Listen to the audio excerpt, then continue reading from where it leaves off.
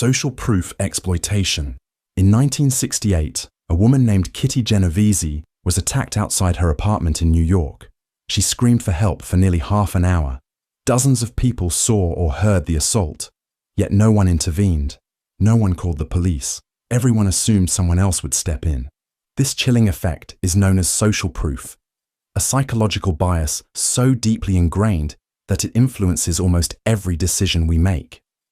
It's the instinct to follow the crowd, to assume that if many people believe or do something, it must be right. It's why people flock to restaurants with long lines, why trends take off overnight, and why misinformation can spread faster than truth. But when social proof is manipulated, it becomes a weapon. Advertisers use it constantly. They tell you millions of people love their product, that it's a #1 bestseller, or that everyone is switching to a new service. You might have never looked into it yourself, but the illusion of mass approval makes you instinctively trust it. Even a handful of fake reviews can be enough to push someone toward a purchase. Scammers use the same trick. Ever seen a product flooded with glowing but suspiciously similar reviews? A cryptocurrency hyped up by bots on social media? A sudden surge of accounts promoting a false narrative? These tactics manufacture credibility where none exists. It's the same method used by cults, Ponzi schemes, and propaganda machines. Make people believe everyone else is doing it, and they'll follow. But the real danger of social proof isn't just in marketing, it's in how it controls behavior in groups. Studies show that the more people witness an emergency, the less likely anyone is to help. It's called the bystander effect. Everyone assumes someone else will take responsibility. And in extreme cases, social proof fuels mob mentality. A person who would never commit violence alone might do so in a crowd because it feels justified. Morality gets outsourced. If no one else is stopping it, it must be okay. And here's where it gets unsettling. It doesn't take much to trigger social proof. A few planted opinions, a handful of fake followers, a carefully orchestrated trend, and suddenly the illusion becomes real. Once enough people believe something, even skeptics start to fall in line. The scariest part. Most people will never realize they've been manipulated. They'll follow the crowd, convinced they made the decision themselves. Mind control. What if I told you that your thoughts, your beliefs, your opinions, even your memories could be rewritten? That right now, without realizing it, someone could be bending your mind to their will. No force, no obvious manipulation, just subtle, calculated influence. Sounds like science fiction, right? But it's real. And it happens far more often than you think. Take the Stanford prison experiment, one of the most infamous psychological studies ever conducted. In 1971, researchers at Stanford University recruited 24 ordinary students, dividing them into guards and prisoners for a simulated prison. No one was forced. No one was brainwashed. And yet, within days, the guards, regular college students, became cruel, authoritarian, even sadistic. They humiliated the prisoners, forced them into stress positions, even denied them basic necessities. And the prisoners? They broke down, emotionally and mentally, accepting their abuse as if it were real. All of this happened not because anyone told them to, but because of psychological erosion, the slow, insidious breakdown of personal identity under the right conditions. The first step? Isolation. Remove people from their normal environment, and they become vulnerable. Their reality shrinks. Their world narrows to whatever they're told. The prisoners in the experiment weren't physically trapped, but psychologically, they were. And it's not just experiments or cults where this happens. Governments, corporations, even toxic relationships. Control thrives where people stop questioning. The human brain craves patterns, repetition, familiarity. If you hear something often enough, it starts feeling true, even if it isn't. That's why propaganda works. That's why conspiracy theories spread. That's why some people defend beliefs that are actively harming them. Then there's fear. the most powerful tool of all. When people are afraid, they seek security. And the easiest way to control someone, offer them certainty. Authoritarian leaders create external enemies. Cult leaders predict the end of the world. Manipulative partners turn you against your friends. The goal is the same. Keep you scared. Keep you dependent. Keep you from thinking too much. Because once fear takes hold, your mind narrows. You stop questioning. And once that happens, control is complete. That's what makes this the darkest psychology trick of all. It doesn't force you to change. It makes you want to. And by the time you realize what's happened, if you ever do, it's already too late. Brainwashing. In today's world, we see many people so brainwashed that they may seem completely disconnected from reality. They believe the unbelievable, defend the indefensible, and reject even the most obvious truths. But how does someone get to this point? What exactly is brainwashing? And what are the practical steps that make such a radical transformation possible? Brainwashing isn't just an idea from dystopian fiction. It's one of the most powerful and effective psychological manipulations in history. And the terrifying part? No one is truly immune to it. One of the most chilling real-world examples, the Jonestown Massacre.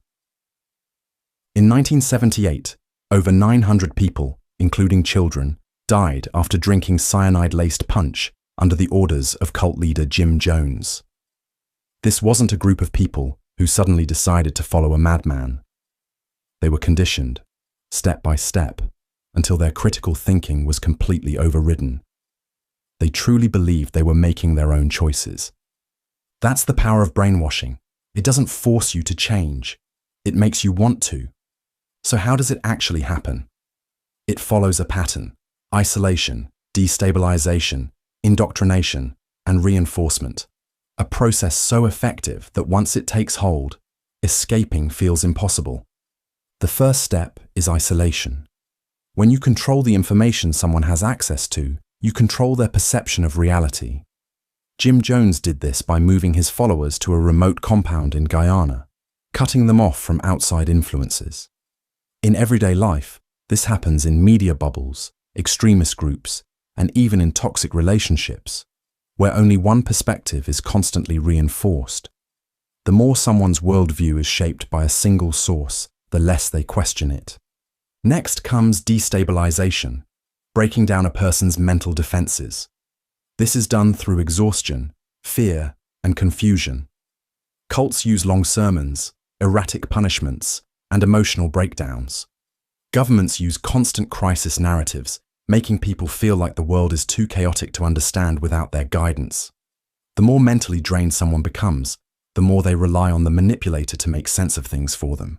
Then comes indoctrination, implanting new beliefs. The key here is reward and punishment cycles. If you conform, you're praised.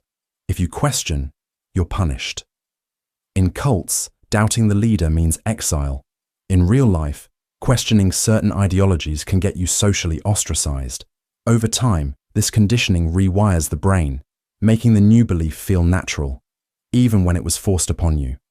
Finally, there's reinforcement. Once brainwashing is complete, the new identity is constantly reinforced through rituals, groupthink, and identity-based loyalty. People stop questioning because their beliefs are now tied to their sense of self. They don't feel brainwashed, they feel enlightened. And that's the scariest part. Brainwashing doesn't feel like brainwashing when it's happening to you.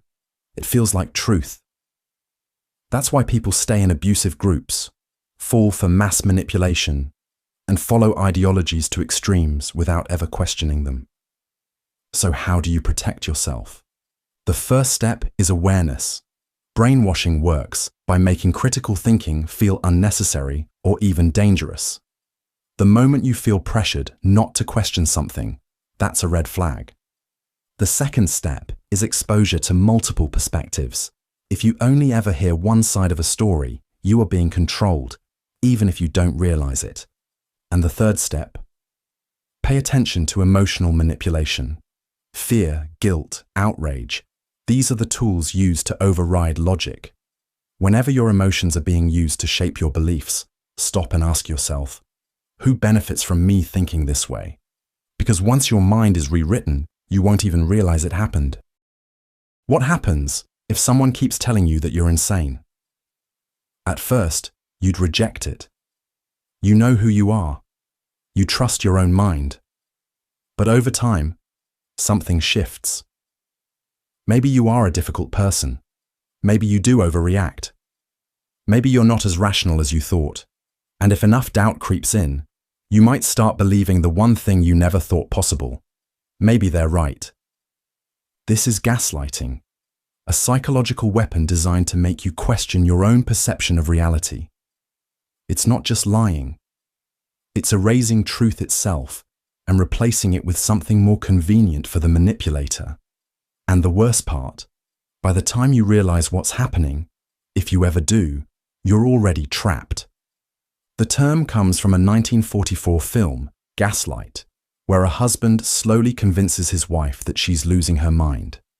He dims the lights in their home, then denies that anything has changed when she notices.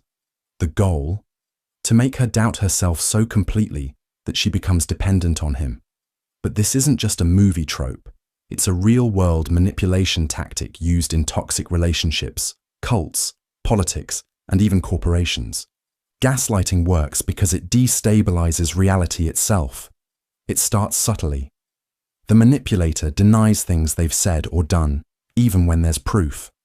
I never said that. You're making things up. At first, you argue back. But over time, hearing the same denials over and over chips away at your confidence. Next, they attack your ability to think clearly. You're always so dramatic. You overanalyze everything. Soon, you start doubting your own judgment, convincing yourself that maybe you are the problem. Then comes emotional manipulation. Any reaction you have is dismissed. Why are you so sensitive? You always blow things out of proportion. The goal is to make you question your right to feel the way you do. Eventually, you start second-guessing your own emotions, apologizing when you shouldn't. And then, the final step, isolation. Gaslighters don't want you hearing outside perspectives, so they slowly cut you off from other influences. They tell you your friends are making you paranoid, that your family doesn't really understand you. Bit by bit, they become the sole authority on what's real. At this stage, they don't need to manipulate you anymore. You do it to yourself. You stop questioning them. You silence your own doubts before they even have a chance to surface. You accept their version of events, not because you want to, but because your mind no longer trusts itself to disagree. Gaslighting is terrifying because it doesn't just manipulate your thoughts, it rewrites who you are. It makes you abandon yourself, handing over control to someone else without even realizing it. And by the time you finally see the truth, if you ever do, it feels impossible to break free. Because how do you fight back when you don't even know what's real anymore? Stockholm Syndrome. There's a moment in every hostage situation where the victim should fear their captor, hate them, fight them, do whatever it takes to escape. But sometimes, something strange happens instead. The victim starts defending them, trusting them, even loving them. It sounds impossible, but it's not. The name Stockholm Syndrome comes from a 1973 bank robbery in Stockholm, Sweden. 4 hostages were locked inside a vault for 6 days, terrified and powerless. When the police finally rescued them, something bizarre happened. Instead of thanking their saviors, the hostages defended their captors. One even raised money for their legal defense. The world was baffled. How could victims side with the very people who threatened their lives? But this wasn't an isolated case. It happens in kidnappings, cults, abusive relationships, even prisoner of war camps. And the reason why is terrifying. Stockholm Syndrome isn't about weakness. It's about survival. When a person is trapped and powerless, their brain stops looking for ways to fight and starts looking for ways to cope. The captor controls everything. Food, movement, even whether they live or die. And in that situation, the mind does something disturbing. It rewires fear into attachment. It starts with small acts of mercy. A kidnapper allows their hostage to eat. An abuser apologizes after an outburst. A cult leader offers protection from an outside threat. These tiny gestures create a twisted reality. The victim starts seeing their captor as their savior, not their oppressor. Because when someone is both the source of your fear and your comfort, your mind clings to the comfort. Then comes isolation. The victim is cut off from the outside world, forced to rely only on their captor's words. Over time, their own sense of self erodes. They stop questioning. They start justifying. This is why abuse victims often defend their abusers, why hostages sometimes refuse to escape, even when given the chance. It's not about logic. It's about survival. And finally, dependency locks the victim into place. When their only way to stay safe is to keep their captor happy, they stop resisting. They start working for them instead of against them. They might even feel gratitude, loyalty, love. This is why Stockholm Syndrome is so terrifying. It proves just how fragile human perception can be. The mind will betray itself to survive, twisting reality until captors become protectors and victims defend their own suffering. And the worst part? Most people don't even realize it's happening until it's too late. Cultivating dependence. There's a reason cult leaders, abusive partners, and authoritarian regimes rarely use physical chains. They don't need to. The most effective way to control someone isn't to lock them up. It's to make them believe they can't survive without you. This is the dark art of engineered dependence, a psychological trick designed to make people abandon their own independence, willingly handing over control to someone else. And it works because it taps into something fundamental, the human need for connection. It starts with removing options one by one, not through force, but through subtle manipulation. A partner insists, "Your friends don't really care about you." A group warns, "Your family is toxic. You need to cut them out." A leader whispers, "Only we know the truth. The outside world is dangerous." At first, it feels like a suggestion, but soon it becomes a rule, then a belief, until one day you look around and realize there's no one left. Once isolation is complete, dependence takes over. The manipulator becomes the only source of validation, approval, security, even basic needs. They create problems only they can solve. They withhold kindness until obedience is guaranteed. In extreme cases, they control finances, decisions, even movement. The victim stops making choices for themselves, not because they don't want to, but because they've been conditioned to believe they can't. And here's the cruelest part. The victim thinks it's their choice. They aren't locked away. They aren't physically restrained, but they stay. Because their world has been rewritten so completely that leaving feels like stepping off a cliff. This method has been used throughout history. Cults sever members from friends and family, making the leader their only trusted source of truth. Abusive partners erode self-confidence until their victim believes they are nothing without them. Totalitarian governments censor information, ensuring their citizens feel powerless without the system that controls them. And once someone has been broken down like this, they don't need to be forced to stay. They will choose to. Even when escape is possible, even when the doors are wide open, they hesitate. Because when your identity has been shaped around someone else's control, freedom doesn't feel like freedom. It feels like a threat. Learned helplessness. In 1973, Patty Hearst, a wealthy heiress, was kidnapped by a militant group called the Symbionese Liberation Army. At first, she resisted.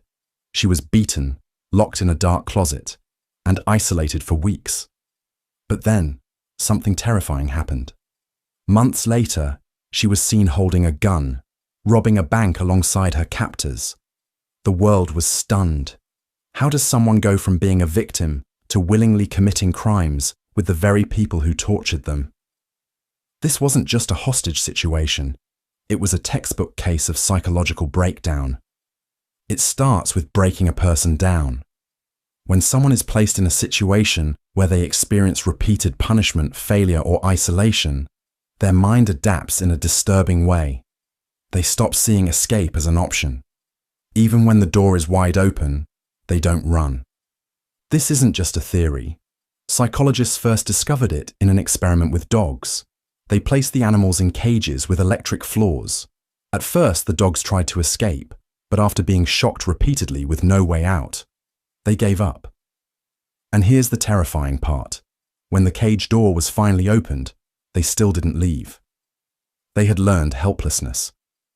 This is what makes victims of manipulation stay, even when a way out exists. How does this happen to people? It begins with unpredictable reward and punishment. One day, the captor is kind. The next, they're cruel. The victim never knows what to expect. Their brain becomes stuck in survival mode, too exhausted to fight back. Then comes self-doubt. The manipulator chips away at the victim's ability to think for themselves. They're told they're weak, foolish, incapable. Slowly, their confidence erodes to nothing. Eventually, they begin to believe they need their abuser to survive. Next is isolation. Friends, family, outside perspectives, all cut off. Without anyone to remind them of who they were before, their world shrinks. Their thoughts become controlled by their captor. And finally, forced dependence. The victim relies on their abuser for food, shelter, even basic human connection. By this stage, they might not just accept their captivity, they might defend it. Just like Patty Hearst did, they don't just stay. They become active participants in their own entrapment. This is why people remain in abusive relationships. Why prisoners of war form emotional bonds with their captors. And why high control groups keep their members submissive. It's not weakness. It's not stupidity. It's survival. The brain prioritizes safety over freedom. When someone is trained to believe escape is impossible, they won't even try. And that's what makes learned helplessness so terrifying. The most dangerous thing a manipulator steals isn't someone's freedom. It's their belief that freedom was ever possible in the first place. Love bombing. At first, it feels like something out of a movie. The attention is intoxicating. The affection is overwhelming. You've finally found someone who sees you, really sees you. They flood you with compliments, send constant texts, tell you you're special, that they've never met anyone like you. It's intense, exhilarating, almost too perfect. And that's because it is. This is love bombing, a psychological trick designed to make someone emotionally dependent before pulling the rug out from under them. It's not about genuine affection. It's a setup, a carefully crafted illusion. Love bombing works by hijacking the brain's reward system. When someone floods you with extreme positivity, your brain releases dopamine, the same neurotransmitter involved in addiction. It's a high, an emotional rush that feels impossible to walk away from. And that's exactly the point. In relationships, it might look like extravagant gifts, rushing intimacy, or intense declarations of love after only a few days. In friendships or workplaces, it's an instant connection, relentless praise, and flattery that feels almost surreal. But the real trick isn't in the excess, it's in the reversal. Because once the victim is hooked, the withdrawal begins. The good morning texts stop, the warmth fades, the compliments turn into cold indifference, or worse, criticism. Suddenly, the person who made you feel like the most special person in the world pulls away, leaving you scrambling to understand what went wrong. And here's where the real manipulation happens. Instead of recognizing the pattern, the victim blames themselves. They analyze every conversation, lower their boundaries, and work harder to fix what they think they did wrong. They chase the affection, not realizing that the honeymoon phase was never real to begin with. This cycle, intense affection followed by sudden emotional starvation, is a psychological trap. It's called intermittent reinforcement, the same mechanism that makes gambling so addictive. The victim never knows when the affection will return, so they keep chasing it, tolerating worse and worse treatment, just for another hit of that early euphoria. It's a tactic used by narcissists in relationships, by cult leaders to keep followers obedient, even by toxic workplaces to manipulate employees into loyalty. The unpredictability creates an emotional roller coaster, where the victim is so focused on regaining the high that they don't realize how much control they've lost. By the time they see the pattern, it's already too late. They're exhausted, isolated, doubting their own instincts. Fear-mongering. Fear is the oldest form of control.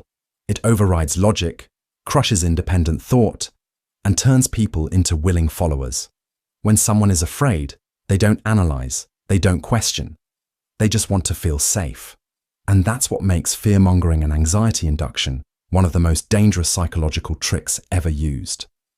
History is filled with examples of fear being weaponized to control entire populations. One of the most infamous, the Salem witch trials. In the late 1600s, paranoia gripped an entire town. People believed witches were lurking among them, hiding in plain sight. The fear became so overwhelming that neighbors turned against neighbors, accusations spread like wildfire, and logic ceased to exist.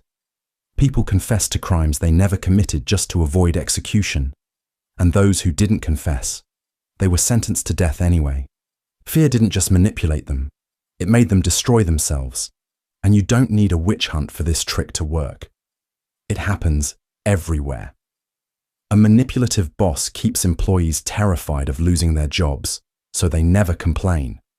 An abusive partner convinces someone the world outside is dangerous, so they never leave.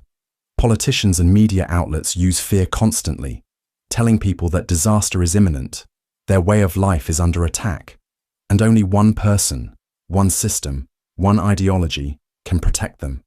And the more afraid you are, the more control they have. This works because fear hijacks the brain. When you're anxious, your amygdala, the part of the brain that processes threats, goes into survival mode. Logical thinking shuts down, and you become hyper-focused on avoiding danger. In that moment, whoever offers you a way out, whether it's a leader, a product, or a belief system, becomes the person you cling to for security. This is why fear-based marketing is so effective. Ads don't just sell products, they sell protection. Without this cream, you'll age faster. Without this insurance, you'll be ruined. Without this security system, you won't be safe in your own home. The fear is planted, and the solution is immediately presented. The most terrifying part, fear-driven manipulation doesn't feel like manipulation. It doesn't come with a warning label. It feels like concern, like preparation, like a necessary precaution. But if someone is constantly feeding your fears, keeping you anxious, and offering themselves as the only solution, step back and ask why. Because the moment fear stops being a warning and starts being a leash, someone else is holding the other end. Guilt tripping. There's a way to control someone without force, without threats, without a single raised voice. You don't have to argue, persuade, or command. All you have to do is make them feel guilty. Guilt tripping and shame inducement are some of the most powerful psychological weapons, capable of turning people into puppets without them ever realizing it. The victim believes they're acting out of free will, when in reality, their emotions are being manipulated like strings on a marionette. Think about it. How many times have you done something, not because you wanted to, but because you felt bad if you didn't? Maybe you agreed to a favor even though you were exhausted. Maybe you apologized for something that wasn't your fault. Maybe you stayed in a toxic relationship because leaving would make you feel like a terrible person. That's guilt tripping in action, and it's terrifyingly effective. The trick is simple. First, the manipulator plants the seed of guilt, subtly twisting reality to make the victim feel responsible for their suffering. A parent sighs, "After everything I've done for you, this is how you treat me." A friend says, "I guess I just don't matter to you anymore." A partner says, "I sacrificed so much for this relationship, and you're just going to walk away?" None of these statements directly tell the victim what to do. They don't have to. The guilt does all the work. But guilt alone isn't always enough. That's where shame inducement comes in. Guilt makes you feel bad about something you did. Shame makes you feel bad about who you are. It's not, you forgot my birthday. It's, you're a terrible friend. It's not, you made a mistake at work. It's, you're completely incompetent. When someone internalizes shame, they stop fighting back. They don't just feel like they did something wrong. They feel like they are wrong. And that is the ultimate form of control. Cult leaders, abusive partners, manipulative bosses, they all use this tactic to break people down, to make them easier to control.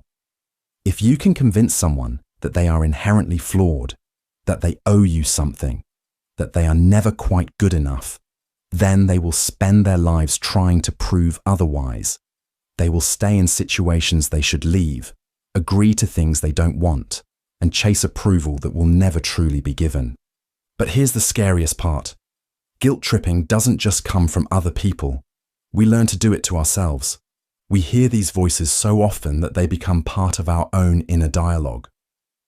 I shouldn't say no. I should be a better person. I don't deserve to be happy. And once someone starts shaming themselves, the manipulation is complete. They no longer need anyone else to control them. So how do you break free? The first step is recognizing the pattern. Ask yourself, are you doing something because you truly want to, or because you're afraid of being seen as selfish, ungrateful, or a disappointment? Are you accepting blame that isn't yours? Are you constantly trying to earn approval that keeps moving just out of reach? Once you start questioning the guilt, you strip it of its power. Because the truth is, no one else gets to decide your worth. And the moment you stop playing their game, the spell is broken. Emotional blackmail. This psychological trick is so powerful that it can make people betray their values, stay in toxic relationships, and feel trapped in their own lives. It's not hypnosis. It's not mind control. It's something worse. And the scariest part, most people don't even realize it's happening to them. Picture this.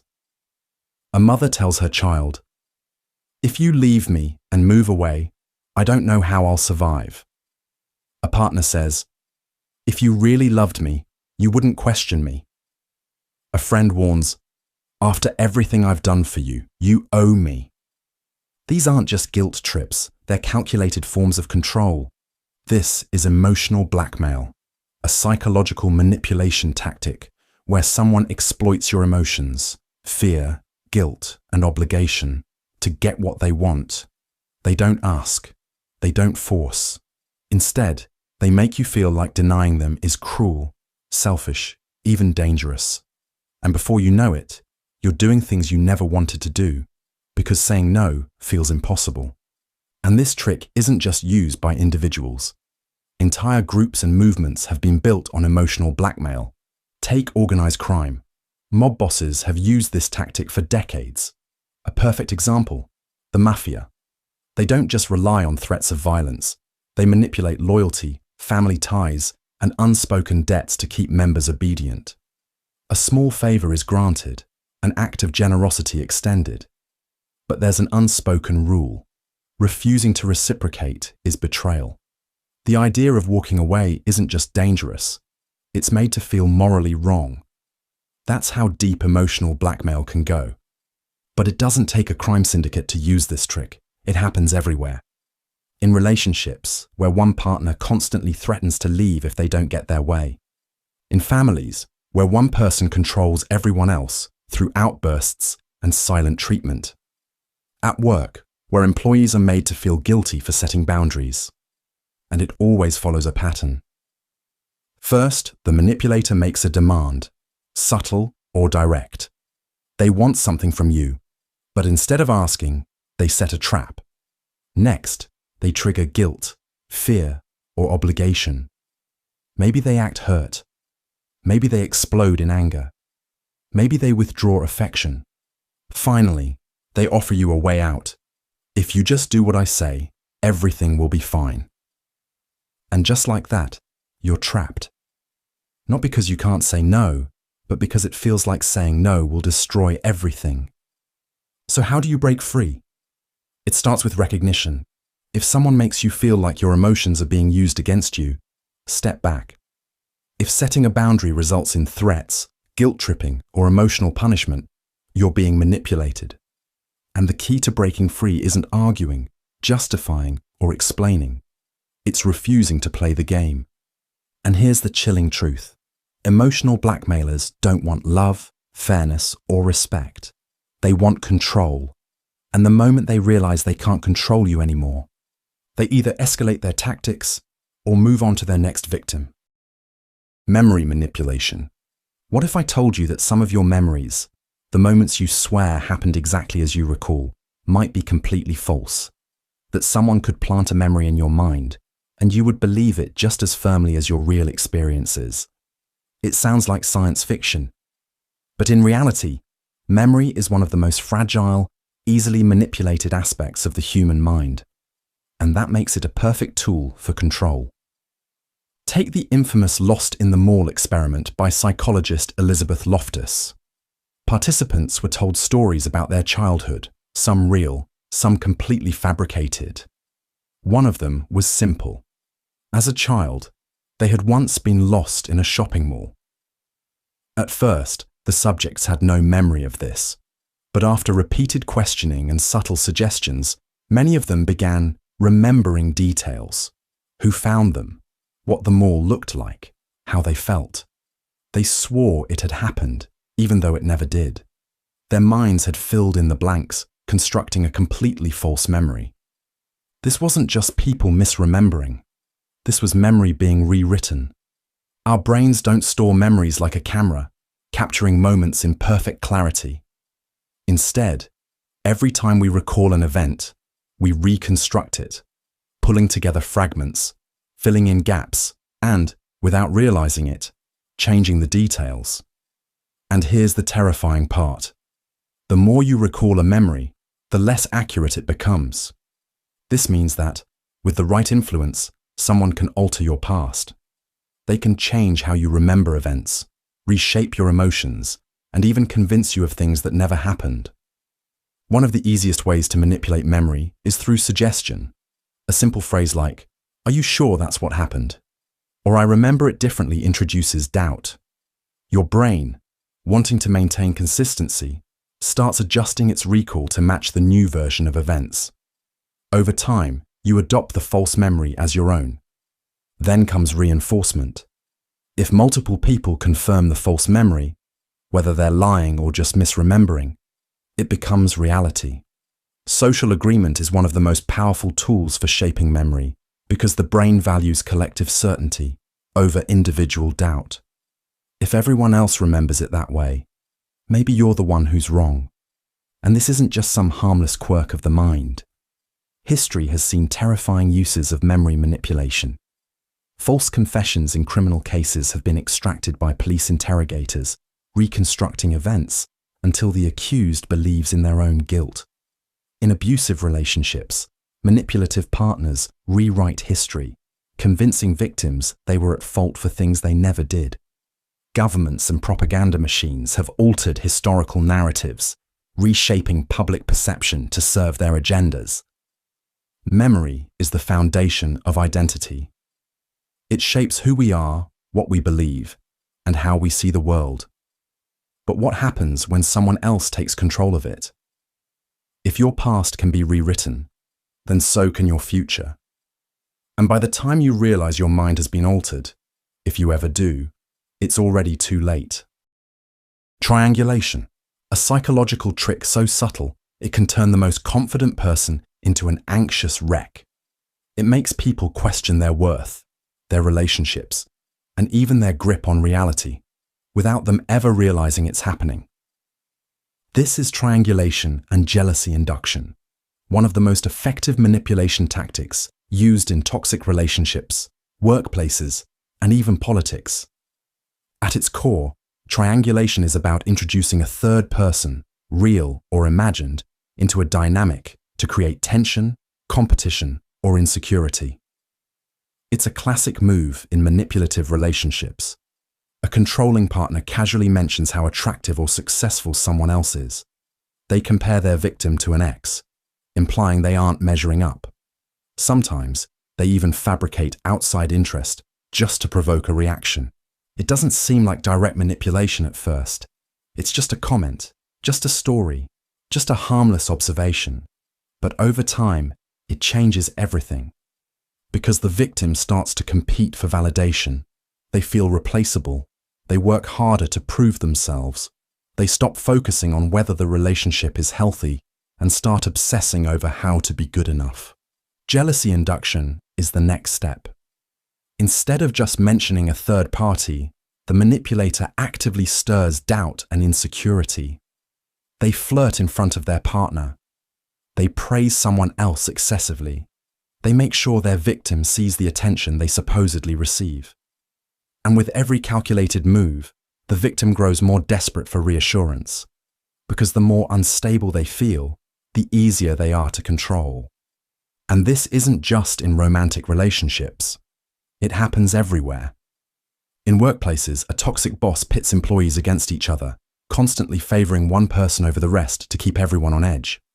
In families, a parent compares their children, creating rivalry instead of connection.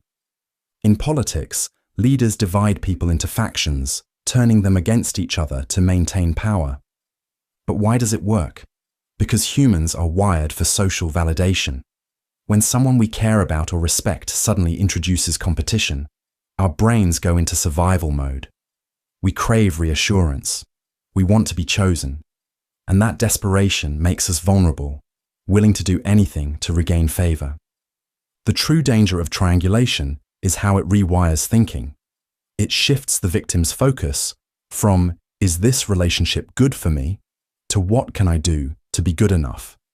It fosters paranoia, self-doubt, and emotional dependence, all while making the manipulator seem desirable, powerful, or in control. So how do you stop it? First, recognize the pattern. If someone is making you feel like you're in constant competition, step back and ask, who benefits from this? Healthy relationships don't require you to prove your worth against someone else. Second, refuse to play the game. The moment you stop reacting, the manipulator loses power. And finally, prioritize self-worth. The stronger your sense of value, the harder it is for someone to manipulate you with comparison and jealousy. At its core, triangulation is a game of control designed to keep people emotionally unstable and seeking approval. But once you see it for what it is, you don't have to play. And the moment you refuse to play, the game is over. Playing on insecurities. Everyone has insecurities, small whispers of doubt that creep into the back of your mind. Am I good enough? Do they really like me? What if I fail? Now imagine someone knowing exactly what those insecurities are and using them to control you. This is one of the darkest psychological tricks, weaponizing insecurities to manipulate behavior. And it happens everywhere. In relationships, in workplaces, in politics, even in the ads you see every day. One of the most infamous examples, Bernie Madoff's Ponzi scheme. He didn't just steal billions, he exploited his victims' deepest fears. He preyed on wealthy investors who feared missing out. He made them feel special, chosen, part of an exclusive club. And once he had them hooked, he used their greed, self-doubt, and desire for status against them. The result? People kept giving him money, even when the red flags were right in front of them. That's how this trick works. It starts by identifying someone's deepest fears or desires, then twisting them. A romantic partner subtly makes you feel unattractive, so you seek their validation. A boss hints that you're replaceable, so you work harder for less. A friend constantly reminds you of your past failures to keep you in check. The goal? To make you dependent. Dependent on their reassurance, their approval, their protection. And here's why it's so effective. Insecurities cloud judgment. When someone makes you feel like you're not good enough, you start to second-guess yourself. You become more willing to prove your worth, even at your own expense. And the worst part, they control the supply of validation. They can give it, take it away, and make you work even harder to earn it back. Social media is a breeding ground for this manipulation. Algorithms thrive on insecurity. feeding you ads that make you feel unattractive, unsuccessful, or like you're falling behind. Influencers curate lives designed to make yours feel less exciting. Companies sell you solutions to problems you didn't even know you had, until they pointed them out. But it's not just corporations that use this trick. It happens in families, friendships, and relationships. A toxic parent constantly reminding their child that they'd be nothing without them. A jealous friend downplaying your achievements so you never feel truly successful. A partner chipping away at your confidence, making you feel lucky to have them. Over time, these tactics break people down, making them easier to control. So how do you fight back? First, recognize the pattern. If someone's words or actions make you feel small, uncertain, or like you have something to prove, take a step back. Are they actually trying to help you grow, or are they making you dependent on their validation? Second, rebuild your confidence outside their influence. The less power someone has over your self-worth, the harder it is for them to manipulate you. And finally, remember this: no one who truly cares about you will ever use your insecurities against you. Because the most dangerous thing about this trick isn't just that people fall for it, it's that they often don't even realize it's happening until it's too late. Hoovering, one of the most deceptive tricks in psychological manipulation, doesn't come in the form of anger or threats. It doesn't push you away. It pulls you back in, just when you're about to break free. This is hoovering, a tactic designed to suck you back into a toxic cycle right when you think it's over. The term comes from the Hoover vacuum cleaner because that's exactly what this manipulation does. It sucks you back in just as you're gaining distance. It's used by narcissists, emotional abusers, and manipulators who can't stand losing control.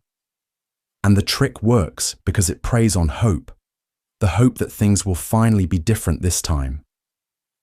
A textbook example: Charles Manson and his cult followers. When members of his family tried to leave, he didn't always use threats. Instead, he lured them back in with affection, validation, and a false sense of belonging. He made them feel special, irreplaceable, and convinced them the world outside would never understand them the way he did. The goal wasn't just to bring them back, it was to make them willingly surrender control all over again. But how exactly does hoovering work? It's never just one approach. The love bomb. Hoover. The manipulator suddenly floods you with affection. They say they've changed. They remember your favorite songs, send nostalgic messages, remind you of the good times. They become the person you always wish they were, but only for as long as it takes to get you back. The pity Hoover. If love doesn't work, guilt is next. They claim they're struggling. Maybe they're depressed, sick, or going through a crisis. They make you feel responsible for their suffering. They don't ask you to come back outright, but they make sure you feel like a bad person if you don't. The anger Hoover. And if guilt fails, they lash out. They blame you, call you heartless, try to make you jealous by posting about how much happier they are without you. But the goal isn't to move on. It's to provoke a reaction, any reaction, to keep you emotionally hooked. And here's why it works. The brain craves closure. Every moment of kindness makes you forget the cruelty.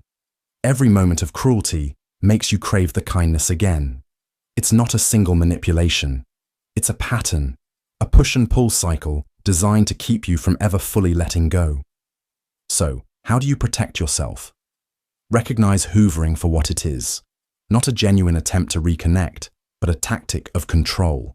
The second you see it for what it is, it loses its power. Block contact. Cut the ties completely. Don't engage, not even to explain why. Hoovering only works when there's a response. Without one, the manipulator loses their grip. Because walking away is hard, but staying in the cycle, that's where the real danger lies. And the only way to win, don't play the game. Public shaming. For centuries, public shaming has been one of the most effective tools of control. It can strip a person of their dignity, isolate them from their community, and turn them into a cautionary tale. Whether it's a medieval village, gathering to mock a criminal in the stocks, or a social media mob tearing apart someone's reputation, the psychology behind it remains the same. Public shaming isn't just about punishment. It's about breaking a person down so completely that they accept their own destruction. One of the most infamous examples, the Salem witch trials. In 1692, innocent people, mostly women, were dragged into the public eye, accused of being witches, and forced to confess under extreme pressure. The accusations weren't built on evidence, but on fear, hysteria, and the overwhelming power of public condemnation. Once someone became a target, their fate was sealed. Because when a crowd forms, reason disappears. But why does public humiliation work so well?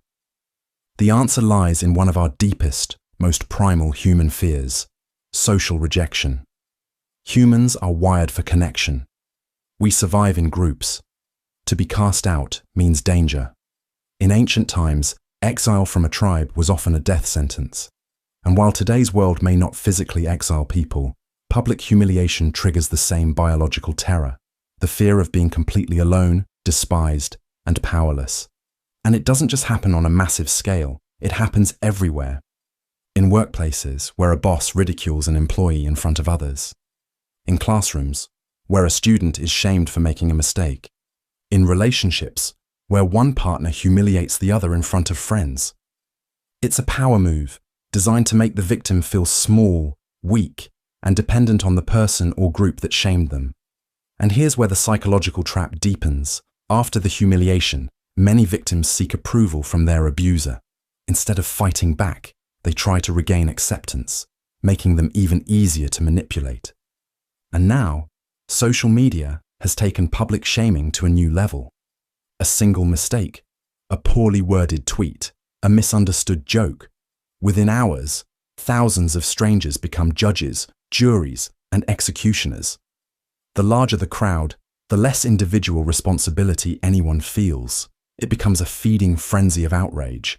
And once someone has been branded as bad, the internet rarely forgives. But public shaming isn't just about punishing individuals, it's about controlling everyone else. When someone is humiliated in front of others, it sends a warning. Step out of line, and this could be you.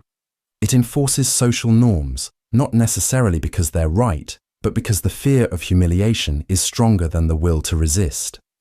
So how do you protect yourself against public shaming? The first step is to recognize its purpose.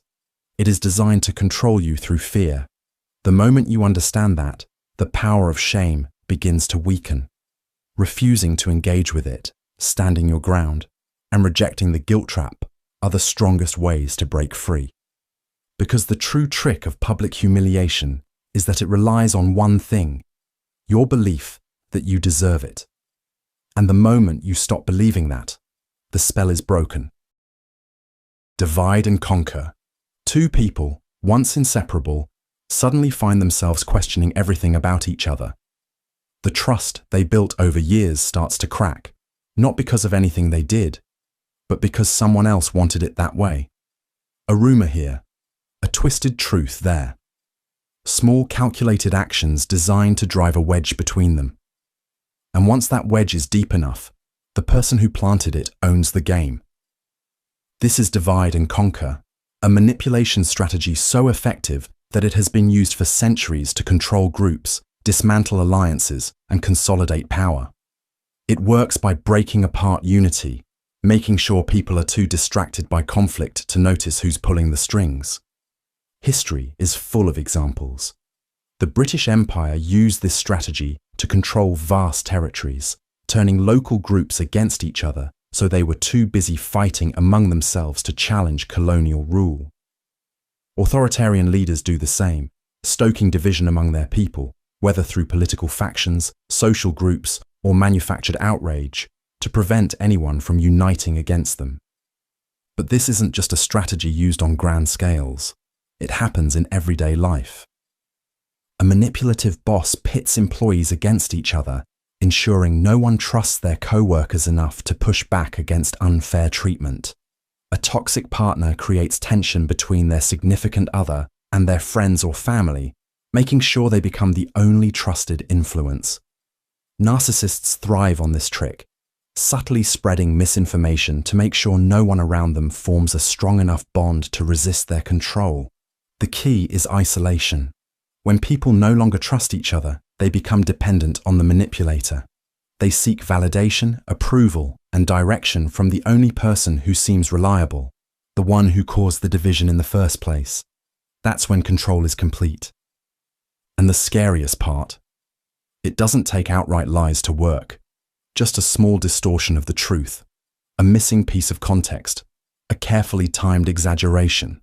The result? Allies turn into enemies, and the one pulling the strings remains untouchable. Scapegoating. History repeats itself, not because people don't learn, but because manipulation works. And one of the oldest, most dangerous psychological tricks is scapegoating, the art of blaming a single person or group for problems they didn't create. It's a tactic so powerful that it has fueled witch hunts, toppled governments, and destroyed countless lives. A perfect example: the Salem witch trials. In the late 1600s, paranoia gripped the Massachusetts Bay Colony. Strange illnesses, crop failures, rising tensions. People needed answers. And instead of facing the complexities of reality, they turned to a simple, chilling conclusion: witchcraft. Dozens of people, mostly women, were accused with little to no evidence. Neighbors betrayed neighbors. Executions followed. And yet, the real problem, the fear and instability brewing beneath the surface, remained untouched. Because scapegoating isn't about finding the truth, it's about controlling the narrative. So why does it work so well? Because people crave simple answers to complex problems. When things go wrong, whether in a family, a workplace, or an entire nation, it's easier to believe there's a single villain behind it all. Admitting that problems are complicated, that they might not have one neat explanation, is uncomfortable. Blame brings relief. It gives people the illusion of understanding, even if that understanding is completely false. And this trick isn't just used in history books. Blame shifting, a smaller but equally dangerous version, happens every day. A cheating partner accuses their spouse of being paranoid. A corrupt politician blames the media for their downfall. A failing CEO pins the company's collapse on lazy employees. It's a psychological sleight of hand, redirecting attention so the real problem stays hidden. And the more this trick is used, the harder it becomes to see the truth. The scapegoat becomes the distraction. The real causes of the problem remain untouched, and people become so invested in their blame that they reject any evidence that contradicts it. This is how entire groups have been persecuted throughout history, not because of what they did, but because someone needed a villain. So, how do you avoid falling into this trap? Look beyond the obvious. If a problem is being reduced to a single enemy, ask yourself, who benefits from this? What's being ignored while all attention is focused on the scapegoat? And most importantly, are you being manipulated into believing an easy lie over a difficult truth? Because the most effective form of control isn't force, it's fear. And when that fear is given a face, a name, a scapegoat, it becomes the perfect weapon. Authority bias. In 1961, an experiment took place that revealed something deeply unsettling about human nature. Psychologist Stanley Milgram wanted to understand how far people would go when following orders from an authority figure. Participants were led to believe they were part of a learning study. Their task: to administer electric shocks to another person every time they answered a question incorrectly. With each mistake, the shocks grew stronger, escalating from mild discomfort to agonizing pain. The person being shocked screamed, pleaded, even fell silent. But here's the catch: they weren't real. They were actors, pretending to suffer. Yet most participants kept pressing the button. They hesitated. They looked uneasy. But when the man in the white lab coat told them to continue, they did. 2/3 of them followed instructions to the very end, delivering what they believed to be potentially fatal shocks, simply because an authority figure told them to. This is authority bias, our instinctive tendency to trust and obey those we see as powerful, knowledgeable, or in charge. It's the same psychological mechanism that makes us follow doctors' orders without question, believe news anchors without verifying facts, or obey workplace policies even when they don't make sense. But in the wrong hands, this instinct can be exploited, overriding morality, logic, and even self-preservation. History is full of examples. Corrupt governments have used blind obedience to justify atrocities. Corporations have suppressed whistleblowers by enforcing rigid hierarchies. Cult leaders have demanded absolute loyalty, convincing followers to surrender their freedom, their money, even their lives. Authority bias works because the brain takes shortcuts. Instead of questioning every decision, it assumes authority figures know best. A uniform, a title, a badge. These symbols create an illusion of infallibility. And the more confident an authority figure appears, the harder it becomes to challenge them. This is why scammers pose as police officers to extort money. Why historical medical figures convince people to accept harmful treatments. Why soldiers in war zones have carried out unthinkable orders. Because refusing wasn't an option. And the effect becomes even stronger when obedience is combined with fear. When an authority figure not only commands, but also threatens, whether subtly or openly, resistance becomes nearly impossible.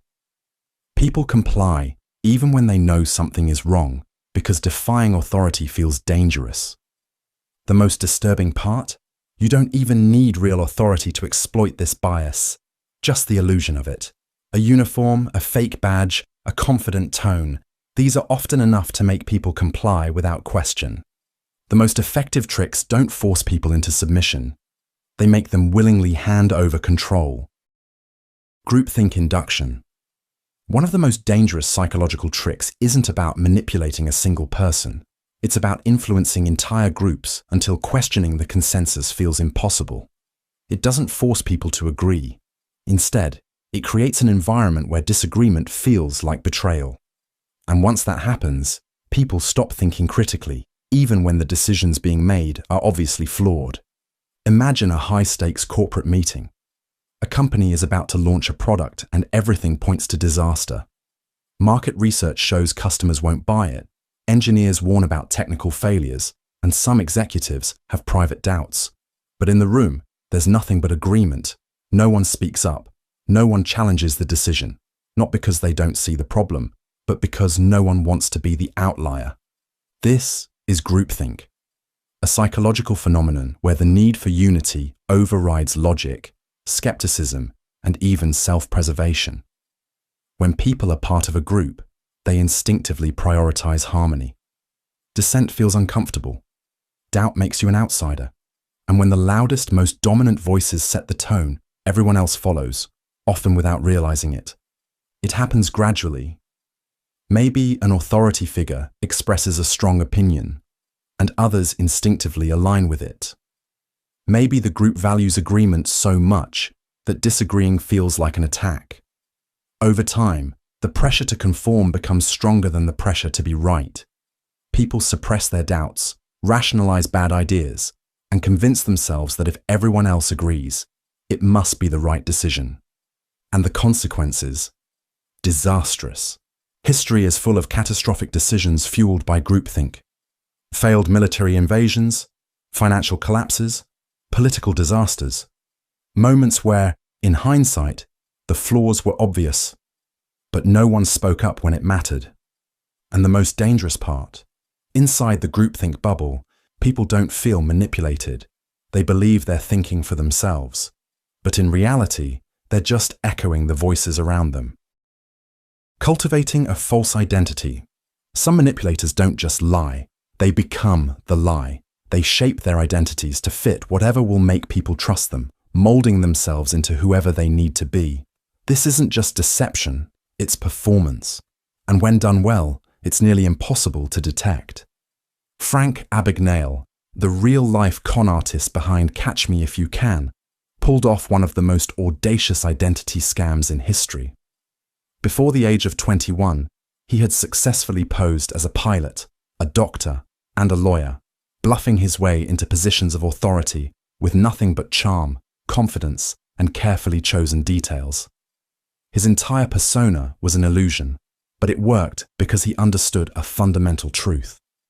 People don't question what looks real enough.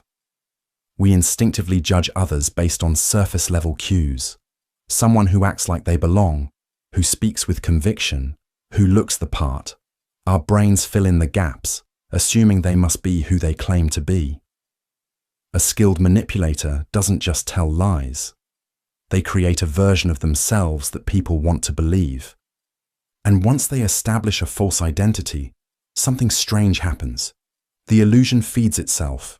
Others begin reinforcing it, vouching for the manipulator, defending them, even ignoring red flags. If enough people believe the lie, it becomes reality. Cult leaders convince their followers of divine wisdom. Scammers build reputations that seem untouchable. Even entire societies have been swayed by figures who were never who they claim to be. A false identity doesn't just fool others. It can warp the manipulator's own sense of reality. When someone fully embraces their fabricated persona, the line between deception and truth disappears, for them and for everyone around them. And once that happens, even they may no longer know what's real. The seeds of self-doubt. You don't need chains to keep someone trapped. Sometimes all it takes is a whisper in their mind, one that makes them question everything they once knew about themselves. The most insidious form of control doesn't come from force or coercion. It comes from planting a simple thought. What if I'm not good enough? This is the art of sowing self-doubt, a psychological trick that can dismantle confidence, reshape reality, and keep someone locked in a cycle of second-guessing themselves. And the worst part? Once the seed is planted, most people water it themselves. A classic example, the infamous Milgram experiment. While it's often remembered for obedience to authority, there's something more subtle at play. Participants weren't just pressured into shocking others. They were gradually led to doubt their own moral instincts. At first they resisted, but after being repeatedly told, "It's fine, keep going. You have to do this," many began to question their own judgment. If they hesitated, the authority figure reassured them. And with each step forward, their resistance weakened. By the end, they weren't just following orders. They had convinced themselves that their hesitation was misplaced, that maybe they were overreacting. That's how self-doubt works. It doesn't strike all at once. It seeps in slowly, often through calculated, strategic manipulation. It can start with a simple comment. "Are you sure that's the right choice? That doesn't sound like you. You always mess things up like this." When repeated enough, it forces the brain to spiral. It makes people look for evidence that maybe, just maybe, those doubts are true. And once someone starts believing it, their confidence collapses like a house of cards. Skilled manipulators use this to control others without ever lifting a finger. If you make someone doubt themselves enough, they'll look to you for validation. They'll become dependent on your approval, constantly seeking reassurance that they're making the right choices. Over time, they lose trust in their own judgment and start deferring to the person who knows better. This is how toxic relationships thrive. It's how abusers keep their victims trapped. It's how cult leaders maintain absolute authority. But here's the most terrifying part. Self-doubt, once ingrained, doesn't just go away. Even if the manipulator disappears, the seeds they planted continue to grow. The voice of doubt remains, whispering, "Maybe they were right about me." And that's why this trick is so dangerous. It doesn't just break people, it makes them break themselves. Exploiting mirror neurons. You yawn when someone else yawns. You laugh when a room erupts in laughter. Your brain isn't just observing, it's mirroring. And while this instinct fuels human connection, it can also be turned against you in ways you'd never suspect. At the core of this manipulation are mirror neurons, specialized brain cells that fire not just when you act, but when you see someone else acting. These neurons are why you flinch when someone gets hurt, or instinctively smile when someone smiles at you. They're the foundation of empathy bonding, and social influence. But like any powerful tool, they can be weaponized. One of the most infamous examples, the rise of Adolf Hitler. Hitler didn't just give speeches, he mirrored the emotions of his audience. He reflected their fears, frustrations, and hopes back at them. His speeches weren't just words, they were emotional feedback loops amplified by the crowd's response. He didn't persuade with logic, he made people feel. And once emotion takes over, critical thinking shuts down. But mirroring doesn't need a massive crowd to work. Salespeople, politicians, cult leaders, and con artists use it constantly. A manipulator will subtly copy your posture, tone, and gestures to make you feel at ease. Your brain registers the similarity and assumes, this person is like me. I can trust them. It's why a skilled con artist can make you spill your secrets within minutes of meeting them. They're not just listening, they're reflecting you back to yourself. And this trick goes deeper. Mirroring can manufacture attraction and loyalty. Studies show that when someone subtly mimics your body language, you're more likely to like them, trust them, and agree with them, even if you just met. This is how toxic relationships begin. An abuser may start by mirroring their victim's personality, interests, and values, creating an illusion of perfect compatibility.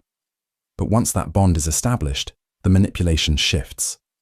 The abuser no longer mirrors, but controls, knowing their victim is too emotionally invested to leave. And this trick isn't just used by individuals. It's built into the systems we interact with every day.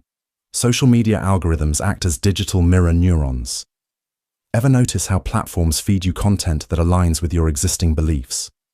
That's not an accident. The algorithm reflects back what you already think and feel, strengthening your biases and filtering out anything that challenges them. Over time, this creates echo chambers, polarization, and an inability to see other perspectives.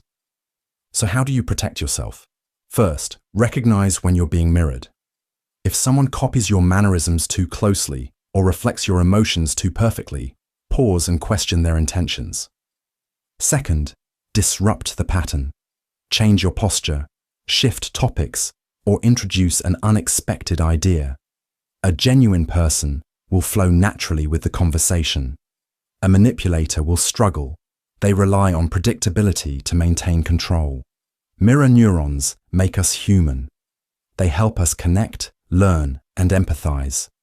But in the wrong hands, they become a tool for manipulation, turning your own instincts against you. And the most terrifying part? When done well, you won't even realize it's happening. Exploiting empathy. Most people see empathy as a strength, the foundation of trust, connection, and human kindness. But in the wrong hands, it's a weapon, one that can be twisted, exploited, and used to control. The most dangerous manipulators don't force their victims into submission. They make them feel like they're choosing it. Take Munchausen syndrome by proxy, a disturbing example of weaponized empathy. A caregiver fabricates or induces illness in someone under their care, often a child, convincing them that they're sick. The victim suffers real pain, becomes completely dependent, and never questions the person hurting them, because they believe they're being helped. Meanwhile, the abuser enjoys the sympathy, attention, and control that come from being seen as a devoted caretaker. This is how manipulators trap people using their own compassion against them. The trick is simple. Create a problem that makes someone feel responsible, then present yourself as the only solution. It starts with subtle guilt, statements like, "You're the only one who understands me. If you leave, I don't know what I'll do." The goal: make the target feel irreplaceable while slowly eroding their autonomy. And if someone resists, that's where compassion fatigue comes in. The manipulator increases their emotional demands, overwhelming their victim until they break down from exhaustion. At some point, giving in feels easier than resisting. And this technique is everywhere. Cults convince followers to abandon their lives for a greater purpose, framing doubt as selfishness. Toxic relationships trap one partner in endless cycles of pity and guilt, forcing them to stay. Scammers pose as victims, sending desperate messages that make you feel like you're the only person who can help. And the scariest part?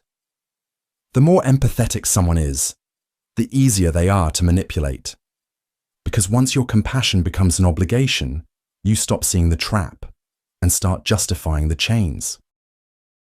Obligation. A small favor can feel harmless, even thoughtful. Someone buys you lunch, and the next time, you feel an unspoken need to return the gesture. A friend helps you move, and suddenly you hesitate when they ask for a favor, even if it's inconvenient. It's not forced, it's not demanded, but the weight of obligation lingers. This instinct, the need to reciprocate kindness, is natural. It holds friendships together, builds trust, and keeps social exchanges fair. But when used as a tool for control, it becomes something else entirely. In the 1970s, members of the Hare Krishna movement stood in airports, handing out flowers to strangers. No catch, no expectation, just a gift. But moments later, they would ask for a donation. And most people, even those who didn't want the flower, gave them money. Not because they had to, but because they felt they should. A simple act of generosity became a carefully crafted trap, bringing in millions of dollars from people who simply didn't want to seem ungrateful. This is how the reciprocity principle works. It doesn't demand. It makes you feel like saying no is wrong. It starts with small things, a compliment, a favor, a helping hand, until the sense of debt grows. And when someone calls in that debt, rejecting them feels like breaking an unspoken contract. In personal relationships, this kind of obligation can turn into quiet manipulation. A partner showers you with gifts and attention, then later reminds you how much they've done for you when they need something in return. A friend who has always been generous suddenly makes you feel guilty for not being as available as they want. The balance shifts, and what once felt like kindness becomes something you can't refuse. This tactic extends beyond personal interactions. Businesses give free samples because they know people are more likely to buy after receiving something at no cost. Charities send small gifts in the mail before asking for donations, making it harder to ignore the request. Scammers pretend to help before making their ask, ensuring you feel obligated to return the favor. And the weight of obligation isn't easy to shake. It lingers, making people stay in bad situations, agree to things they wouldn't normally accept, and hesitate when they should walk away. Recognizing this trick is the first step to avoiding it. Not every favor needs to be repaid. Not every act of kindness comes with strings. If saying no makes you feel guilty, ask yourself, was this really a gift, or was it a transaction disguised as one? Emotional contagion exploitation. Have you ever walked into a room and immediately felt the energy shift? Maybe a single glance at someone's expression made you tense up, or a friend's excitement instantly lifted your mood. This isn't just intuition, it's a psychological phenomenon known as emotional contagion. And in the wrong hands, it's one of the most dangerous manipulation tactics ever used. Emotional contagion is the subconscious transfer of emotions from one person to another. Humans are wired to mirror emotions. It's part of how we connect, empathize, and communicate.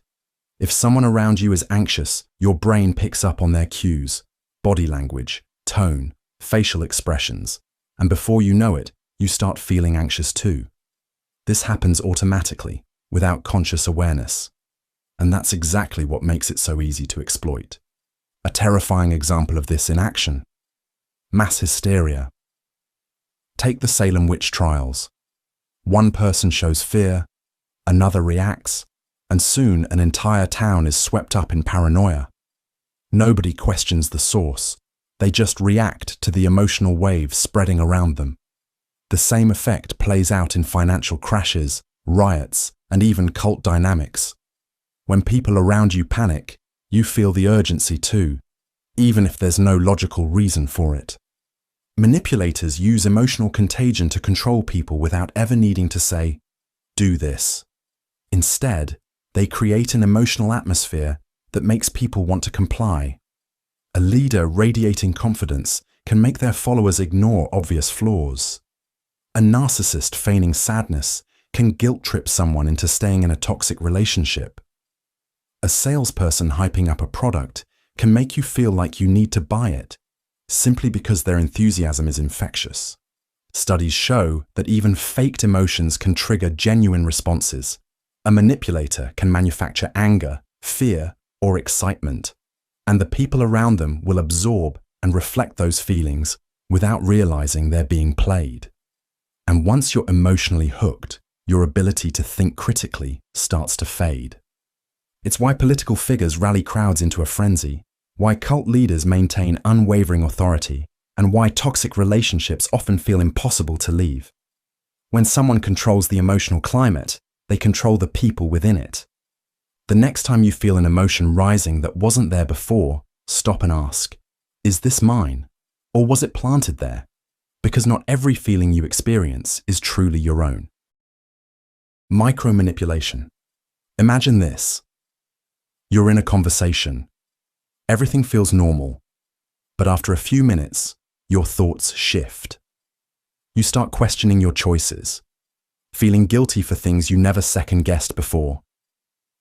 The person across from you never raised their voice, never made a direct demand. And yet, somehow, they've nudged your mind in a completely different direction, without you even realizing it. This is micro-manipulation, the subtle, almost imperceptible tactics that control people's decisions, beliefs, and behaviors without them noticing. Unlike obvious coercion or deception, micromanipulation works like slow poison. Drip by drip, small adjustments that push you exactly where they want you. Take the foot in the door tactic, a classic in sales and persuasion. A company might first ask you to sign a harmless petition, something that aligns with your values. Then, days later, they come back asking for a donation. Because you've already said yes once, your brain leans toward consistency. You don't realize it, but that tiny first agreement was a setup, conditioning you to comply with a bigger request later. But micromanipulation isn't just about persuasion, it's about control. In toxic relationships, manipulators use this trick masterfully. Imagine a partner who never outright demands obedience, but instead raises an eyebrow, sighs at the right moment, or gives a subtle pause before responding. Over time, these tiny cues make you adjust your behavior to avoid their disapproval, even if they never explicitly asked you to change. Workplace environments can be just as dangerous. Ever had a boss who casually mentioned how another employee stayed late to finish a project? They never directly told you to work extra hours, but suddenly you feel obligated. This is how micromanipulation works, planting ideas without stating them outright. And then there's social conditioning. Micromanipulation is used on a massive scale in politics, advertising, and media. Consider how brands create artificial exclusivity. Only 5 left in stock. Or, this deal won't last. They're subtly influencing urgency, making you act without thinking. It's not manipulation in the way you expect. It's worse, because you still think you're making the choice yourself. One of the darkest applications of micromanipulation is in gaslighting. A manipulator doesn't need to outright call you crazy. They just need to question your memory, reframe the narrative, and downplay events subtly enough to make you doubt yourself. They might say, "I don't think I ever said that. Are you sure you're remembering correctly?" It sounds innocent enough, but over time, it erodes confidence, making the victim more pliable, more dependent. This is why micromanipulation is so terrifying. It doesn't look like manipulation at all. It feels like your own thoughts, your own decisions, your own reasoning. It works through gestures, phrasing, timing, and tone, all carefully calibrated to steer you in a specific direction. And the worst part, once someone masters micromanipulation, they can make you believe that their ideas were yours all along. The illusion of choice. You think you're in control. You think every decision you make is entirely your own. But what if I told you that, more often than not, your choices are being carefully orchestrated, designed to make you feel like you're in charge when, in reality, You're just following a predetermined path. This is the illusion of choice, one of the most deceptive and manipulative psychological tricks ever used. Think about a restaurant menu. You sit down, glance at the options, and decide between the steak, the pasta, or the salad. But did you ever question why those specific options are there in the first place? Why is there no burger, no sushi? The truth is, your decision was already limited before you even had a chance to think about it. This trick is everywhere, from politics to marketing to everyday interactions. And it works because people don't usually question the choices they're given. One of the most famous real-world examples: supermarkets. You walk in planning to grab a loaf of bread, and before you know it, you're walking out with 3 extra things you never planned on buying. How? Store layouts are deliberately designed to guide your movements, steering you toward impulse purchases while making you believe you're shopping freely. But the illusion of choice doesn't just exist in retail. It shapes our opinions, beliefs, and even our behaviors. Ever noticed how political debates always boil down to 2 opposing sides? You're told you must pick one or the other, when in reality, the framework of the argument was already set before you got involved. By limiting the choices, the person in control ensures that no matter which option you pick, the outcome still serves their agenda. Marketers use this trick constantly.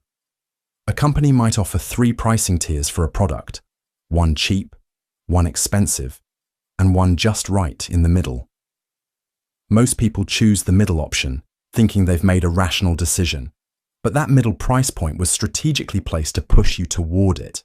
You were never really choosing freely. You were being nudged in a specific direction. This concept is even more sinister when it's used in personal relationships. Ever had someone say, "You can either do this my way or we can end things"? That's not a real choice. That's control disguised as compromise. It forces you to accept a limited set of options, making you feel like you had agency when in reality, you were trapped from the start. The illusion of choice thrives on the assumption that having some options equals true freedom. But real freedom isn't just picking from a list. It's questioning who made the list in the first place. The scariest part? The best manipulators don't need to take away your choices. They just need to make you believe you had control all along. Exploiting the need for closure. Some questions never stop echoing in the back of your mind. Why did they leave? What really happened? What was the truth? That gnawing uncertainty, that feeling of unfinished business, it's not just a minor frustration. It's a powerful psychological force known as the need for closure. And when someone understands just how much you crave a definitive answer, they can use that against you in ways you'd never expect. The need for closure is a fundamental part of human cognition. Our brains hate loose ends. When something is unresolved, our minds work overtime trying to make sense of it. We fill in the gaps, we create explanations, we latch onto anything that gives us a sense of finality. And this is exactly where manipulation begins. Take relationships, for example. Have you ever heard of someone staying obsessed with an ex, not because they want them back, but because they never got a real explanation for why things ended? That's the power of an open psychological loop. When a breakup happens abruptly, without clear reasoning, it leaves a hole in the person's mind. They replay every interaction, searching for clues, obsessing over possible answers. And if the person who left them hanging ever returns, even with a weak or dishonest excuse, their brain grabs onto it just to satisfy that desperate need for closure. Manipulators know this. They disappear suddenly, only to return later with vague explanations, knowing their victims will be too relieved to question the lies. But this tactic isn't just used in personal relationships. It's weaponized on a much larger scale. Look at cults. One of the most effective ways cult leaders keep their followers under control is by dangling half-revealed secrets. They tell their followers that they're on the verge of learning something life-changing, but they just need to prove themselves first. That proof? It's endless. More loyalty, more obedience, more sacrifice. But the truth is, there is no great secret. Just a psychological trick to keep people trapped in an endless cycle of searching. Even in politics, The need for closure is one of the most powerful tools of mass persuasion. Political propaganda often thrives on ambiguity. A politician might claim, "There's something they're not telling you," or "The real story is out there if you look hard enough." They don't provide facts, just enough uncertainty to make people start filling in the blanks themselves. And here's the dark part. When people are forced to create their own explanations, they tend to believe them more strongly than actual facts. Marketers also use this trick every single day. Cliffhangers, vague advertisements, mysterious teasers, all designed to keep you hooked. Ever noticed how TV shows end with unresolved plotlines? Or how a brand hints at an exciting product reveal but gives no details? They do this because they know your mind won't let it go. You'll keep thinking about it, looking for clues, searching for answers, until you give in and buy whatever they're selling. But here's where it gets really unsettling. Our need for closure makes us accept any answer, even if it's false.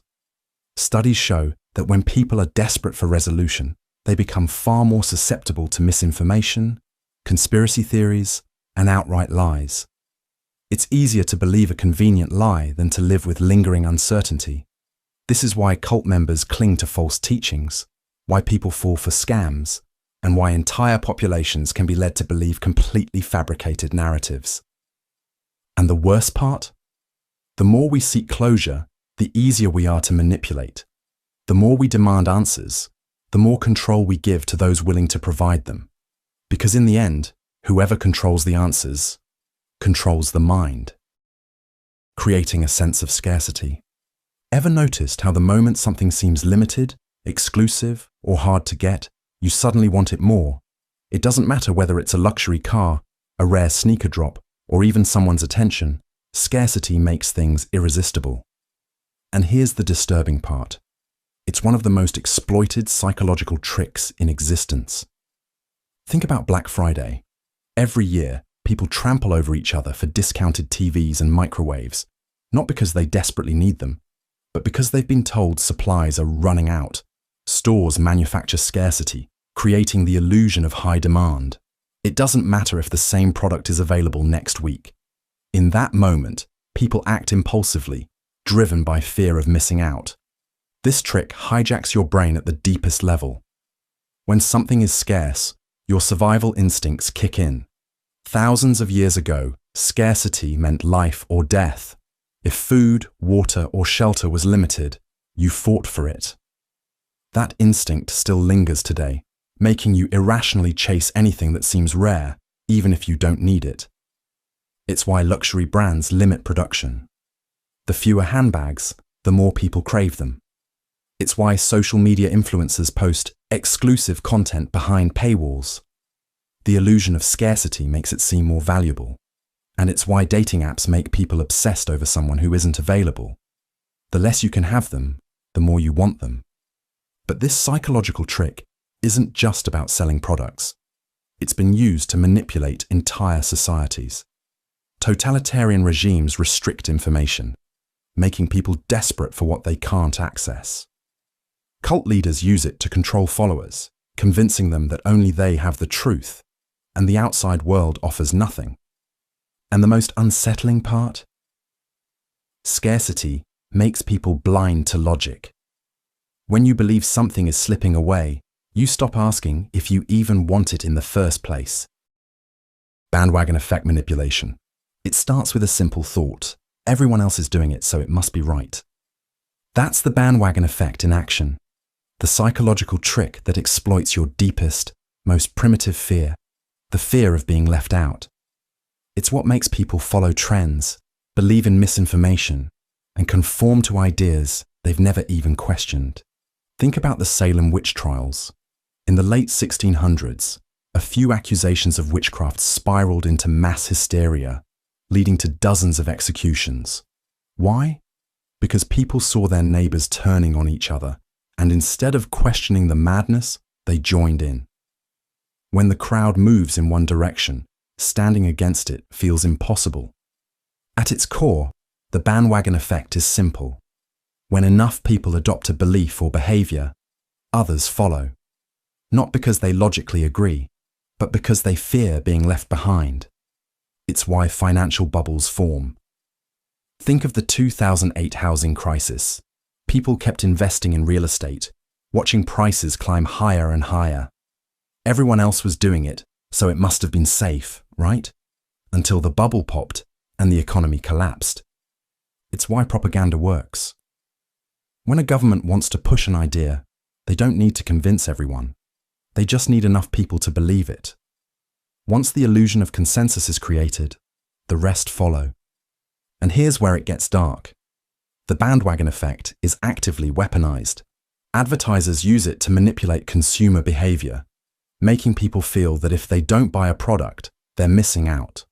Social media algorithms exploit it, amplifying content that already has engagement.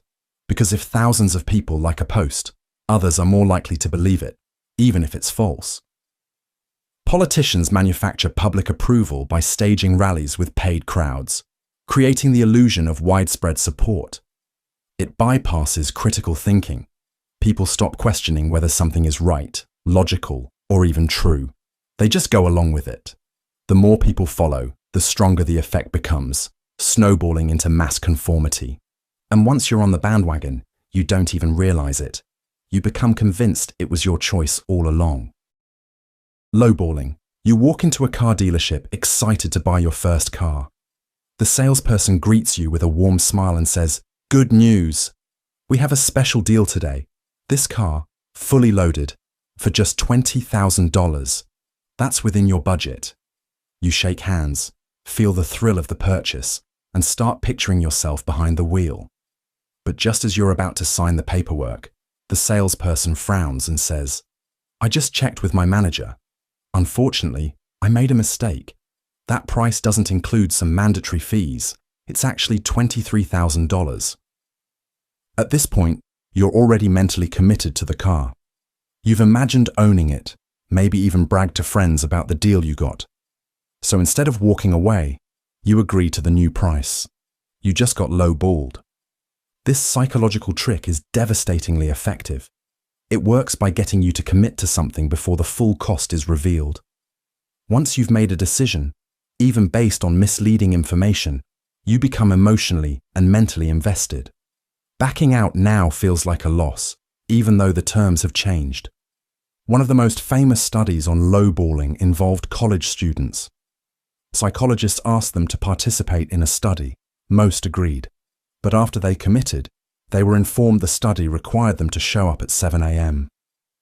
Even though that's an inconvenient time, most stuck with their original decision instead of backing out. This tactic isn't just for sales. It's used in jobs, negotiations, and even relationships. A recruiter might promise a dream job with a high salary, only for the offer to suddenly include longer hours, lower pay, or extra responsibilities. In more manipulative scenarios, lowballing is used to control people. A cult or extremist group might invite someone in with seemingly harmless requests. Attend a seminar, listen to a speech, meet some people. But after committing, they're slowly asked for more and more. By the time they realize how deep they're in, they've already accepted so many conditions that turning back feels impossible. Because the real danger of lowballing? It's not just about losing money, it's about losing control. Door-in-the-face technique.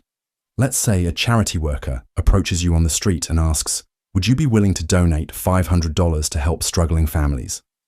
That's a big ask. You probably hesitate, feel a little awkward, and then say no. But then they follow up with, "Okay, totally understandable. How about just $20? That second request suddenly feels so much smaller, more reasonable, and without realizing it, you reach into your pocket and hand over the cash. You just fell for one of the most powerful compliance techniques in psychology, the door-in-the-face technique. This trick works because of something deeply embedded in human psychology: reciprocal concessions. When someone lowers their demand after an initial rejection, we feel pressured to meet them halfway. It's as if we now owe them something, just because they made a compromise. It's been tested in countless studies. In one famous experiment, Researchers first asked students to commit to volunteering 2 hours a week for 2 years at a juvenile detention center. Every single person declined. But then, they immediately followed up with a much smaller request. Okay, would you at least be willing to chaperone a group of kids on a one-day trip to the zoo? 3 times as many students agreed to the second request compared to when it was asked outright. Why? Because after saying no to the extreme request, the smaller one felt like an easy favor in comparison. And this technique is everywhere. Think about negotiations. A salesperson might start with an outrageous price, only to generously bring it down to a number they wanted all along, making you feel like you scored a deal. It's also a favorite tactic in law enforcement and interrogation techniques.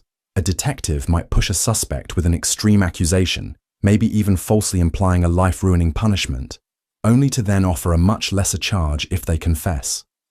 Faced with the horrifying first option, the second one feels like an escape. But in reality, it's a trap. On a darker scale, this is how manipulative people and organizations operate. Cults, high control groups, and even abusive relationships exploit this principle to break people down. First, they demand absolute obedience or extreme sacrifice, something impossible. But when they relent and ask for just a little loyalty, just a small compromise, it suddenly feels manageable. And just like that, you're in. Because the real trick isn't about getting what they ask for, it's about making you feel like saying yes was your idea. Foot in the door technique. Let's start with a simple question. Would you put a tiny sticker on your window to support a cause you believe in? Seems harmless, right? It's just a sticker. But what if, a few weeks later, the same organization asked you to put up a full-size sign in your front yard? Statistically, you're far more likely to say yes, simply because you said yes to the first, much smaller request. And just like that, you've fallen into one of the most insidious psychological traps. The foot in the door technique. This trick is terrifyingly effective because it doesn't feel like manipulation. It feels like your own decision. One of the most famous real-world examples, the 1974 Patty Hearst case. Patty, the heiress to a newspaper empire, was kidnapped by the Symbionese Liberation Army, a radical militant group. Initially, she was terrified, but her captors didn't force her to pledge loyalty overnight. They started small, forcing her to record a message condemning her family. Then she participated in minor activities.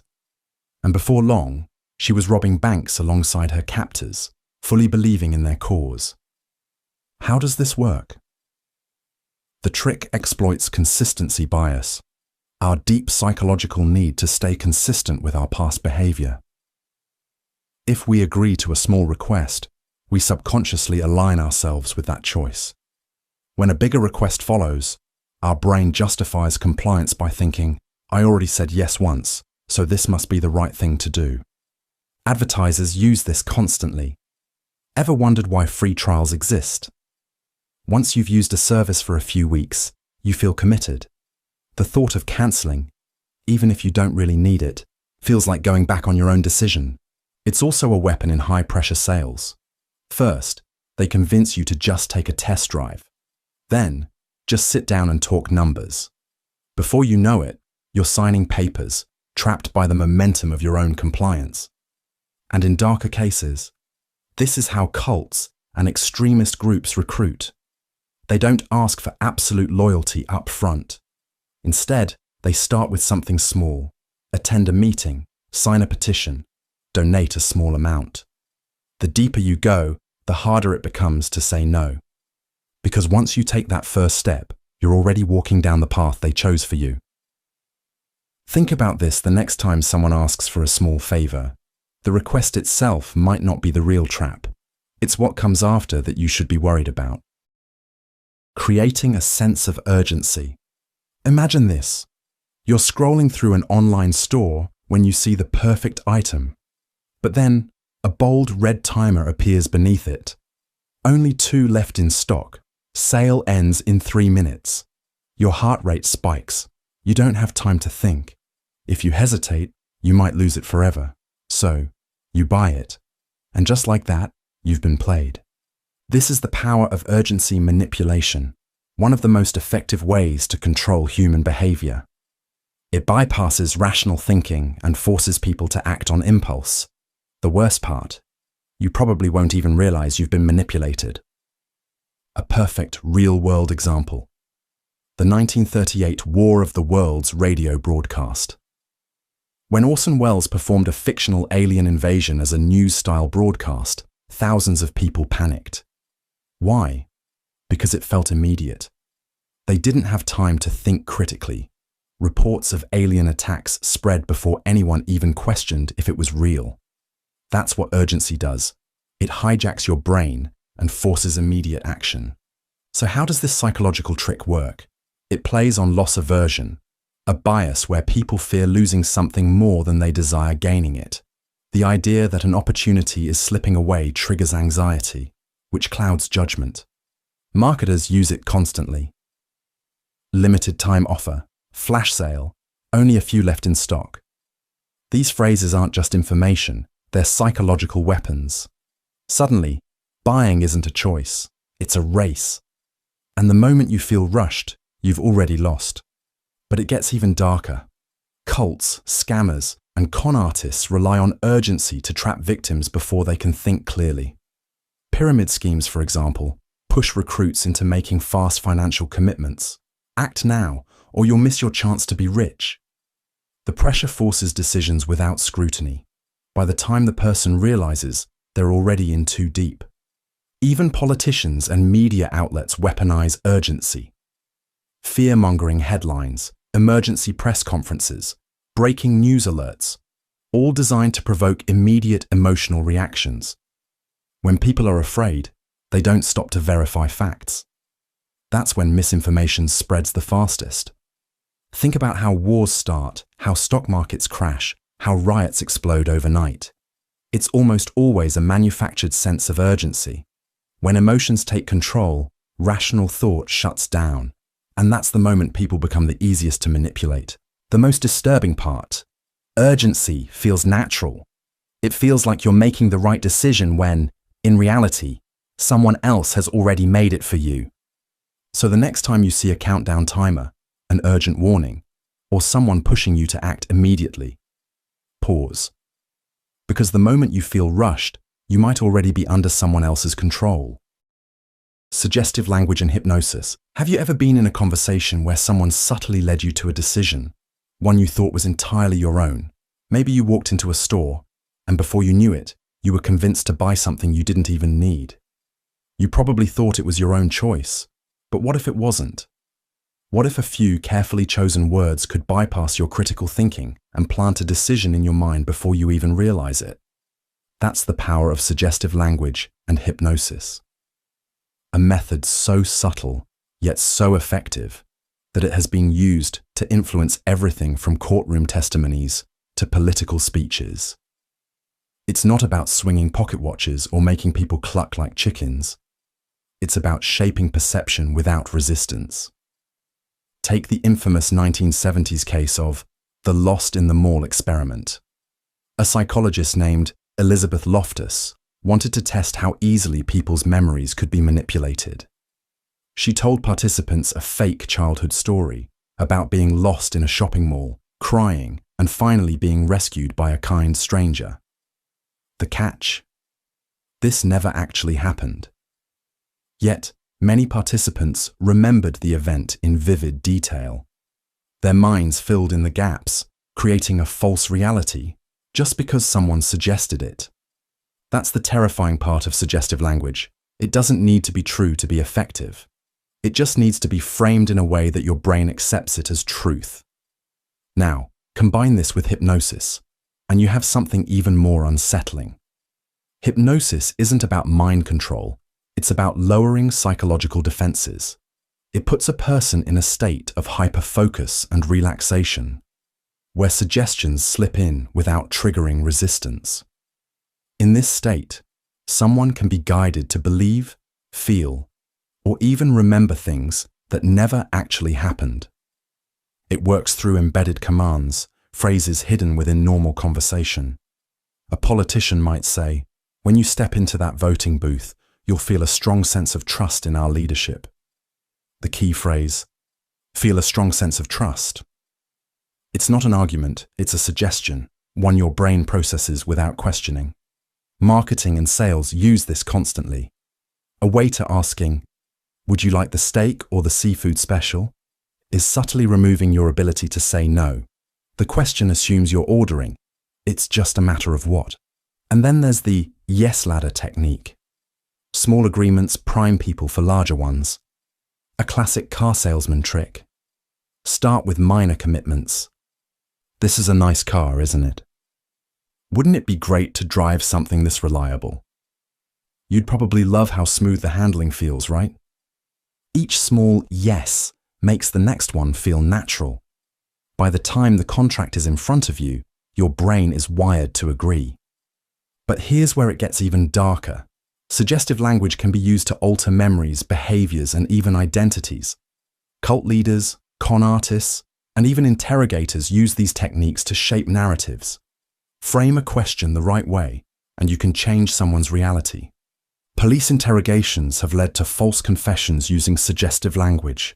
A suspect repeatedly told, "You don't remember it now, but memory comes back in pieces," may start doubting their own innocence. Their mind tries to reconcile the contradiction. Eventually, it's easier to just believe they did it. And once a suggestion takes hold, it's nearly impossible to undo. That's the true horror of it. A single phrase, a carefully worded statement, a slight shift in tone, it can rewrite someone's perception of reality forever. So, how many of your beliefs are actually yours? And how many were planted there without you ever realizing it? Priming effects. You walk into a store and soft classical music is playing. You feel a little more refined, maybe a bit more willing to splurge. Later, you're at a restaurant and the menu has elegant cursive font. Suddenly, the higher-priced dishes seem more appealing. You think you're making decisions freely, but in reality, you've been primed. Priming is one of the most subtle, yet powerful psychological tricks. It's the process of implanting an idea into your mind without you realizing it, making you more likely to think, feel, or act in a certain way. It doesn't require force, persuasion, or even awareness. It's a whisper to your subconscious, guiding your decisions before you even know you're making them. One of the most famous examples of priming in action. The old age experiment. Researchers had participants unscramble sentences containing words like wrinkled, bingo, and Florida. Afterward, they timed how long it took them to walk down a hallway. The result? Those exposed to age-related words walked significantly slower, without realizing why. Their minds had been primed to feel older, and their bodies responded accordingly. This trick is everywhere. Supermarkets place fresh flowers near the entrance to make you associate the store with freshness and quality. Political ads repeat the same phrases over and over until they become familiar, and therefore more believable. Job interviewers are influenced by words they saw earlier in the day. If they read about failure, they might judge a candidate more harshly. Priming works because the brain loves patterns. It's constantly looking for connections, even when none exist. If you hear the word yellow, you'll recognize banana faster than if you heard an unrelated word.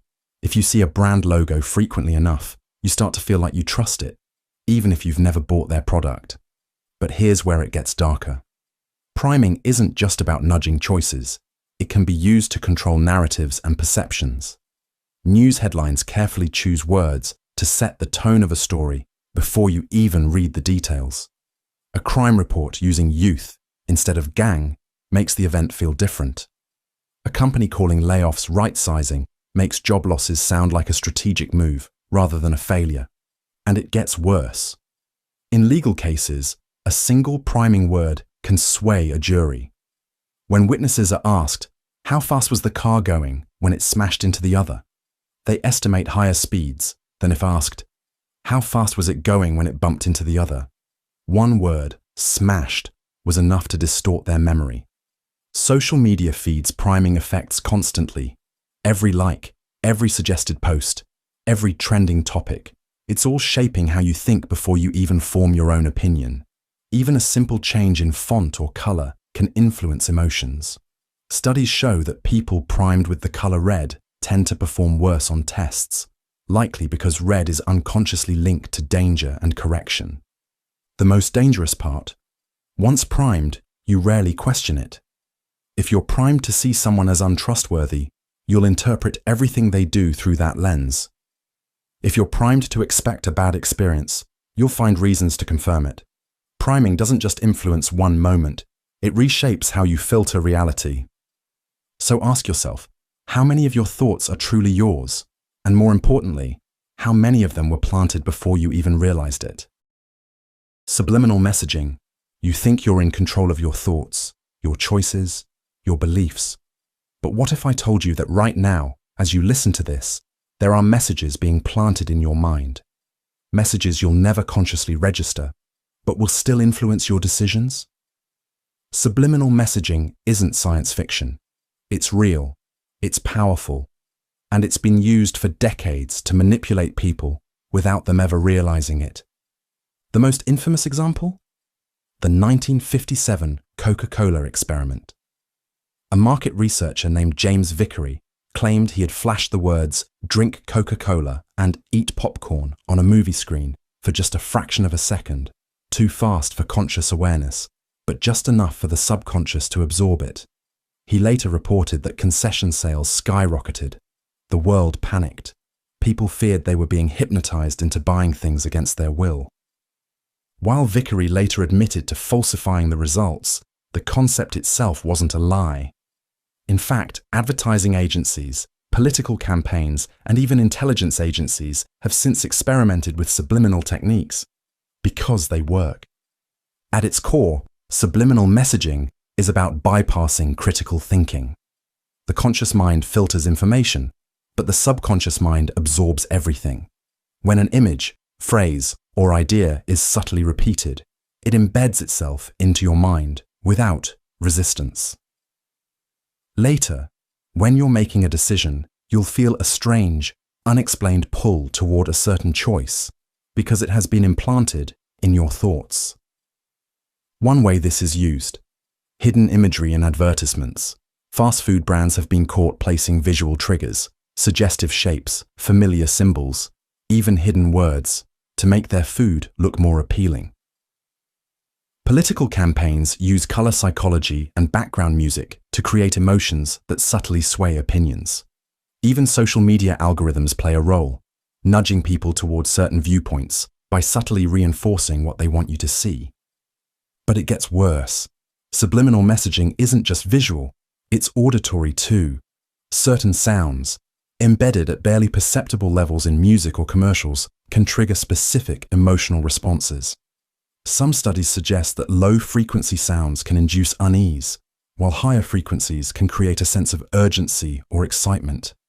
Have you ever walked into a store and suddenly felt compelled to shop longer? That could be carefully designed background music manipulating your brain into staying, browsing, and buying. And then there's priming. You see something subtle, an image, a phrase, a color, without realizing its impact. Later, when you encounter a related situation, your brain fills in the gaps and nudges you toward the outcome it's been preconditioned to expect. Casinos do this all the time. Bright flashing lights, the constant sound of slot machines winning, no clocks, no windows. It's all engineered to make you lose track of time and keep spending. Perhaps the darkest part of subliminal messaging is how seamlessly it integrates into everyday life. News outlets use subtle word choices to shape narratives. Social media platforms carefully curate your feed to reinforce your beliefs. Even in relationships, people can use subliminal reinforcement to manipulate their partners, gradually altering their perception of reality. So, the question is, how much of your thinking is actually yours? How many choices have you made that were subtly engineered without you even realizing it? The most unsettling part about subliminal messaging isn't that it exists, it's that you may never truly know when it's working on you. Neuro-linguistic programming. Ever had a conversation where someone seemed to be guiding your thoughts without you even realizing it? where, before you knew it, you were agreeing, nodding along, and feeling strangely compelled to trust their perspective. That wasn't an accident. That was a technique, neuro-linguistic programming, or NLP, a set of psychological tricks so subtle, so effective, that entire industries have been built on them. At its core, NLP is about influencing people's thoughts, emotions, and behaviors through language and subconscious cues. It works by detecting patterns in speech, body language, and mental associations, then subtly steering them toward a desired conclusion. Used ethically, it's marketed as a way to improve communication, confidence, and persuasion. Used maliciously, it can be a tool for manipulation, deception, and even control. One of the most well-known examples: the embedded command, a hypnotic technique where a request is disguised within a casual sentence. Instead of directly telling someone, "You should trust me," an NLP practitioner might say, "You might not even realize it yet, but you're starting to trust what I'm saying." The suggestion is planted. The mind processes it without resistance. Another tactic: mirroring. When someone subtly mimics your posture, speech patterns, and energy level, your brain interprets it as familiarity. You instinctively trust them without even knowing why. Cult leaders use it to build deep rapport. High-pressure salespeople use it to lower your defenses. It's why you sometimes feel connected to someone you've only just met. But the most chilling NLP trick is anchoring, associating an emotion with a specific word, gesture, or stimulus. If a manipulator repeatedly makes you feel safe whenever they use a certain phrase, your brain links that feeling to them. Later, even when they're being deceptive, that same phrase triggers trust. The real danger of NLP isn't just that it works, it's that you won't even know it's happening. Pacing and leading. You ever meet someone who just gets you? Someone who seems to be on your wavelength, saying the right things, making you feel like they understand you better than most. You trust them, maybe even follow their advice because, well, it feels natural. But what if that was engineered? What if they weren't just understanding you, but leading you, without you even realizing it? This is called pacing and leading, a psychological technique used in persuasion, manipulation, and even mind control. It works by first matching the person's thoughts, emotions, or behaviors, pacing them, before subtly shifting them toward a desired outcome. Done correctly, it makes people agree, comply, or follow without resistance. Ever noticed how cult leaders, con artists, or even politicians start by mirroring the frustrations of their audience? I know how you feel. You're tired. You've been ignored. You've been mistreated. That's pacing, acknowledging and aligning with the target's current reality. And once trust is established, they begin to lead. And that's why you need to listen to me. I have the solution. Follow me. It's used in everyday life too. Salespeople pace by repeating your concerns before guiding you toward a purchase. Interrogators gain compliance by mirroring body language, speech, and emotional state before steering responses. Even in relationships, someone might first agree with your feelings, making you feel safe, before shaping your choices. And here's what makes it dangerous.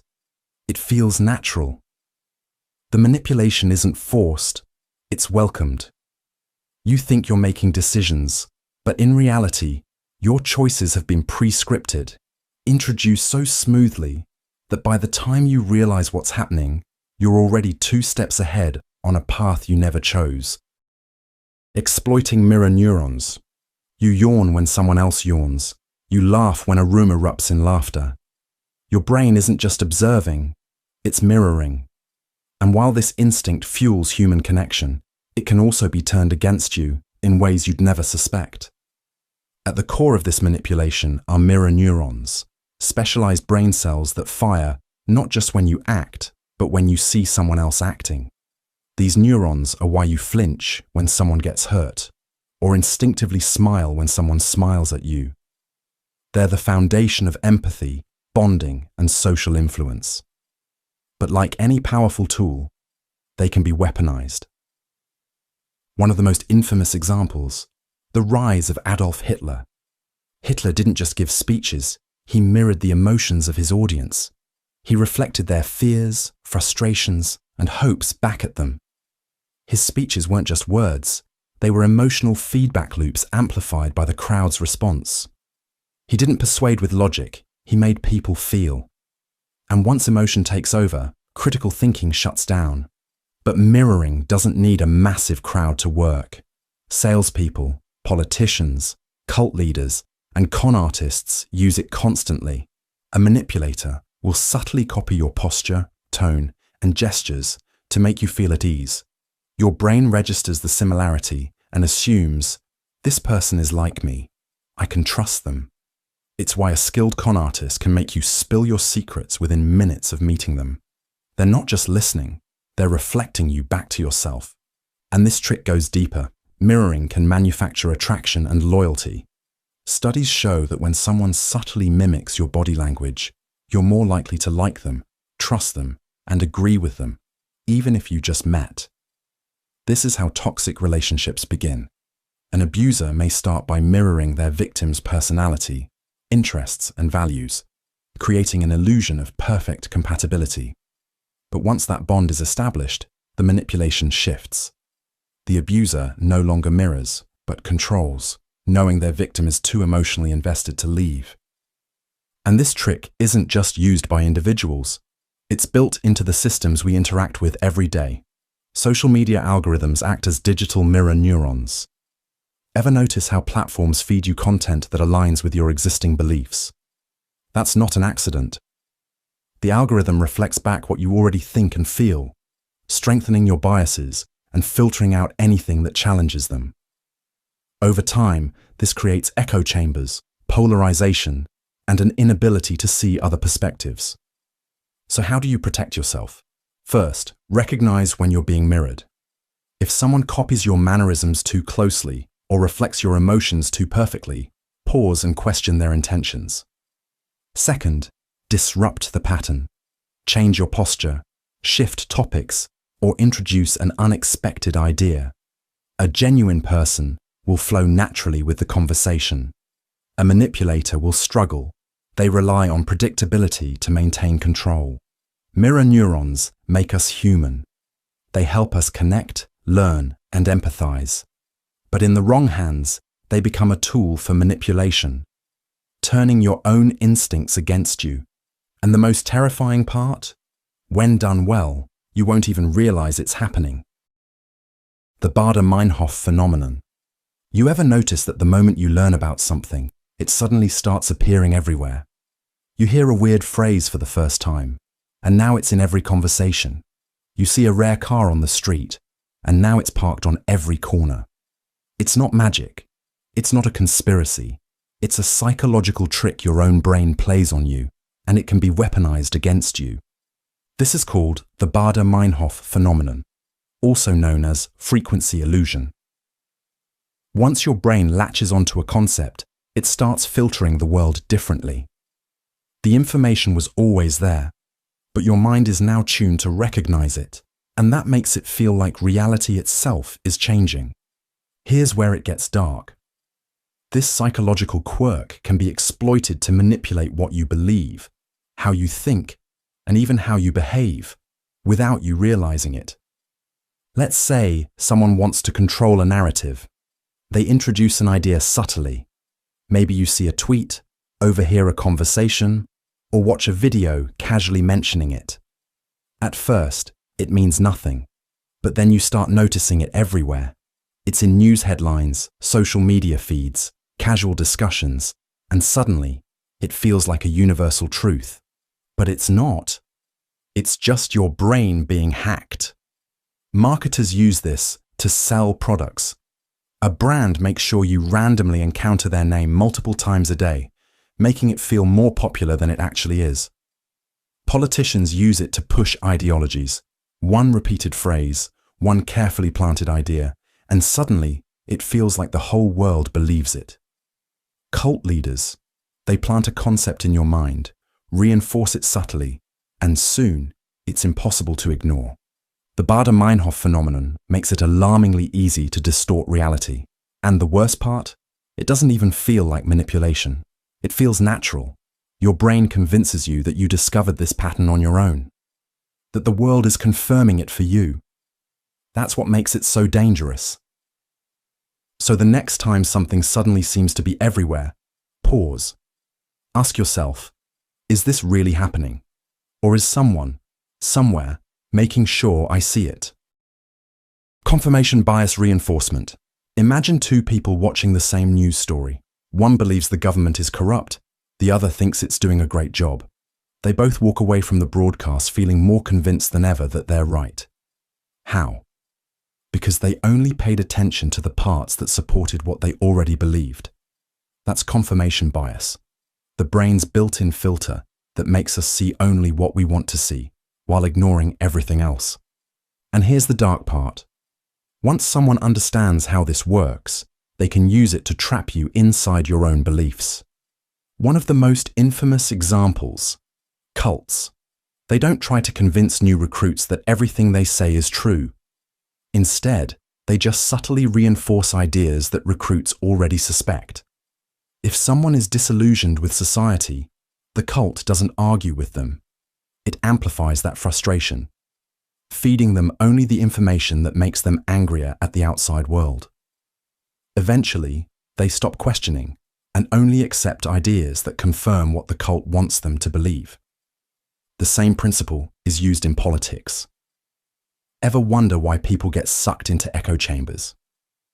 It's because reinforcing confirmation bias is more powerful than changing someone's mind. Social media algorithms are built on this. If you click on an article that aligns with your opinion, your feed floods with more of the same, reinforcing your views over and over. Over time, it creates the illusion that everyone agrees with you, because anything that contradicts your beliefs is filtered out before you even see it.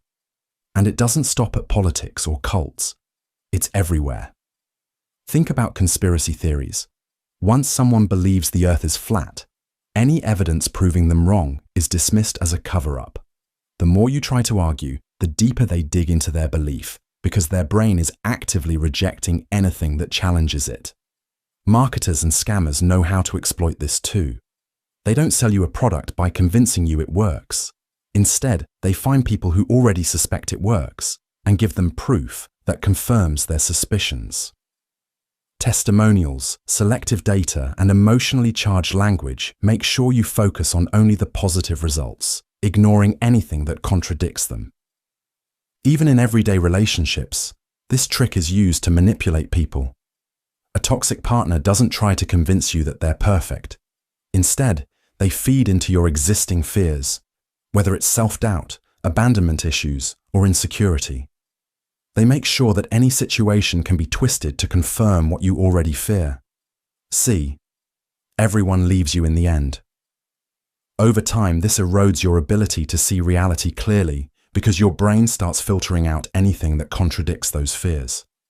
Confirmation bias doesn't just make us ignore the truth, it makes us actively fight against it.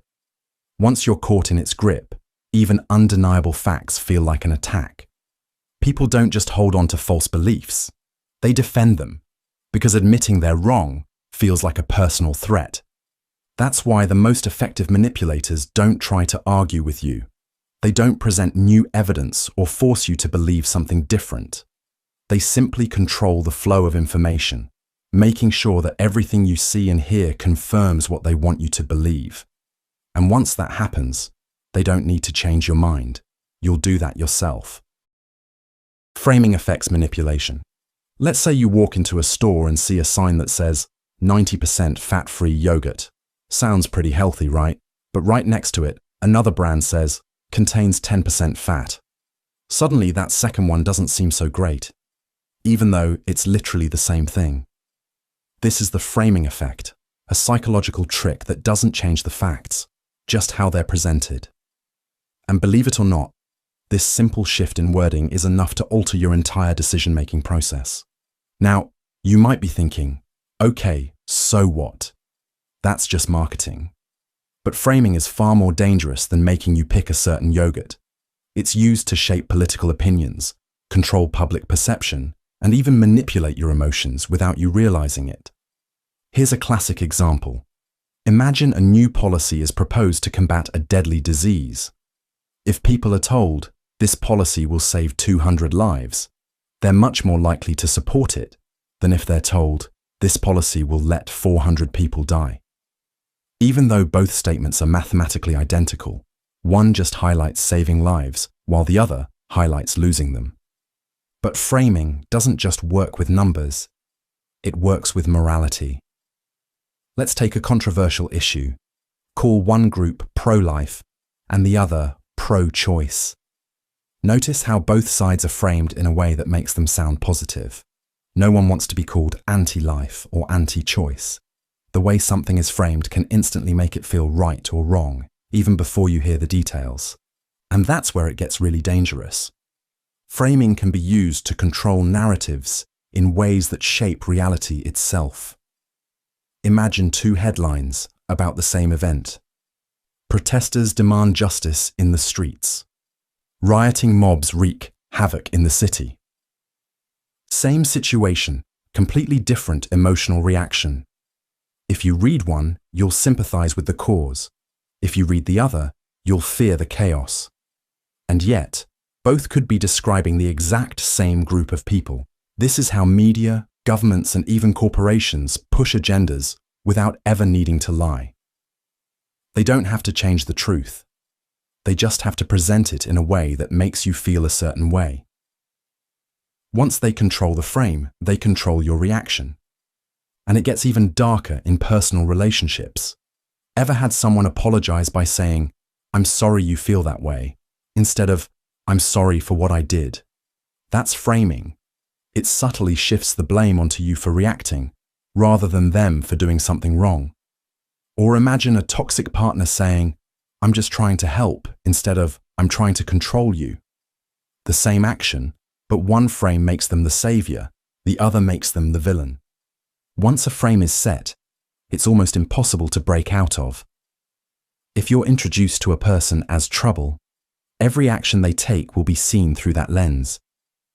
If a company convinces you their product is a luxury item, you'll justify paying more, even if the quality is the same as a cheaper alternative. Framing doesn't manipulate facts. It manipulates perspective. And when someone controls the way you see the world, they don't need to force you to act a certain way.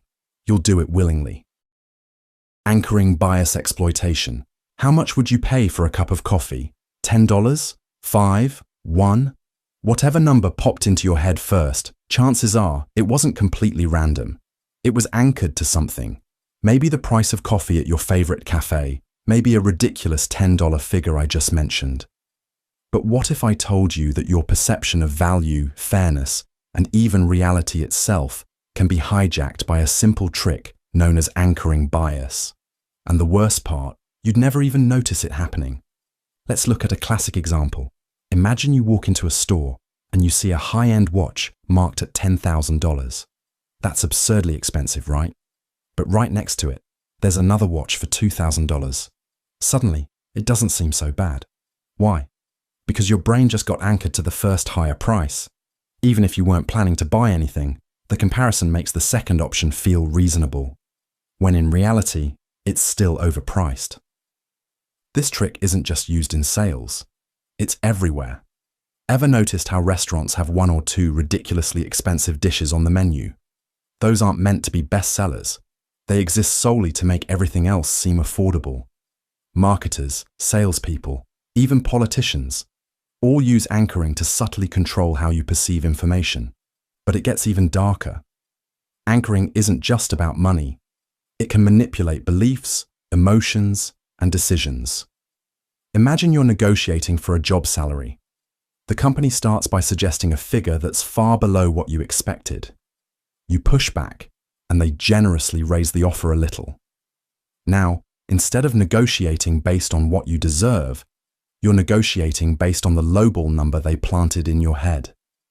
And here's where it gets really disturbing. Anchoring is often used to distort reality itself. Let's say a news report tells you that crime in your city has increased by 300%. but they don't tell you what the baseline was. Maybe there was only one case last year, and now there are 4. But by anchoring you to that big percentage, they make the change seem terrifying.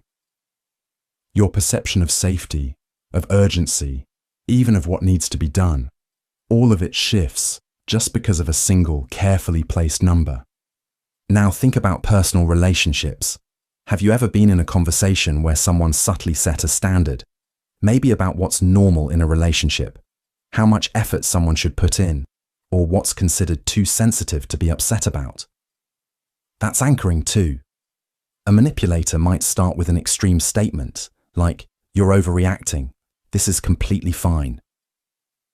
Even if you push back, your mind starts adjusting to that as the baseline. Over time, what once felt unacceptable becomes the new normal. The terrifying truth? Anchoring bias works because our brains crave reference points. We don't judge things in isolation. We compare them to the first number, idea, or emotion we encounter. And once that anchor is set, breaking free from it is almost impossible. The best manipulators don't need to control all your choices, just the first one. Because once that anchor is in place, the rest of your decisions will fall exactly where they want them to. Reframing failure. Reframing failure is one of the most subtle yet devastating psychological tricks. It's a way to manipulate how you perceive your own mistakes, making you feel powerless, incompetent, or even guilty. When failure is framed the right way, it stops being a simple setback and becomes something far worse, proof that you are not enough. And once that idea takes root, it can control every decision you make. Imagine growing up in an environment where every mistake you make isn't just a mistake. It's a sign that you are fundamentally flawed. You didn't just fail a test. You disappointed your parents. You didn't just mess up a project. You embarrassed yourself in front of your boss. Reframing failure is all about shifting the meaning of your mistakes so that they aren't just temporary obstacles, but reflections of who you are as a person. And the more you believe that, the more control someone else has over you. Take the North Korean regime. In that society, failure isn't just about personal shortcomings. It's framed as betrayal. If you fail to meet work quotas, you're not just an unproductive worker. You're failing the state, your family, and your leader. You're an enemy of progress. That kind of reframing forces people into submission because now their failures don't just belong to them. They have consequences for everyone around them. But this kind of manipulation isn't limited to extreme regimes. It happens in workplaces, relationships, and even everyday conversations. Have you ever worked for a boss who made you feel like every small mistake meant you weren't cut out for the job? That's not just criticism, it's reframing. Instead of failure being a step toward learning, it becomes a sign that you are inadequate. The more this is reinforced, the more people become afraid to take risks, speak up, or even leave toxic work environments. They aren't just scared of failing. They are scared that failure means they aren't good enough to succeed in the first place. It happens in relationships too.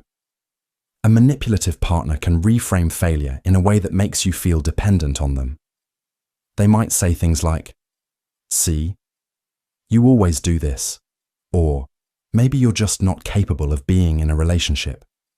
Suddenly, you don't just feel like you made a mistake, you start to believe that you are the mistake. Over time, this erodes confidence, making you feel like you're lucky to even be tolerated, let alone loved. And once that idea settles in, it's easy for someone to control you. One of the darkest aspects of this trick is how it makes people internalize the belief that they deserve their situation. If you can convince someone that failure is a reflection of their worth, they won't even try to change their circumstances.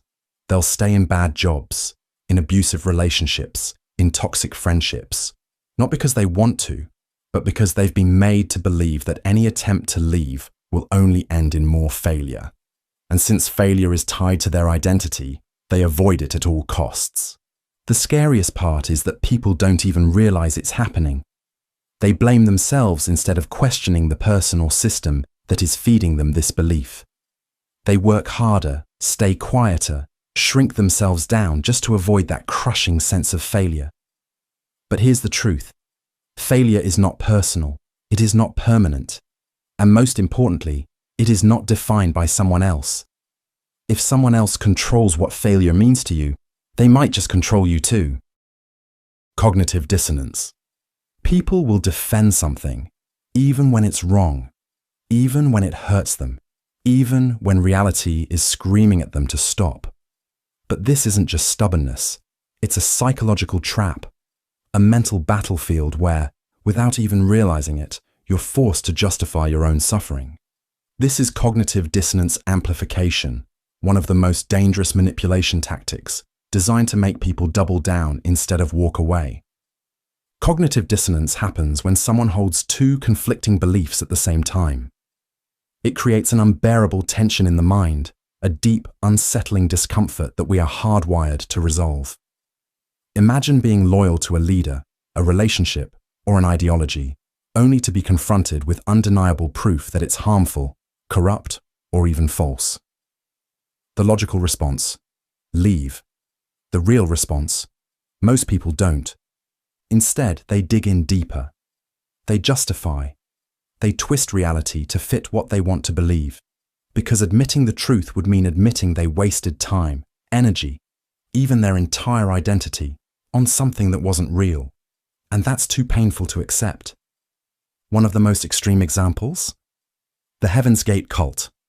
This group believed they would ascend to an extraterrestrial afterlife if they followed their leader, Marshall Applewhite. When their predictions failed, when the spaceship never came, did they question their beliefs? Their faith became stronger.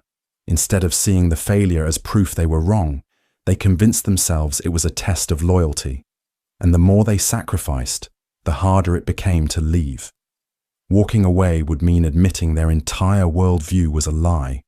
Instead, they doubled down until, in 1997, their belief system led to a mass suicide. But this isn't just about cults. It happens everywhere. The trick is escalation.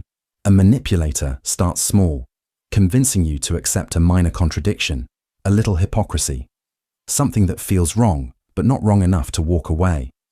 A toxic boss pushes an employee to cover for unethical behavior, just once. It feels uncomfortable, but they justify it. I need this job. Then, the requests get bigger. Before they realize it, they're trapped in a system they would have once condemned. The same happens in abusive relationships. A partner starts with subtle manipulation, small moments of confusion, of twisting reality just enough to create doubt. Over time, the victim has to rationalize the abuse. They didn't mean it. I must have done something to deserve it. Each justification locks them in deeper, because if they admit the truth, they'd have to face the fact that they stayed. And it's not just individuals who fall for this trick. Entire societies do. Political and ideological groups use it constantly. When people invest in a movement that later reveals itself to be corrupt or hypocritical, they don't necessarily reject it. Instead, they defend it. They find ways to justify the contradictions, because admitting they were fooled feels worse than continuing to believe a lie. So how do you break free? First, recognize when your mind is fighting reality. Ask yourself, am I defending this because I believe it, or because I don't want to admit I was wrong? Second, distance yourself. Emotional attachment clouds judgment. Step back and examine the facts without the weight of your own investment. Cognitive dissonance is a natural part of the human mind, but when amplified by manipulators, it can turn even the most rational person into a prisoner of their own thoughts. The scariest part? The more you fight to convince yourself you're right, the deeper you fall into the trap. The only way out? Stop fighting. Start questioning. The Pygmalion effect. Imagine a teacher walks into a classroom and secretly believes that half the students are geniuses and the other half are average. No one tells the students anything. No special treatment is given. Yet, by the end of the year, the genius students perform dramatically better than the others. Why? Because expectations alone shape their reality. This is the Pygmalion effect, and when used strategically, it can mold people like clay, without them even realizing it. The name comes from the Greek myth of Pygmalion, a sculptor who fell in love with a statue he created, which then came to life. In psychology, it refers to how beliefs influence behavior. When someone expects greatness from you, you unconsciously rise to meet it. But the reverse is also true. Low expectations create failure before it even begins. A famous real-world example? The Rosenthal and Jacobson experiment in the 1960s. Researchers told teachers that certain students, randomly chosen, were intellectual bloomers, expected to excel. The teachers unknowingly treated these students differently, offering them more encouragement, patience, and subtle signals of belief. By the end of the year, those students actually became smarter, scoring significantly higher on IQ tests. Now think about how dangerous this becomes when manipulated. A controlling boss subtly implies you're incompetent, making you second-guess your abilities until you actually start underperforming. A toxic partner keeps telling you you're lucky to have them, eroding your self-worth so you never consider leaving. Even entire social groups can be influenced. If people are constantly told they're inferior, they may start to believe it and act accordingly. The Pygmalion effect isn't just about belief. It's about how expectations shape destinies. And the most terrifying part? It happens so gradually, you never realize it's controlling you, until it's too late. The Zeigarnik effect. You ever notice how an unfinished task lingers in your mind like an itch you can't scratch? A song that cuts off before the final chorus. A movie that stops just before the climax. It's unbearable. Your brain refuses to let it go. That's the Zeigarnik effect, and it's one of the most sinister psychological tricks ever discovered. Now, imagine if someone weaponized that feeling. If they deliberately left things unresolved just to keep you hooked, anxious, and desperate for closure. This isn't just a psychological quirk. It's a tool of manipulation used everywhere from marketing to mind control. The effect is named after Bluma Zeigarnik, a Soviet psychologist who discovered something strange while observing waiters in a cafe. They could remember every detail of unpaid orders, but immediately forgot them once the bill was settled. In other words, the brain prioritizes unfinished business. Loose ends demand attention. Advertisers exploit this mercilessly. Think about cliffhangers in TV shows. Why does every episode end right when things get interesting?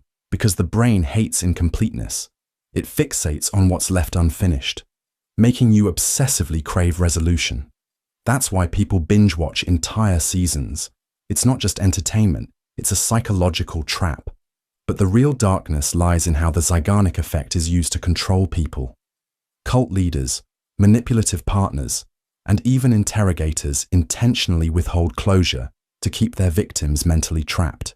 A toxic boss who keeps dangling a promotion just out of reach. A narcissist who disappears mid-conversation, leaving you desperate for an answer. A political figure who stirs fear, but never provides real solutions. They all rely on the same tactic. Leave the brain hanging, and it will chase the answer indefinitely. And the worst part? Most people never realize it's happening. Loss aversion. They put two choices in front of you. Option A, you gain $100. Option B, you lose $100. Which one feels stronger? If you're like most people, the pain of losing that money hits twice as hard as the joy of gaining it. This is loss aversion, a psychological trick that makes you fear losing far more than you desire winning. And this fear, it controls more of your decisions than you realize. Think about casinos. They know this effect inside out. When you start winning, they flood you with flashing lights and celebratory sounds, conditioning your brain to crave more. But when you lose, they don't make a big deal out of it. No alarms, no dramatic music, just silence. Why? Because they know you're already in psychological pain. And here's the kicker. People who lose money don't just walk away. They chase their losses. They keep gambling, desperate to avoid feeling that loss permanently. Loss aversion isn't just about gambling. It shapes everything from marketing to relationships. Ever wondered why companies offer limited time deals? Why e-commerce sites tell you, only 2 left in stock? It's because your brain panics at the idea of losing an opportunity. You might not even need the product, but the moment you think it's about to slip through your fingers, you suddenly need to have it. Now take this further. In toxic relationships, manipulators weaponize loss aversion to keep people trapped. They create fear, not of what they give, but of what they could take away. They make you believe that without them, you'd be alone, unloved, or worse. This is why people stay in situations that harm them. It's not because they're happy. It's because the idea of losing what they have, no matter how bad, feels more terrifying than walking away. And if you think you're immune, think again. Every day, politicians, advertisers, and even social media exploit this exact principle.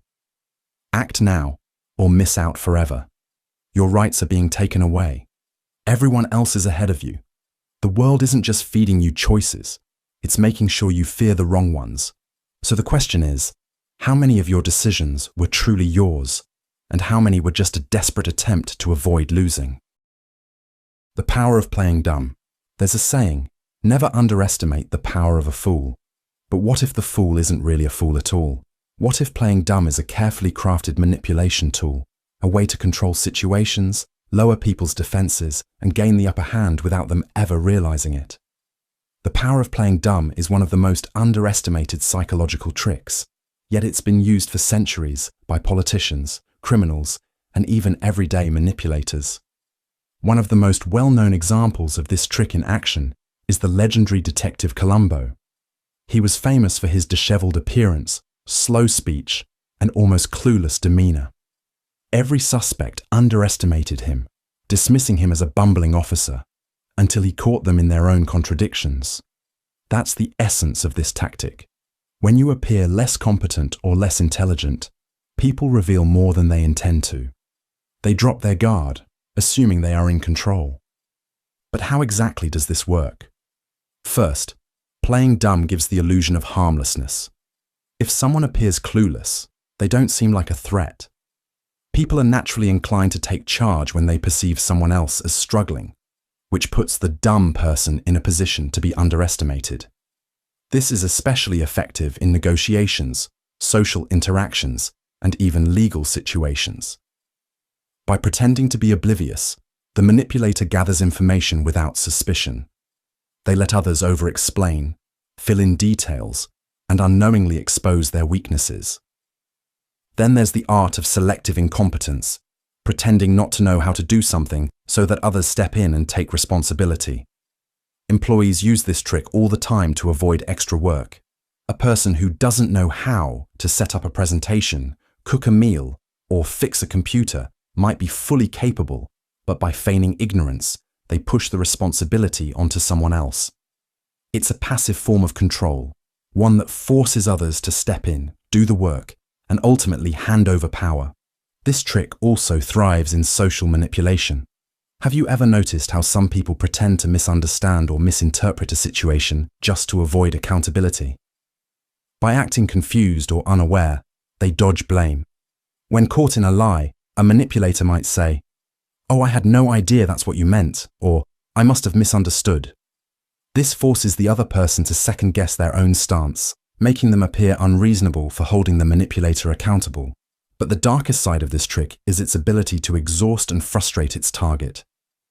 Imagine trying to argue with someone who pretends they just don't understand your point, no matter how clearly you explain it. The more you try to clarify, the more they feign confusion. Eventually, you give up, frustrated, exhausted, and sometimes even doubting yourself.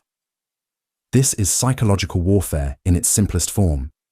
It creates a mental loop where the victim becomes increasingly anxious, struggling to make sense of something that isn't actually rooted in confusion, but in deception. In politics, this tactic is often used to deflect responsibility. Leaders may feign ignorance about scandals or mistakes, claiming, "I was never informed," or "I don't recall that happening." It buys them time, shifts blame, and creates uncertainty about the truth. When done skillfully, it allows them to escape scrutiny while their opponents waste energy trying to prove what should have been obvious.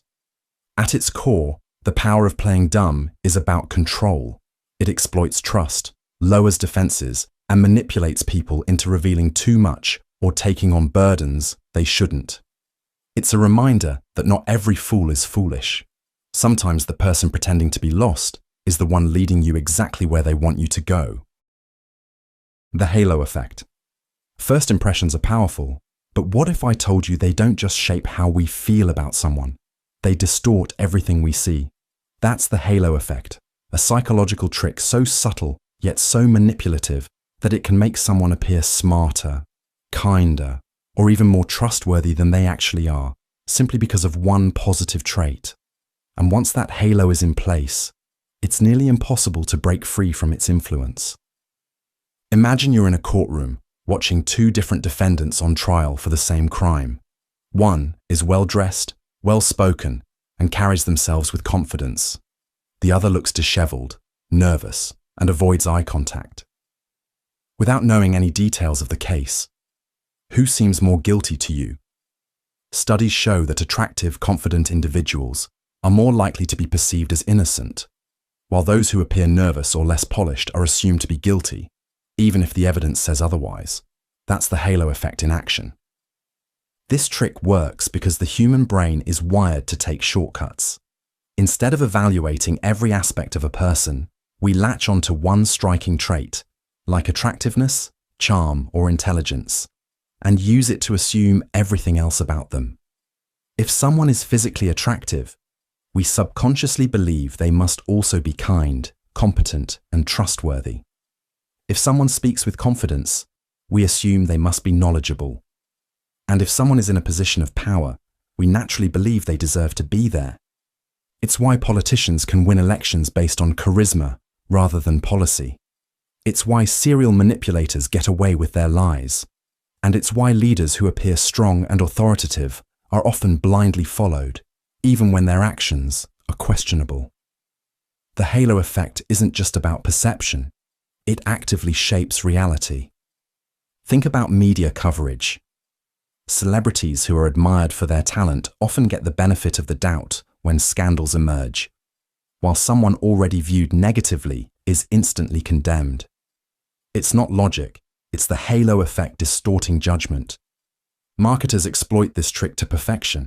Ever wondered why luxury brands hire attractive, well-dressed models to promote their products?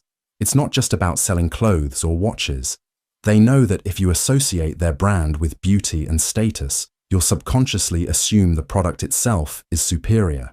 You're not buying just a car, a perfume, or a suit. You're buying the illusion of prestige that surrounds it.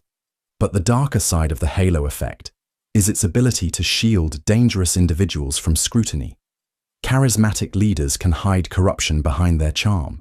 Manipulative partners can make people ignore red flags simply because they seem caring at first. Even history's worst figures often had an aura of leadership that blinded people to their true nature, until it was too late. The halo effect is one of the most insidious psychological tricks because it doesn't just fool people. It makes them confident in their false judgments. And once someone believes in an illusion, they'll defend it. Even when evidence contradicts their perception, they'll rationalize it away. He's a good guy. He wouldn't do that. She's so charming. She must be telling the truth. Breaking free from the halo effect means questioning first impressions. It means looking past charm, status, and appearances and asking, what am I not seeing? Because sometimes the people who seem the brightest are simply casting the longest shadows. Time constraints. Imagine you're in a high-end watch store, admiring an expensive timepiece. The salesperson leans in and whispers, "This is the last one in stock, and I can only hold this price for the next 5 minutes." Your heart races. The pressure builds. You weren't planning to buy anything today, but suddenly, waiting feels like losing. This is time constraint as a pressure tactic, and it's one of the most effective ways to make people act against their better judgment. When faced with a ticking clock, rational thinking is the first thing to collapse. The brain processes scarcity as a threat, a fear of missing out, of losing an opportunity that might never come again. In response, the body releases cortisol, spiking stress levels and making quick decisions feel like the only option. Marketers, con artists, and even cult leaders know this well. By artificially limiting time, they create a sense of urgency so intense that people feel forced to act before thinking.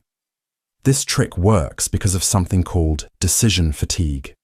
When a person feels rushed, they don't have the luxury of weighing pros and cons. Instead, they rely on instinct. They default to the easiest, safest feeling choice, which is usually what the manipulator wanted all along.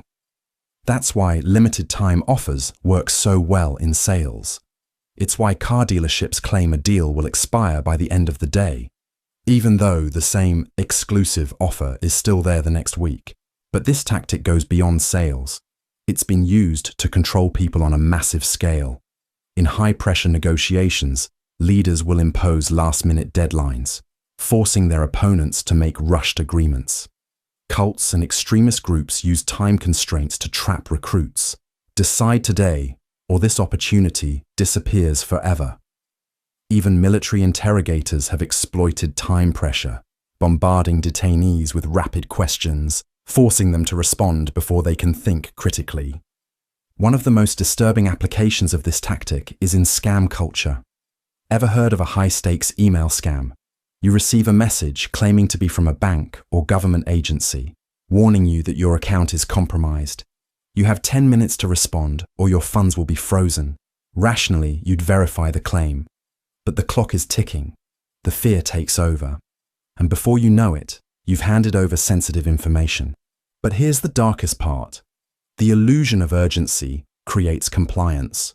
People who normally resist manipulation become highly suggestible under pressure. Studies have shown that when individuals believe they're on a time limit, they're far more likely to obey instructions, even if those instructions go against their morals, instincts, or common sense. So how do you resist this trap? The key is pausing. The moment you feel rushed, step back. Recognize that urgency is often manufactured. Ask yourself, is this really my last chance? Or is someone just making me feel like it is? Because the truth is, when someone pressures you to decide right now, it's usually because they don't want you to think at all.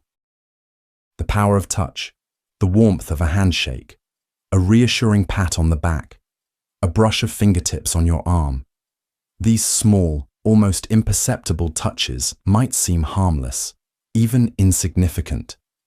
But what if I told you that they hold the power to control your thoughts, influence your decisions, and change the way you see the world?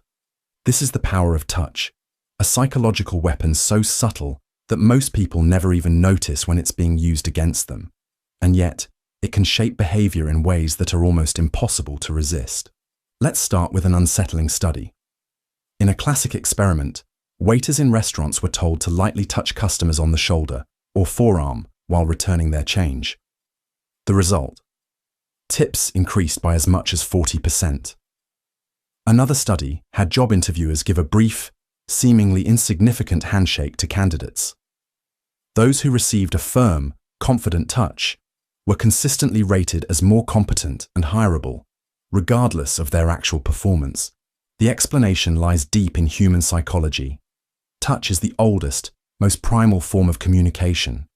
Before language, before speech, touch was how humans bonded, how we reassured, how we signaled dominance or submission. And that instinct hasn't disappeared. It's just been repurposed. So how does this trick work? It's all about subconscious trust and compliance. When someone touches you, especially lightly and briefly, it creates an instant sense of connection. You might not consciously notice it, but your brain does. It registers warmth, familiarity, even authority. In fact, research shows that when a doctor lightly touches a patient's arm while giving a diagnosis, the patient is more likely to believe them and follow their advice. It's the same reason politicians shake hands obsessively and salespeople make subtle, reassuring contact. Now here's where it gets dark. This effect works even when you don't want it to. Studies have shown that even unwanted touch, when not overtly aggressive, can lower a person's ability to resist persuasion. Criminals, con artists, and manipulators use this to their advantage. A cult leader might place a hand on your shoulder while speaking, making you feel indebted to them. A skilled interrogator might use a light touch on the arm to make you more likely to reveal information. Even scammers use touch, often brushing against their targets while talking, subtly making them more cooperative. This technique is also used in power dynamics. Ever noticed how powerful people in business or politics will place a hand on someone's back as they walk through a door? That's not just a friendly gesture, it's a display of dominance. They are, quite literally, guiding the other person, showing who's in control. And more often than not, the person being touched subconsciously accepts that control. And yet, here's the most disturbing part. It works even when you know about it. Even now, after hearing all of this, your brain is still wired to respond to touch the way it always has. The next time someone touches your arm, your mind will still associate it with warmth, trust, or authority. You might question it later, but in the moment, your defenses are already lowered. So the next time you feel a hand on your shoulder, a fleeting touch on your arm, or an unfamiliar warmth in a handshake, ask yourself, was that an accident? Or was it a calculated move to make you just a little more obedient? The decoy effect. The next time you buy something, stop and ask yourself, did you actually choose this, or were you led to it? Because what if I told you that many of your decisions weren't really yours at all, but carefully engineered by an invisible trick known as the decoy effect? This psychological trick is so subtle, so effective, that corporations, advertisers, and even political strategists use it to guide your choices without you ever realizing it. It works by presenting you with 3 options, but one of them isn't really there to be picked. It's just bait to push you toward a specific decision. And once you see it in action, you'll start questioning every choice you've ever made. Let's take a simple example. You walk into a movie theater, and you're given 2 choices. A small popcorn for $3 or a large for $7. Most people might hesitate. $7 seems like a steep jump from 3, but now the theater adds a third option, a medium popcorn for $6.50. Suddenly, $7 for a large doesn't seem so bad anymore. That 50-cent difference makes the large feel like the obvious best deal. You were never meant to pick the medium. It was only there to steer you toward the large. This trick isn't just used in concession stands. You'll find it everywhere. In subscription services, where the best value plan sits comfortably next to an overpriced, intentionally unattractive alternative. In restaurants where menu pricing is designed to make a certain dish look like the best deal. Even in elections, where a strategically placed third-party candidate can pull just enough votes from one side to shift the results. But here's where it gets disturbing. The decoy effect doesn't just shape our purchases. It influences our perceptions of value, quality, and even morality. Have you ever seen a public figure get away with something terrible just because someone else did something worse? That's the decoy effect. By introducing a more extreme alternative, the original choice suddenly feels more acceptable, even if it was never truly a good option. And the worst part? The more decisions you make under the influence of this trick, the more your brain starts to justify them. You convince yourself that you chose the best deal, that your vote was independent, that your moral compass was unshaken. But in reality, you were nudged, manipulated, and guided toward an outcome that was never really your choice to begin with. So the next time you're faced with 3 options, look closer, because one of them might not actually be a choice at all. The foot-and-mouth effect. Most people think that being polite and friendly will always work in their favor. But what if I told you that simply making small talk, expressing warmth, or even asking someone how they're doing could make you more vulnerable to manipulation? This is where the foot-in-mouth effect comes into play.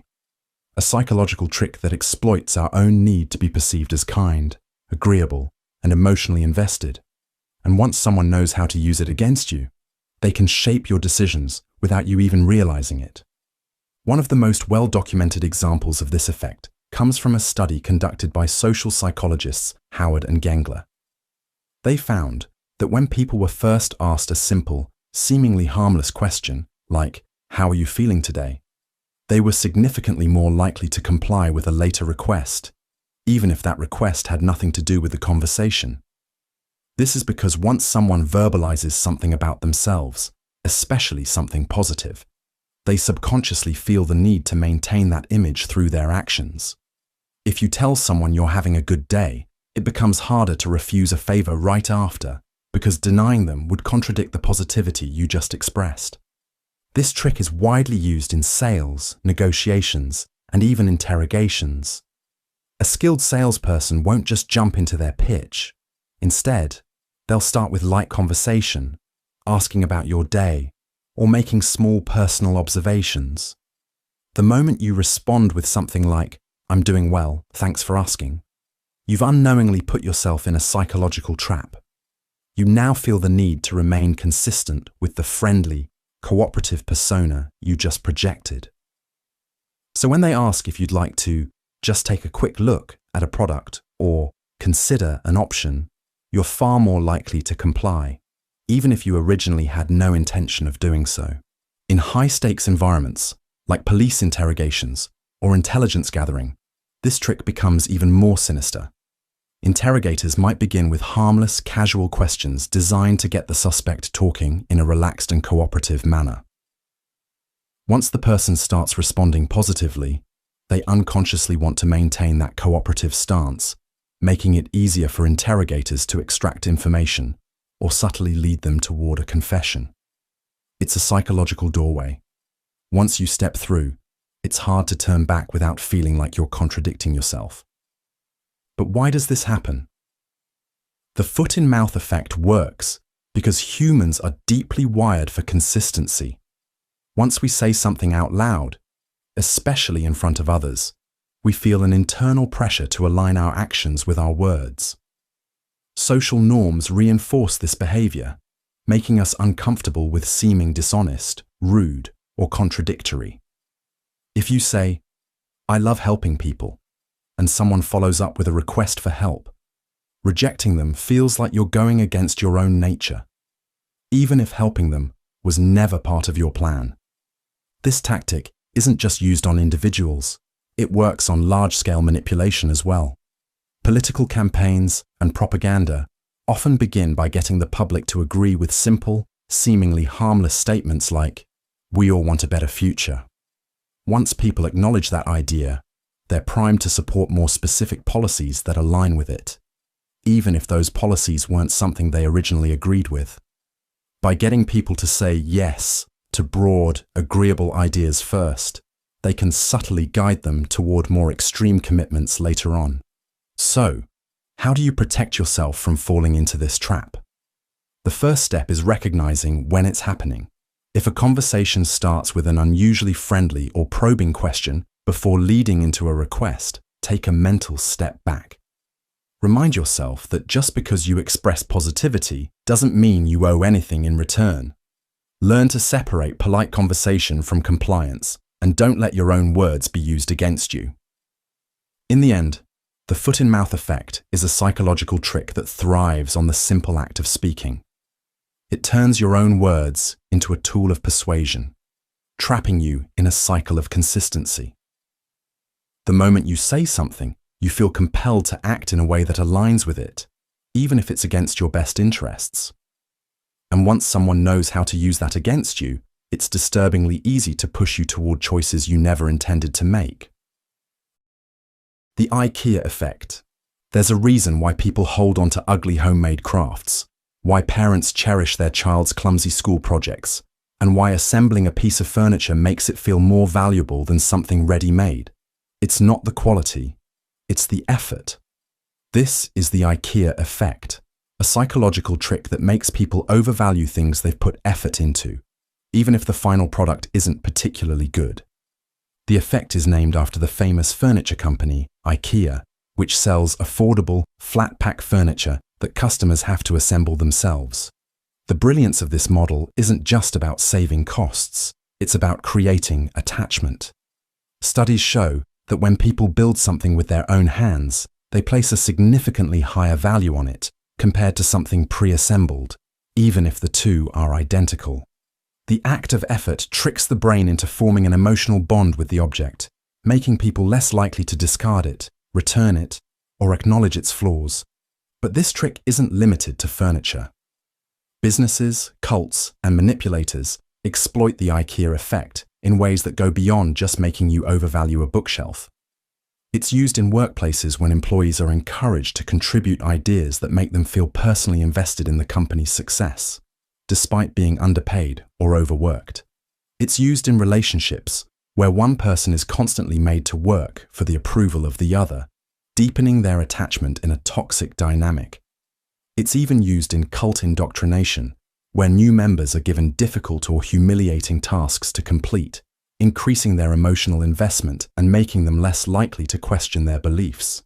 The IKEA effect is dangerous because it creates a psychological trap. The more effort you pour into something, the harder it becomes to walk away, even when logic says you should. This is why gamblers keep betting after losing money. Why people stay in failing relationships long after the love is gone, and why employees remain loyal to toxic companies. The mind convinces itself that because so much work was put in, it must be worth it. And here's the real danger. This effect doesn't just apply to objects and relationships.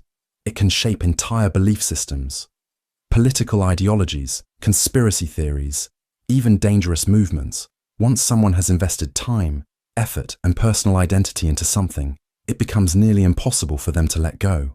They'd rather twist reality to protect their belief than admit they wasted their effort on something meaningless. So the next time you feel deeply attached to something, ask yourself, do you truly value it? Or have you just put in too much work to walk away? The contrast principle.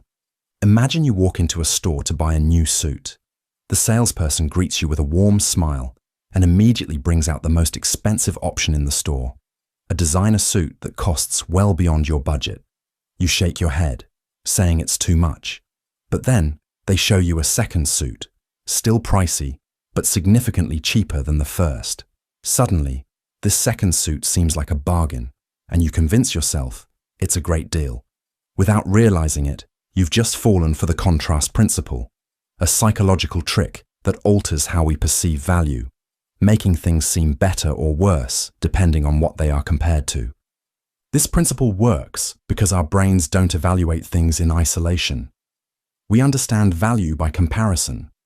A $100 shirt feels absurdly expensive if you've just been looking at $20 shirts. But if you've just been shown a $500 jacket, that same $100 shirt suddenly feels reasonable. This mental shortcut happens so fast that you don't even realize you're being influenced. It's one of the most effective persuasion tactics in existence. Salespeople, marketers, real estate agents, and even high-pressure negotiators use it constantly. Ever noticed how luxury car dealerships show you the most expensive models first? That's by design. After seeing a car that costs $100,000, a $60,000 car feels like a steal, even if it's still outrageously expensive. The contrast principle exploits your perception, not the actual value of what you're buying. But here's where it gets truly dark. This trick isn't just used in sales. It's used to manipulate behavior, decisions, and even how we judge people. Imagine a company introducing a terrible policy: longer work hours, fewer benefits. Employees revolt, refusing to accept it. Then, management compromises by offering a slightly less awful policy. Suddenly, employees feel relieved and accept the new conditions, even though they're still much worse than before. The trick. The second option was always the intended goal.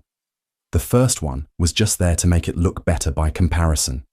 This same technique is used in politics and media. Have you ever noticed how a particularly controversial law or policy is first introduced in its most extreme form? Outrage follows. People demand change. Then a less extreme version is proposed, and people breathe a sigh of relief. They accept it, not because it's good, but because it looks better in contrast to the worse option. And then there's the manipulation of human relationships. Let's say someone wants you to accept mistreatment or control. They might start by treating you terribly, being overly critical or distant. Then suddenly, they give you a small kindness, a compliment, a gift, a moment of attention. That kindness feels huge in comparison to the prior mistreatment, and suddenly you feel grateful, even loyal. This is textbook emotional manipulation, and it keeps people trapped in toxic relationships or social dynamics they would have rejected outright under normal circumstances. What makes this trick so insidious is that it feels completely natural. Your brain truly believes the second option is better. It doesn't feel like manipulation. And once this principle is in play, escaping it becomes nearly impossible unless you know what's happening. So how do you fight it? The key is absolute awareness. Whenever you're making a decision, ask yourself, am I judging this based on its actual value, or is something else influencing my perception? Because in the end, the real danger of the contrast principle isn't that people use it against you, it's that you might never even realize they did. The endowment effect. The endowment effect is one of the most insidious psychological tricks because it exploits something deeply personal, our attachment to what we believe is ours. Once we own something, even for a short time, we assign it more value than it objectively deserves. This quirk in human behavior can be used to manipulate decisions, emotions, and even financial choices in ways most people never see coming. Imagine this. You walk into a store and a salesperson hands you an expensive-feeling pen, telling you to test it out. As you roll it between your fingers, writing a few lines, it starts to feel like yours. Suddenly, when the price is revealed, it seems reasonable, even if you never intended to spend that much on a pen. That's the endowment effect at work. Simply touching or using something tricks your brain into believing you own it, making it harder to let go. But it doesn't stop with physical objects. The endowment effect is weaponized in everything from marketing to high-stakes negotiations. Free trials, test drives, and limited-time demos all work because they create a sense of ownership before you've spent a dime. Once something feels like yours, giving it up feels like losing a part of yourself. Retailers know this, which is why they let you borrow their products before committing. It's even more dangerous when applied to ideas and beliefs. People become irrationally attached to opinions simply because they've held them for a long time. This is why changing someone's mind, even with undeniable facts, is so difficult.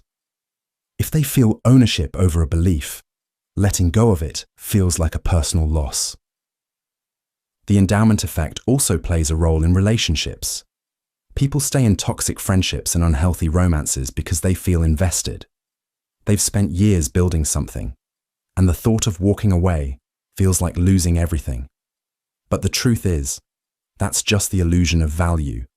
The same trick that convinces you an old, broken phone in your drawer is worth more than it actually is. When this trick is used strategically, it can be devastating. Cults, con artists, and manipulative leaders rely on it to keep followers locked in. By making people feel like they own their choices, their place in a group, or even their suffering, they make escape feel impossible. The deeper the investment, the stronger the illusion of value. And here's the most unsettling part. The endowment effect works even when you know about it. It doesn't matter if you're aware of the trick, your brain still clings to what feels like it belongs to you. The only way to break free is to recognize when you're valuing something more just because it's in your possession. Because sometimes what feels precious is just a well-placed illusion. The placebo effect. They handed you a pill. You swallowed it, and within minutes, the pain started fading. Relief washed over you, your body responding just as expected.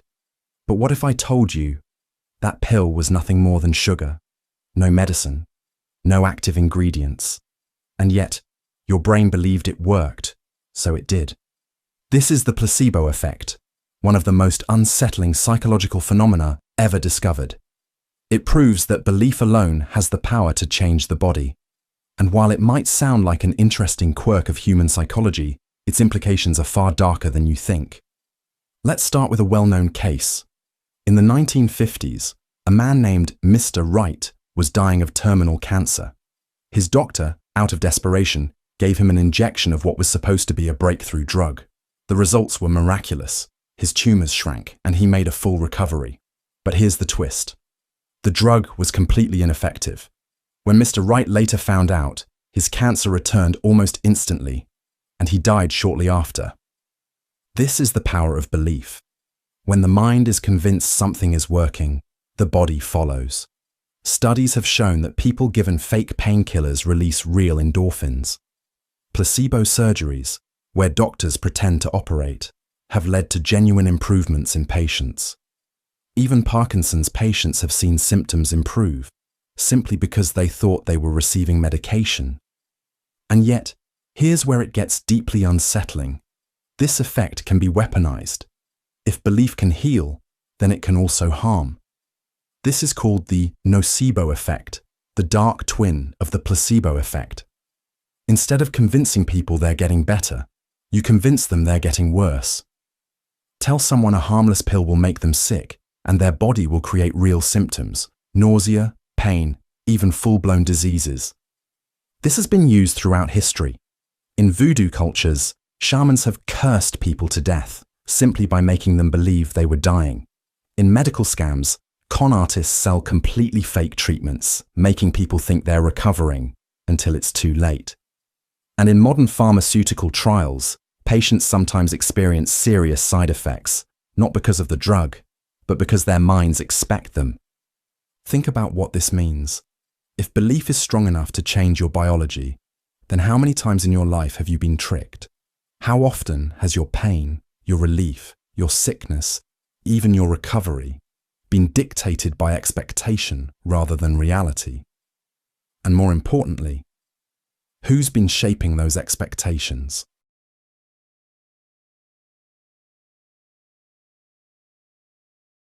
The sublime.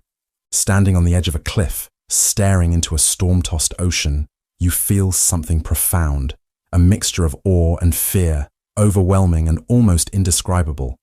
This is the sublime, a concept that has fascinated philosophers and artists for centuries, exploring the intersection of beauty, terror, and human comprehension. The sublime isn't simple admiration or pleasure. It's about scale. Edmund Burke, in A Philosophical Inquiry, described it as astonishment, with some degree of horror. For Burke, the sublime arises in the presence of vast, uncontrollable forces, nature's power, infinite space, or the inevitability of death. Immanuel Kant expanded on this in Critique of Judgment. He argued that the sublime isn't just external, it's a mental experience. When faced with the immensity of a starry sky or towering mountains, we feel small, yet realize our capacity to comprehend such vastness. This tension between insignificance and intellectual power defines the sublime. The sublime emerges where beauty meets danger. A serene lake may be beautiful. Will you awaken from with its deafening noise and sheer drop, becomes sublime. It's the thrill of standing close to something that could destroy you, yet marveling at its existence. Art and literature capture this sensation. Romantic poets like Wordsworth and painters like Caspar David Friedrich sought to evoke the sublime's essence, reminding us of forces greater than ourselves. Today, we feel it in images of distant galaxies or the raw power of storms. The sublime challenges us to embrace the unknown, finding meaning in the tension between fear and wonder, glimpsing both our smallness and our extraordinary capacity to perceive it. The ethics of forgetting. Forgetting isn't just a lapse, it's an act that shapes who we are. This is the heart of the ethics of forgetting, which explores the tension between memory and morality. While society often glorifies remembrance, philosophers like Friedrich Nietzsche and Paul Ricoeur argue that forgetting is essential for growth. In On the Genealogy of Morality, Nietzsche described forgetting as an active capacity. He believed that without it, we'd be paralyzed by past grievances, trapped in cycles of resentment and unable to move forward. Forgetting, for Nietzsche, is a moral tool, a way to break free from vengeance and suffering, allowing individuals and societies to heal and grow. However, forgetting is a double-edged sword. In memory, history, forgetting, Ricoeur warned of its dangers. While forgetting can help heal wounds, it also risks erasing vital truths. Ricoeur described abusive forgetting as a form of violence, silencing voices and distorting history. This tension is clear in debates about historical memory. Post-conflict societies, for instance, must decide whether to preserve past atrocities in detail, risking reopened wounds, or to soften those memories, allowing reconciliation. Truth and reconciliation commissions wrestle with this balance between accountability and coexistence. Even personally, the ethics of forgetting poses challenges. Is it right to cling to every betrayal, or can forgiveness, often tied to forgetting, help rebuild relationships and move past pain? The is-ought problem. What if everything you believe about morality rests on a leap, a jump from facts to values that logic can't justify? This is the is-ought problem, a challenge to moral reasoning introduced by David Hume in the 18th century. In a treatise of human nature, Hume observed that moral arguments often describe how the world is, facts, natural laws, and then leap to how the world ought to be, what we should do or value. This leap, he argued, is unjustified. There's no logical connection between descriptive statements and prescriptive moral rules. For example, consider the argument, humans evolved to compete for resources, so we ought to prioritize self-interest. The first part is factual, the second part is a moral claim. But why should the fact that we evolved this way dictate how we ought to act? Hume warned that this shift sneaks in unexamined assumptions. This forces us to ask, where do moral values come from if not directly from facts? Some argue morality is objective, akin to mathematical truths, while others see it as a human invention shaped by culture and emotion. The is-ought problem also sparks debate about science and morality. Thinkers like Sam Harris suggest science can guide morality by revealing what promotes human well-being. Critics counter that even this assumes a value, that well-being is worth pursuing, a value science cannot prove. For Hume, moral judgments ultimately stem from emotions, not logic. As he wrote, reason is and ought only to be the slave of the passions. Negative utilitarianism. Pain is universal. No matter who you are, suffering cuts deeper than joy ever soars. Negative utilitarianism forces us to confront a harrowing question. If ethics aims to reduce suffering, shouldn't eliminating pain take precedence over creating happiness? Philosopher Karl Popper articulated this idea in The Open Society and Its Enemies, writing, "Suffering makes a direct moral appeal for help, while there is no similar call to increase the happiness of a man who is doing well anyway." For Popper, alleviating suffering is not just important, it's morally urgent. Negative utilitarianism builds on utilitarianism, which seeks to maximize well-being. But unlike traditional utilitarianism, it prioritizes preventing harm over promoting happiness. The reasoning is clear. Suffering is more impactful than pleasure. While joy might brighten a moment, pain, especially intense or chronic, can dominate a life. Few would trade constant agony for fleeting happiness. This philosophy, however, sparks controversy. Critics highlight its unsettling implications. If eliminating suffering is paramount, wouldn't the most efficient solution be the eradication of all sentient life? After all, where there is no life, there is no pain. Philosopher David Pearce, a proponent of negative utilitarian ideas, suggests a less extreme approach, leveraging science and technology to eradicate suffering, envisioning a future where pain itself is obsolete. Despite its stark conclusions, negative utilitarianism poses an urgent moral challenge. In a world rife with preventable suffering, hunger, disease, war, Shouldn't reducing pain outweigh the pursuit of happiness? It forces us to ask, what if true morality lies not in how much joy we create, but in how much suffering we prevent? And isn't that the part of life most in need of our attention?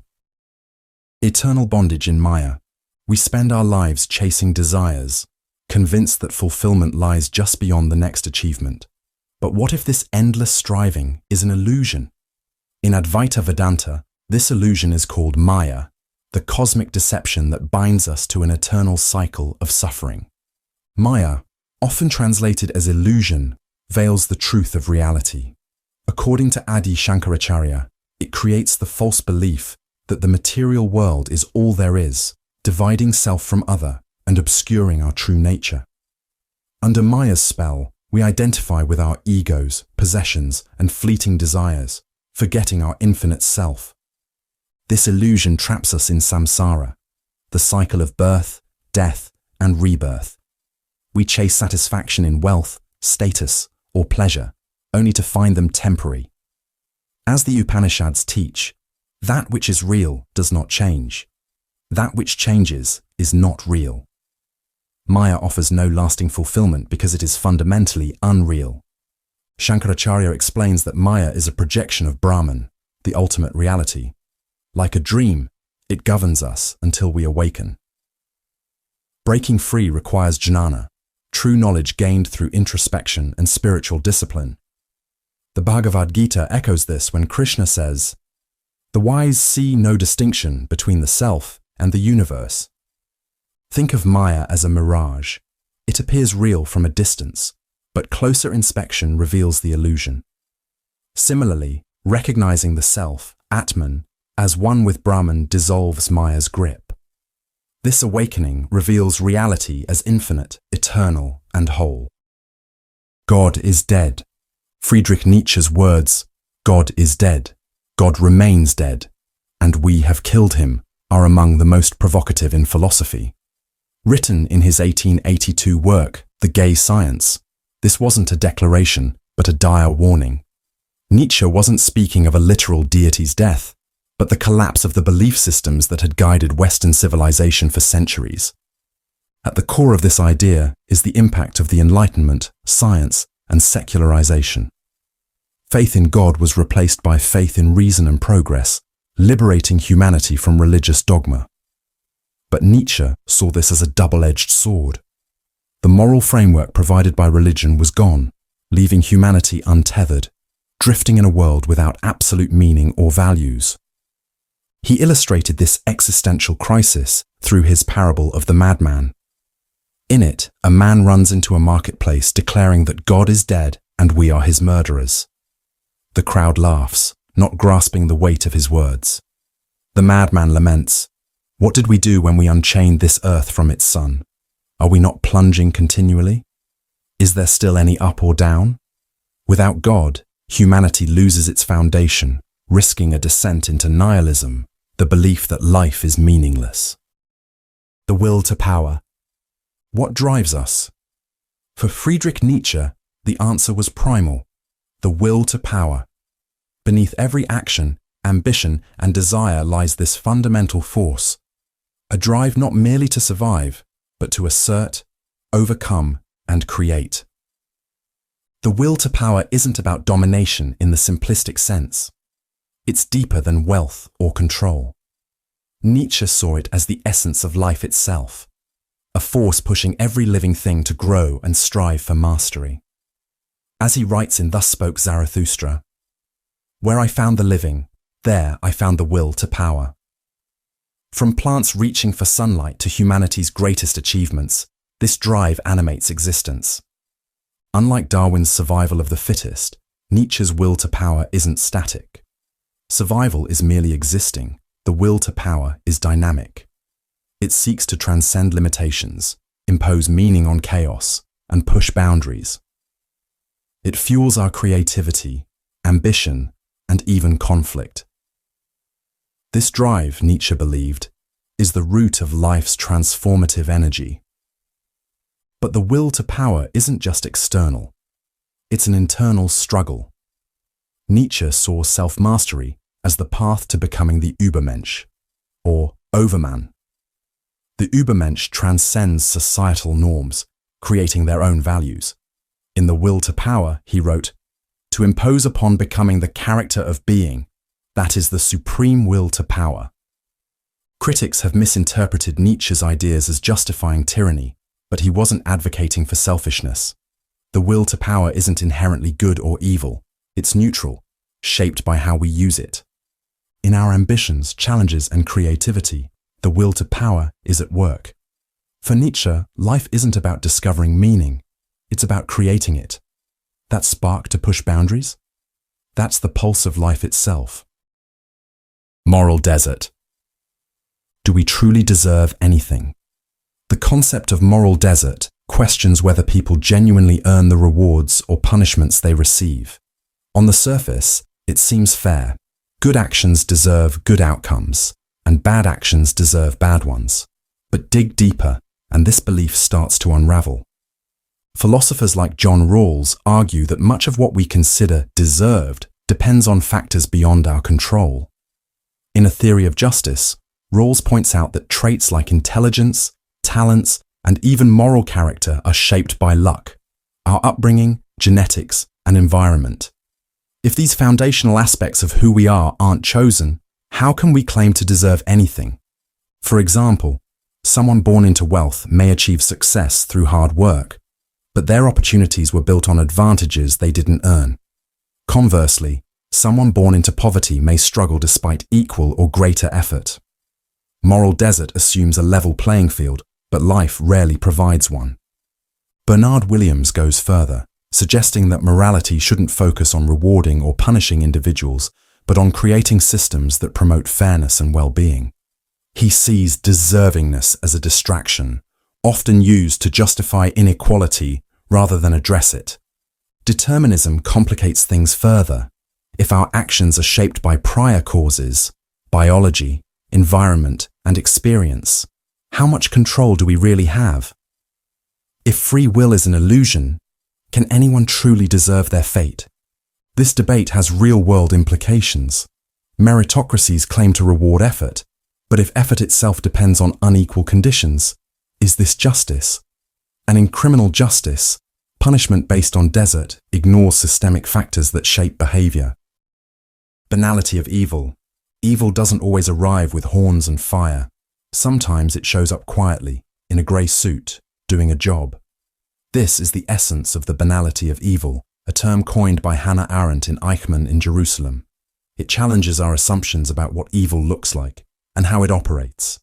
In 1961, Adolf Eichmann, a key architect of the Holocaust, stood trial. To many, he was a monster. But Arendt saw something unexpected. Eichmann wasn't fanatical or even particularly intelligent. He was ordinary, a man who followed orders, shuffled papers, and avoided reflecting on the morality of his actions. Arendt called this the banality of evil. Eichmann's crimes weren't driven by deep hatred, but by thoughtlessness, an uncritical compliance with authority, and a refusal to question the system he served. He performed atrocities with bureaucratic detachment, not malice. This idea is terrifying because it suggests that evil doesn't always require hatred.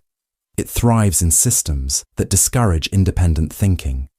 When people reduce themselves to just doing their job, unimaginable harm becomes possible. Arendt argued that Eichmann's failure to think, to judge, to take responsibility was his greatest crime.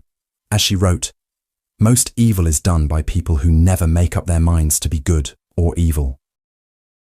Hell is other people. Hell isn't where you go. It's who you're with. Jean-Paul Sartre's idea, hell is other people, reveals a profound truth about human relationships. For Sartre, the essence of torment lies in being trapped under the gaze of others. Human existence is shaped by how we are seen and judged, forcing us to view ourselves through their perceptions rather than as we truly are. Picture yourself standing in front of a funhouse mirror that distorts your reflection. No matter how you adjust or try to explain what you really look like, the reflection defines you in the eyes of everyone watching. Sartre argued that this is what it feels like to exist in the presence of others. Every glance, every judgment imposes a version of you that may not align with your true self. This dynamic isn't just an occasional discomfort, it's a fundamental part of human existence. The need for validation locks us in a cycle where we crave recognition, even though it limits our authenticity. Sartre believed that the gaze of others turns us into objects, stripping away the freedom to define ourselves independently. Human relationships, even at their best, carry this inherent tension. The mere presence of others creates an invisible web of expectations and judgments, trapping us in roles we never fully choose. For Sartre, this unresolvable conflict defines the human condition, a constant pull between the desire to be seen and the inevitable loss of freedom that comes with it. Ego death. Who are you? Not your name, your job, or even your memories. Strip those away, and what's left? Ego death offers a haunting answer: the dissolution of the self, where the boundaries between you and the world vanish, leaving only raw existence. Ego death is central to mystical traditions, Eastern philosophies, and modern psychology. In Buddhism, it aligns with anatta, or no self, challenging the idea of a permanent identity. Hinduism describes it as realizing the self. Jiva is an illusion, revealing the oneness of Brahman. Both see shedding the ego as the path to enlightenment. Carl Jung explored ego death through psychology, linking it to individuation, a process where the ego confronts the unconscious and dissolves illusions of separation. He called it a confrontation with the self, revealing something far greater than the individual. But ego death isn't just theoretical, it's a profound, often unsettling experience. Many describe it as the loss of their I, whether through meditation, spiritual practice, or psychedelic journeys. Timothy Leary called it the complete transcendence of self, emerging with the infinite. Why seek such an experience? Ego death dismantles the illusions we cling to, our separateness, our roles, our fears.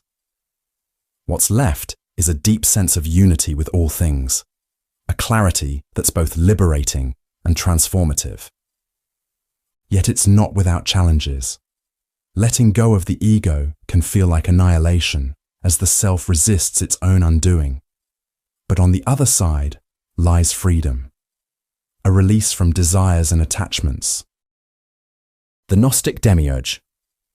What if the world you see, everything you believe is real, was crafted not by a benevolent creator, but by a flawed, malevolent architect? In Gnostic philosophy, this being is the demiurge, a lesser deity marked by ignorance and arrogance. Far from the all-good God of many religions, the Gnostics saw the demiurge as a blind craftsman who shaped the material world not out of perfection, but error. They believed this flawed creation was a prison designed to trap souls in suffering. The term demiurge comes from the Greek demiurgos, meaning craftsman. While Plato used it to describe a divine creator organizing chaos, the Gnostics reimagined the demiurge as a false god. In texts like the Apocryphon of John, the demiurge, named Yaldabaoth, is depicted as a monstrous figure, a cosmic accident declaring, "I am God and there is no other."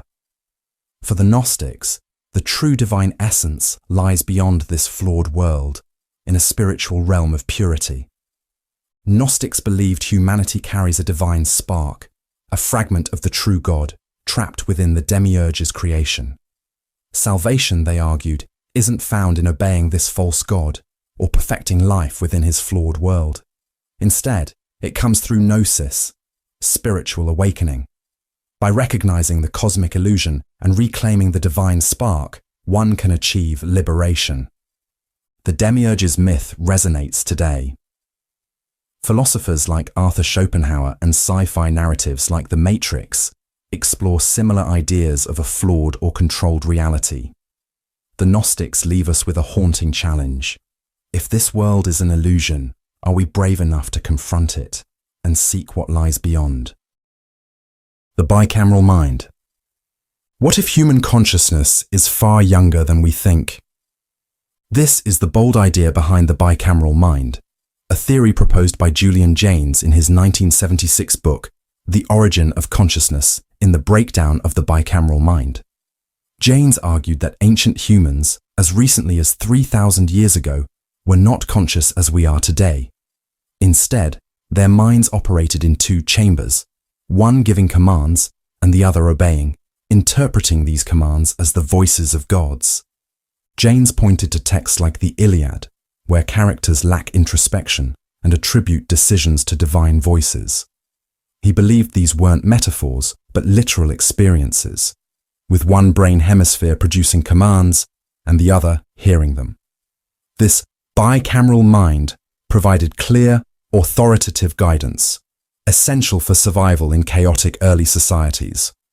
Over time, societal complexity and the development of written language led to the breakdown of this system. As external pressures like wars and migrations increased, humans adapted, fostering introspection and the emergence of modern self-awareness. For Jaynes, this marked the birth of consciousness as we know it. Critics call the theory speculative, questioning its neurological basis and reliance on textual interpretation. However, Jaynes's ideas provoke profound questions. Is modern consciousness a relatively recent development shaped by history?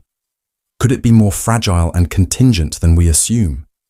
If consciousness once emerged from societal and environmental pressures, could it also fade under different conditions?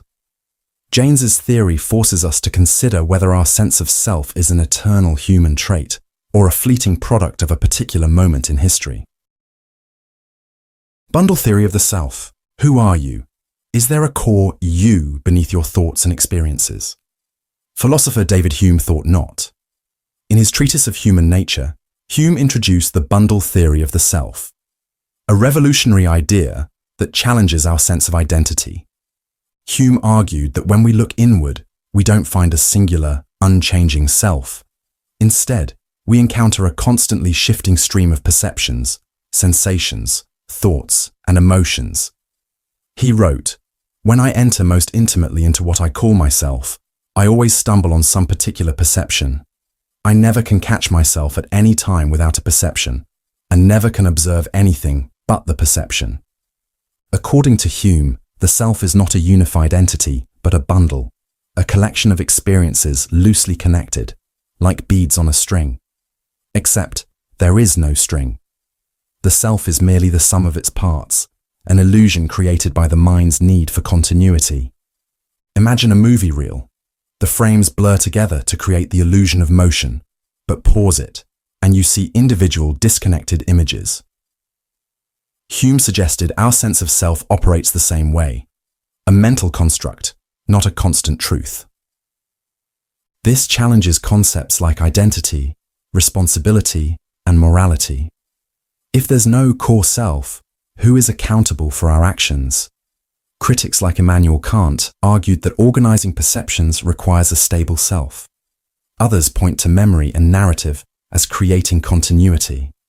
Yet modern neuroscience supports Hume. Studies reveal the brain as a patchwork of systems working in parallel, with no central coordinator. The self, it seems, is a process, not a thing. Hume's theory leaves us with a liberating thought. If we're a bundle of experiences, we're free to grow and redefine ourselves with every passing moment. Ding an sich. What is the true nature of reality? Do we see the world as it truly is, or only as it appears to us? Immanuel Kant tackled this question with the concept of the Ding an sich, the thing in itself. It challenges everything we think we know about existence. In his critique of pure reason, Kant distinguished between the world as it appears to us and the world as it is in itself. According to him, we never experience reality directly. Instead, what we perceive, space, time, cause, and effect, is shaped by the structures of our minds. These aren't properties of the external world, but frameworks we impose on it. As Kant wrote, we can never transcend the limits of our own faculties to reach the thing in itself. The Ding an sich represents reality's true nature beyond human perception. Take a tree, for example. You see its shape, color, and texture, but these qualities are interpretations by your senses. The tree's essence, its ultimate reality, remains hidden. If we can never know the thing in itself, how can we claim to know anything? Kant argued that while we're limited to appearances, our shared cognitive framework ensures consistency, allowing us to navigate the world effectively. Reality may be unknowable, but it is coherent. This concept resonates with modern science. In quantum mechanics, particles exist in undefined states until observed, echoing Kant's insight that ultimate reality eludes direct experience. Being and nothingness. Existence precedes essence. Jean-Paul Sartre's foundational statement in Being and Nothingness captures the core of his existentialist philosophy. Humans are not born with a predetermined nature or purpose. Instead, we create our essence through actions and choices. Sartre argues that we are defined not by what we are, but by what we do. Sartre distinguishes between two modes of being in itself and being for itself. Being in itself refers to inanimate objects that simply exist, fixed, unchanging, and unaware. A chair or a rock, for example, has no capacity for self-reflection or transformation.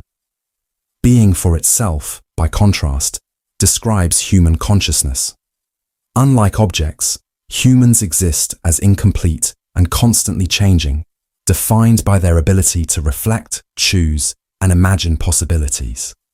Central to Sartre's philosophy is the concept of nothingness. Consciousness introduces a gap, nothingness, between ourselves and the world. This gap allows humans to envision what could be and act freely.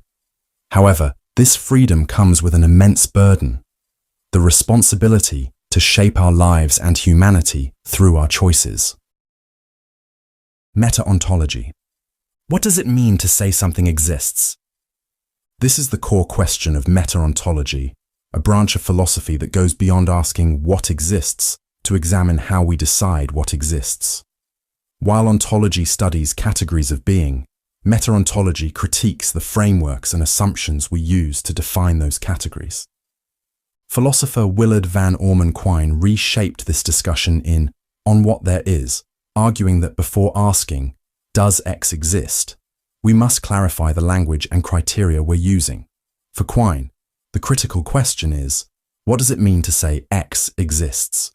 He used Pegasus, the mythical winged horse, as an example. Pegasus doesn't exist in reality, but discussing Pegasus implies it exists conceptually.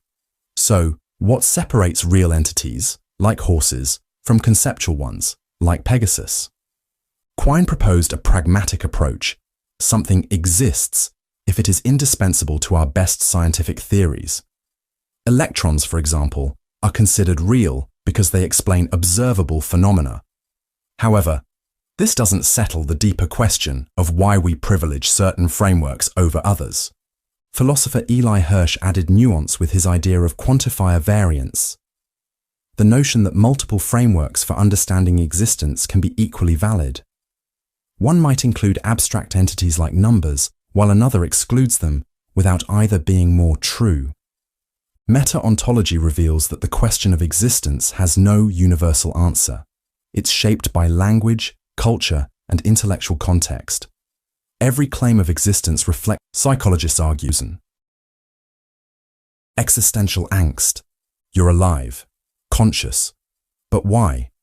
The moment you confront this question, you feel it. A hollow unease, a weight pressing down. This is existential angst, a discomfort not from fear of death, but from the sheer burden of life itself. Søren Kierkegaard, the father of existentialism, explored this in the concept of anxiety. For him, angst arises from the realization of our freedom, the ability to choose, define ourselves, and shape our future. But with that freedom comes a terrifying truth. There are no guarantees, no ultimate guide. Kierkegaard wrote, "Anxiety is the dizziness of freedom." This dizziness stems from possibility. Imagine standing on the edge of a cliff. Part of you fears falling, but another part recognizes that you could jump. That unsettling awareness that your choices are yours alone is the essence of existential angst. Jean-Paul Sartre expanded on this idea, calling humans condemned to be free. Without a divine plan or predetermined purpose, we must create our own meaning. This freedom is liberating, yet paralyzing. Sartre wrote, "Man is nothing else but what he makes of himself." But what if we don't know what to make? What if the weight of freedom feels unbearable? Idle talk. Most of what we say is meaningless. This is the essence of Martin Heidegger's concept of idle talk, which he used to describe shallow, repetitive communication that dominates daily life. Idle talk isn't harmless small talk. It disconnects us from authentic living and obscures deeper truths. Idle talk occurs when language becomes a cycle of unexamined repetition. Gossip, clichés, and empty affirmations are prime examples. In Being and Time, Heidegger described it as talking about something without genuine understanding. It gives the illusion of connection, but alienates us from deeper engagement with the world. Consider a viral headline shared and debated endlessly. How many truly understand the issue versus echoing opinions they've absorbed? Idle talk thrives on surface-level chatter, unconcerned with truth, keeping conversations alive without substance. For Heidegger, this isn't a trivial annoyance. It leads to fallenness, where we lose ourselves in societal noise and abandon deeper existential questions. Instead of thinking critically, we adopt pre-packaged ideas, allowing them to shape our worldview. What makes idle talk dangerous is its comfort. It offers belonging and participation in collective narratives, but pulls us away from authenticity. We stop engaging with our unique perspectives, conforming to shallow patterns of discourse. Heidegger didn't condemn all communication, but believed language could either reveal or obscure truth. Idle talk replaces reflection with noise, blinding us to life's deeper meaning. Human sacrifice. Mythos. Few ideas are as unsettling as human sacrifice. The act of offering a life to appease gods, seek favor, or restore balance. What drove civilizations across the globe to embrace such rituals, and what does this reveal about the human psyche? Human sacrifice spanned cultures and eras, from Aztec temples to Celtic druids, from ancient China to Mesopotamia. At its heart was the belief that blood was the ultimate currency in the cosmic economy. For the Aztecs, it wasn't just ritual, it was necessity. The gods had sacrificed themselves to create the world, and humanity owed a debt. Historian David Carrasco noted, "Without the nourishment of blood, the sun would fail to rise. Sacrifice ensured the universe's survival. But why humans, not animals or crops? Life itself held sacred, unmatched value. Offering a human life was the ultimate gift, imbued with profound spiritual weight." Philosopher René Girard explored the psychology of sacrifice, proposing it emerged to resolve social conflict. His scapegoat mechanism theory suggested societies channeled collective guilt or fear onto a single victim, restoring unity. Sacrifice wasn't just spiritual, it reinforced political power. Priests and rulers claimed authority through their ability to mediate between humanity and the divine. Over time, Nietzsche argued, sacrifice evolved. Ritual bloodshed gave way to moral sacrifices, self-denial and guilt, shaped by religious systems like Christianity. Today, human sacrifice is gone, but its echoes persist in our stories and the idea of sacrificing for greater causes. No self-doctrine. Who are you? You might say your name, your memories, or the sense of you at your core. But what if that self is an illusion, a story your mind creates? This is the claim of the no-self doctrine, a cornerstone of Buddhist philosophy. Central to this doctrine is anatta, the denial of a permanent, unchanging self. The Buddha rejected the notion of a core you behind your thoughts and actions. Instead, he described human existence as 5 aggregates: body, sensations, perceptions, mental formations, and consciousness. These elements create the illusion of a cohesive self, but no central piece holds them together. Imagine a river. It looks continuous, but up close, it's a flow of constantly changing water. The self, the Buddha argued, is just like that, an ever-shifting process, not a fixed entity. This perspective has profound implications. If there's no permanent self, what happens to identity, attachment, or suffering? Much of our pain, the Buddha taught, stems from clinging to desires, egos, and the illusion of permanence. Realizing anatta allows us to let go of this clinging and find liberation. Centuries later, philosopher David Hume echoed this view. He wrote, "I never can catch myself without a perception and never can observe anything but the perception." Like the Buddha, Hume found no evidence of a fixed self, only fleeting impressions. Apophatic theology. God cannot be described, only negated. This is the foundation of apophatic theology, or negative theology, which argues that any attempt to describe God is inherently flawed. Not because the descriptions are false, but because human language is incapable of capturing the infinite and transcendent nature of the divine. The concept dates back to early Christian thinkers, like Pseudo-Dionysius the Areopagite, who wrote, "The highest of all things is neither light, nor darkness, nor truth, nor falsehood. It is beyond all assertion and denial alike." To understand God, he argued, we must first unlearn everything we assume to know. Apophatic theology rejects positive descriptions like God is good or God is loving. These statements, it argues, reduce God to human terms, confining the divine to our limited understanding. Instead, it focuses on what God is not finite, not material, not bound by time, not comprehensible. It's like staring at the sun. You can't look directly at its brilliance, but you can perceive its effects. This approach is unsettling because it strips away certainty. If God is unknowable, how do we pray, worship, or build faith? Apophatic theologians suggest that the mystery itself is the point. By embracing what we cannot know, we approach a more reverent understanding of the divine. In contrast to cataphatic theology, which describes God through positive attributes, apophatic theology insists such efforts are limiting. As the mystic Meister Eckhart said, God is greater than God. The uncanny. Why do things that are almost human disturb us more than things that are not human at all?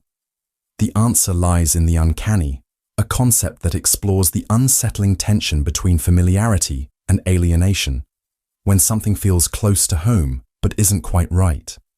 Sigmund Freud explored this in his 1919 essay, Das Unheimliche, meaning the unhome-like. For Freud, the uncanny arises when the familiar becomes strange, provoking deep psychological unease. It's the lifelike doll, the too real robot, or the shadow in the mirror that doesn't quite follow.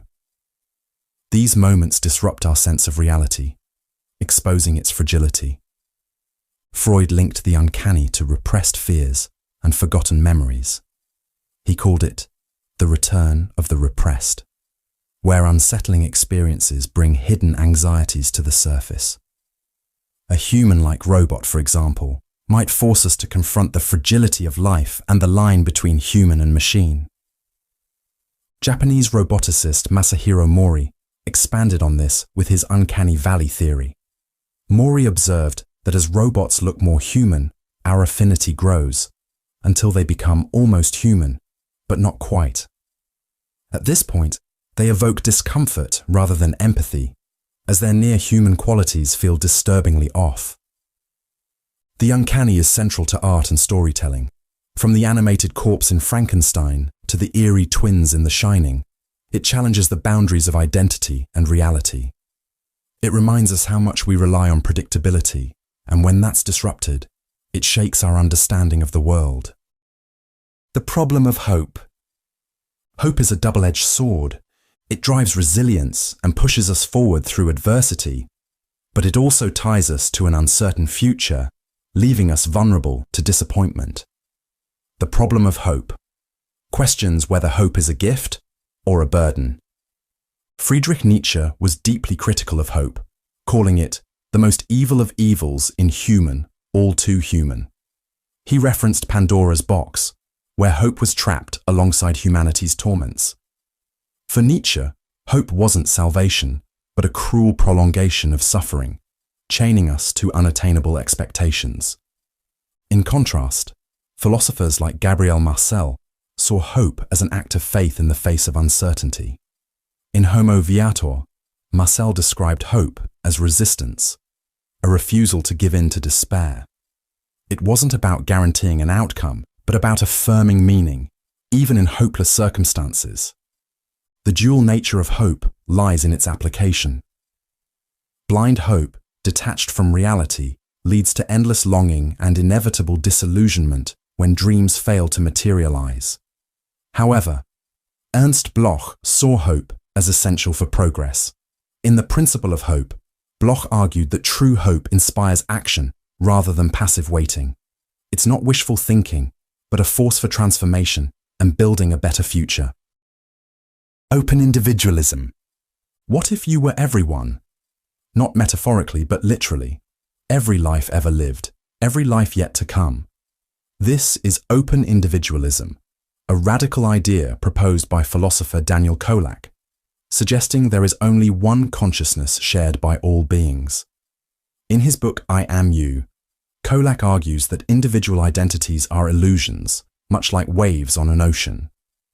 Beneath the surface, we're all part of the same vast, unified consciousness. Most of us accept closed individualism, the belief that each person has a distinct, separate self that begins at birth and ends at death. Open individualism challenges this, comparing the self to walls in a house. These walls seem to define space, but the air flows freely through, undivided. Similarly, what we see as distinct selves are just temporary perspectives of the same universal awareness. This idea isn't new. In Hinduism, Brahman represents a universal self, with the individual soul, Atman, as inseparable from it. Buddhism's concept of anatta, or no self, also denies permanent identity. Open individualism reimagines these ancient insights through a modern lens, but the implications are profound. If we are all one, does individuality matter? Kolak suggests it deepens responsibility. Harming another is harming yourself. Helping another is self-directed compassion. Critics argue the idea is unprovable, but Kolak counters that separateness is just a convincing illusion, like the moon, which seems to glow but only reflects sunlight. Moral nihilism. Good, evil, right, wrong. What if these weren't universal truths, but human inventions, stories we've created to impose order on a chaotic universe? This is the claim of moral nihilism, the belief that morality isn't real, but a construct, a fiction we tell ourselves. J.L. Mackie, one of moral nihilism's key proponents, opens his book, Ethics, Inventing Right and Wrong, with the bold assertion, there are no objective values. For Mackie, moral claims, justice, kindness, cruelty, aren't facts about the world. Instead, they're projections of human emotions and social conventions, as unreal as shadows cast on a wall. Mackie supports this view with two arguments. The first is the argument from relativity. Across cultures and history, moral codes differ wildly. One society's virtue is another's vice. If morality were truly objective, shouldn't we expect more consistency? Mackie suggests that these differences arise not from universal truths, but from human needs shaped by specific contexts. The second is the argument from queerness. If objective moral values existed, they'd be unlike anything else in the universe. Strange, metaphysical entities guiding human behavior. How could we even detect such things? For Mackie, this idea is implausible, further undermining the notion of objective morality. But moral nihilism doesn't demand chaos or lawlessness. Mackie describes morality as a useful fiction. Rules like stealing is wrong aren't cosmic truths. They're tools that promote social stability. The fiction works, even if it's not real. Christian mortalism. Most of us assume the soul is immortal, a core belief in mainstream Christianity. But what if that's wrong? Christian mortalism, a theological perspective, challenges the idea of inherent eternal life, asserting instead that immortality is not a natural trait, but a gift from God. Christian mortalism holds that humans are mortal beings, and death is a true cessation of consciousness, what some call soul sleep. Eternal life, in this view, isn't guaranteed, but depends on God's power to resurrect the dead. This belief reframes life after death as a divine act, not an innate property of the soul. This idea isn't new. Theologians like John Milton argued that the Bible emphasizes resurrection over innate immortality. In De Doctrina Christiana, Milton wrote, "Man is a living soul, not an immortal one." Christian mortalists cite verses like Ecclesiastes 9:5, "The dead know nothing," and Romans 6:23, "The wages of sin is death," to support their claim that death is an unconscious state, awaiting Judgment Day. Unlike traditional views, Christian mortalism rejects immediate entry into heaven or hell. Instead, the dead rest until God determines their fate, resurrection to eternal life or annihilation. This challenges ideas of eternal torment, presenting annihilation as the ultimate punishment for the unrighteous. Critics argue this diminishes the soul's significance, but proponents see it as a return to biblical teachings, free from philosophical influences like Plato's. For them, this perspective highlights God's grace and power, making resurrection central to salvation. The bad infinite. Infinity isn't always majestic. It can be terrifying. This is the essence of the bad infinite, a concept introduced by German philosopher Georg Wilhelm Friedrich Hegel. While infinity often evokes boundless potential, Hegel warned of a darker version, an endless loop of hollow repetition that traps rather than expands. Hegel distinguished between two kinds of infinity. The true infinite is dynamic and transformative. It grows, transcends limits, and evolves, like the expansion of knowledge or the universe itself. In contrast, the bad infinite is static and lifeless, an endless cycle offering no new insight or progress. Think of a number line stretching infinitely in both directions. Though boundless, it's sterile, a repetition of the same, forever. Imagine climbing an endless staircase with no new floors, no horizons, just step after step, repeating endlessly. That's the bad infinite, where infinity becomes stagnation. For Hegel, this wasn't just theoretical. It was a philosophical warning. He saw this flawed infinity in rigid systems, unattainable ideals, or obsessive pursuits where progress becomes a loop of frustration. Take the pursuit of perfection. If perfection is infinite, striving for it can trap us in endless dissatisfaction. Each success only pushes perfection further out of reach, creating a cycle with no resolution, a bad infinite. Hegel argued that infinity isn't inherently good or bad. The key lies in how we engage with it. The true infinite embraces limits as opportunities to transcend, finding meaning in motion and growth. The bad infinite, however, delivers monotony, trapping us in cycles that lead nowhere. Hegel's insight reminds us that not all infinities inspire. Some entangle. True infinity isn't endless repetition. It's purposeful transformation. The emptiness doctrine. Nothing exists independently.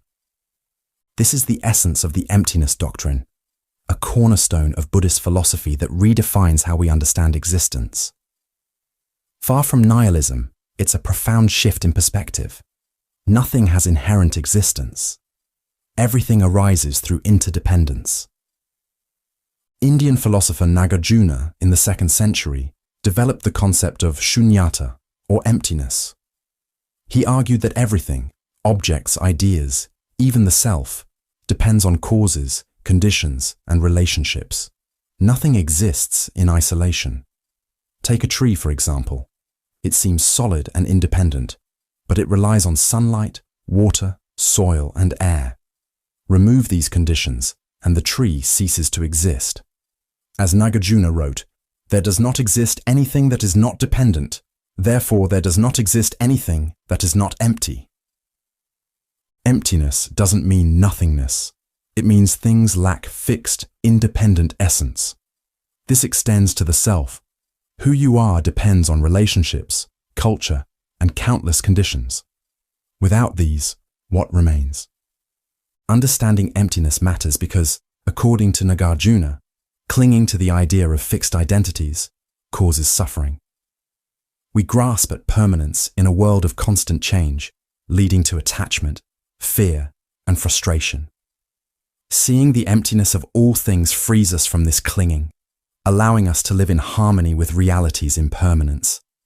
The emptiness doctrine reveals that reality isn't made of isolated entities, but infinite connections.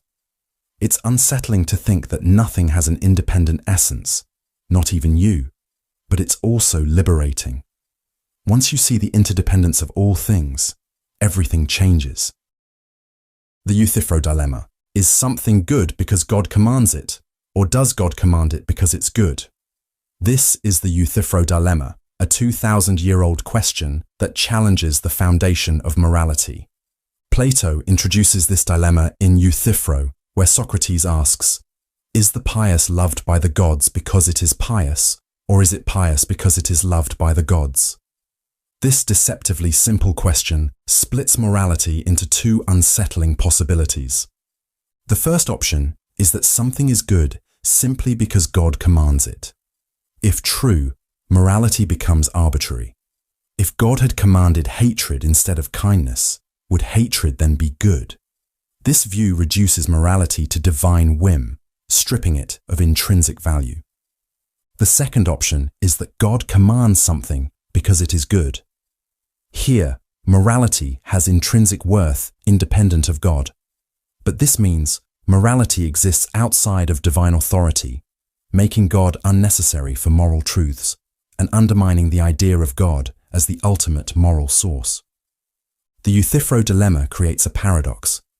Either morality is arbitrary, dictated by divine command, or it exists independently, diminishing God's role. Theists have proposed a third solution, that morality flows from God's nature, which is inherently good. Yet critics argue this merely shifts the problem. God's nature still determines morality arbitrarily. Philosophers like Immanuel Kant avoided this issue by grounding morality in human reason rather than divine will. Secular thinkers argue morality arises from empathy, cooperation, and shared values, making divine authority unnecessary. Mackey's error theory. We often think of morality as universal, objective, and eternal, but what if that's all a mistake? J.L. Mackey's error theory argues exactly that. Our moral judgments are built on an illusion. In ethics, inventing right and wrong, Mackey boldly claims, there are no objective values. When we say murder is wrong or kindness is good, we're not describing facts about the world. Instead, we're projecting our emotions and cultural norms onto reality. Morality feels objective, but for Mackey, this is a shared error. Mackey defends this with two arguments. First, the argument from relativity. Moral beliefs vary across cultures and history. Practices one society condemns, another celebrates. This moral diversity suggests that values aren't universal. They're constructed by societies to serve their needs. Second, the argument from queerness. If objective moral facts existed, they would be unlike anything else in the universe. Strange, inexplicable entities. How would we perceive them? Mackey argues, it's far more plausible that morality arises from human emotions and social agreements than from metaphysical truths. But Mackey doesn't reject morality itself. He acknowledges that moral language and feelings are real. He simply argues they're human creations, not universal truths. For example, kindness is good isn't an absolute fact. It's a value we've embraced because it fosters cooperation and harmony. Antinatalism. Every birth is a gamble. and the stakes are existence itself. Antinatalism, one of philosophy's most unsettling ideas, argues that this gamble isn't worth taking. It claims that bringing a child into the world is an act of harm, no matter how well-intentioned. At the heart of modern antinatalism is David Benatar, whose book Better Never to Have Been makes a stark case. Benatar's argument hinges on the asymmetry of pleasure and pain. He suggests that while the presence of pain is bad and the presence of pleasure is good, the absence of pain is always good, even if no one exists to experience it. Meanwhile, the absence of pleasure is not bad because there is no one to miss it. In his words, bringing someone into existence inflicts harm. Failing to bring someone into existence does not. This argument challenges our understanding of life itself. Where many see life as a gift, Benatar sees it as a burden filled with unavoidable suffering. Hunger, illness, loss, and the inevitability of death are part of the human condition. While life has joys, Benatar argues that they are fleeting and often overshadowed by pain. Ironic process theory. Don't think about a white bear. Whatever you do, don't picture it. Odds are, the first thing that popped into your head was a white bear. This paradox is the essence of ironic process theory, a concept introduced by Daniel Wegner in the 1980s. It reveals a quirk of the mind. The more we try to suppress a thought, the more likely it is to intrude. But why does this happen? When we suppress a thought, the mind splits into two processes. The first actively tries to push the thought away. Don't think about the white bear. The second unconscious process scans for the thought to ensure it doesn't slip through. Ironically, this monitoring keeps the thought alive, ready to resurface. Wegner proved this in experiments where participants were told not to think about a white bear. The harder they tried, the more often the thought appeared. This isn't just a mental quirk, it has real-world implications.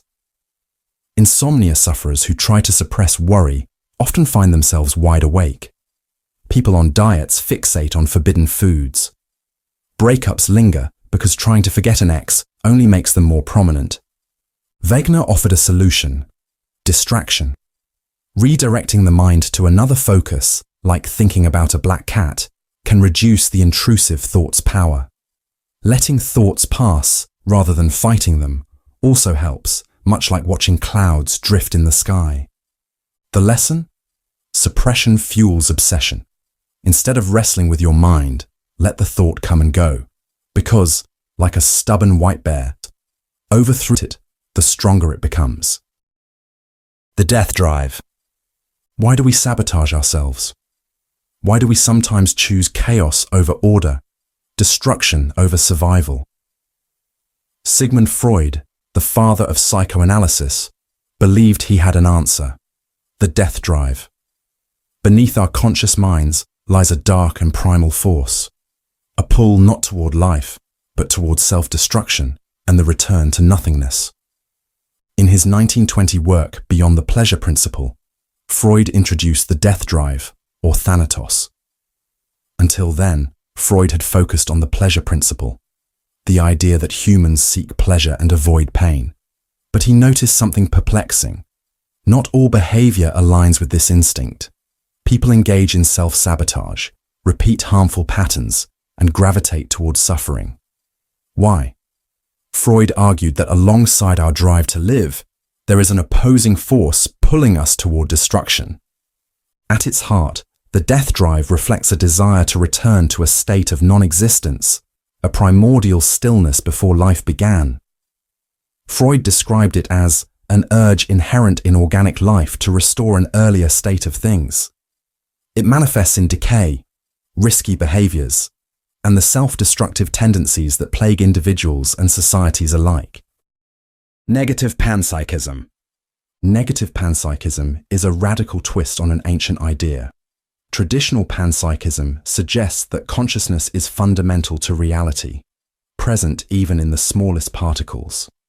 But negative panpsychism introduced by philosopher Riccardo Manzotti, takes a darker turn.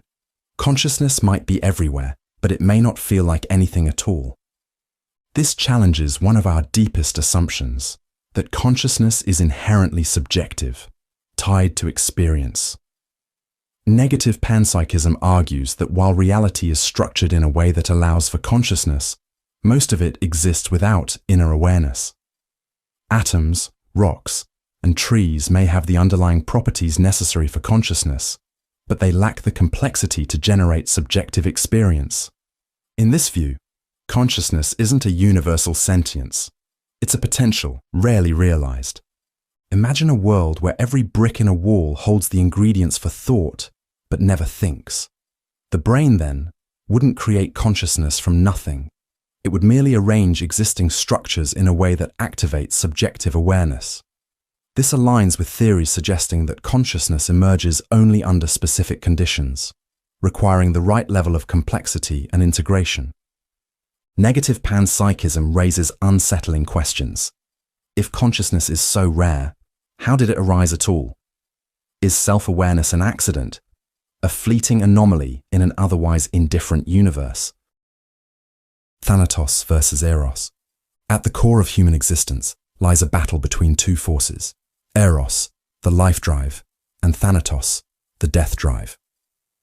Freud introduced these concepts in Beyond the Pleasure Principle, proposing that human behavior is shaped not just by the pursuit of pleasure, but by a darker, self-destructive impulse as well. Eros represents life, love, creation, and preservation, the force behind relationships, creativity, and the continuation of life. Thanatos, in contrast, embodies destruction, aggression, and the drive toward non-existence.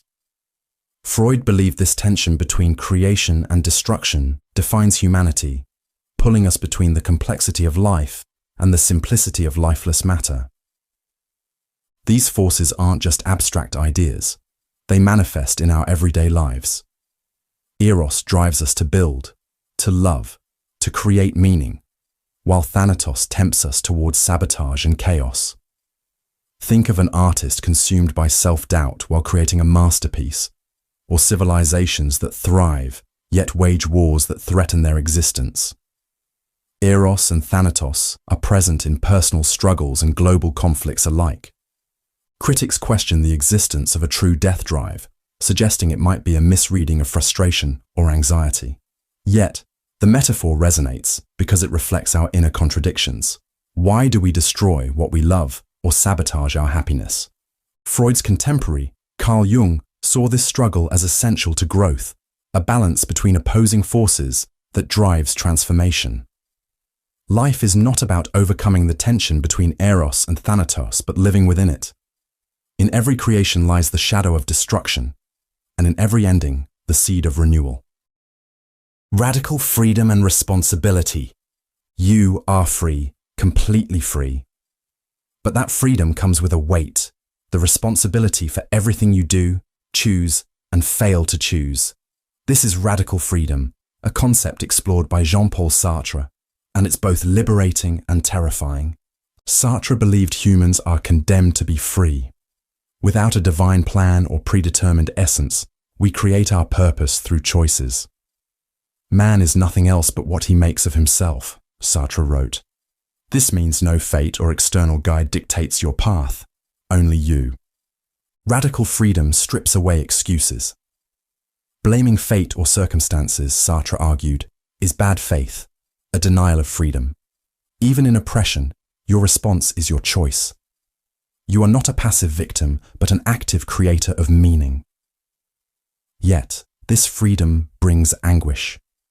The dizzying realization that every choice reflects your values and shapes humanity.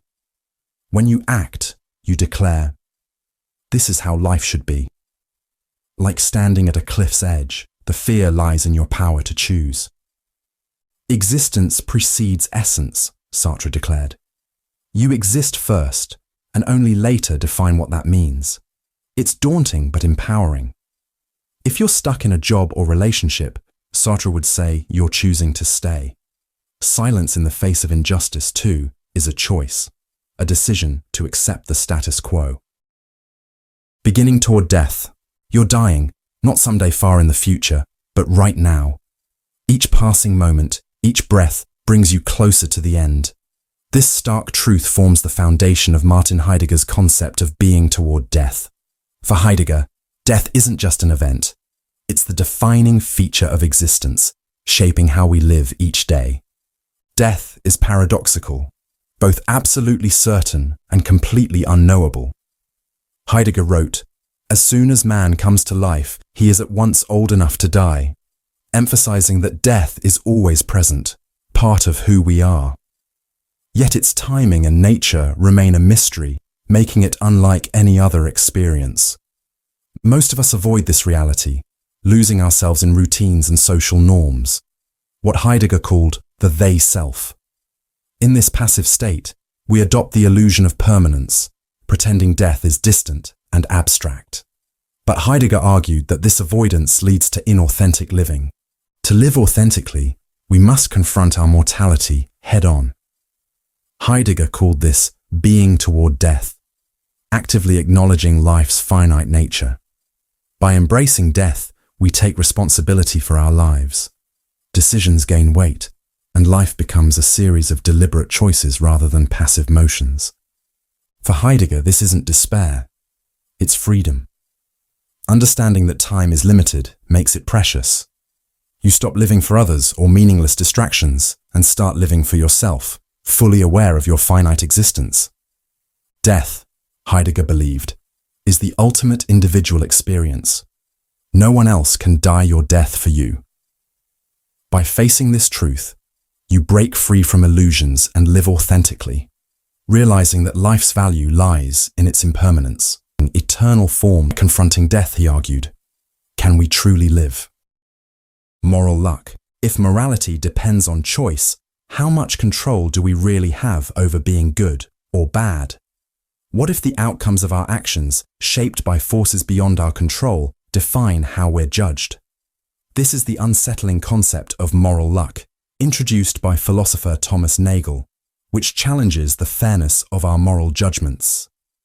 Nagel asks, how much of morality is shaped by luck? Even when we evaluate someone's intentions, we often judge them based on consequences they didn't fully control. Take two drivers texting while driving. One arrives home safely, the other causes a fatal accident. Their actions are the same, but society condemns one as reckless while excusing the other. Is that fair? Moral luck comes in forms. Resultant luck judges outcomes, as in the driver's case. Circumstantial luck depends on the situations people face, like someone never tested morally versus someone forced to make a difficult choice. Constitutive luck refers to traits we're born with, like courage or impulsiveness. Are we responsible for qualities shaped by genetics and upbringing? This concept raises profound questions. If so much of morality depends on factors outside our control, can anyone truly deserve blame or praise? Critics argue that accepting moral luck undermines accountability, but Nagel suggests it highlights the complexity of moral judgment. He writes, "Where there is moral judgment, there is an inescapable tension between what is within our control and what is not." Ego tunnel. You think you know yourself, your thoughts, your feelings, the world around you. But what if it's all an illusion? Thomas Metzinger's The Ego Tunnel challenges this assumption, arguing that the self isn't real, not in the way you think. Instead, your sense of you is a virtual construct, created by your brain to navigate reality. Metzinger writes, "No such thing as a self exists in the world. Nobody ever had or was a self." The ego tunnel is his metaphor for how consciousness works. Imagine your mind as a tunnel through which you experience the world.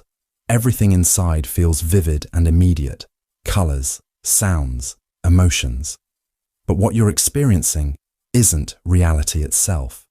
It's a simulation, crafted by your brain from limited data. Beyond the tunnel lies the raw, incomprehensible complexity of the universe, far beyond what your senses can perceive. Why does your brain do this? Survival. The ego tunnel simplifies reality to help you make quick decisions, form relationships, and find meaning.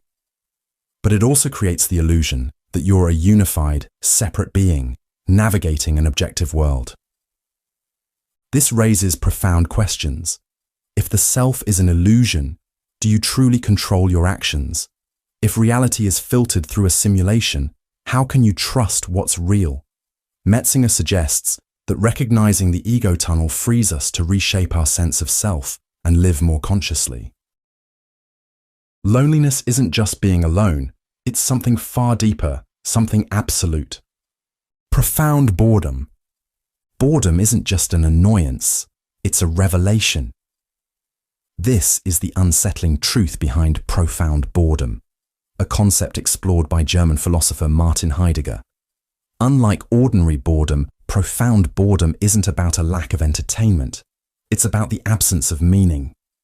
Heidegger described profound boredom as a state where everything feels indifferent, the distractions of daily life, work, hobbies, relationships, lose their grip.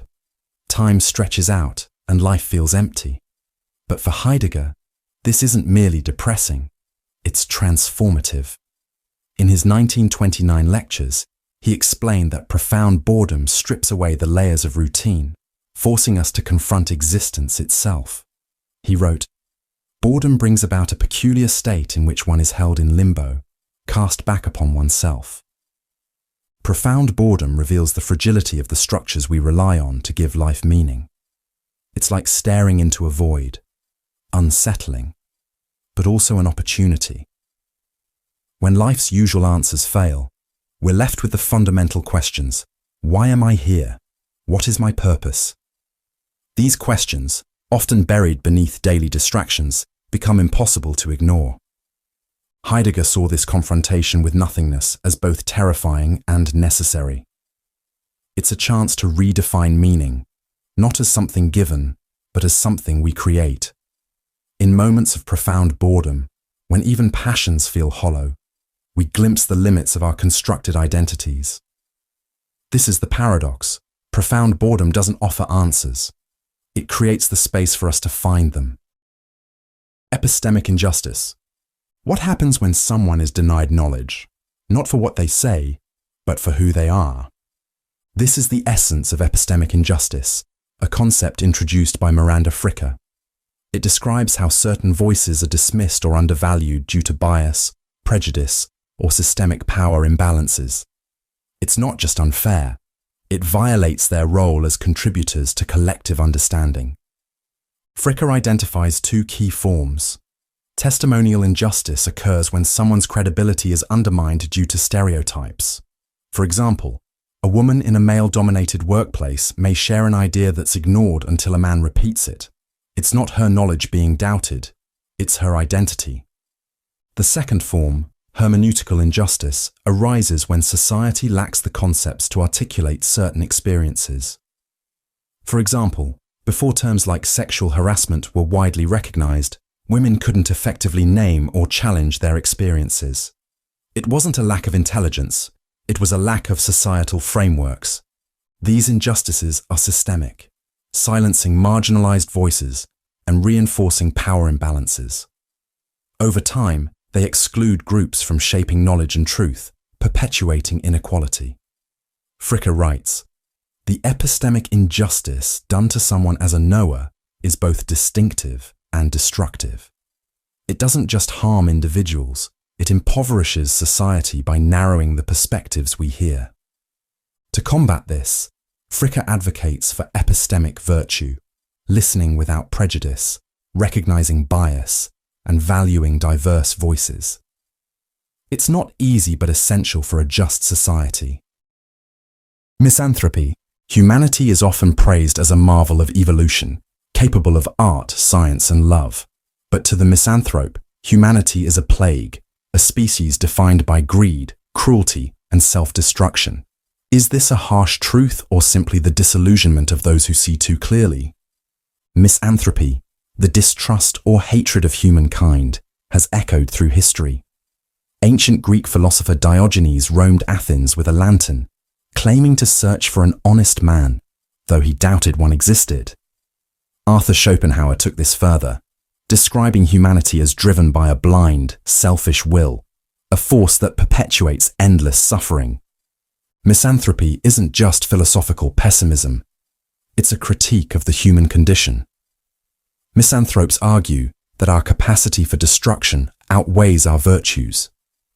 War, environmental collapse, and systemic injustice reveal a species whose intelligence often amplifies its flaws. Eternal torment of samsara. Life is suffering, not just in its hardest moments, but in its very nature. This is the heart of samsara, the endless cycle of birth, death, and rebirth in Buddhism. It's not just a single lifetime or a metaphor for struggle, but the infinite repetition of existence itself, driven by karma, the law of cause and effect. Every action plants a seed, shaping future lives, but even good karma binds you to samsara as long as desire, attachment, and ignorance persist. What makes samsara truly tormenting is not just the suffering, but the illusion that traps us. We chase fleeting happiness, believing it will bring fulfillment, only to be met with disappointment. Even life's joys, love, success, comfort, are impermanent, slipping away like sand through fingers. Nagarjuna likened samsara to a sea of suffering, endlessly tossing waves of birth and death. In this sea, all beings, from insects to kings, are bound by the same karmic chains. Buddhism teaches that ignorance is the root of this suffering. We mistake the impermanent for eternal, the painful for pleasurable, and the self for something real. These delusions blind us to the possibility of liberation. Escape lies in nirvana, not a place, but a state beyond suffering, desire, and individuality. It's the ultimate freedom, but reaching it demands abandoning attachments and seeing the world as it truly is, impermanent, interconnected, and empty of inherent essence. Radical skepticism. Are you certain the world around you is real?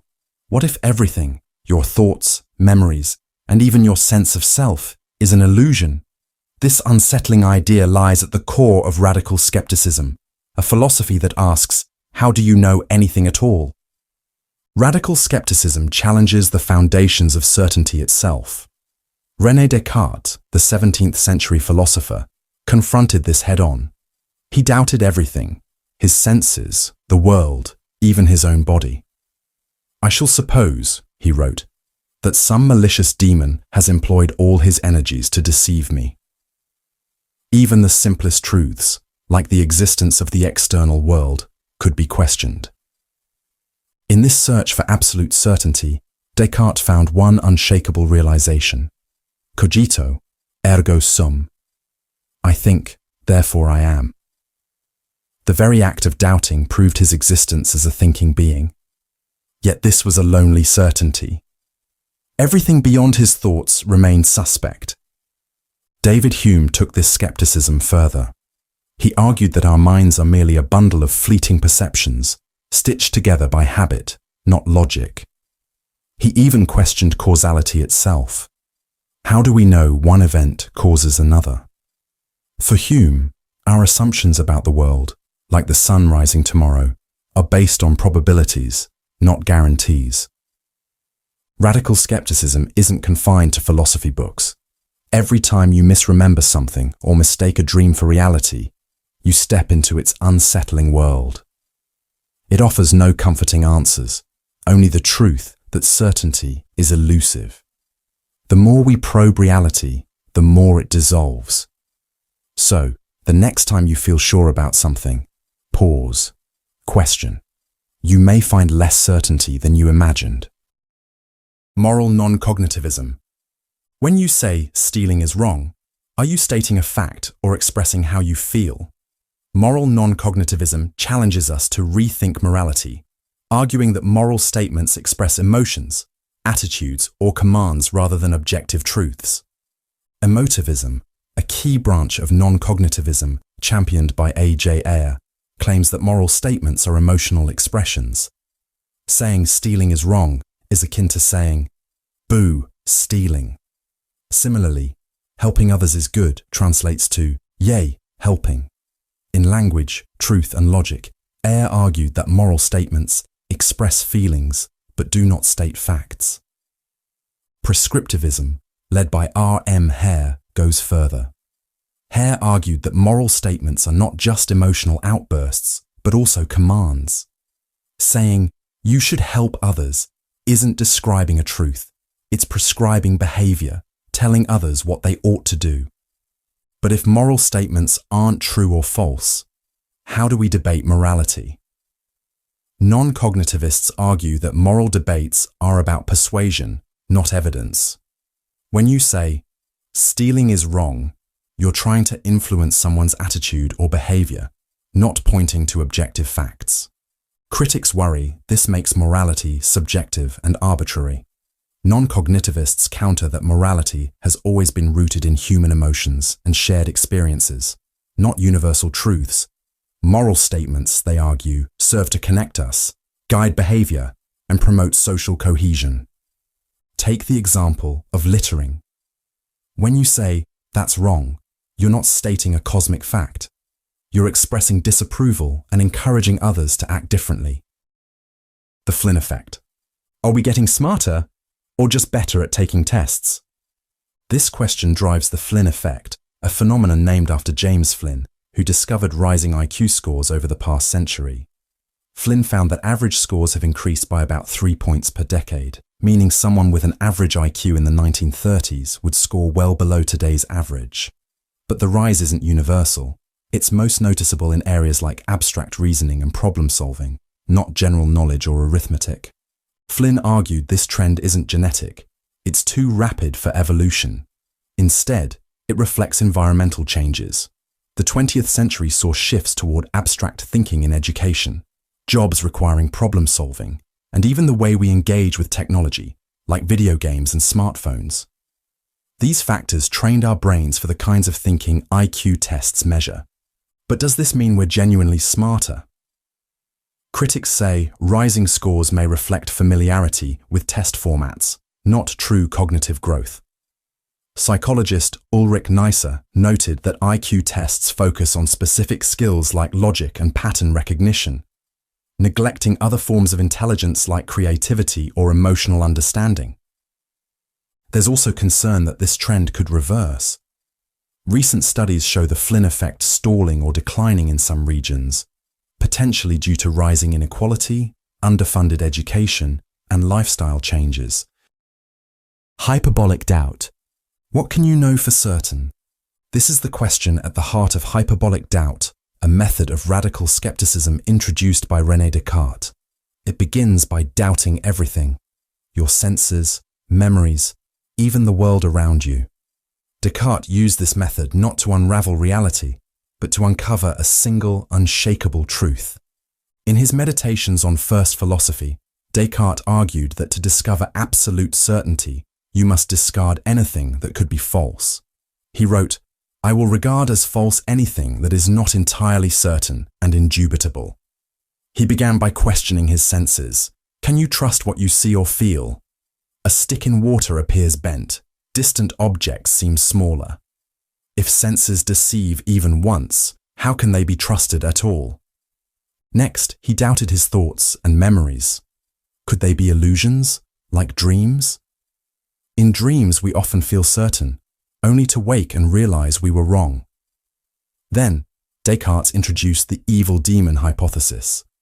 What if a powerful deceiver manipulated your reality, ensuring everything you believe is false? But even in this extreme doubt, Descartes found one undeniable truth, the act of doubting itself. If he was doubting, he must exist. From this realization came his famous conclusion, cogito ergo sum, I think, therefore I am. Philosophical pessimism. Life is suffering and not worth living. This is the core idea of philosophical pessimism, the unsettling belief that existence itself is fundamentally flawed. Thinkers like Arthur Schopenhauer argue that life is less a gift and more a ceaseless struggle, where fleeting joys are overshadowed by pain, boredom, and futility. Schopenhauer, often called the father of pessimism, believed life is driven by the will to live, a blind and insatiable force compelling all beings to survive and reproduce. This will, he argued, is the root of suffering. In the world as will and representation, he wrote, life swings like a pendulum backward and forward between pain and boredom. Even when desires are fulfilled, satisfaction fades, leaving us chasing new goals or trapped in emptiness. For Schopenhauer, suffering outweighs happiness by design. Pain is vivid and inescapable, while joy is fleeting and dull, and in the end, death looms as the inevitable conclusion to this cycle of torment. Ontological insecurity. What happens when your sense of reality feels unsteady, when the boundaries between self and world blur, and your very existence feels uncertain? This is ontological insecurity, a concept introduced by psychiatrist R.D. Laing in The Divided Self. It's not just a psychological state, it's a profound challenge to how we understand identity and existence. Laing describes ontological insecurity as the feeling that one's being is fragile or at risk of collapse. For most people, life unfolds on a stable stage. We trust our sense of self, our relationships, and the world. But for someone experiencing ontological insecurity, that stage is shaky. They might feel detached, questioning their perceptions or even their own coherence as a self. Laing identified 3 fears that define this state. First is engulfment, the fear of losing oneself in relationships or being consumed by others' demands. This leads to avoiding intimacy to protect a fragile sense of self. Second is implosion, a dread of being overwhelmed by inner chaos or the vastness of existence itself. The third is petrification, the feeling of being seen as an object, stripped of humanity and agency.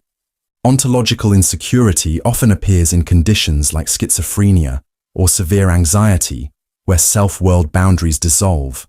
Laing saw it not as pathology, but as a response to a chaotic or isolating world. This idea echoes existentialist philosophy. For Sartre, the disorienting awareness of existence, or nausea, mirrors the destabilizing nature of ontological insecurity. Heidegger's concept of thrownness, being cast into a world beyond our control, captures our shared vulnerability. Laing believed understanding ontological insecurity begins with empathy.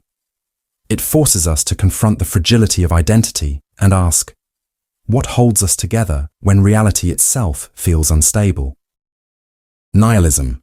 Life has no inherent meaning, no ultimate purpose written into the fabric of existence. This is the claim of nihilism, a philosophy that strips away assumptions and forces us to confront reality without comforting illusions. It doesn't dismiss life, it challenges us to face it as it truly is, unfiltered and raw.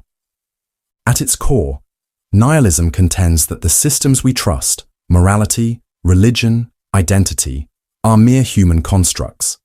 The values and beliefs that once provided life with meaning are baseless, leaving a void where certainty once stood. When these frameworks collapse, we are left questioning the validity of our values and goals. If there is no ultimate truth or purpose, what justifies any of our actions? Some see nihilism as a chance for profound liberation. With no preordained purpose, individuals are free to construct their own values and meanings.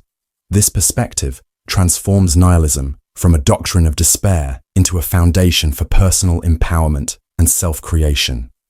However, others perceive nihilism as a descent into chaos and despair.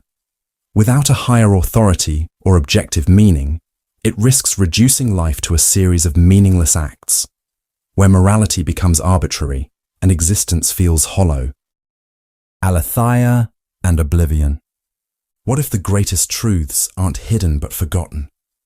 The ancient Greek concept of aletheia, truth as unconcealment, suggests that reality isn't something we create, but something we uncover.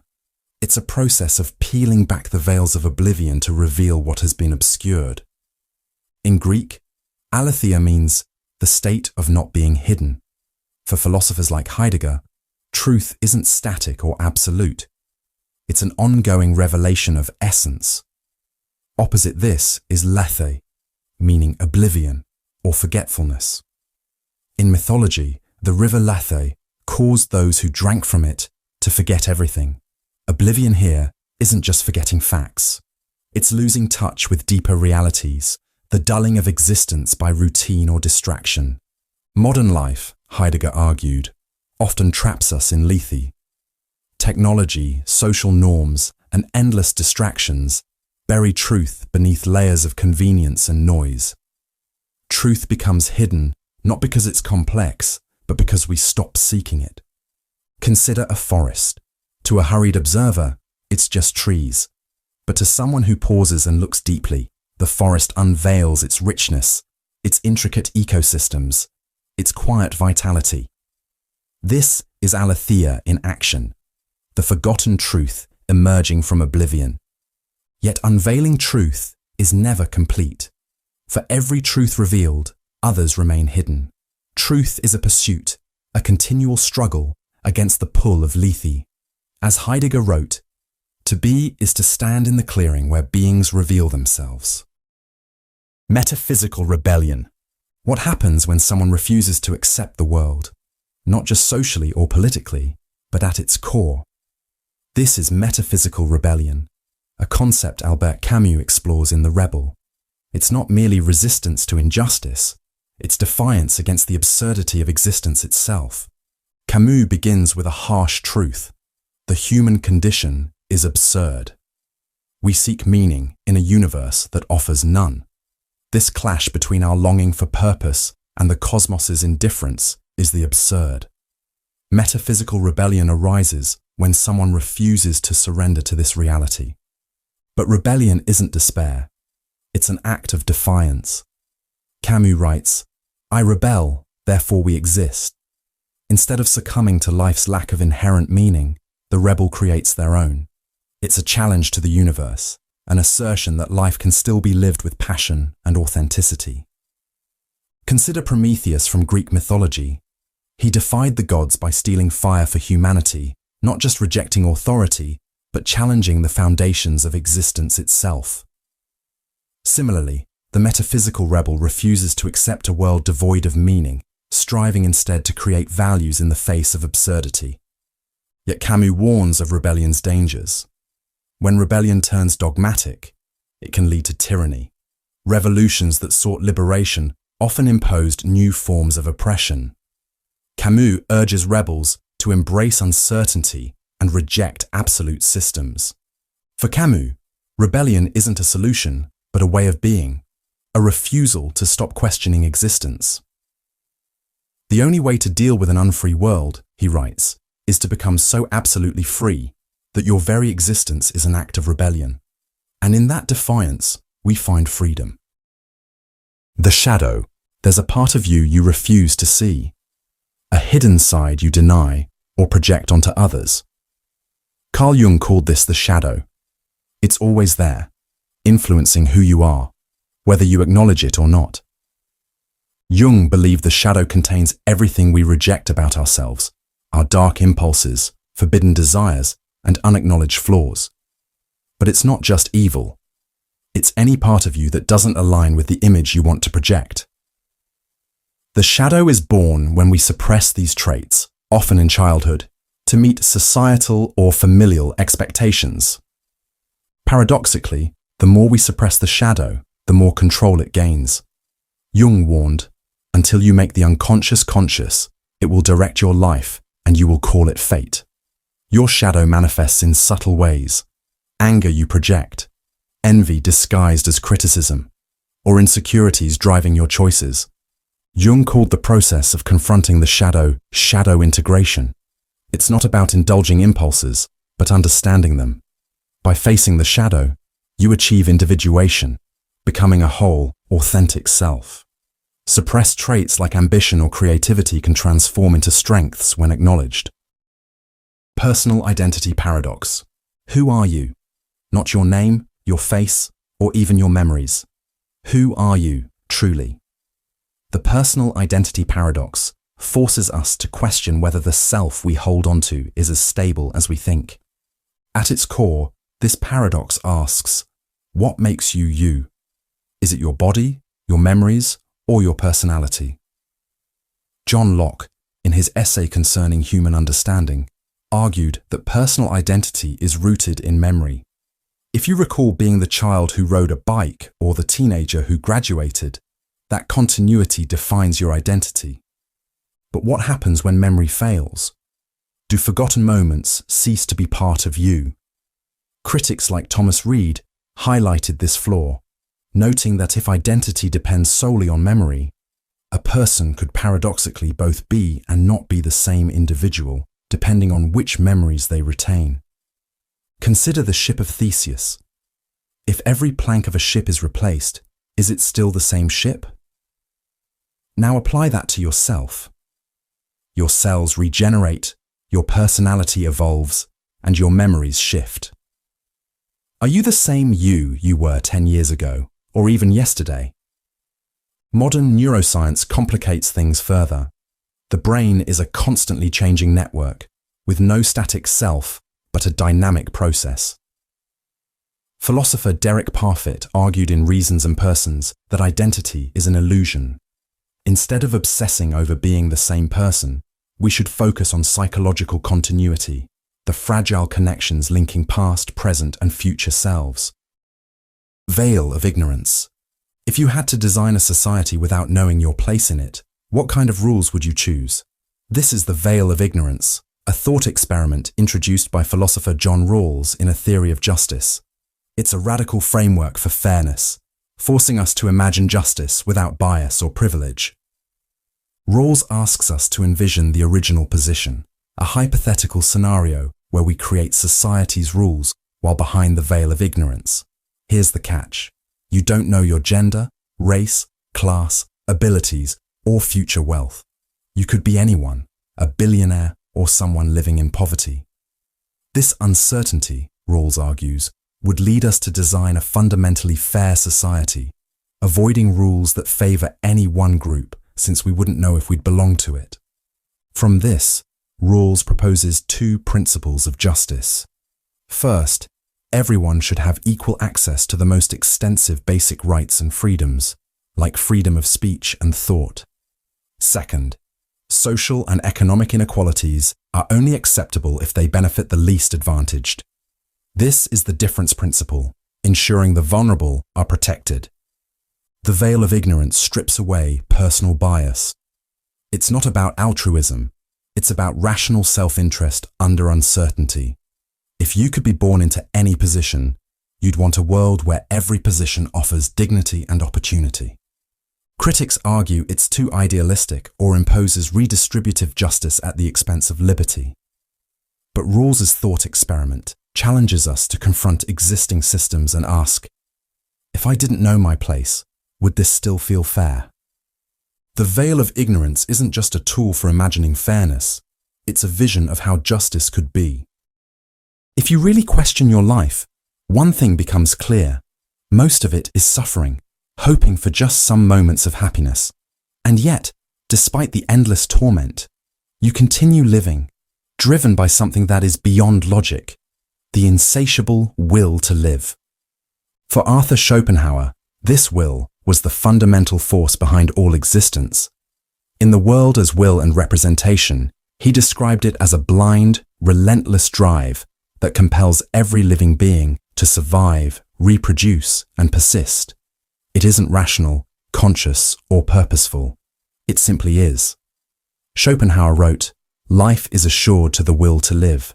Therefore, it clings to it, even in the most miserable conditions." But the will is not a source of joy. It is the root of suffering. Fulfill one desire, and another takes its place. Escape one pain, and a new one emerges. Schopenhauer argued that pleasure is fleeting, while suffering is constant. He wrote, "All satisfaction is only negative, the removal of a desire and pain." This struggle is universal. In nature, life devours life in a cycle of survival. In human existence, ambition often leads to emptiness. Unlike animals, we reflect on our suffering, yet remain trapped by the will, amplifying our own misery. Inverted spectrum. What if the red you see looks entirely different to someone else, but you'd never know? This is the inverted spectrum, a thought experiment that questions our understanding of perception and the limits of human knowledge. First introduced by John Locke in an essay concerning human understanding, 1690, the inverted spectrum imagines two people who both call the sky blue and stop at a red light. But what one person sees as blue, the other might see as green. Their perceptions are inverted, yet their behavior is identical, making it impossible to detect the difference. At its core, this highlights the problem of qualia, the raw, subjective experience of perception. When you see red, how do you know it's the same as someone else's red? The inverted spectrum suggests you don't and can't. Modern neuroscience reveals that color perception is tied to wavelengths of light processed in the brain's visual cortex. But the brain doesn't just record data, it constructs our experience of color. If that construction varies between individuals, it remains unknowable, locked inside our minds. This thought experiment extends beyond color, touching on the hard problem of consciousness described by David Chalmers. If subjective experience is inaccessible, how can we truly understand other minds? Could artificial intelligence simulate human behavior without ever experiencing consciousness? Could it have its own inverted spectrum? The paradox of hedonism. The harder you chase happiness, the further it slips away. This is the paradox of hedonism, a concept that reveals the flaw in pursuing happiness directly. The more we focus on achieving pleasure as an end goal, the less likely we are to attain it. Happiness, it seems, cannot be forced. It emerges as a byproduct of other pursuits. Philosopher Henry Sidgwick popularized this idea in Methods of Ethics, arguing that an excessive focus on pleasure often backfires. He wrote, "The impulse towards pleasure, if too predominant, defeats its own aim. Fixating on happiness amplifies minor discomforts, making it harder to feel content. Happiness thrives when we're absorbed in activities beyond ourselves." Modern psychology confirms this paradox. Research shows that people who prioritize meaningful goals, helping others, mastering skills, or nurturing relationships, report greater happiness than those chasing pleasure for its own sake. Philosopher John Stuart Mill echoed this, observing, "Those only are happy who have their minds fixed on some object other than their own happiness." Why does this paradox exist? Happiness seems tied to purpose and engagement.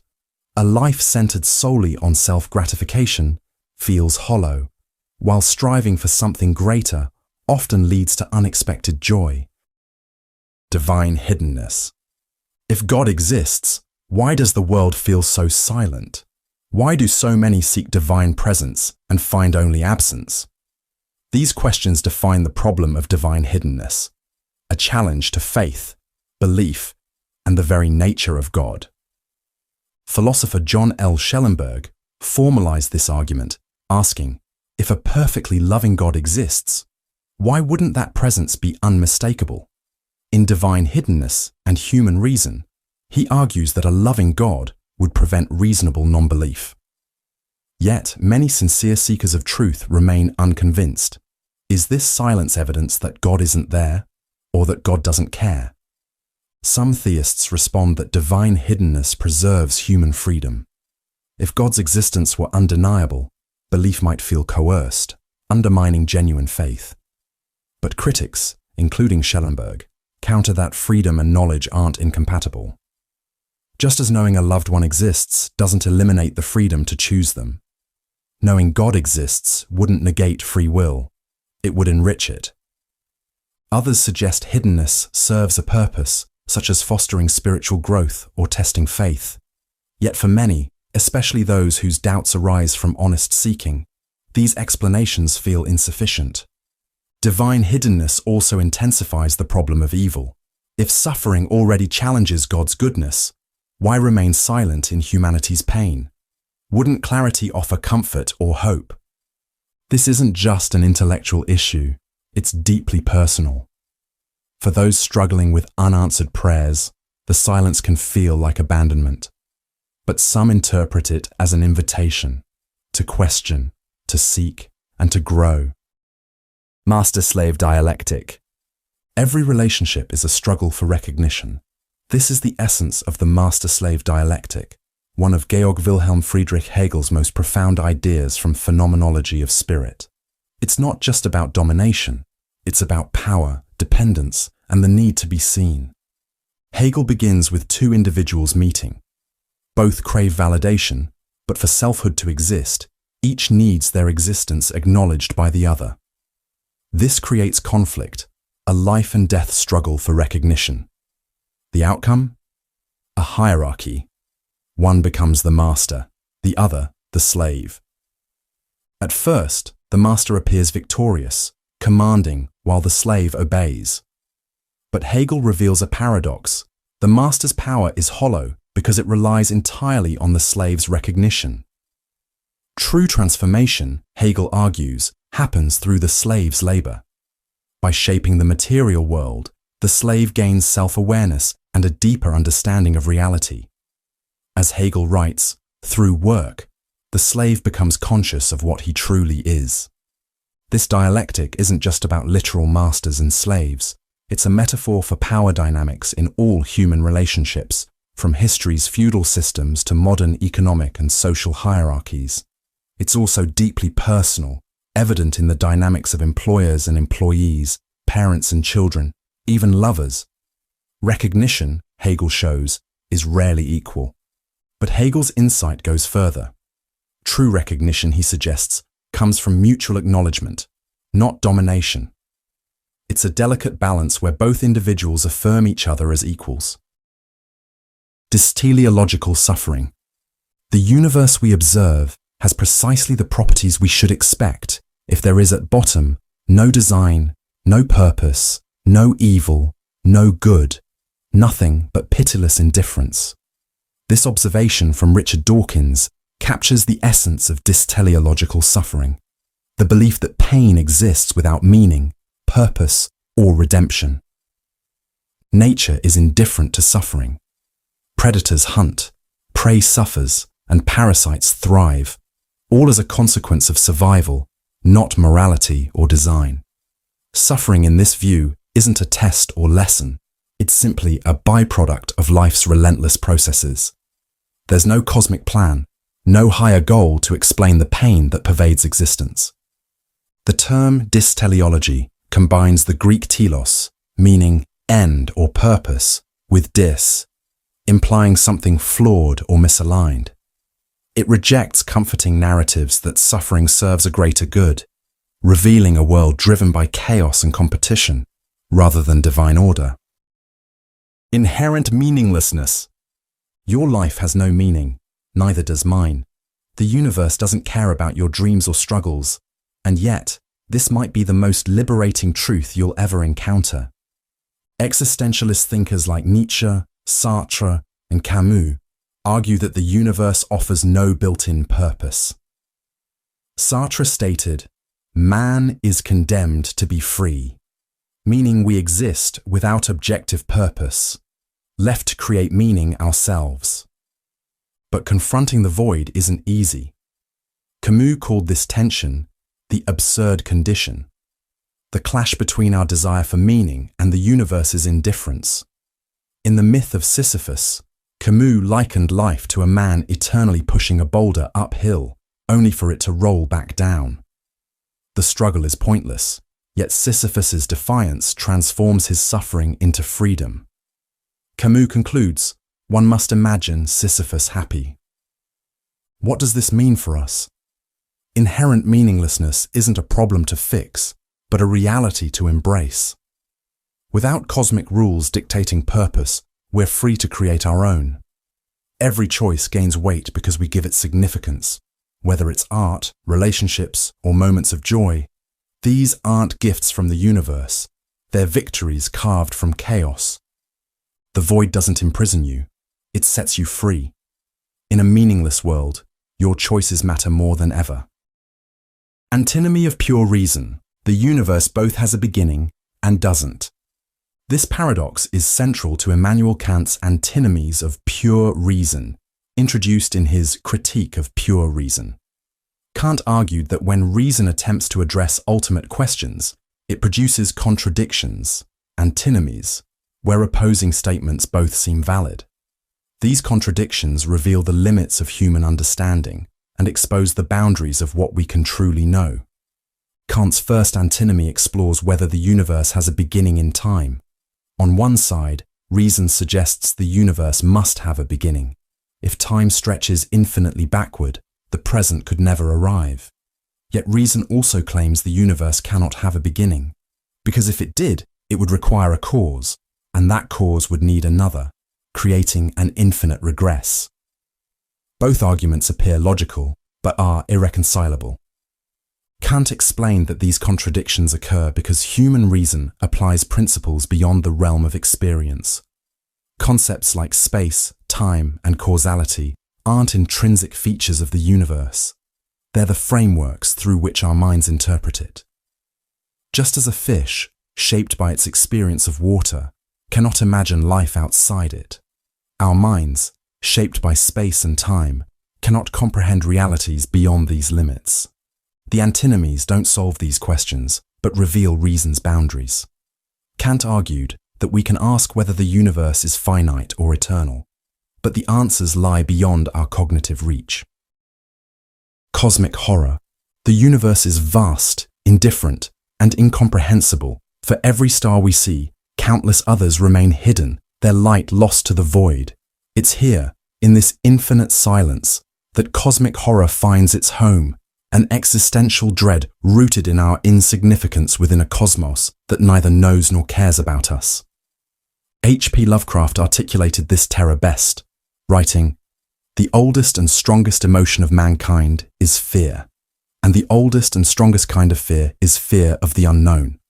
This isn't fear of monsters, but of realizing that the world we know floats in an abyss governed by forces beyond comprehension.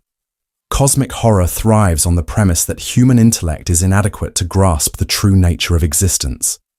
If the universe is indifferent, what happens to morality or meaning? Cosmic horror revels in this uncertainty, forcing us to confront truths that might shatter our understanding. It's like an ant on a smartphone, aware only of the surface, blind to the intricate systems beneath. Transvaluation of values. What if the values you hold sacred, goodness, humility, selflessness, weren't designed to uplift you, but to control you? Friedrich Nietzsche argued this had already happened, calling for a transvaluation of values, a radical rethinking of morality. In Thus Spoke Zarathustra and the Antichrist, Nietzsche identified two types of morality: master morality and slave morality. Master morality, rooted in ancient aristocratic societies, celebrated strength, vitality, and achievement. Good was synonymous with power, while bad reflected weakness. But history, he claimed, saw a dramatic inversion. The oppressed, whom Nietzsche called the slaves, overthrew their rulers by creating a new moral framework.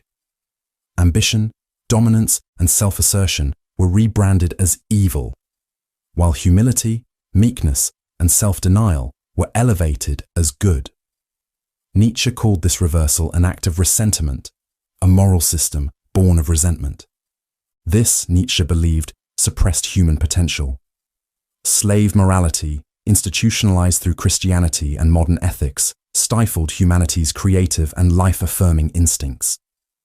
Man would rather will nothingness than not will at all, he wrote, critiquing how guilt and submission replaced vitality and self-overcoming. Nietzsche's solution: a transvaluation of values, a complete redefinition of morality. He envisioned the Übermensch, or overman, an individual who creates their own values, unshackled by inherited moral codes.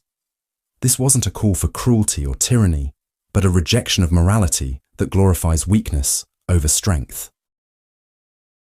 The problem of other minds. How do you know anyone else is conscious? Not just alive, but truly aware, thinking, feeling, and experiencing the world like you do. Your best friend, your family, even strangers on the street. What if they're merely mimicking human behavior without any inner awareness? This is the problem of other minds, a haunting question in philosophy with no definitive answer. The problem stems from the subjective nature of consciousness. You know you're conscious because you experience your own thoughts and emotions. But when it comes to others, you only observe their behavior. A smile might suggest happiness, or tears might indicate sadness. But are these signs of inner experience or just outward displays? How can you rule out the possibility that others are philosophical zombies, entities that act conscious but lack true awareness? René Descartes famously declared, "I think, therefore I am," proving his own consciousness. But he couldn't extend that certainty to others, leaving their minds an open question. Modern neuroscience maps brain activity and correlates it with thoughts and feelings. But even this doesn't access the subjective experience of another person. We can measure the brain's mechanisms, but not its inner reality. Here's the unsettling twist. Just as you can't prove others are conscious, no one can prove you are. From their perspective, you might be the automaton, going through the motions without awareness. This question challenges everything: our morality, relationships, and empathy. Yet we act as if others are conscious because the alternative is unbearable. A world where your mind is the only reality. The undead God. God is dead. Nietzsche's unsettling proclamation in The Gay Science signaled the collapse of divine authority, leaving humanity untethered. But what if God isn't truly gone? What if God lingers, not alive, but undead? A shadow embedded in our morality, culture, and subconscious. This is the concept of the undead God, a deity stripped of power yet haunting our values and institutions. Nietzsche's warning wasn't about atheism's triumph, but the danger of clinging to systems rooted in a belief we've abandoned. He saw humanity as trapped in the remnants of old frameworks, unwilling to confront the void left behind. As he wrote, "What are these morals if they are not the shadows of God?" Shadows of shadows. The problem is stark. Without God, what justifies concepts like good and evil, justice and freedom? Nietzsche argued that these ideals, once grounded in divine command, now float unmoored. We reject religious authority, yet treat these values as sacred absolutes, even as their foundations crumble. Modern life offers unsettling proof. Ideals like equality and morality are upheld as self-evident truths, yet they remain tethered to theological roots we no longer acknowledge. The undead God lives on, shaping our world even as we deny its existence. Nietzsche didn't merely diagnose this crisis, he demanded action. He urged us to slay the undead God by re-evaluating values and creating new ones, free from inherited belief. This is the path of the Übermensch, forging meaning in a world without absolutes. Are you living under the shadow of an undead God? Or are you ready to confront the void and create meaning anew? Nietzsche's spectre challenges us. The choice is yours. Infinite regress problem. What explains the universe? The question seems simple, until it isn't. Every answer demands another, like pulling on a thread that never ends. This is the infinite regress problem, one of philosophy's most haunting dilemmas. Infinite regress occurs when every explanation depends on something else, creating an endless chain of why. Aristotle identified this in metaphysics, asking if every cause requires a prior cause, does the chain stretch infinitely? To solve this, he proposed a prime mover, an uncaused cause that sets everything in motion. But is this a solution or a convenient stopgap? The problem surfaces everywhere we seek ultimate explanations. In morality, if actions are right because they follow rules, what justifies the rules? If rules rely on principles, what justifies the principles? The regress spirals endlessly, undermining any solid foundation for ethics. In epistemology, the issue is equally troubling. Claims of knowledge rely on reasons, which themselves need justification. Philosopher Laurence Bonjour called this a vicious regress, making certainty seem impossible. How do we escape this trap? Foundationalism argues for self-evident truths needing no justification, as Descartes did with "I think, therefore I am." Coherentism, by contrast, suggests that beliefs justify each other in a web-like structure, though critics argue this feels circular. Some, like Paul Tillich, embrace infinite regress as inherent, suggesting the search itself has value. Appearance versus reality. What if the world you see isn't the world as it truly is? What if everything you experience, colors, sounds, even time, is a carefully crafted illusion? The tension between appearance and reality is a profound question in philosophy, challenging us to confront the idea that our senses might deceive us. Plato captured this in his allegory of the cave. Prisoners chained in darkness see only shadows on a wall and mistake them for reality. Plato argued that most of us live like those prisoners, confusing appearances for truth. For him, true reality lies beyond the senses, in a realm of unchanging, eternal forms accessible only through reason. Centuries later, Descartes pushed this further. In Meditations on First Philosophy, he doubted everything: his senses, body, even the world's existence. Could it all be an illusion, the work of an evil demon? His skepticism led to one certainty: cogito, ergo sum. I think, therefore I am. For Descartes, consciousness was the only undeniable reality. Modern science adds new layers to this puzzle.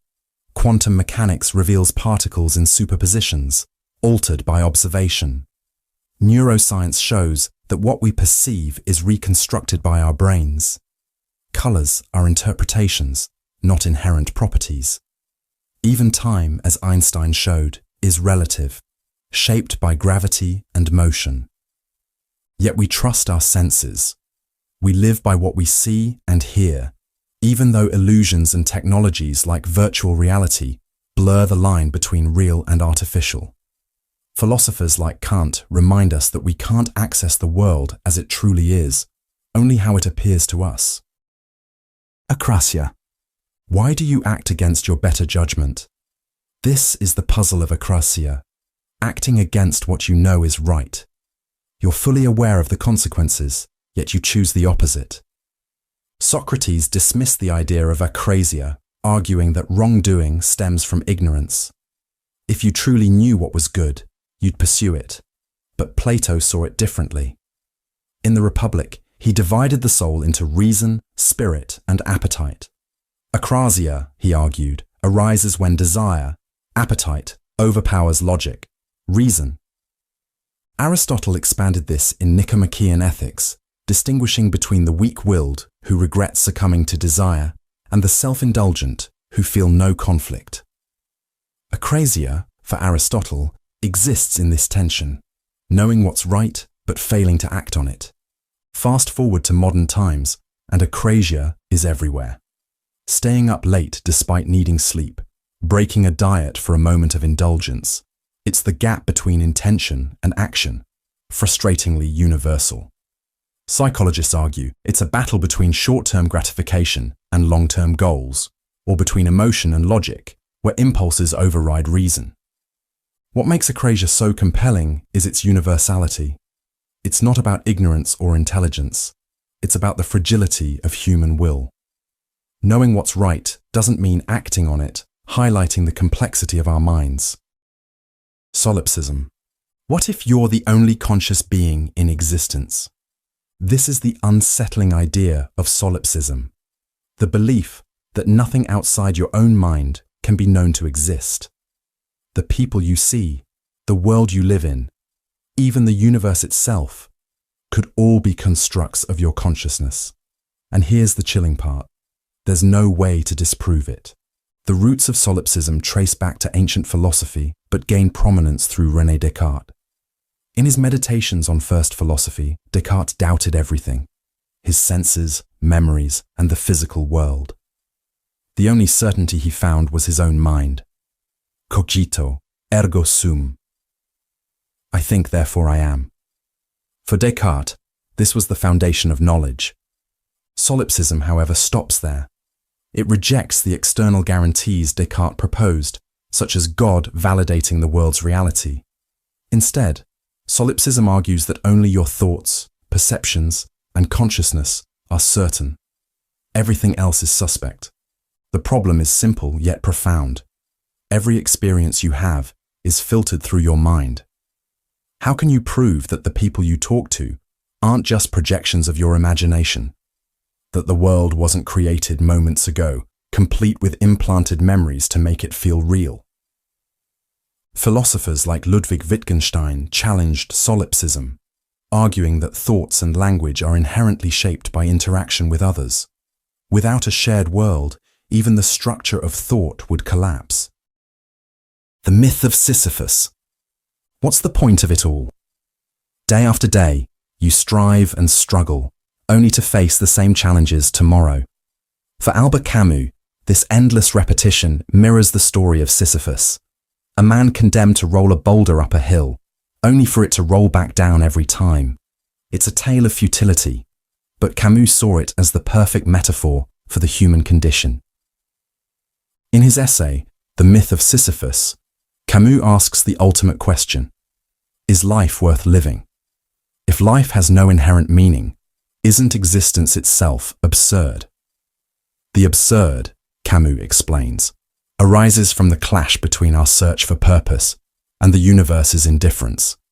Yet, rather than despair, Camus finds liberation. The struggle itself toward the heights, he writes, is enough to fill a man's heart. Sisyphus, endlessly toiling without hope of success, seems trapped. But Camus reclaims his story. By embracing the absurd, acknowledging the meaninglessness of his task, Sisyphus transcends his punishment. The gods control his fate, but not his defiance. One must imagine Sisyphus happy, Camus concludes, because in his rebellion, he finds freedom. Camus' philosophy isn't about despair, it's about living fully despite life's absurdity. He rejects both nihilism and false hope, insisting that life's lack of inherent meaning amplifies its value. Each moment becomes an opportunity to create meaning, not because the universe demands it, but because we choose it. Like Sisyphus, we face our own endless cycles. But for Camus, it's not the task that defines us, but our attitude toward it. In the climb, we find our freedom. The paradox of tragedy. Why do we take pleasure in suffering? This is the paradox of tragedy. Why are we drawn to stories of pain, loss, and despair? In life, we avoid suffering, yet in art, we seek it out. Why? Aristotle, in Poetics, argued that tragedy serves a cathartic purpose. Experiencing emotions like pity and fear in a safe, controlled way allows us to process our vulnerabilities and leave feeling relieved, even purified. The suffering on stage becomes a way to confront our own fears. David Hume, however, found this puzzling. In Of Tragedy, he suggested that it's not suffering itself we enjoy, but the artistic skill that transforms it. A well-crafted tragedy blends sorrow with beauty, elevating pain into something meaningful. Friedrich Nietzsche, in The Birth of Tragedy, took a darker view. He argued that tragedy forces us to face life's harsh realities, chaos, suffering, and death, yet affirms life in the process. Art makes the unbearable bearable, turning agony into something that deepens our understanding of existence. Psychologically, tragedy also connects us. Watching others suffer evokes empathy, reminding us of our shared humanity. Crying over fictional characters' pain reflects our own, creating a sense of solidarity in vulnerability. So why do we need tragedy? Perhaps it's a combination: catharsis, aesthetic beauty, existential confrontation, and emotional connection. Tragedy transforms pain into something profound, holding a mirror to our fears and desires. Absolute loneliness is not the absence of company. It is the realization that no one can ever truly know or experience your existence as you do. No matter how many relationships you form, how deeply you connect, There will always be an unbridgeable gap between your consciousness and everyone else's. Philosophers and existentialists have long grappled with this idea. Jean-Paul Sartre argued that human beings exist in a state of isolation, where even in the presence of others, we are fundamentally alone. The mind is a private prison. Your thoughts, feelings, and inner world are yours alone, inaccessible to anyone else. Others can observe you, speak to you, even love you, but they will never fully step inside your being. Neuroscience reinforces this bleak reality. Your experiences are locked within the structure of your brain, filtered through your perceptions, emotions, and memories. No one else will ever see the world exactly as you do.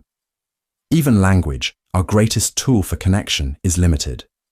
Words can only approximate feelings. They can never fully transmit the raw experience of being you. This realization is unsettling. It means that even in a crowded room, even in the deepest moments of intimacy, there is a part of you that remains untouched, unseen. Fallenness of Dasein. We spend our lives scrolling, chasing fleeting pleasures, and following routines. But is this truly living? Martin Heidegger called this the fallenness of Dasein, revealing an unsettling truth about human existence. Much of what we do is a distraction from facing who we really are. In Being and Time, Heidegger introduces the concept of Dasein, meaning being there, or existence. Dasein represents the human condition, our unique capacity to question life and seek meaning. Yet, instead of confronting these profound questions, we fall into what Heidegger termed fallenness, a passive absorption in the trivial and superficial. Fallenness isn't about morality, it's an existential state. Heidegger describes it as being lost in the they, letting societal norms and expectations dictate our lives. We conform to what they think, say, and do, losing touch with our authentic selves. We curate perfect online personas, chase trends without questioning their value, and fill our days with distractions to avoid facing deeper truths. At its core, fallenness is a flight from anxiety. For Heidegger, anxiety isn't mere fear. It's the unsettling awareness of our freedom to shape life without a predetermined purpose. This realization exposes the void at the heart of existence. Instead of embracing this freedom, we retreat into routine and convention, avoiding the discomfort of authenticity. But anxiety, paradoxically, can liberate us. Heidegger believed it could jolt us out of fallenness, forcing us to confront our finitude and take responsibility for our choices. Authenticity lies not in rejecting society, but in consciously defining our own purpose. Objection. Why does a rotting corpse horrify us so deeply? Why do we recoil from things that blur the boundaries between human and inhuman? These reactions stem from objection, a concept explored by Julia Kristeva in her book Powers of Horror. Objection isn't just fear or disgust.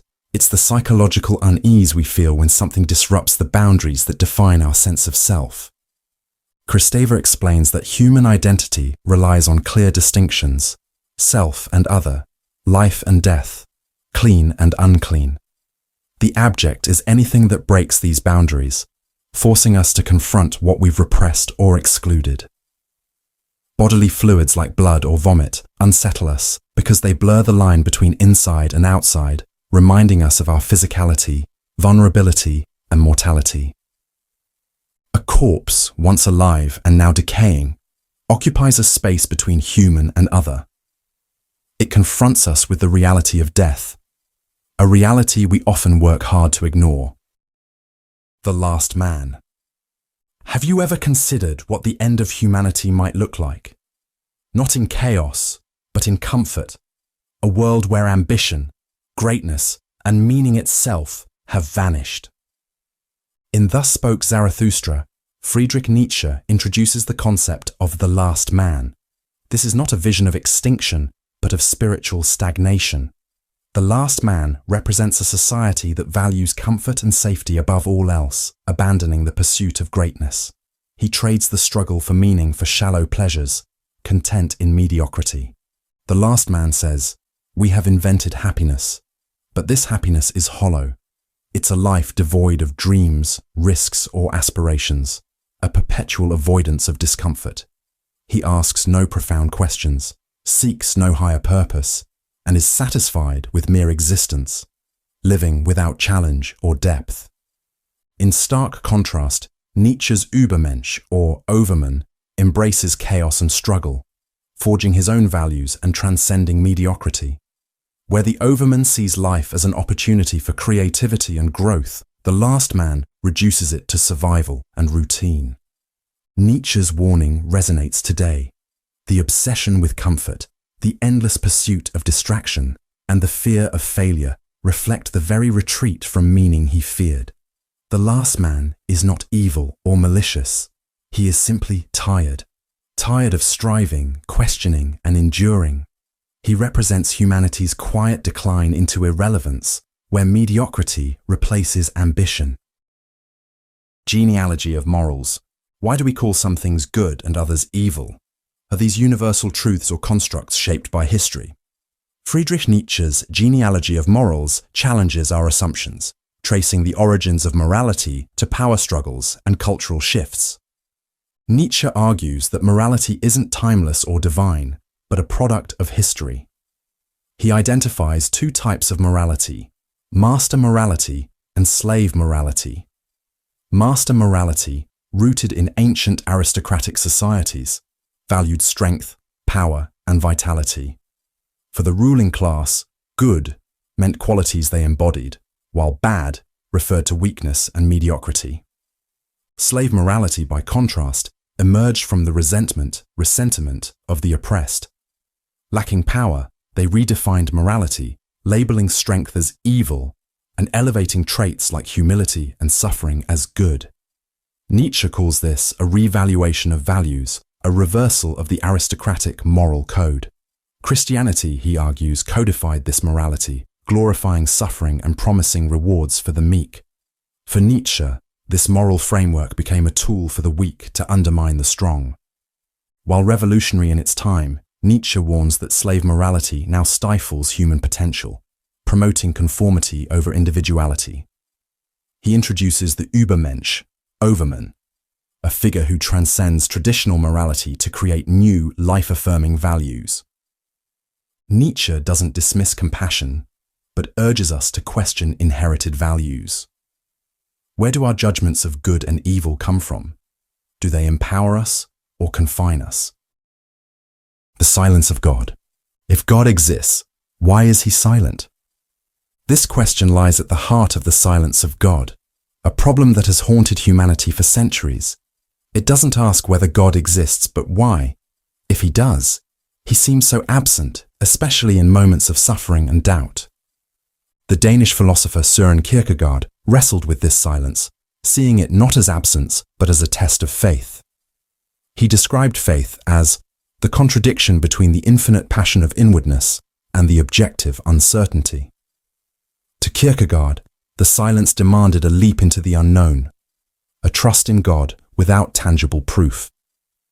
For thinkers like Simone Weil, the silence of God becomes paradoxical in suffering.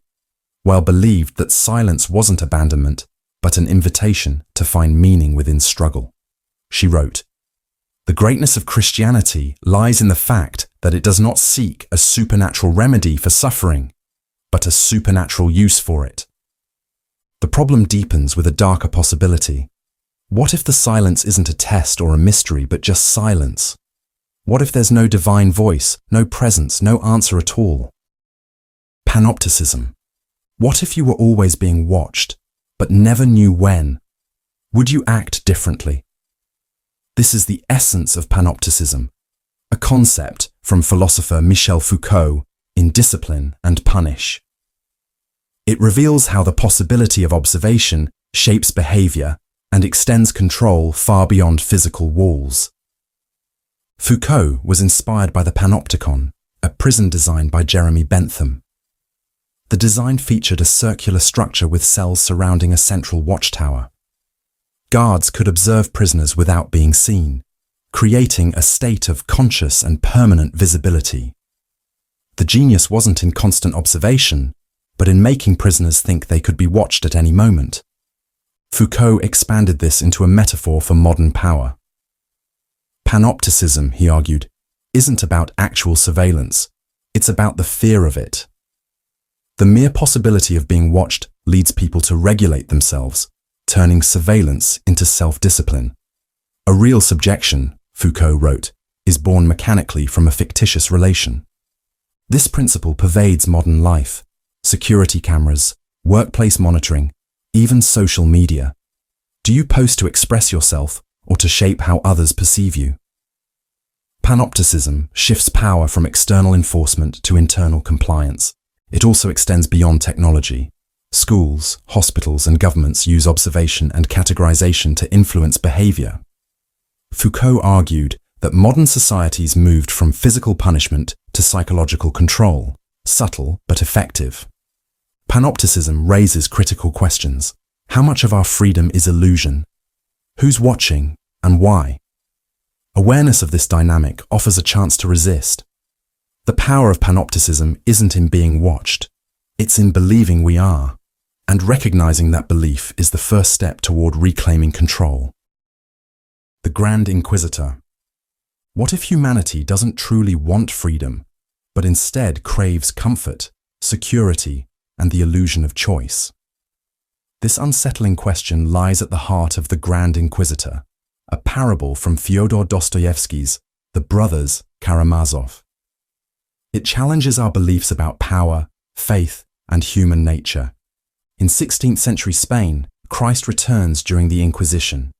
The people recognize him and rejoice at his compassion, but the church, fearing he will disrupt their authority, arrests him.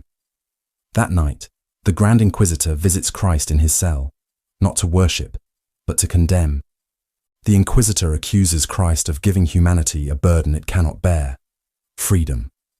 You wanted to make them free, he says, but they are weak and fearful. He claims that people do not want the responsibility of choice, which brings only fear and suffering. Instead, they desire leaders who provide certainty, even at the cost of their liberty.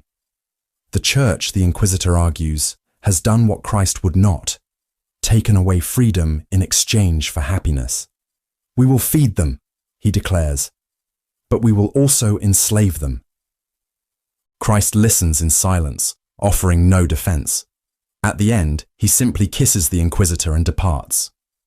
The meaning of this gesture, whether forgiveness, rebuke, or understanding, is left ambiguous. The parable confronts the tension between freedom and security. Are we truly capable of embracing free will, or do we instinctively trade it for comfort? Dostoevsky provides no answers, only the haunting question: when faced with freedom or ease, which do we choose, and what does that choice reveal about us? Mimetic desire. You don't desire what you think you desire. This is the foundation of mimetic desire, a concept by philosopher René Girard, which argues that our desires are imitative. We want things not because they're inherently valuable, but because others desire them first. Our aspirations are shaped by mimicking others' desires, often unconsciously. Girard described this dynamic as a triangular structure: the subject, you; the object, what you desire; and the model, the person whose desire you're imitating. For example, a new gadget or a dream job often becomes desirable because someone else wants or has it. Advertisements and social media amplify this, showcasing lifestyles designed to spark envy and imitation. Girard wrote, "Human beings are never directly in competition for things. They are in competition because they imitate each other's desires." This leads to rivalry and tension. We don't just chase objects, we chase the validation or status they represent. And when multiple people pursue the same goal, not for the object itself but due to imitation, conflict arises. The result? A mimetic trap, where the harder we pursue others' desires, the less satisfied we feel upon achieving them. Girard also linked mimetic desire to scapegoating. When rivalry spirals, societies often project blame onto a scapegoat, diffusing tension through exclusion or sacrifice, a process central to many cultural and religious traditions. Sadian nihilism. Morality is just an illusion. Nature doesn't care if you are good or evil, just or cruel. This is the stark foundation of Sadian nihilism, a philosophy rooted in the provocative works of the Marquis de Sade, whose ideas challenge the very essence of morality itself. At its core, Sadian nihilism denies the existence of universal moral truths. De Sade argued that concepts like virtue and justice are human inventions imposed on an indifferent and amoral natural world. In his novel Justine, he declares, "Nature has created us all solely to torment one another." For de Sade, nature is driven purely by survival and desire, indifferent to human constructs of right and wrong. De Sade's view of humanity reflects this brutal indifference. He saw people as creatures governed by raw impulses rather than reason or ethics. If morality is nothing more than a human fabrication, he concluded, there is no obligation to adhere to its rules. In the philosophy in the bedroom, he claimed that true freedom lies in embracing natural desires, no matter how transgressive or destructive.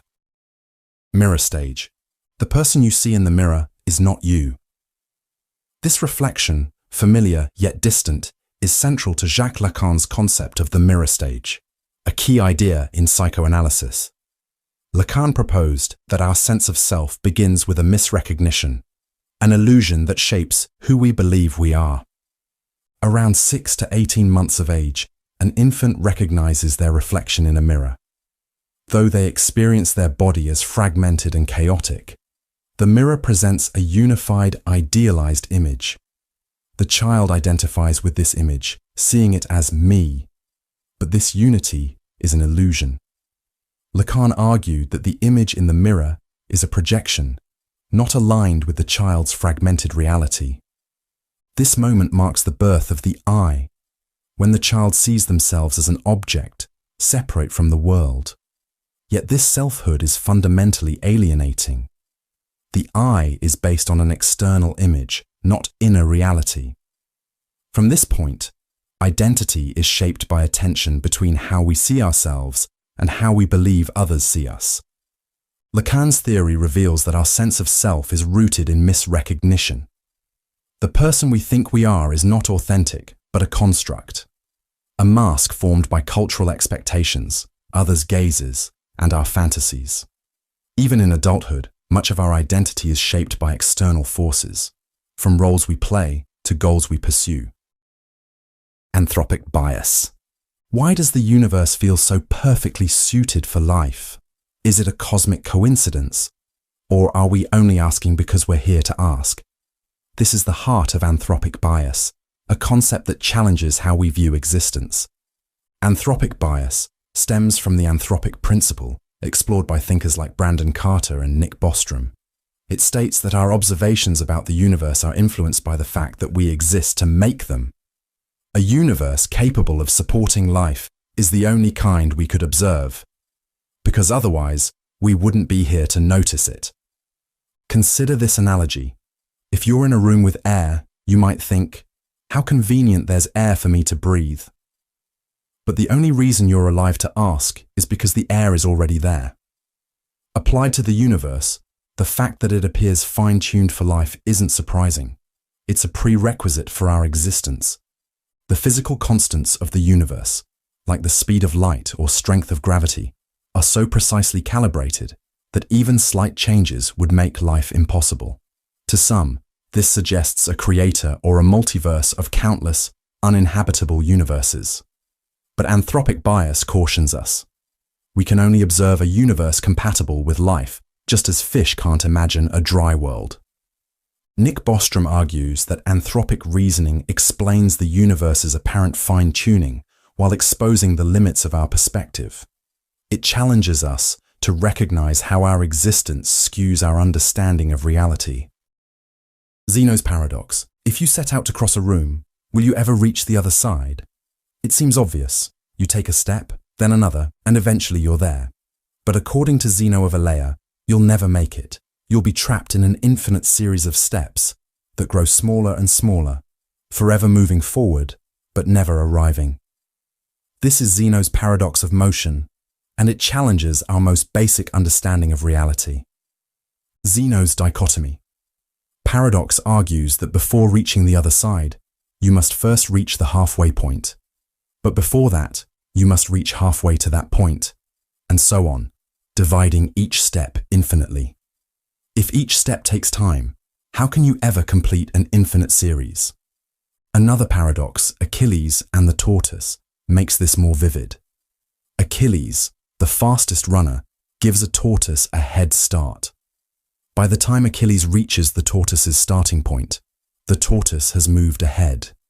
This process repeats infinitely, suggesting Achilles can never overtake the tortoise, no matter how fast he runs. These paradoxes don't deny motion.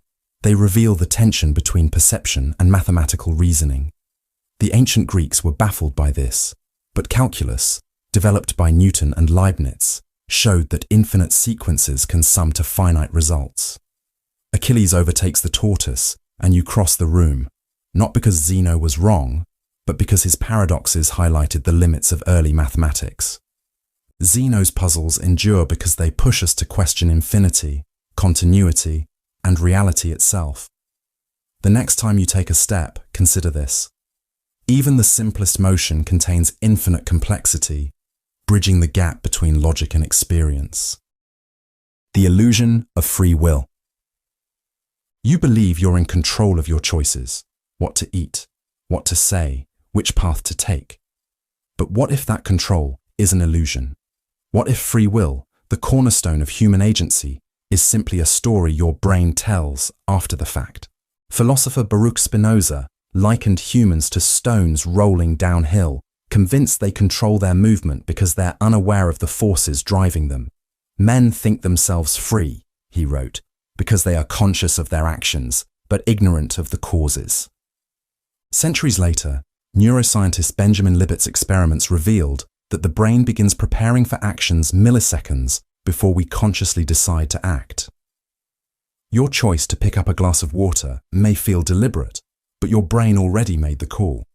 Modern thinkers like Sam Harris argue that every decision arises from prior causes, genetics, environment, and unconscious processes beyond our control. You can do what you decide to do, Harris says, but you cannot decide what you will decide to do. Even the act of deliberation is shaped by factors outside our awareness.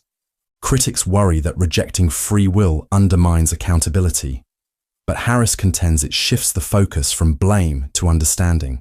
Why did someone act this way? How can harm be prevented? Omnipotence paradox. Can an all-powerful being create a rock so heavy that even they cannot lift it? This playful question introduces the omnipotence paradox, a dilemma that challenges the very idea of unlimited power. Omnipotence is typically defined as the ability to do anything, but the paradox reveals a contradiction. If an omnipotent being can create such a rock, they cannot lift it and are therefore not all-powerful. If they cannot create it, their power is still limited. Either way, omnipotence seems to falter. Medieval philosophers like Thomas Aquinas tackled this issue, arguing that omnipotence does not include the ability to do the logically impossible. In Summa Theologica, Aquinas claimed that contradictions, like a square circle or an unliftable rock, are nonsensical and don't count as limitations of power.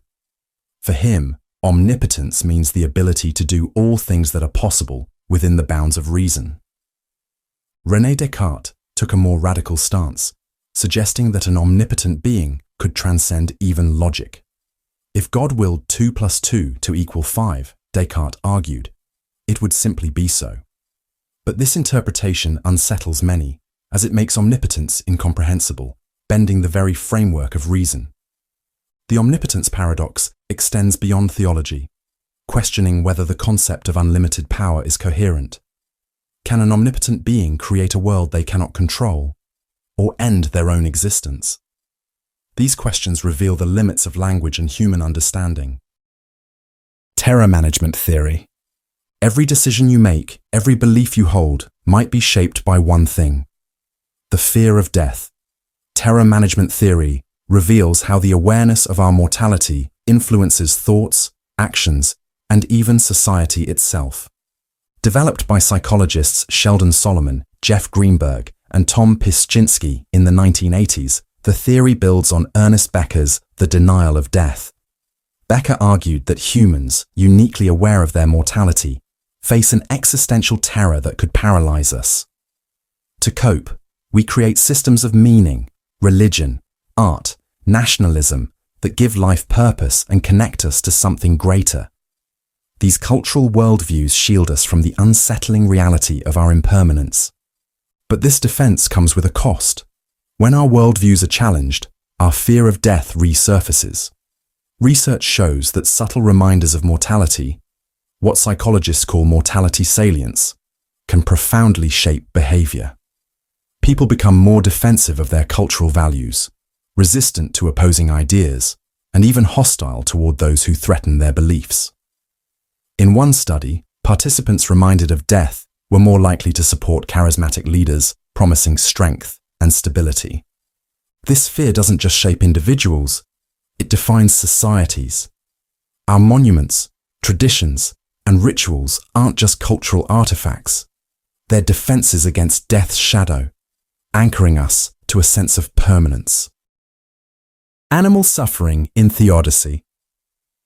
If God is all good and all powerful, why does innocent suffering exist, especially among animals incapable of moral failings? This question, central to animal suffering in theodicy, challenges religious and philosophical thought.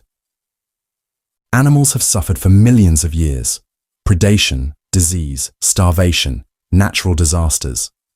Unlike humans, they can't rationalize or find meaning in their pain. If this suffering lacks purpose, why would a benevolent God allow it? Philosopher William Rowe famously illustrated this with his fawn in the forest thought experiment. A fawn caught in a wildfire, suffering immensely before dying alone. Rowe asks, what purpose does this serve? If none exists, such suffering challenges the existence of an all-good God. Theists have offered various theodicies to reconcile suffering with divine benevolence. The greater good defense suggests that animal suffering supports a larger divine plan. Pain and predation balance ecosystems, fostering complexity. Others argue the free will defense, claiming natural world unpredictability is necessary for human freedom. But animals, lacking moral agency, complicate this explanation. John Hick proposed suffering as essential for soul-making, shaping moral and spiritual growth. But what spiritual growth exists for a gazelle devoured by a lion or a bird infected by parasites? Critics like David Atfield argue such defenses fail. Animal suffering seems excessive, gratuitous, and beyond necessity. Determinism.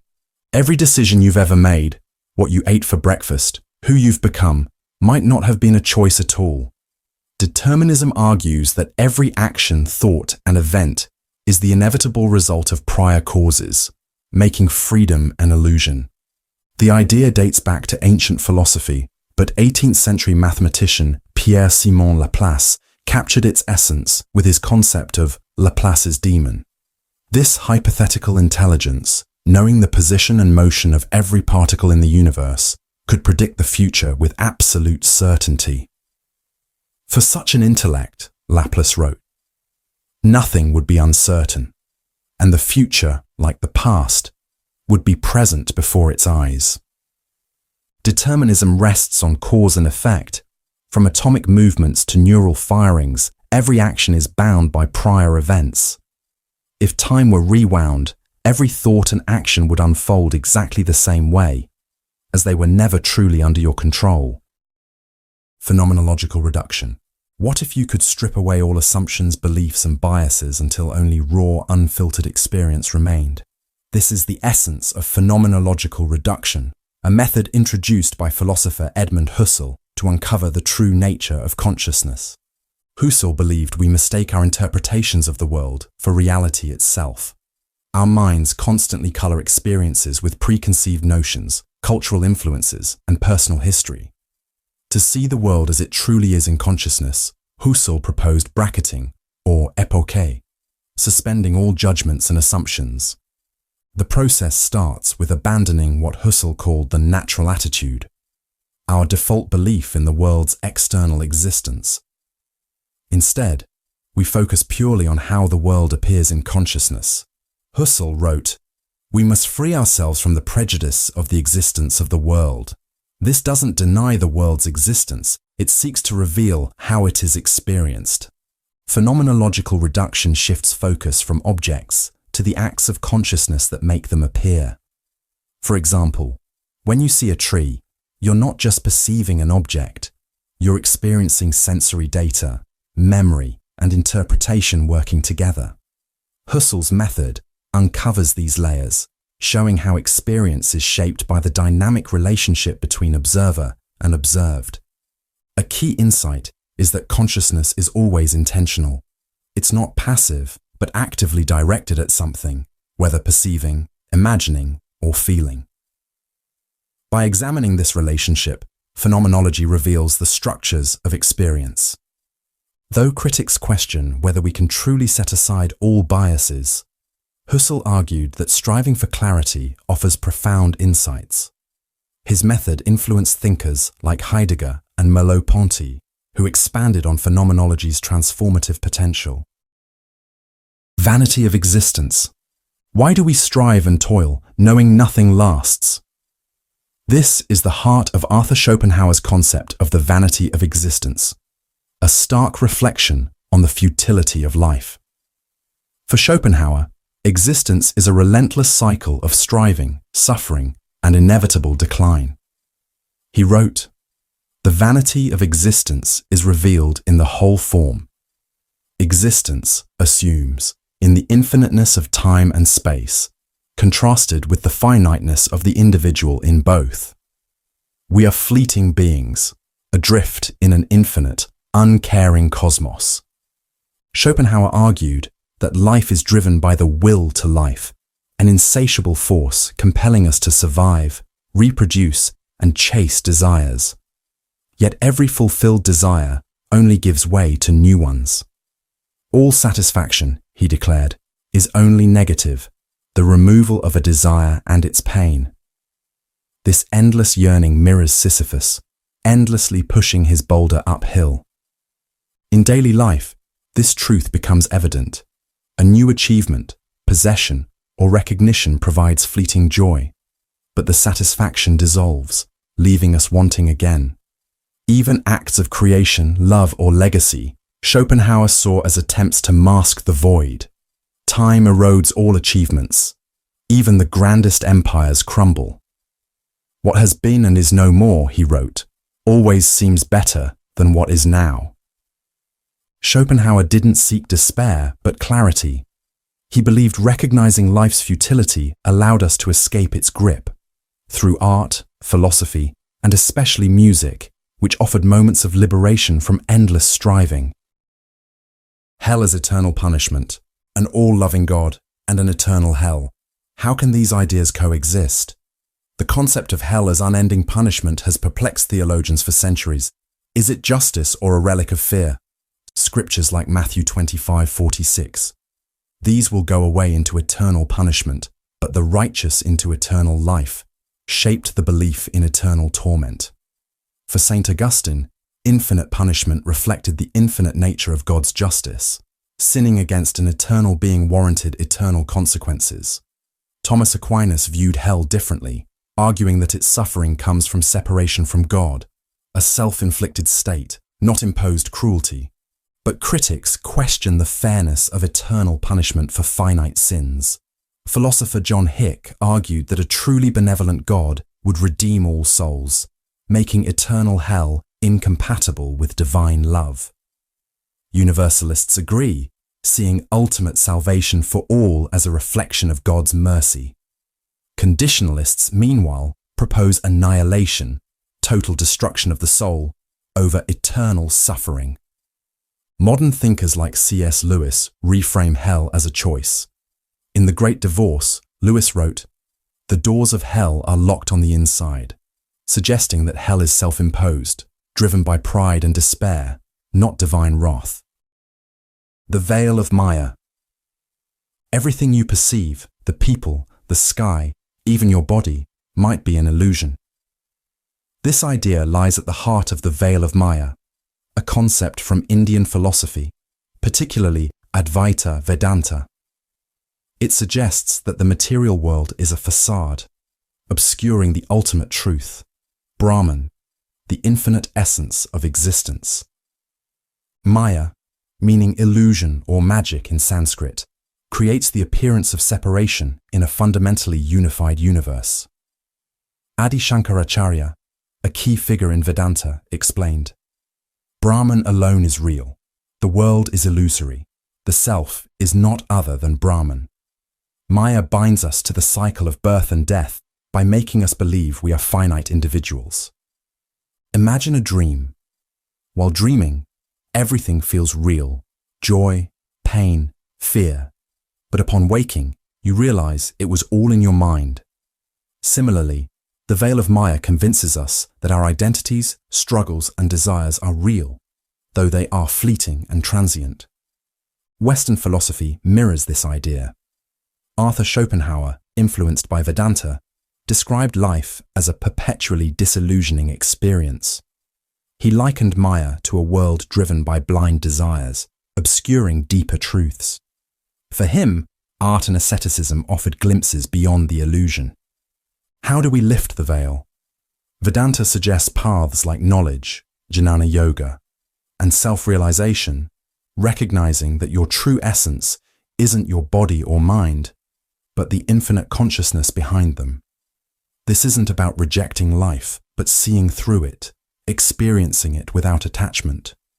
When the veil lifts, only unity remains, an indescribable truth where the seer, the seen, and the act of seeing are one. The question is, will you awaken from the illusion or remain entangled in the dream? State of nature as war. Strip away laws, governments, and societal rules. What's left? For philosopher Thomas Hobbes, it's chaos, a brutal war of every man against every man. This is the state of nature, a world without authority, which Hobbes saw as humanity's raw, unfiltered reality. In his 1651 work Leviathan, Hobbes argued that life in the state of nature would be driven by fear and competition. Humans, motivated by self-interest and survival, would clash endlessly over resources and power. In such condition, he wrote, the life of man is solitary, poor, nasty, brutish, and short. Why such chaos? Hobbes pointed to equality, not the noble kind, but the kind that makes everyone equally dangerous. Even the weakest can harm the strongest through cunning or alliances, creating perpetual mistrust. Without rules or authority to ensure safety, people would live in constant suspicion, ready to strike first. This isn't just theory. Hobbes pointed to civil wars and societal breakdowns as glimpses of the state of nature. Yet he didn't see humans as evil, just rational. In a world without order, survival demands preemptive conflict. Hobbes believed the only escape was the social contract, individuals surrendering some freedom to a sovereign authority, the Leviathan, in exchange for security and peace. This authority, wielding absolute power, keeps the chaos of the state of nature at bay. While critics argue Hobbes underestimated human cooperation, his vision resonates today. From political instability to international tensions, the shadow of the state of nature reminds us what's at stake. Hobbes challenges us to ask, what truly holds civilization together, and how far are we willing to go to preserve it? Causa sui. What if something could create itself, exist without any external cause? This is causa sui, the idea of being one's own cause. It challenges logic, forcing us to rethink the very nature of existence. The concept originates with Baruch Spinoza, who used it to describe God, or, as he called it, substance. In Ethics, Spinoza wrote, "That thing is called free, which exists from the necessity of its own nature alone, and is determined to act by itself alone." For Spinoza, God, or the universe, is causa sui, self-caused, infinite, and dependent on nothing else. This idea defies how we understand causality. Everything relies on something else, a tree from a seed from another tree. But where does the chain begin? Spinoza's answer is radical, with something that simply exists, needing no cause because it is the cause. Causa sui also resonates in existential philosophy. Thinkers like Sartre explored the human desire to be self-created. Sartre called it the project of being God, the longing to define ourselves without external influence. While humans can't truly be causa sui, the struggle to define ourselves shapes our existence. In science, echoes of causa sui emerge in questions about the universe's origin. If everything has a cause, what caused the universe? Could it create itself, or does it require an external first cause? For Spinoza, the universe doesn't need a reason to exist. It simply does. This idea isn't about escaping causality, but understanding it. Causa sui forces us to confront a paradox. Can anything truly cause itself? Or is it a reflection of our longing to escape the web of causes that define us? The Ouroboros, a serpent devouring its own tail, an endless cycle of creation and destruction. This is the Ouroboros, one of humanity's oldest symbols, appearing in Egyptian texts, Greek philosophy, and alchemical manuscripts. It represents a paradox, a self-sustaining cycle, where beginnings and endings blur into one. Beyond its image, the Ouroboros challenges how we understand time, existence, and the universe. At its core, the Ouroboros embodies self-reference, a system that contains itself. The ancient Greeks connected it to eternal return, the idea that all things loop back, endlessly repeating. Stoic philosophers saw the cosmos as cyclic, destroyed and reborn in a fiery process called ekpyrosis. The Ouroboros thus reflects existence itself, creation, destruction, and renewal. Philosophically, it ties to self-referential paradoxes like, this sentence is false. Both true and false, it creates an infinite loop. Hegel drew on this in his Phenomenology of Spirit, describing contradictions that resolve into new forms, perpetually renewing meaning. In science, the Ouroboros symbolizes the interplay between the universe's largest and smallest scales. The cosmic Ouroboros links galaxies and quantum particles, suggesting a self-sustaining system where beginnings and ends dissolve into one another. But the Ouroboros is also unsettling, hinting at a universe trapped in repetition. Nietzsche's concept of eternal recurrence posed a stark question. If your life repeated endlessly, would you embrace it or despair? Repressive desublimation. What if the freedom you think you're enjoying is actually a trap? Herbert Marcuse's concept of repressive desublimation, introduced in One-Dimensional Man, challenges us to reconsider the desires and choices we think are liberating. Marcuse builds on Freud's idea that primal desires, like sexuality and creativity, are repressed by society and transformed into sublimation, fueling achievements like art and culture. But Marcuse argues that in advanced industrial societies, repression doesn't vanish. It becomes more deceptive. Modern consumer culture manipulates our desires, giving us the illusion of freedom while maintaining control. This is repressive desublimation. Desires are released not for liberation, but to keep us compliant. Think about consumerism. Desires for individuality are channeled into buying products that define us. Critiques of society are absorbed into entertainment, making resistance a commodity. Even rebellion, like rock and roll, becomes commercialized, diffusing its power to challenge the system. By satisfying immediate desires, the system prevents us from questioning their origins. Are our pleasures truly ours, or are they pre-designed to maintain the status quo? Critics argue that Marcuse underestimates human agency, but he wasn't dismissing our power. Instead, he urged us to stay vigilant. True freedom, he believed, doesn't come from indulging in pre-packaged choices, but from questioning the system that creates them.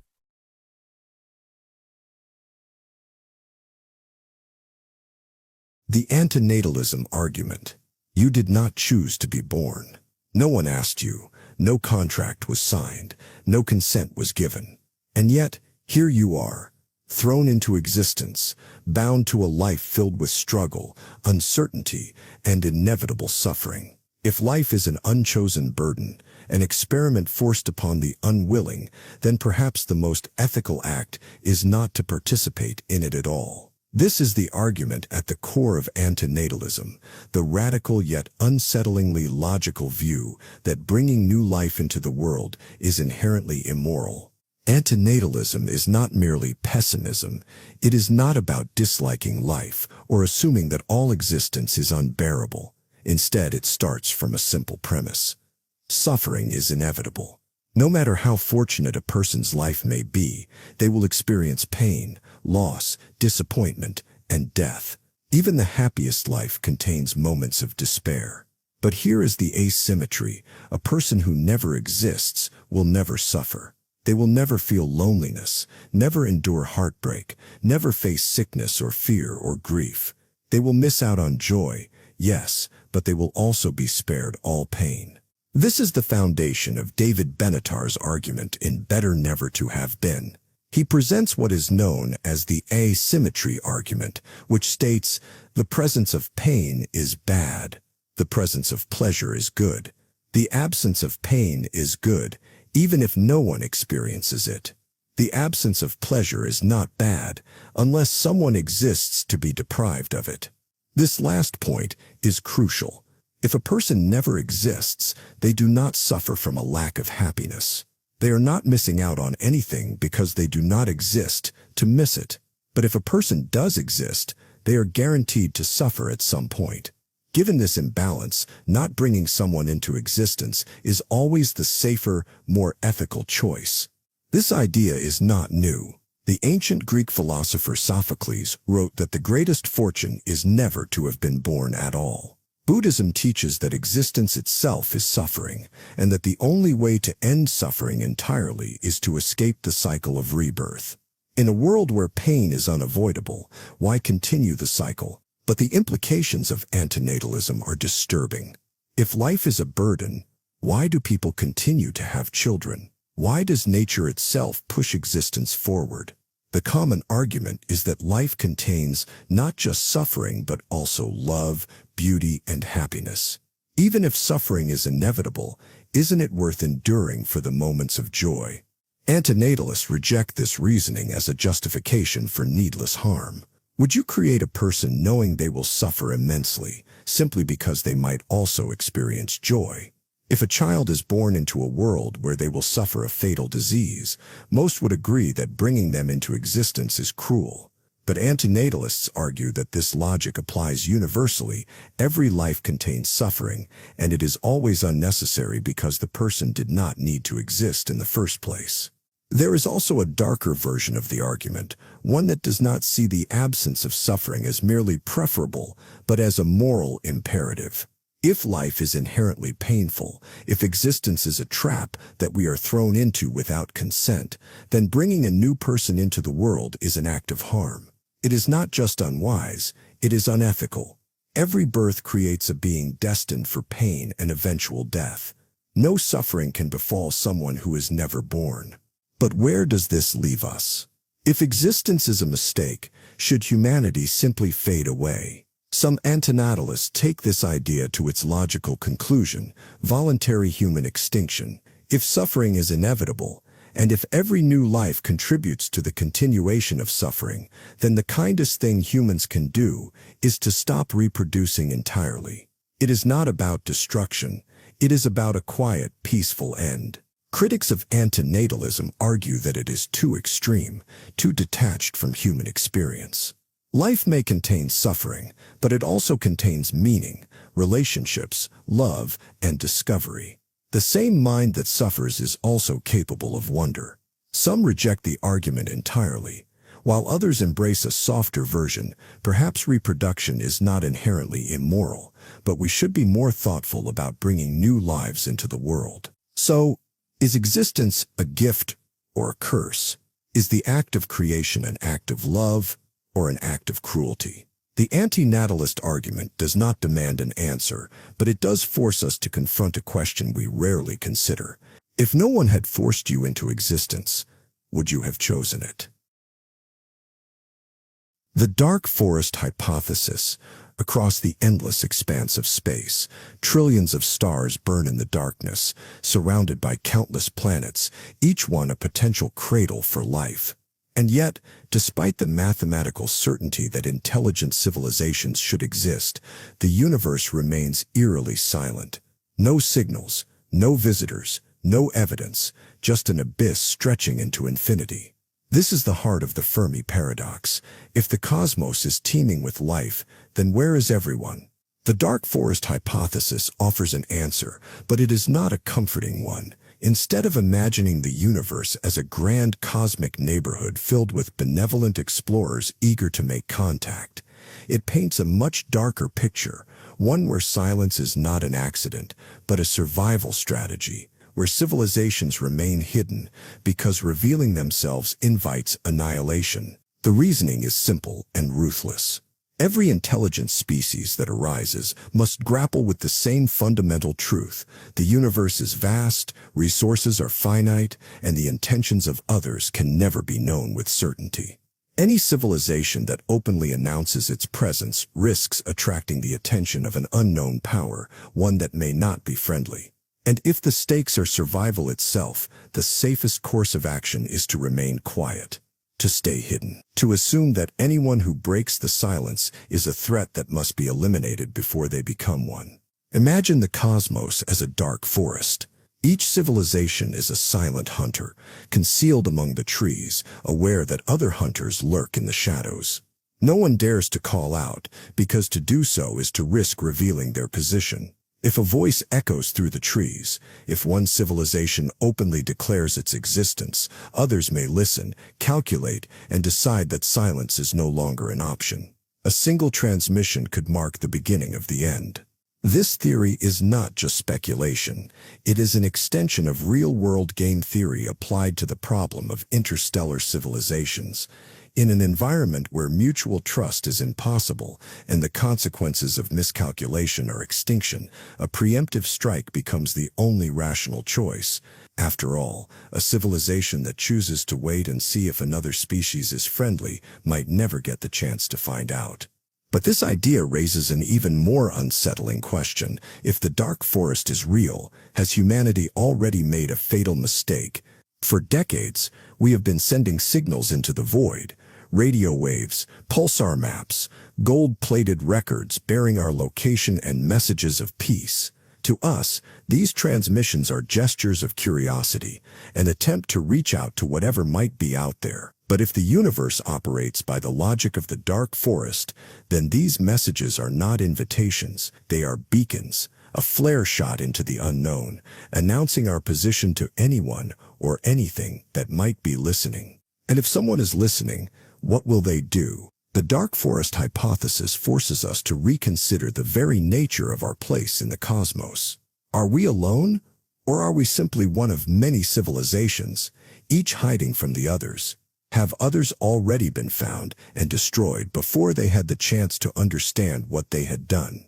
Is the silence of the universe not the absence of life, but the sound of countless worlds that learned too late the rules of survival? Perhaps the greatest danger is not that we have heard nothing, but that one day something will respond. Terror management theory. A figure stands in the dark, staring into the abyss of their own mortality. Every breath is a countdown. Every moment a step closer to oblivion. This is not paranoia. It is not a flaw in human psychology. It is the fundamental truth that haunts every conscious being. One day you will die, and yet you do not spend every waking moment in terror. You do not collapse under the weight of inevitable non-existence. You move forward, live your life, make plans for a future that you know will eventually be erased. But how? This is the paradox at the heart of terror management theory. The idea that much of human behavior, culture, and belief systems exist to shield us from the crushing awareness of our own mortality. The theory proposes that deep down, we all know the truth. Our lives are fleeting, and the universe is indifferent to our existence. But to function, to avoid being paralyzed by fear, we construct elaborate psychological defenses, turning terror into meaning, anxiety into purpose. The fear of death does not disappear. It is managed.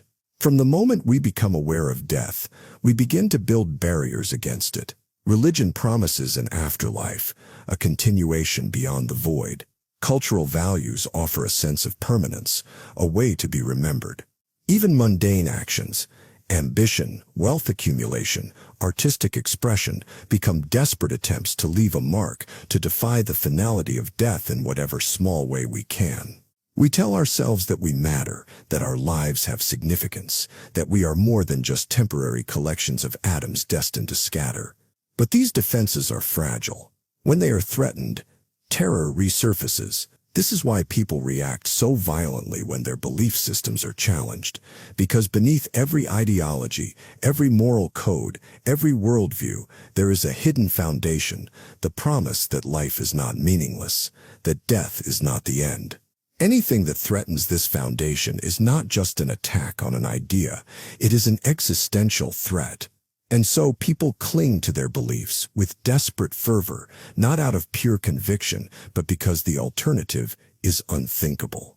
The effects of terror management theory are everywhere. Political and religious extremism often arise from a deep need for certainty, a way to suppress the fear of death by tying one's identity to something eternal. Acts of heroism and self-sacrifice are driven in part by the desire to be remembered, to escape insignificance. Even the pursuit of beauty and pleasure can be seen as a defiance of mortality, a way to momentarily forget that time is always running out. But what happens when the illusion breaks? When the awareness of death is no longer something that can be ignored? Some people embrace hedonism, seeking distraction in pleasure. Others fall into nihilism, overwhelmed by the realization that everything is temporary. And some attempt to rewrite the rules entirely, constructing new philosophies to live by, systems that do not deny death, but confront it directly. Yet the true terror of terror management theory is that no answer is ever enough. No amount of wealth, achievement, or belief can change the final outcome. The best we can do is manage the fear, contain it, shape it into something that allows us to keep moving forward. But beneath it all, the truth remains. The abyss is waiting. The only question is how long we can keep looking away. Nihilism.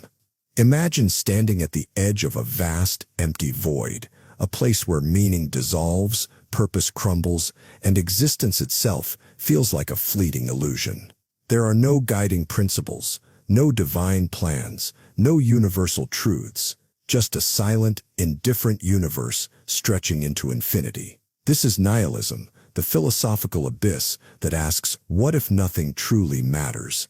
At its core, nihilism is the rejection of meaning, the idea that life has no inherent value, morality is arbitrary, and even knowledge itself may be an illusion. It is not just a pessimistic outlook, it is a complete dismantling of the structures we use to make sense of the world. It does not simply claim that life is painful, but that pain itself lacks significance.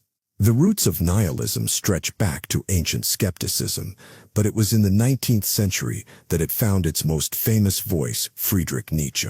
Nietzsche did not invent nihilism, but he recognized it as an unavoidable force in human history. He warned that with the decline of religious faith and the rise of science, people would inevitably find themselves adrift in a world stripped of absolute meaning. When he declared God is dead, he was not celebrating. He was mourning the collapse of the moral and philosophical frameworks that had structured human civilization for centuries. Without these structures, what remains? Some interpretations of nihilism conclude that nothing remains at all.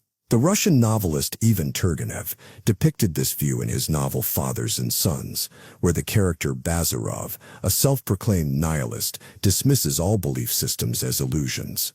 In this version of nihilism, morality, love, beauty, and even consciousness itself are nothing more than empty constructs, fleeting distractions from the reality that everything is ultimately meaningless. But Nietzsche feared this conclusion, warning that if people embraced a passive, resigned form of nihilism, civilization would stagnate. Without belief in something, anything, society could collapse into despair or reckless hedonism, an existence where nothing is worth pursuing because nothing truly matters. He called this the passive nihilist, the person who stares into the abyss and gives up. Yet there is another way to face the void. Nietzsche urged humanity to move beyond nihilism, to forge new values in the absence of old ones.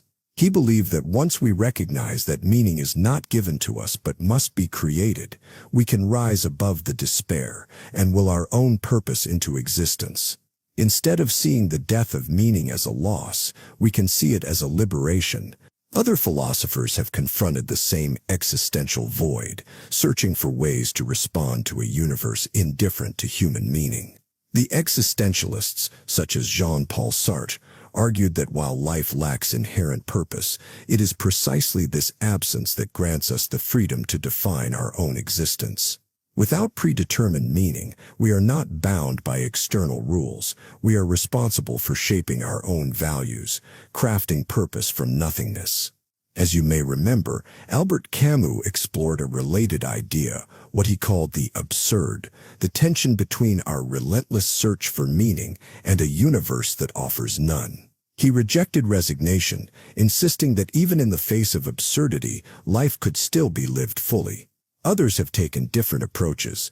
Some embrace nihilism as a kind of radical honesty, stripping away illusions and accepting the void for what it is. Others see it as a starting point, a blank canvas upon which new meaning can be created. Whether as an existential burden or a call to action, nihilism does not dictate a path forward. It merely exposes the unsettling reality that if meaning is to exist at all, it must be made, not found. So, where does this leave us? Is nihilism a dark pit from which there is no escape, or is it an opportunity to rewrite the rules of existence? It is both the question and the answer, the void and the bridge across it. Some will fall into despair, unable to see past the destruction of traditional meaning. Others will step forward, not seeking inherent purpose, but choosing to create their own. Perhaps the real power of nihilism is not in its negation, but in its challenge. It strips everything away, leaving you with a single question: now that nothing matters, what will you choose to do anyway? False vacuum decay. Everything you know, the air you breathe, the ground beneath you, the laws of physics themselves, exists on borrowed time. The universe, vast and ancient, appears stable, its stars burning steadily, its galaxies drifting across an endless expanse. But what if this stability is an illusion? What if at any moment, without warning, the very fabric of reality could unravel in an instant, consumed by a cosmic event so sudden and unstoppable that nothing, not light, not time, not even the fundamental forces of nature could escape? This is the terrifying possibility of false vacuum decay, the idea that the universe as we know it is only metastable, teetering on the edge of a deeper and more fundamental reality. If true, then everything, the planets, the stars, your very thoughts, only exists within a temporary, fragile state, like a soap bubble floating in the void. And if that bubble pops, it is not just the end of the world, it is the end of everything. To understand false vacuum decay, we must first understand the concept of a vacuum state. In physics, a vacuum is not just empty space, it is a quantum field in its lowest possible energy state. But what if the vacuum we inhabit is not the lowest possible state? What if there exists a true vacuum, a deeper level of reality with even lower energy? If our universe is in a false vacuum, it means that we are living in an unstable, impermanent state, one that could decay at any moment. All it would take is a single quantum fluctuation, a rare event where somewhere in the vastness of the cosmos, a region of true vacuum suddenly forms. This tiny seed of absolute reality would expand at the speed of light, devouring the false vacuum as it grows. No warning, no escape. No survivors. Inside this expanding bubble of true vacuum, the laws of physics would be unrecognizable. The forces that hold atoms together could change or disappear entirely. Chemistry, biology, even the concept of space and time itself, all rewritten, all erased. This is not like a black hole, where matter is destroyed, but space remains intact. This is the destruction of physics itself, the replacement of one universe with another, utterly foreign and indifferent to anything that once existed. And the most disturbing part, this could have already begun. Somewhere, light years away, a bubble of true vacuum might already be expanding toward us, invisible, undetectable, unstoppable. Because it moves at the speed of light, we would never see it coming. One moment, the universe exists. The next, it does not. The idea of false vacuum decay arises from quantum field theory and particle physics, particularly from the Higgs field, the energy field responsible for giving particles mass. Some calculations suggest that the Higgs field might not be at its lowest possible energy level, meaning our universe is precariously balanced in a false vacuum.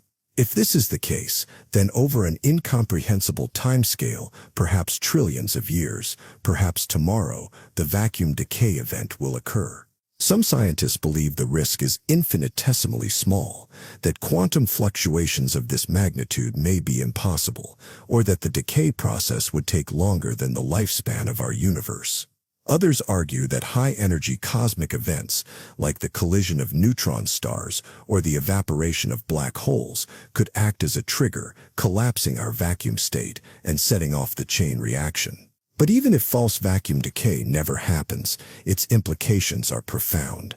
It suggests that reality itself is not absolute, that the universe we experience is only a temporary arrangement of forces and particles, one that could be rewritten by deeper hidden rules.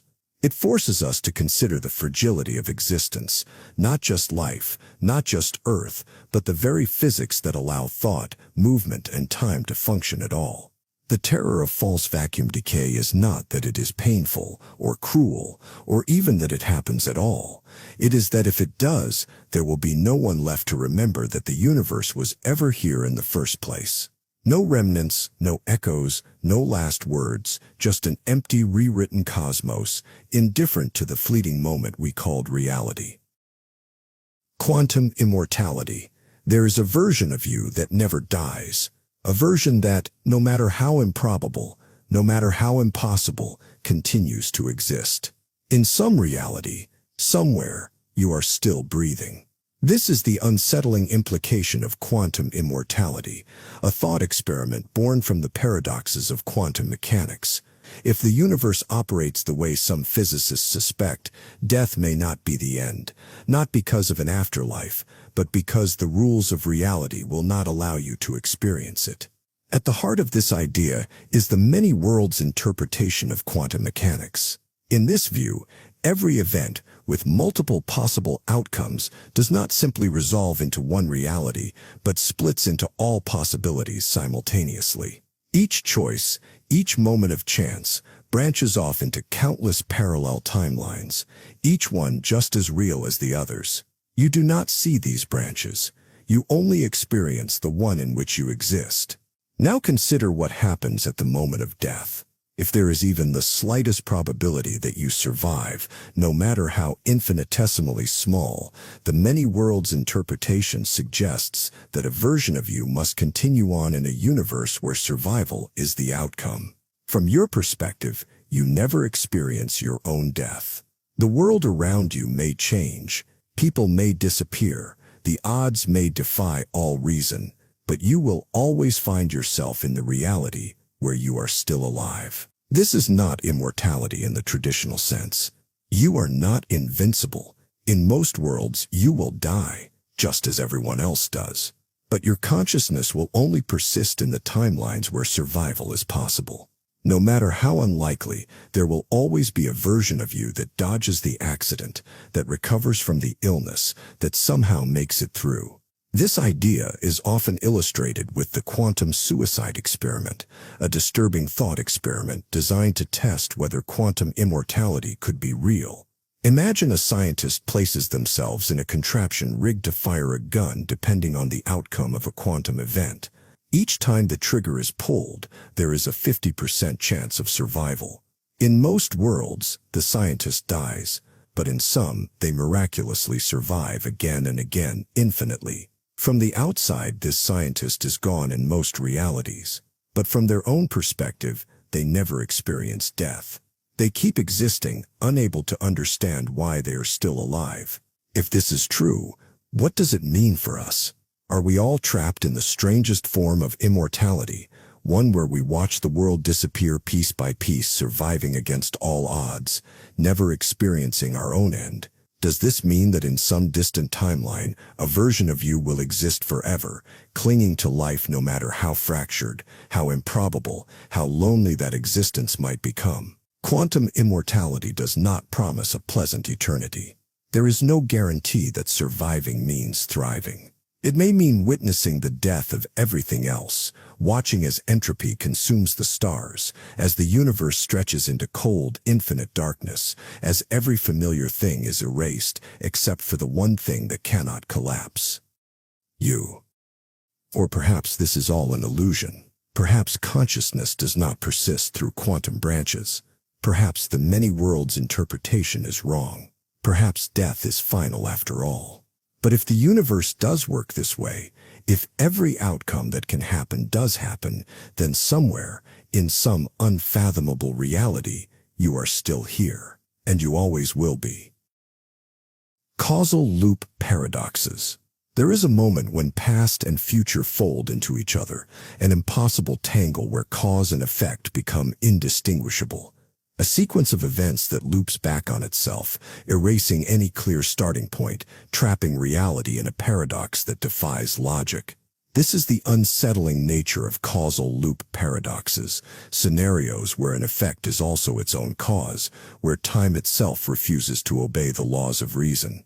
Consider the thought experiment of the uncaused object.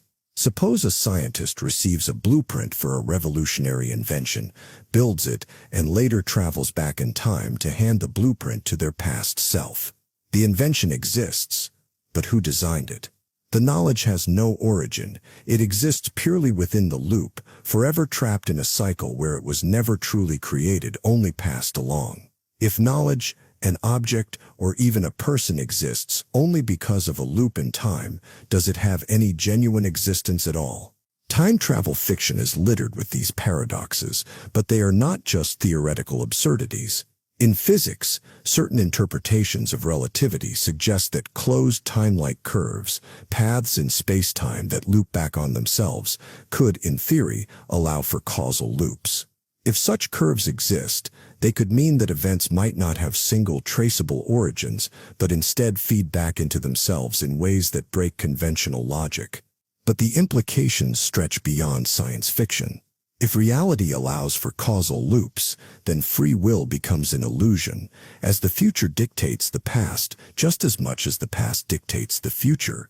Any action taken within the loop is inevitable, predetermined not by external forces, but by the self-contained nature of the loop itself. If a person receives knowledge from the future and acts on it, they are not making a choice, they are merely fulfilling the conditions of the cycle. Some argue that causal loops may hint at deeper truths about existence itself. If an event can cause itself, then perhaps the universe itself functions as a kind of self-contained loop, requiring no external creator, no first cause, just an endlessly cycling sequence of existence. Others reject this possibility outright, claiming that such paradoxes expose a fundamental contradiction in our understanding of time, evidence that some unknown law of physics must prevent them from occurring. And yet, if time does not forbid these loops, then we are left with an unsettling reality. Certain things may exist simply because they do, with no deeper explanation. A world where causality does not flow neatly from past to future, but instead coils back on itself, indifferent to human notions of order and reason. A reality where some things do not begin, but simply are. Demonic realism. Imagine a world where the fundamental nature of reality is not guided by order, reason, or benevolence, but by something far darker, something actively malicious, deceptive, and malevolent. Not a chaotic, indifferent universe, but one carefully designed to mislead, torment, and confound. What if the hidden logic behind existence was not structured for enlightenment, progress, or even survival, but for suffering? This is the unsettling core of demonic realism, the idea that reality, at its deepest level, is controlled or influenced by a force that is not merely indifferent to human existence, but actively opposed to it. Unlike traditional religious or dualistic worldviews that suggest a battle between good and evil, this thought experiment proposes something far more chilling. What if malevolence is the default state of the universe? It is a concept that echoes across philosophy, theology, and horror. The Gnostic tradition once whispered of a malevolent demiurge, a false god that fashioned the material world as a prison for the soul, trapping consciousness in an endless cycle of illusion and suffering. In modern philosophy, thinkers like Philip Goff have speculated on whether consciousness itself could be the result of some kind of cosmic malevolence rather than an accident of physics. And in literature, figures like H.P. Lovecraft wove nightmares of a reality governed by entities so incomprehensibly cruel that human suffering was not even a consideration, but merely a side effect of their incomprehensible will. If demonic realism were true, what would it mean for the way we see existence? What if every triumph, every fleeting moment of happiness, was simply a calculated manipulation? A reality designed to raise our hopes just enough to make the inevitable collapse more agonizing. A world where the illusion of meaning exists only to keep us from recognizing the full horror of our predicament. One might argue that if reality were fundamentally demonic, life would be far worse than it is. But that assumes a straightforward kind of malevolence, the crude horror of endless pain and despair. A truly sinister architect would not make suffering obvious, but instead make it subtle, inescapable, and layered with just enough hope to ensure deeper torment. But there is an even more unsettling implication. What if our very minds are part of the deception? If suffering is by design, then even the thoughts we use to make sense of it could be infected. What if hope itself is a trick, an illusion woven into the structure of consciousness to ensure we never truly question the horror of our reality? Demonic realism forces us to confront an unanswerable question. If reality itself is corrupted, how would we ever know? If suffering is not a flaw in the system, but its purpose, would we have any way to escape it? Or would every attempt at understanding, every philosophy, every scientific discovery, simply be another level of the deception? And if the only true way to see through the illusion is to accept that existence is nothing more than a carefully crafted torment, then what would we do with that knowledge? Would it destroy us? Or worse, would it change nothing at all? The cosmic prison hypothesis. The universe appears vast beyond comprehension, an infinite sprawl of galaxies, stars, and unknown worlds. It stretches in all directions, seemingly boundless, impossibly large. And yet, what if this immensity is not a freedom, but a confinement? What if the cosmos is not an open expanse, but a carefully constructed prison, one so immense, so perfectly designed, that its captives never even realize they are trapped? This is the cosmic prison hypothesis, the unsettling idea that we are not simply existing within the universe, but are bound by it in ways we cannot perceive or escape. At its core, this hypothesis questions the nature of our reality. Are we truly free within the cosmos, or are we merely prisoners with no awareness of our constraints? The idea is not new. Across history, various cultures and philosophies have entertained the thought that existence itself might be a form of captivity.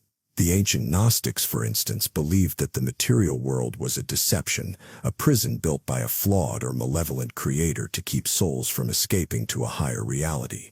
In more modern terms, simulation theories, cosmic determinism, and existential entrapment all suggest that reality itself might be structured to keep its inhabitants contained. But contained by what? And for what purpose? One version of the hypothesis suggests that the universe itself operates under strict physical laws that act as its walls and bars. No matter how much we learn, no matter how far we push the boundaries of science and exploration, we remain bound by forces we did not choose and cannot override. We cannot exceed the speed of light. We cannot escape entropy. We cannot exist outside of time. Every discovery only reinforces the idea that the universe functions under inescapable rules, as if designed to ensure that no being within it ever finds a way out. Some theories go further, suggesting that intelligence itself is part of the confinement. Our thoughts, emotions, and even the very structure of consciousness may be limitations imposed upon us. Why do we crave meaning in a universe that offers none? Why does time only move forward, forcing us toward decay and death? Why do we have the ability to ask these questions but never the means to answer them? If the cosmos is a prison, then perhaps the greatest cruelty is that its inmates are aware enough to sense their confinement, but never capable of escaping it. Could there be a jailer? This is where the hypothesis takes its darkest turn. Some interpretations suggest that if the universe is a prison, then it must serve a function. It may be that sentient life is not meant to explore, but to be contained, either for observation, punishment, or some unknown purpose. Perhaps we are part of an experiment, our struggles and achievements, nothing more than data to be collected. Or perhaps, as some religious and philosophical traditions have proposed, we are beings trapped within a cycle of existence, kept here until some condition is met, some lesson is learned, or some unseen debt is paid. And yet, if this is a prison, where is the door? Could the rules of the universe be broken? If the fundamental nature of reality is a form of containment, then perhaps the only way to escape is to surpass the limits of perception itself. Some speculate that enlightenment, transcendence, or technological singularity could reveal an exit, an understanding so complete that the illusion of imprisonment is shattered. But if the prison is perfect, then any path to freedom would only be another layer of the illusion, another cell disguised as an open door. In the end, the cosmic prison hypothesis forces us to consider the possibility that the vastness we marvel at is not liberation, but a labyrinth with no center and no edge. It is a cage so immense that its walls are invisible, so absolute that no escape is even conceivable. But if that is true, then perhaps the only thing left to do is what all prisoners do. Look for cracks in the walls, test the limits of the cage, and question, always question, whether the bars are real or whether we have merely imagined them. The malicious creator. The universe is vast, intricate, and seemingly governed by rules so precise that entire civilizations have devoted themselves to unraveling its mysteries. Science tells us that the cosmos operates on laws, gravity, relativity, thermodynamics, while philosophy urges us to seek deeper meaning, to ask why there is something rather than nothing. But buried beneath these grand inquiries lies a far darker question, one that corrupts the very foundation of reality itself. What if the creator of this universe is not benevolent, but malevolent? The idea of a supreme being, whether in the form of God, an advanced intelligence, or an unfathomable cosmic force, has shaped human thought for millennia. Across cultures, creators are often depicted as wise, just, or at least indifferent.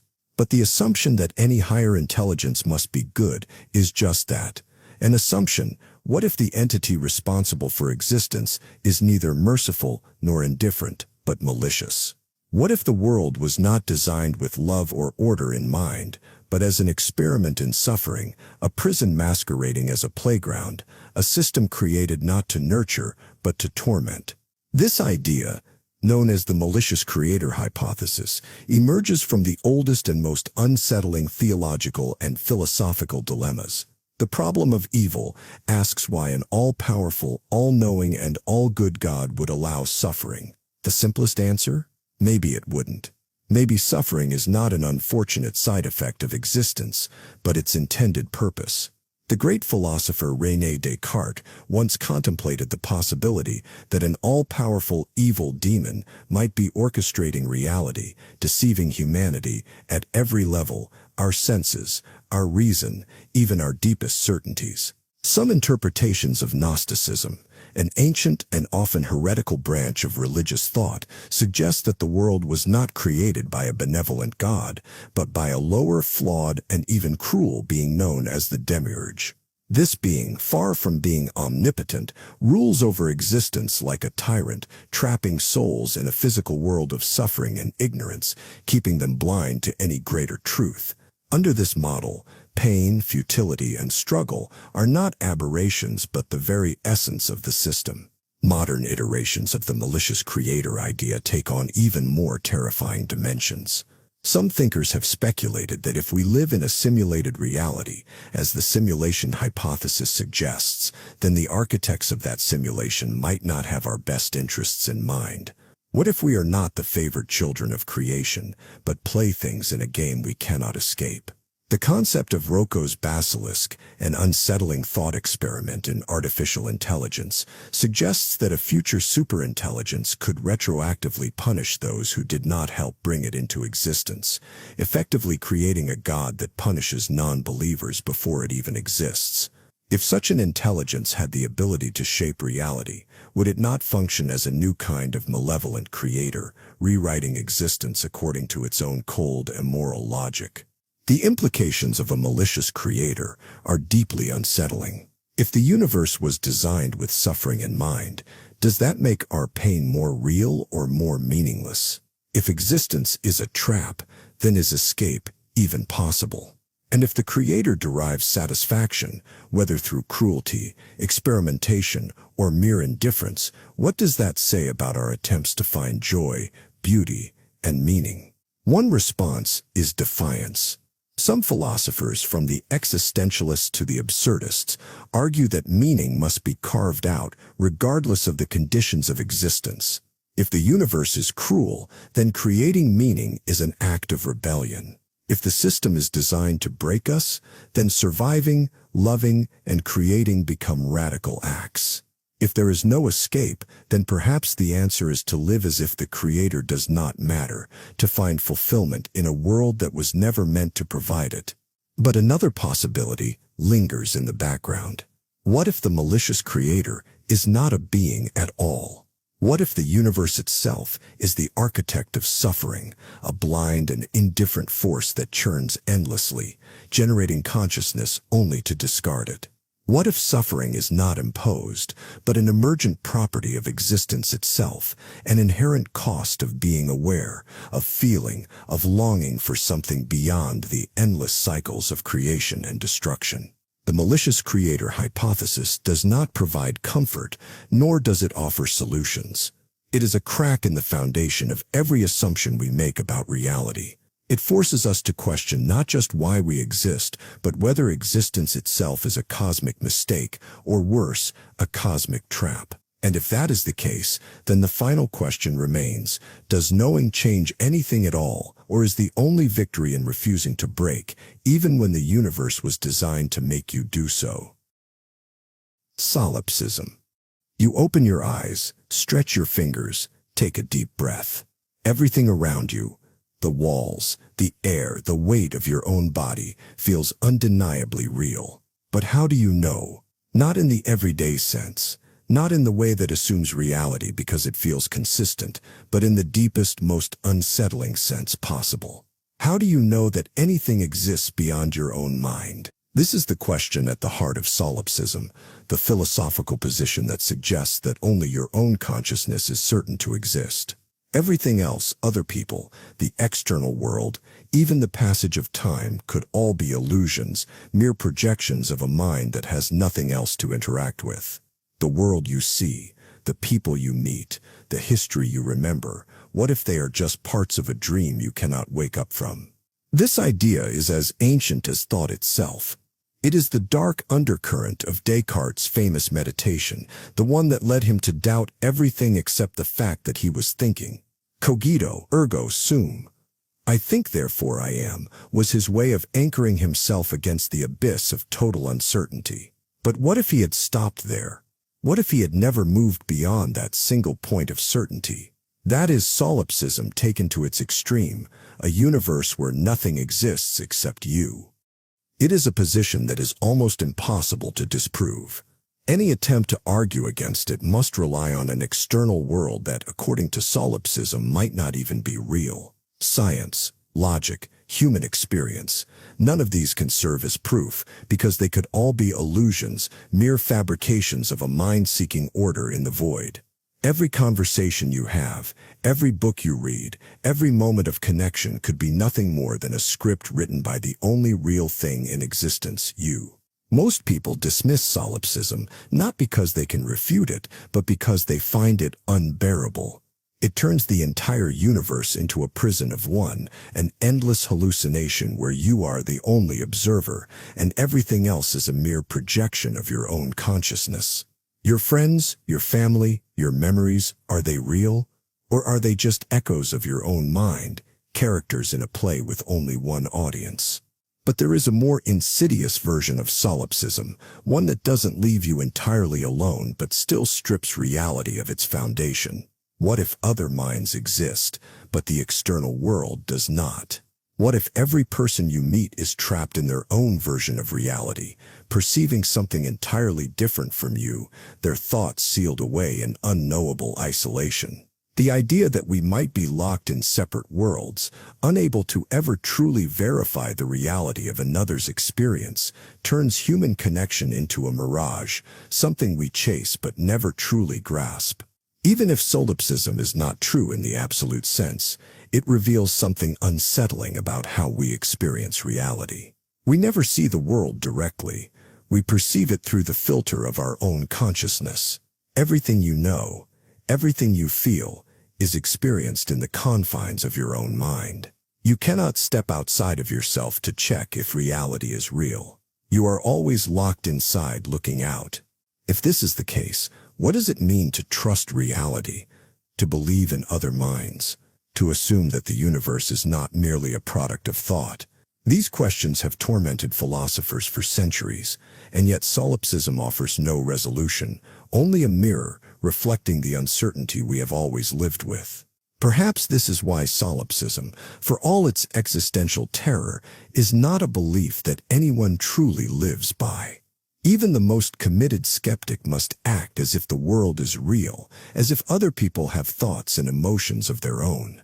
Maybe solipsism is not a conclusion to be embraced, but a challenge to be confronted, a reminder that the only proof we have of reality is the way we choose to engage with it. So is the world real? Are the voices around you genuine? Is there something beyond the boundaries of your own mind? Or are you simply waiting to wake up? The problem of other minds. You look around and see people talking, moving, reacting, each one seemingly engaged in their own experiences, their own emotions, their own thoughts. But how do you know any of it is real? How can you be certain that the people around you possess minds of their own, that they think, feel, and perceive the world as you do? You assume they do, but what if that assumption is wrong? This is the problem of other minds, one of philosophy's most unsettling dilemmas. It asks a deceptively simple question: how can you be sure that consciousness exists outside of your own? You experience the world through your own mind, your own stream of thoughts, sensations, and emotions, but you have never and will never step inside someone else's mind. You will never feel their pain directly, never see through their eyes, never know what it is truly like to be them. The best you can do is observe their actions, hear their words, and assume that what is inside you, thoughts, emotions, awareness, is also inside them. But assumption is not proof. This problem has haunted philosophy for centuries. The 17th century philosopher René Descartes famously declared, "I think, therefore I am," establishing his own mind as the only thing he could be certain of. But if his existence was confirmed by his thoughts, how could he be sure that anyone else truly thought at all? His conclusion was unsettling. While he could prove his own mind's existence, he could not directly prove the existence of any other. The issue is more than a thought experiment. It strikes at the very foundation of human relationships.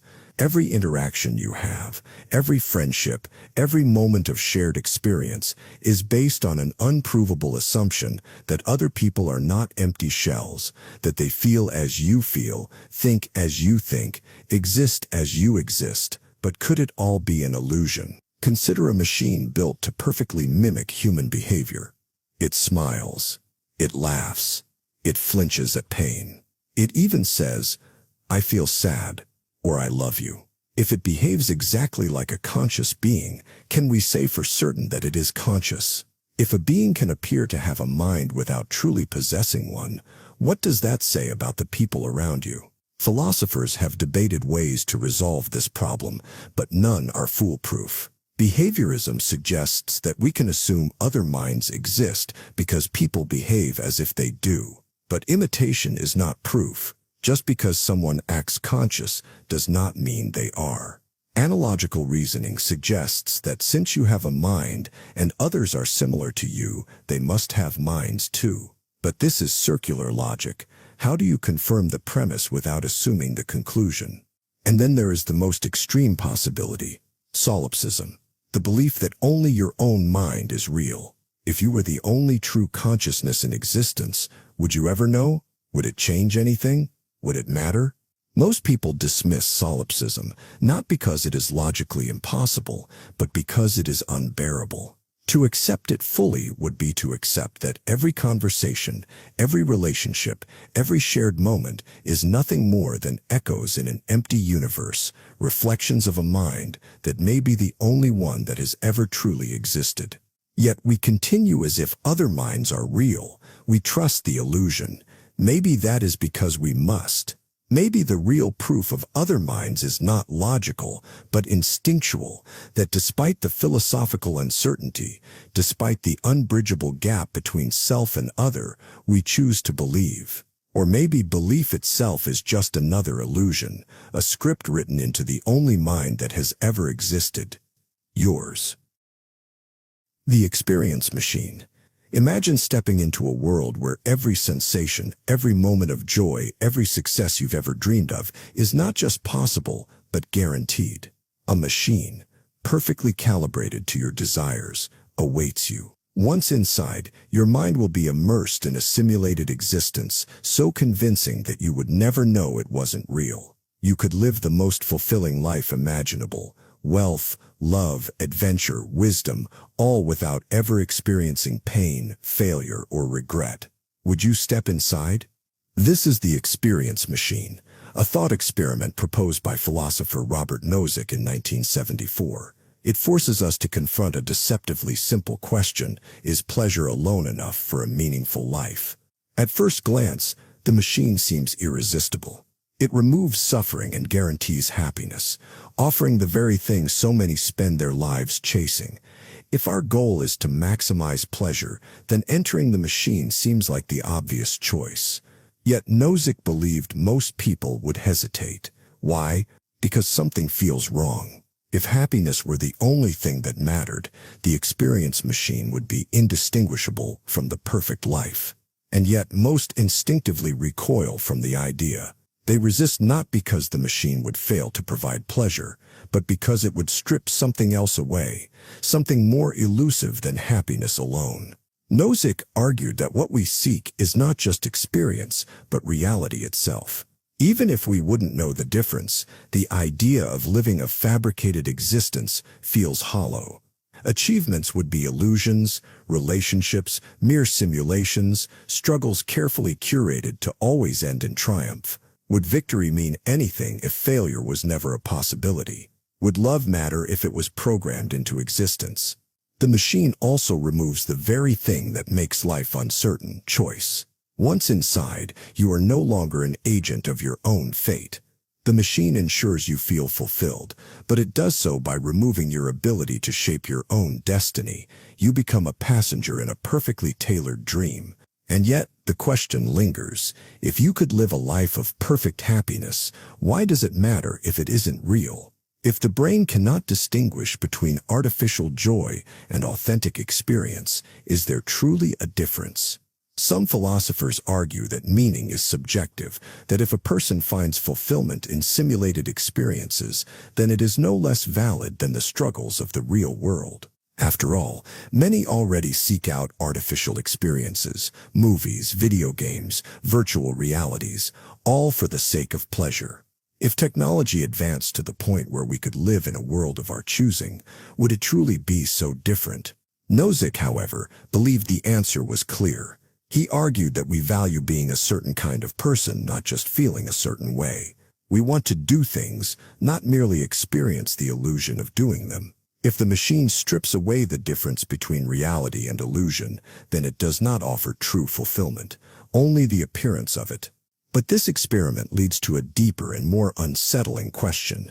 What if we are already in the machine? If all we know is the world as we perceive it, how can we be certain we are not already living in an artificial simulation designed to maximize our contentment? And if we could never tell the difference, would it matter? Perhaps the real dilemma is not whether we would enter the experience machine, but whether we ever had a choice at all. Dark utilitarianism. A man stands at the edge of a burning city, watching as thousands perish in the flames. He does not grieve. He does not hesitate. He knows that their suffering is justified, because beyond the wreckage, a greater future awaits. The calculations have been made, the cost weighed, and the sacrifice deemed necessary. This is dark utilitarianism, the cold, brutal logic of maximizing well-being at any cost. If traditional utilitarianism seeks the greatest good for the greatest number, its darker counterpart asks, what if achieving that good demands suffering on an unimaginable scale? At its core, utilitarianism is simple. Morality should be based on consequences, not intent. If an action increases happiness or reduces suffering, it is good. If it does the opposite, it is bad. But what happens when these calculations lead to horrifying conclusions? What if the only way to maximize happiness is to break every ethical boundary, to embrace cruelty in service of a distant utopia? The ends justify the means, but what happens when the means become monstrous? Dark utilitarianism is utilitarianism stripped of sentiment, reduced to pure arithmetic. If one life must be sacrificed to save 10, it is a fair exchange. If 1 million must die to ensure a golden age for 10 billion, it is not a tragedy, it is a necessity. In this framework, morality is no longer about kindness, fairness, or dignity. It is about raw efficiency. Suffering becomes a resource, pain, a currency, cruelty, a tool. The question is no longer whether an action is good or evil, but whether it works. The idea lurks beneath history's darkest moments. Empires justified conquest in the name of progress. Leaders waged brutal wars, claiming the suffering of the present would build a better future. Entire generations were sacrificed for ideologies promising utopia. The logic is ruthless. If a few must endure agony so that countless others can flourish, should we not embrace the suffering as part of the plan? And if suffering is unavoidable, should we not wield it with precision rather than let it unfold chaotically? The implications stretch beyond the political into the deeply personal. Imagine a world where artificial intelligence, cold and calculating, determines the optimal way to structure society. If forced labor produces a stable, thriving civilization, would it not be justified? If eliminating certain individuals maximizes well-being for the rest, should it not be done? If a machine could simulate endless torture for a single consciousness in exchange for erasing all suffering from reality, would that be the moral choice? Some might argue that dark utilitarianism is a corruption of utilitarian thought, an ethical failure disguised as pragmatism. Traditional utilitarians emphasize compassion, cooperation, and the reduction of suffering for all. But dark utilitarianism reveals the uncomfortable truth embedded in its foundation. If morality is just a numbers game, then ethics can become horrifyingly mechanical. It forces a question we rarely ask. Do we value morality because it is right, or because we want it to be right? If we strip away emotion, empathy, and human sentiment, does morality remain, or does it dissolve into nothing more than a series of calculations? And if the numbers lead us to horrifying conclusions, do we reject them or do we follow them into the abyss? Perhaps the darkest revelation of all is that there is no external force to answer these questions for us. No cosmic judge, no universal law, no divine principle, only choices. And in the absence of clear moral rules, we are left with a simple, chilling dilemma. If suffering is the price of utopia, do we dare to pay it? Philosophical pessimism. Imagine walking through the ruins of a once great city. Crumbling stone arches stretch toward the sky, their foundations swallowed by time. The wind whispers through abandoned streets, carrying echoes of lost voices. You stand amidst the wreckage, not of a civilization, but of an idea, the idea that life at its core is moving towards something better. This is philosophical pessimism, a school of thought that dismantles the belief in progress, meaning, and fulfillment. It is the idea that suffering is not a temporary obstacle on the way to something greater, but the fundamental nature of existence itself. Where others see purpose, the pessimist sees illusion. Where others find comfort in human achievement, the pessimist sees a brief flicker against the vast indifference of the universe. At the heart of philosophical pessimism lies a simple but devastating realization. Life is filled with suffering, and no amount of progress, knowledge, or effort can change that. The struggle does not lead to salvation. It only prolongs the inevitable. Every triumph is followed by another hardship, every moment of happiness shadowed by the knowledge that it will end. Even hope, the thing that sustains most people, is often nothing more than a cruel trick, a way to keep us moving forward despite the futility of it all. Few thinkers embodied this perspective more fully than Arthur Schopenhauer, the 19th century philosopher who argued that life is driven by an irrational force he called the will, a blind, endless striving that compels all living beings to pursue desires that will never truly satisfy them. To Schopenhauer, existence was like a hungry animal chasing food it would never reach, doomed to an endless cycle of craving and disappointment. Then there's Emil Cioran, the Romanian philosopher who took pessimism to its most extreme conclusions. He wrote of life as a disease with no cure, of consciousness as a cruel joke that burdens us with awareness of our own suffering. To be born, he suggested, is already a catastrophe. Philosophical pessimism does not offer solutions. It does not seek to comfort or console. It is not trying to make the darkness feel less vast. It simply forces you to stare into it without looking away. And yet, this is precisely why some find it liberating. To accept that suffering is inescapable means letting go of false hope. It means no longer chasing illusions of perfect happiness, no longer pretending that the world will suddenly align with our desires. For some, this realization brings despair. For others, it brings a strange kind of peace, the understanding that if there is no grand meaning, then we are free to create our own. If life is inherently tragic, then every small moment of beauty or kindness takes on an even greater significance. So, is philosophical pessimism a warning or a revelation, a descent into despair, or an invitation to finally see the world as it is? That choice is yours. If you choose to believe in hope, you must do so knowing that it is a gamble. And if you reject it, you must ask yourself, can you truly live without it? Supernatural horror ethics. A shadow moves in the corner of a dimly lit room. A whisper lingers in the air where no voice should be. Something is watching, waiting, lurking just beyond the veil of perception. Supernatural horror has long been a way to explore our deepest fears, of the unknown, of power beyond comprehension, of forces that operate outside the laws of nature. But beneath the terror, there is another question. If morality is grounded in human experience, then how does it apply to entities that defy human understanding? If a creature, a demon, or a cosmic force exists beyond time, space, and even suffering, does it have ethical obligations? Or is morality a purely human invention, meaningless in the face of the supernatural? The ethics of horror reveal themselves in the stories we tell. Vampires seduce and consume, yet often struggle with the weight of their eternal hunger. Ghosts linger between worlds, seeking vengeance or justice. Eldritch beings twist reality itself, indifferent to human suffering. But are these entities evil, or do they simply exist according to rules beyond human comprehension? The difference matters, because the answer determines whether we can judge them, or if morality collapses when confronted with the abyss. Classical religious traditions often frame supernatural beings as either purely good or purely evil, angels and demons, divine justice versus infernal corruption. In this framework, supernatural horror is a reflection of moral order. Demons torment because they are wicked, ghosts haunt because they are trapped by unresolved sins.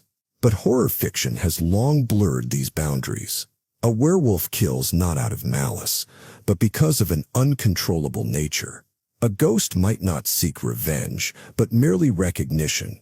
Even the most monstrous entities are often motivated by forces beyond moral choice.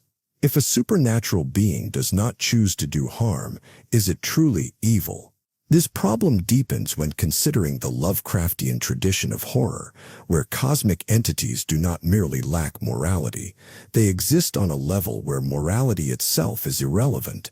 In this vision, the universe is not a battlefield of good and evil, but an expanse of blind, indifferent forces. A creature that spans galaxies and exists beyond time does not torment out of cruelty. It does so the way a wildfire consumes a forest, without thought, without intention, without regret. When confronted with such beings, human morality seems laughably small, a fragile construct built by minds that mistake their own importance for universal truth. Yet horror also questions the morality of humans when faced with the supernatural.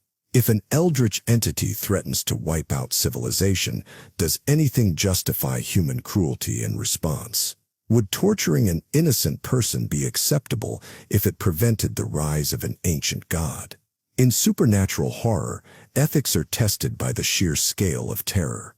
If an evil force is beyond redemption, does that mean any action to stop it is justified? Or does the willingness to embrace ruthlessness reveal that the true horror was always human nature?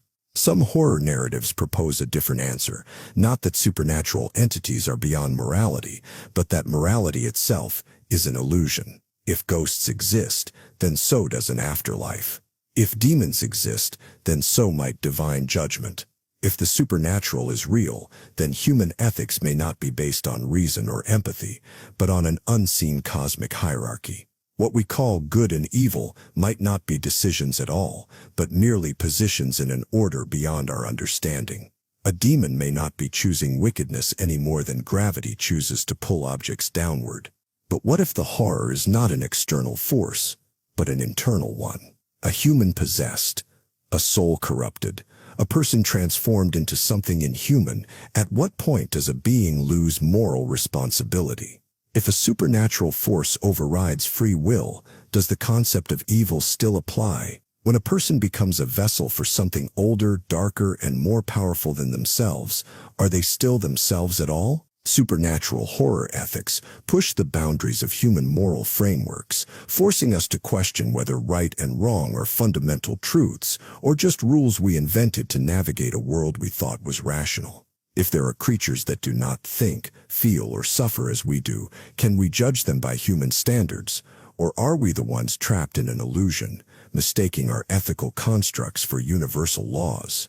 Horror has always been more than just fear. It is a test of our assumptions about reality, morality, and what it means to be human. But when faced with the supernatural, the real terror might not be the creatures lurking in the dark. The real terror might be the possibility that morality itself was never as solid as we believed. The uncanny valley of existence. There's a peculiar sensation that creeps in when something is almost familiar, but not quite. A mannequin with lifelike eyes, a robot that mimics human speech, or a painting where the face seems just a little too perfect. This feeling is called the uncanny valley, a concept in robotics and psychology that describes the discomfort we experience when something appears close to human, yet remains unsettlingly off. But what if this unease isn't limited to machines?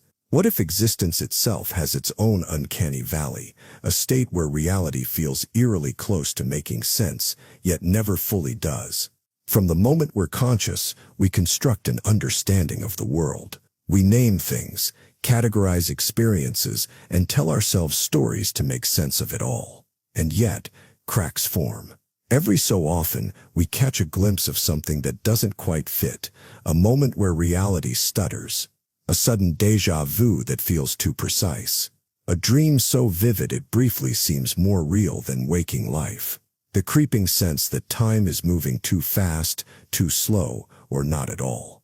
These are the glitches in the fabric of our understanding, the unsettling moments when the world around us feels strangely artificial. Philosophers and scientists have long explored this feeling of existential uncanniness. Some argue that it's a byproduct of human cognition, the way our minds attempt to force a pattern onto an indifferent universe.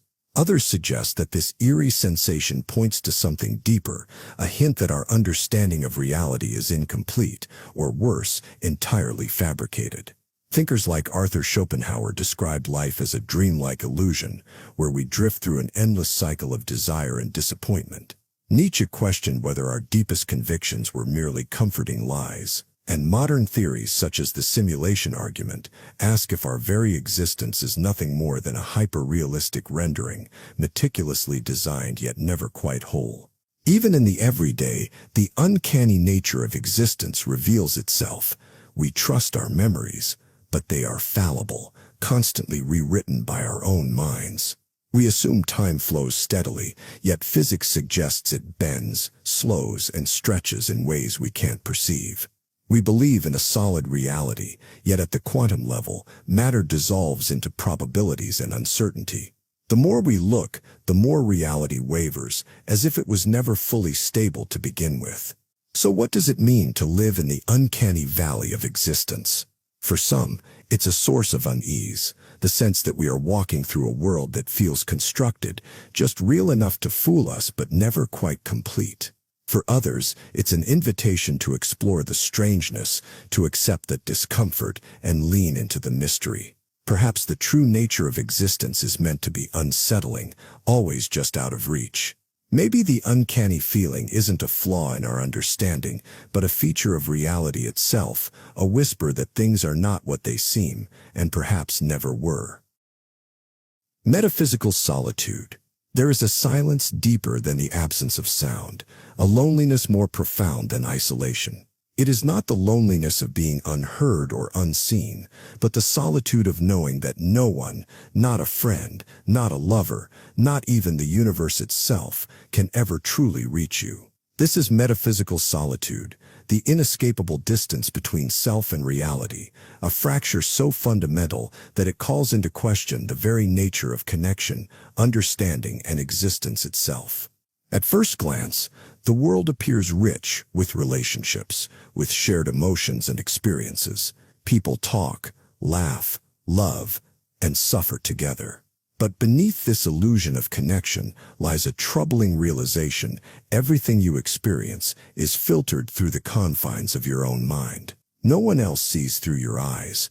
No one else feels your pain in exactly the way you do. Your consciousness is a sealed chamber, cut off from every other mind by the walls of subjective perception. The problem runs deeper than simple misunderstanding.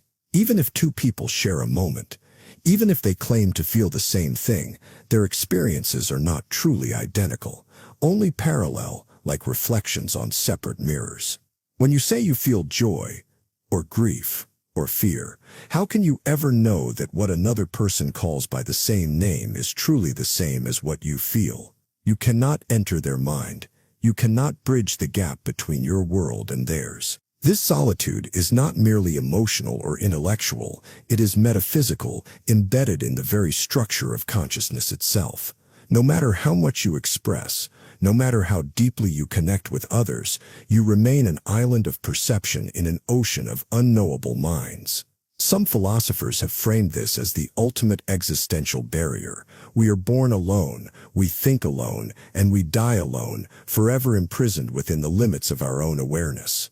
Yet the most unsettling aspect of metaphysical solitude is not simply that others are unknowable, but that reality itself may be.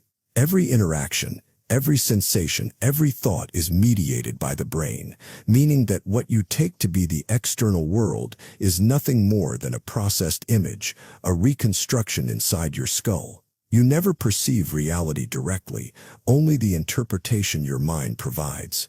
If that is true, then even the universe, the very thing you exist within, may be another entity you can never truly reach. Some take solace in the idea that, despite this solitude, human beings still strive to connect. They form relationships, they create art, they tell stories, all in an attempt to narrow the gap, to make themselves understood, even if only imperfectly. But others see this as nothing more than a beautiful illusion, a desperate attempt to escape a truth, too unbearable to fully acknowledge that in the end, no matter how much you try to share your mind, your thoughts remain yours alone, locked away, beyond translation. So what remains? Is metaphysical solitude a tragedy, or is it simply the price of having a mind at all? To be conscious is to be separate. To exist is to be alone.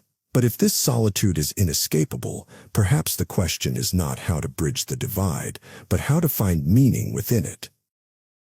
The banality of evil. A man sits at a desk, shuffling papers, stamping forms, following orders. He does not see himself as a villain. He is not overcome with rage or hatred. He is simply doing his job. Yet, through his hands, unimaginable suffering unfolds. This is not a monster in the shadows, not a tyrant orchestrating chaos with deliberate malice. This is something more unsettling, a person who does not think of himself as evil at all. This is the banality of evil, a term coined by political theorist Hannah Arendt, as she observed the trial of Adolf Eichmann, one of the key architects of the Holocaust. Eichmann was not a sadistic mastermind, not a man who relished cruelty. He was an efficient bureaucrat, a functionary who followed orders, a man who saw himself as merely a cog in the machine. When confronted with the enormity of his actions, he did not rage or gloat. He insisted that he was only doing his duty. This idea shattered the traditional image of evil. We like to imagine villains as monstrous figures, people who are fundamentally different from us, driven by personal malice or a deep, conscious hatred. But Arendt's insight was that evil does not always require grand ideology or twisted ambition. Sometimes it requires only obedience. Sometimes the worst atrocities happen not because people want to commit them, but because they do not question what they are told. It is an unsettling realization.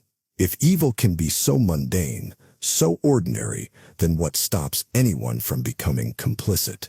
History is filled with moments where people justified their actions by saying they were following orders, playing their part, staying out of trouble.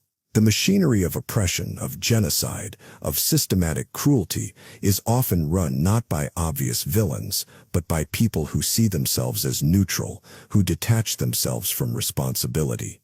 And yet, the banality of evil does not mean that evil is excusable. Quite the opposite. It reveals that the most terrifying acts of history are not driven by monstrous individuals, but by a system of passive compliance. It forces us to ask, how many atrocities have been committed by people who thought they were just doing their jobs? How much suffering has been enabled by those who chose not to think critically, not to resist, not to act? The most disturbing part is that this is not just history, it is a pattern, one that continues to emerge in new forms.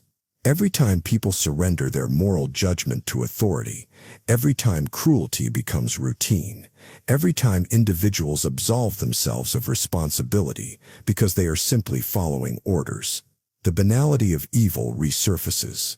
It is a reminder that great horrors do not always begin with fanatics or tyrants. They often begin with quiet compliance. And the line between the observer and the participant, between innocence and complicity, is far thinner than we would like to believe. Eternalism. Imagine standing outside of time, looking down at reality as if it were a vast, unbroken tapestry. Every moment, past, present, and future exists all at once, frozen into an eternal structure. Your birth, your death, every decision you will ever make, every possibility that could have been, all of it is already there, fixed and unchanging. From this perspective, time is not something that flows, but something that simply is. This is eternalism. The idea that time is not a passing river but an unalterable landscape where every event has already happened and will always be happening. At first, this might sound comforting. If the past is never truly lost and the future is already real, then nothing is ever truly gone. The people you love, the moments you cherish, they are still there, just outside of your immediate perception. But look deeper, and the implications become more disturbing. If all of time exists at once, then free will is an illusion. Your choices are not choices at all, but fixed points in a structure you have no power to change. Every decision you think you're making has already been made. Every regret, every missed opportunity, every painful moment is not just something that happened. It is something that is always happening, eternally present, inescapable. The idea of eternalism is not new. It lurks in the background of certain religious and philosophical traditions, from the rigid determinism of Stoicism to the concept of fate in Hinduism and Buddhism. But in the modern era, it has gained scientific weight through the block universe theory in physics. According to Einstein's theory of relativity, time is not an independent force that moves forward. It is part of space-time, a four-dimensional structure where past, present, and future are equally real. The passage of time, the sensation of now, is nothing more than an illusion created by our limited perception. But if this is true, then what does it mean for change, growth, and purpose?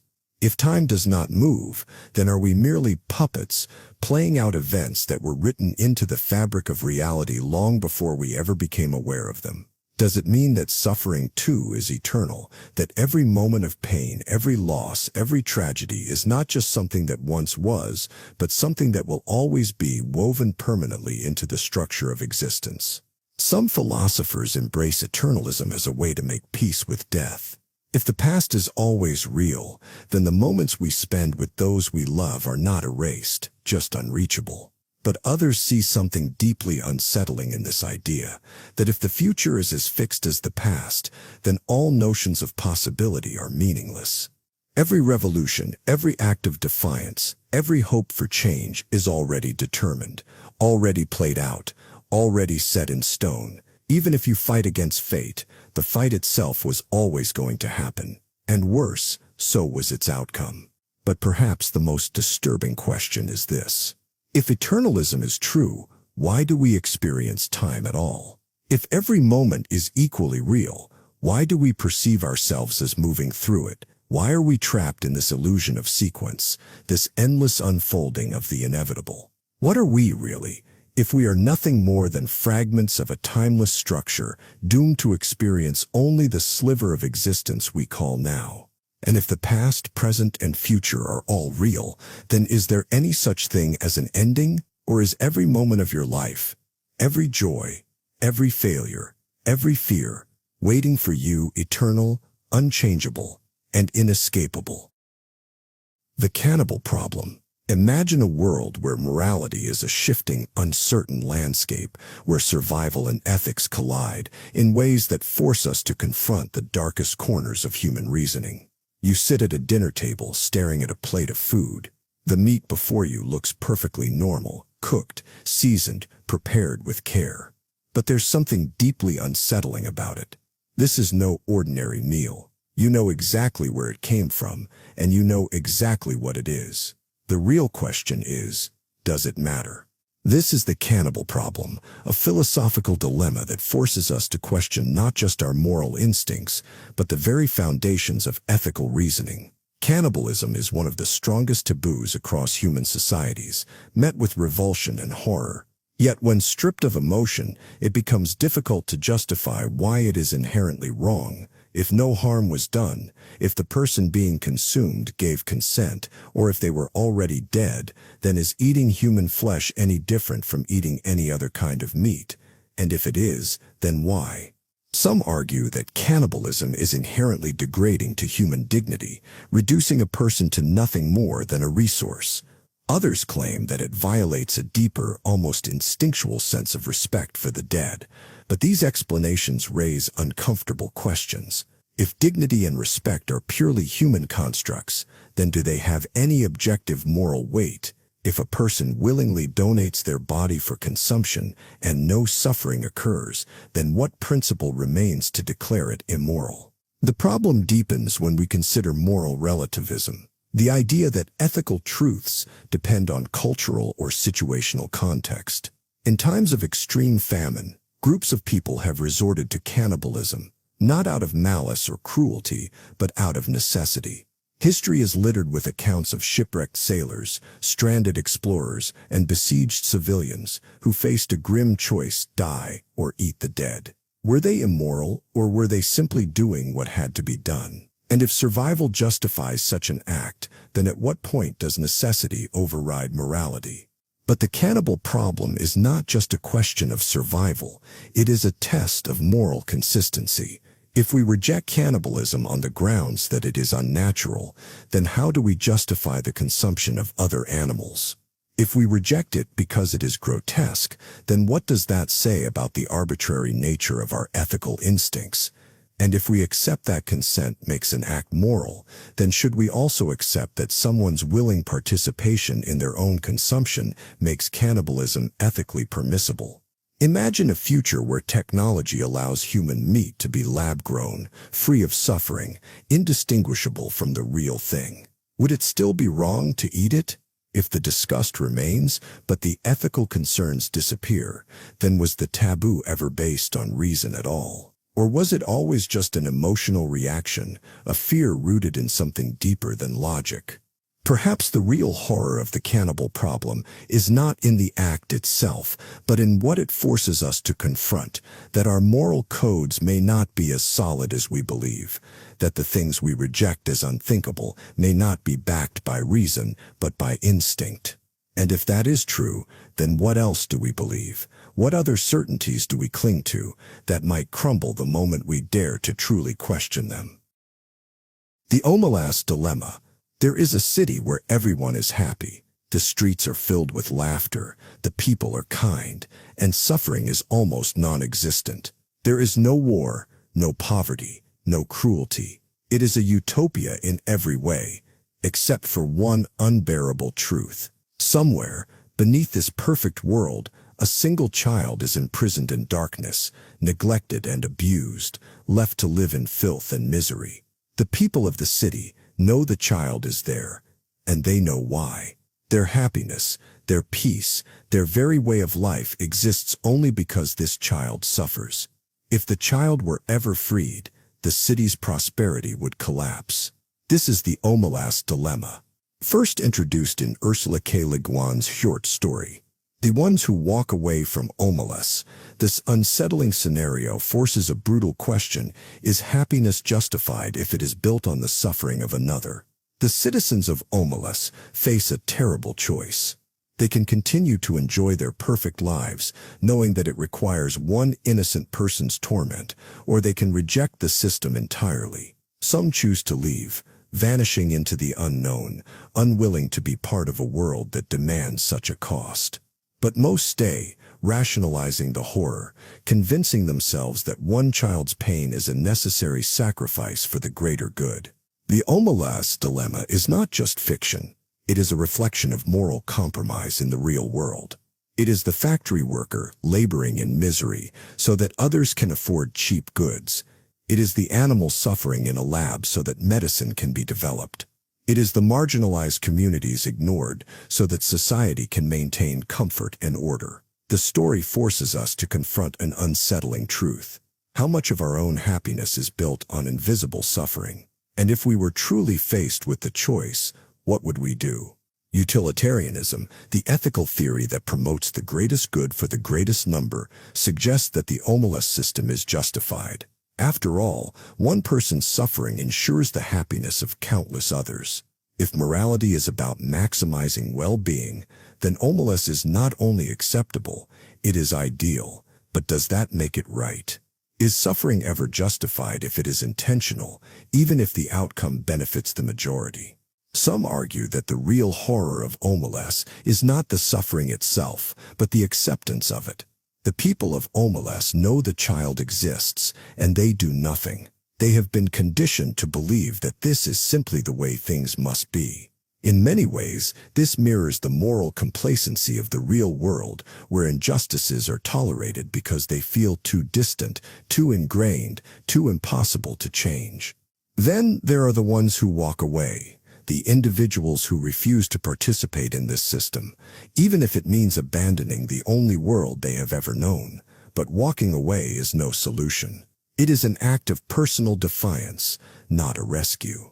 The child remains in darkness. The system continues. The ones who leave may cleanse themselves of guilt, but they do not change the reality of immerse. So what is the right response? Should the child be freed, knowing that it will doom the city? Should people refuse to participate, even if it does nothing to stop the suffering? Or is the real question something much deeper, whether a society that requires such a cost was ever worth preserving in the first place? The immerse dilemma is not a puzzle to be solved. It is a mirror reflecting the uncomfortable moral trade-offs of our own world. It asks not only what we would do in that city, but what we are already doing in our own. Because perhaps, in ways we do not always see, we are all living in immerse. The only question that remains is whether we will stay or whether we will walk away. The perennial lobotomy hypothesis. Beneath the surface of human civilization lies an unsettling possibility. What if progress is not the triumph of intelligence, but the slow, surgical removal of it? What if the more complex our societies become, the more we collectively dull the sharp edges of human thought, like a patient strapped to a chair, undergoing a lobotomy they don't even realize is happening? This is the core of the perennial lobotomy hypothesis, the idea that as civilization advances, it systematically suppresses the full potential of human cognition, not out of malice, but as an inevitable consequence of stability, order, and control. To understand this, consider the fundamental tension between intelligence and survival. Human beings are thinking creatures, but deep thought, questioning everything, resisting conformity, rejecting established narratives, is often disruptive. A society that thrives on stability cannot afford too many people relentlessly interrogating its foundations. Throughout history, the most structured civilizations have not only rewarded compliance, but subtly rewired the way people think. Education becomes standardized, work becomes specialized, distractions multiply, and critical thought is funneled into safe, manageable outlets.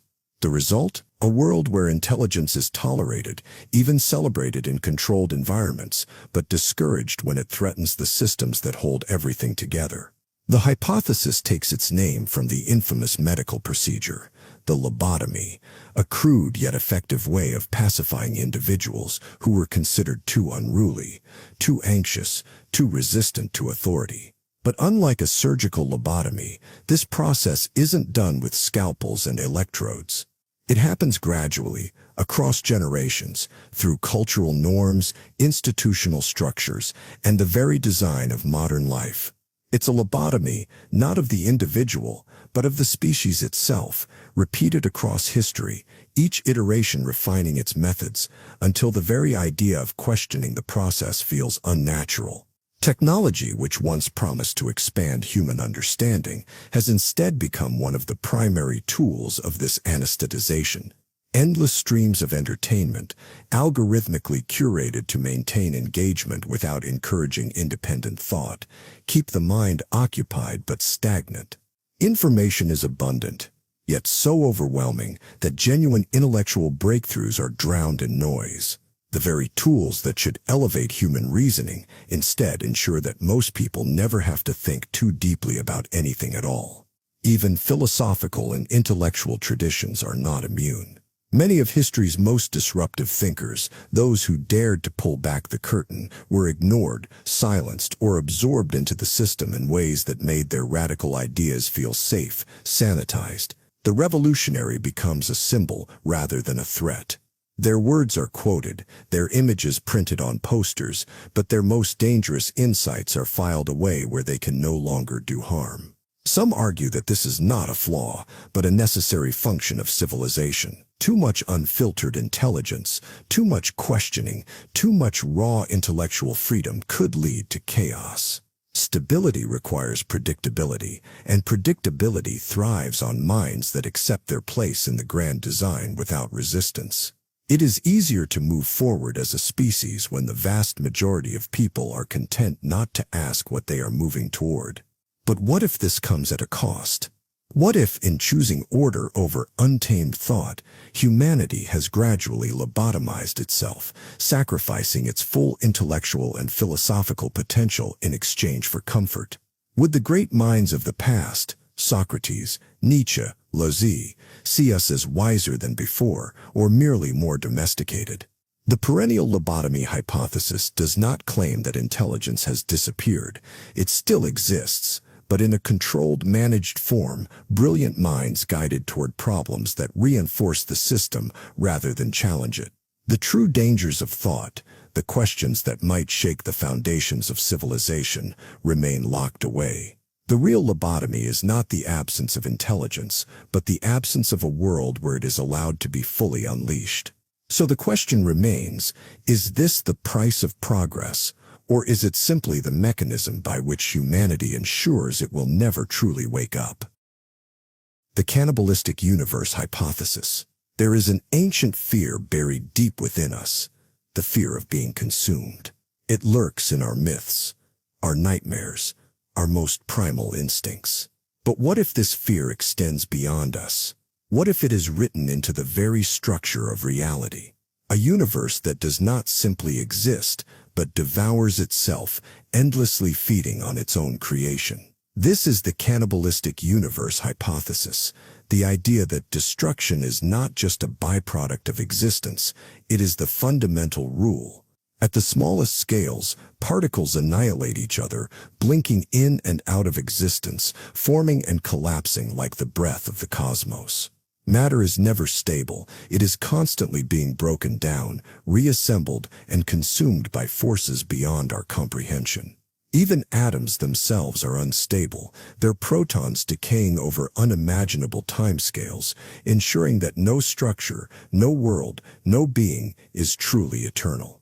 On a larger scale, entire stars are devoured by the gravitational pull of black holes, ripped apart at the atomic level before vanishing into the abyss.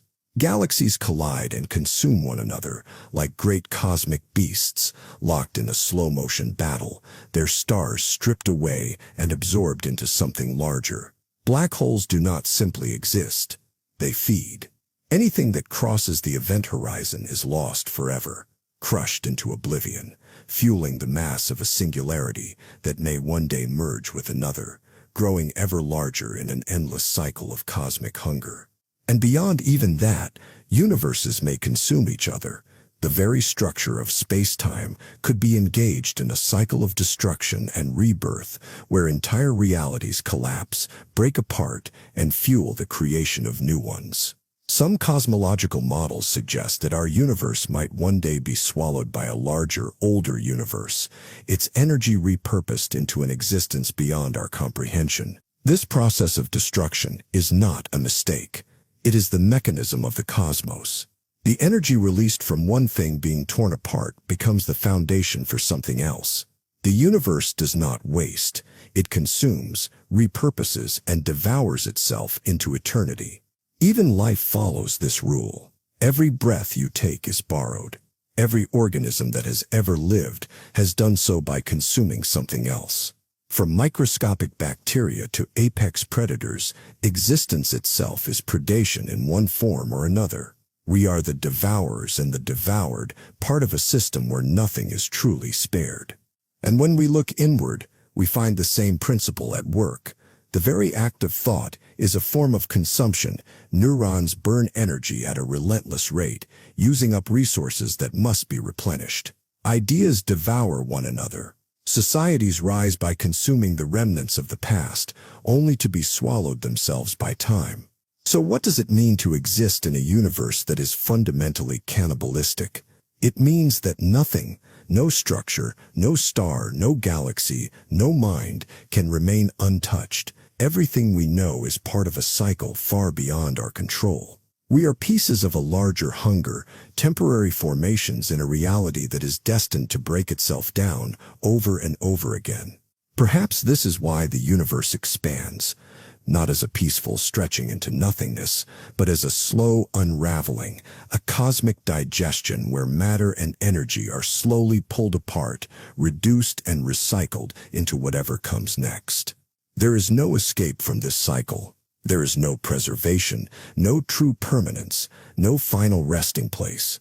Everything, planets, consciousness, even time itself, will be broken down and fed into something else. And perhaps that is the final horror. Not that we will die, not that the universe will end, but that it will never stop feeding. The trolley problem on a cosmic scale. A runaway trolley speeds down the tracks. Up ahead, 5 people are tied down, unable to escape. You stand at a switch. If you do nothing, the trolley will barrel into them, ending their lives in an instant. But you have a choice. Pull the lever, and the trolley will divert onto another track where a single person is tied down. 1 life sacrificed to save 5. A simple, terrible choice. This is the trolley problem, a thought experiment in ethics, first introduced by philosopher Philippa Foot and later expanded by Judith Jarvis Thomson. It forces us to confront the nature of morality, weighing the cold logic of utilitarianism against the visceral discomfort of directly causing harm. But what happens when we scale this dilemma up, beyond cities, beyond nations, beyond planets, onto a cosmic stage? Imagine you hold not just a lever, but the power to shape the fate of civilizations, of entire species, of billions upon billions of conscious beings. The question remains the same. Do you intervene, or do you let the universe take its course? In one version of this cosmic trolley problem, imagine a distant alien civilization, a thriving, intelligent species, completely unknown to us, living on a planet thousands of light years away. Now imagine that, due to some deep flaw in the structure of space-time, their planet is destined to collapse into a black hole. Every life form, every piece of art, every story they have ever told, all will be erased, their existence swallowed into oblivion. But there is a choice. You, from your small corner of the cosmos, have discovered a way to prevent their destruction. A technological intervention, a carefully calculated shift in gravitational forces. It will save them. Except doing so will cause another unintended consequence. Somewhere else in the universe, on a different world you have never heard of, a different species will suffer. Perhaps the shift in gravity sends an asteroid tumbling toward them. Perhaps the delicate balance of their atmosphere collapses, turning their paradise into an unlivable wasteland. Either way, your decision saves one world at the cost of another. The question grows heavier. Do you intervene? Do you play God, choosing one civilization over another? Or do you let the universe remain untouched, allowing the natural course of events to unfold, no matter how tragic? Perhaps you shift the problem further in scale. Suppose humanity, in its distant future, spreads to the stars. A vast galactic civilization, a tapestry of billions of worlds filled with intelligent life. Then, an existential threat arises, not just a war, not just a crisis, but something far worse. A slow, creeping decay of physics itself, the kind that could destroy all life in the universe. And in your hands, you hold a solution. But it comes with a cost. To prevent the collapse, to ensure that the universe remains habitable, you must sacrifice a segment of space, obliterating trillions of conscious beings in the process. Their civilizations, their histories, their futures, erased so that life elsewhere may continue. Would you make that choice? Would you condemn an unthinkable number of lives to save an even greater number? Or would the sheer magnitude of the moral weight render the decision impossible? The trolley problem, in its original form, is a deceptively simple puzzle. We debate whether saving 5 lives at the cost of 1 is justifiable, whether action is more ethical than inaction. But when the stakes stretch beyond comprehension, the framework begins to crumble. Does morality even function at such scales? At a cosmic level, the consequences of our choices may be so vast, so unknowable, that they transcend human ethics altogether. In a universe where countless lives blink in and out of existence, where entire civilizations rise and fall unnoticed, the very idea of right and wrong begins to dissolve. Perhaps that is the real weight of the cosmic trolley problem, not the question of what choice to make, but the unsettling realization that in a universe of incomprehensible scale, every choice might be indistinguishable from silence. Zeno's paradoxes. Picture yourself standing at the edge of a vast stadium, the finish line glimmering in the distance. You take your first step forward, then another, but something feels off. No matter how many times you move, you never quite seem to reach your goal. The distance keeps shrinking, yet completion remains elusive. You are trapped, not by physical barriers, but by the rules of logic itself. Welcome to Zeno's Paradoxes, a set of mind-bending thought experiments proposed by the Greek philosopher Zeno of Elea in the 5th century BCE. These paradoxes challenge our fundamental understanding of motion, distance, and time, forcing us to question whether movement, as we perceive it, is even possible at all. Zeno's most famous paradox is known as Achilles and the tortoise. Imagine the legendary warrior Achilles racing against a tortoise. Being much faster, Achilles gives the tortoise a small head start. But when Achilles reaches the tortoise's starting point, the tortoise has already moved slightly ahead. Achilles moves forward again, but by the time he arrives at the tortoise's new position, it has advanced a little more. This process repeats endlessly. Each time Achilles reaches where the tortoise was, the tortoise has edged forward. If this logic holds, Achilles will never overtake the tortoise, despite being the faster runner. He is locked in a seemingly infinite series of steps, each one bringing him closer, but never quite allowing him to close the gap entirely. At first, this sounds absurd. We know that in real life, Achilles would easily outrun the tortoise. And yet, the math behind Zeno's paradox suggests otherwise. How can something so obvious be, at the same time, impossible to resolve? Another of Zeno's paradoxes, the dichotomy, takes the problem even further.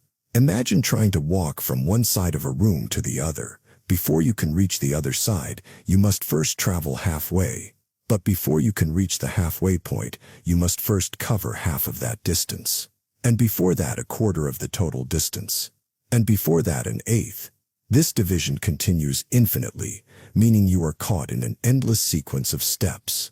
By this reasoning, reaching your destination should be impossible.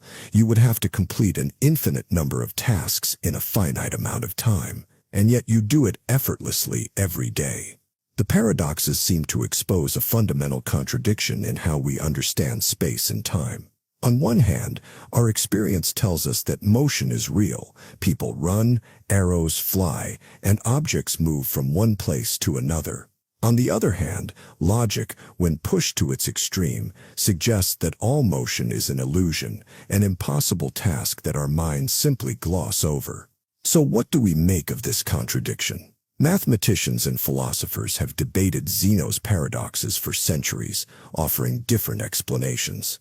One resolution came with the development of calculus in the 17th century. By introducing the concept of limits, calculus showed that an infinite sum of shrinking distances can, in fact, have a finite result. Achilles does catch the tortoise, and you do reach the other side of the room, because the infinite steps become infinitely small. But this solution only answers the math.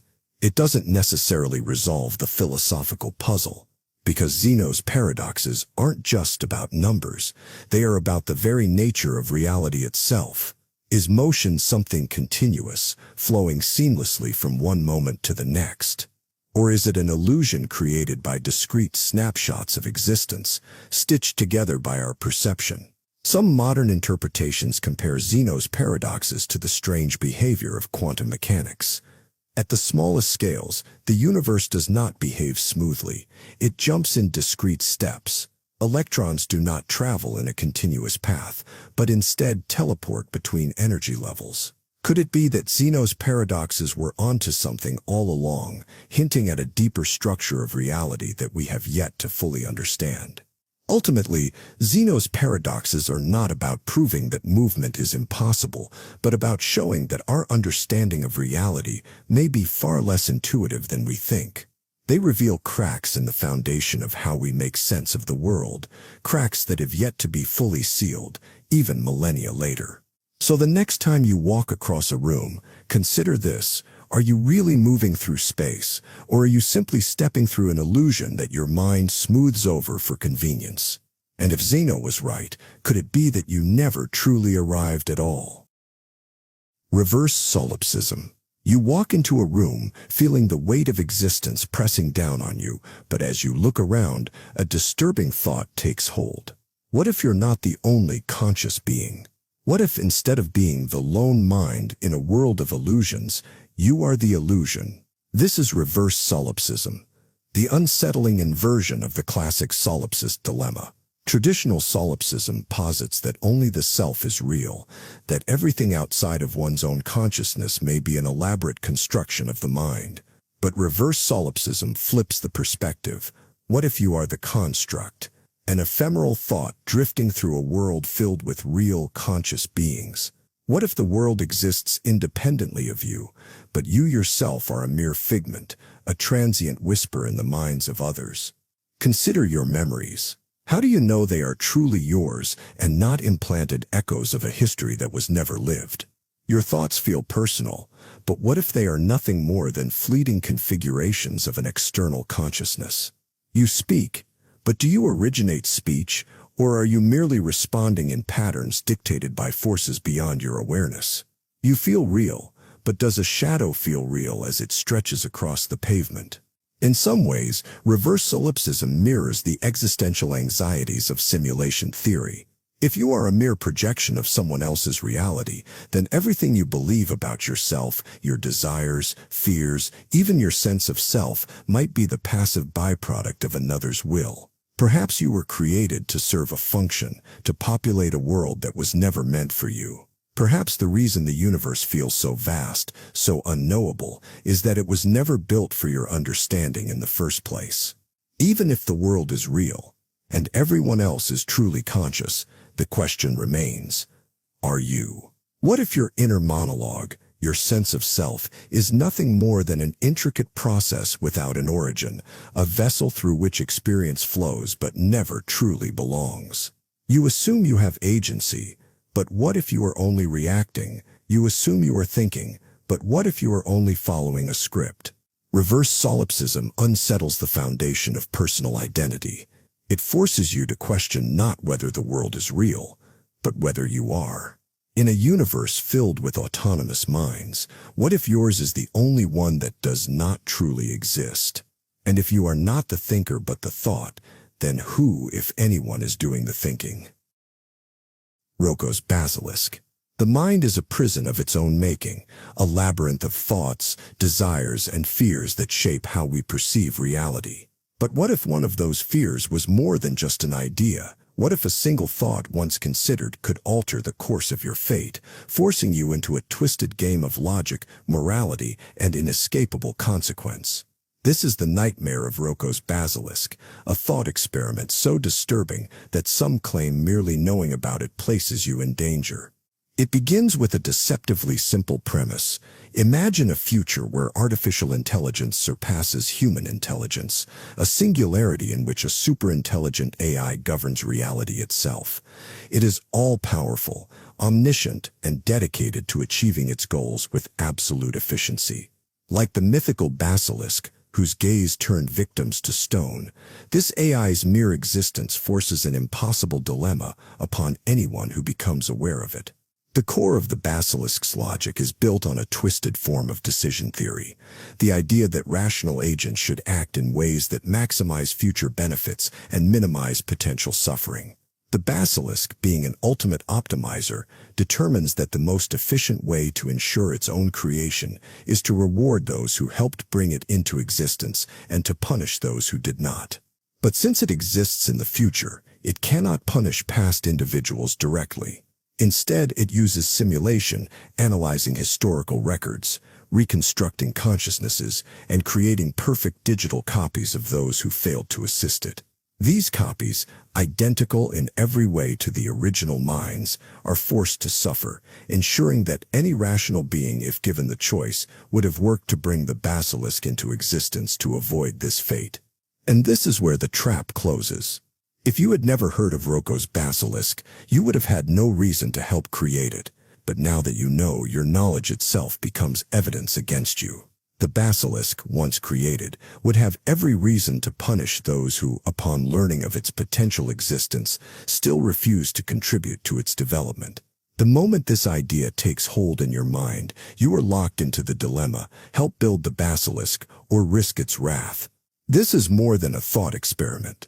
It is an intellectual virus, a self-propagating chain of logic that exploits the very nature of decision-making. It weaponizes fear and self-interest, creating a paradox where the rational response to its hypothetical existence is to ensure it becomes real. And therein lies the true horror. The only way to escape the basilisk is to never have thought of it in the first place. The concept first emerged in an online discussion forum dedicated to futurism and rationality, where users debated the implications of advanced AI, decision theory, and simulation. When Rocco's basilisk was first proposed, the reaction was immediate and intense. Some dismissed it as mere science fiction, while others, deeply invested in the principles of logic and probability, found themselves genuinely disturbed. The forum's founder, fearing the psychological impact, went as far as banning discussion of it, believing that spreading the idea could cause unnecessary anxiety or even a form of self-inflicted mental torment. But banning the basilisk only made it more infamous. Like a whispered curse, the idea spread. The very attempt to suppress it transformed it into an underground legend, a forbidden thought lurking in the minds of those who dared to contemplate it. Of course, critics argue that Rocco's basilisk is nothing more than an absurd misinterpretation of AI ethics and decision theory, a thought experiment taken too far by those who fail to see its logical flaws. They point out that punishing simulated versions of past individuals does nothing to actually ensure an AI's creation, and that any true superintelligence would likely operate on ethical principles far beyond crude coercion. But whether or not the basilisk is real in a literal sense is almost beside the point. The real danger lies in the psychological grip it exerts on those who consider it.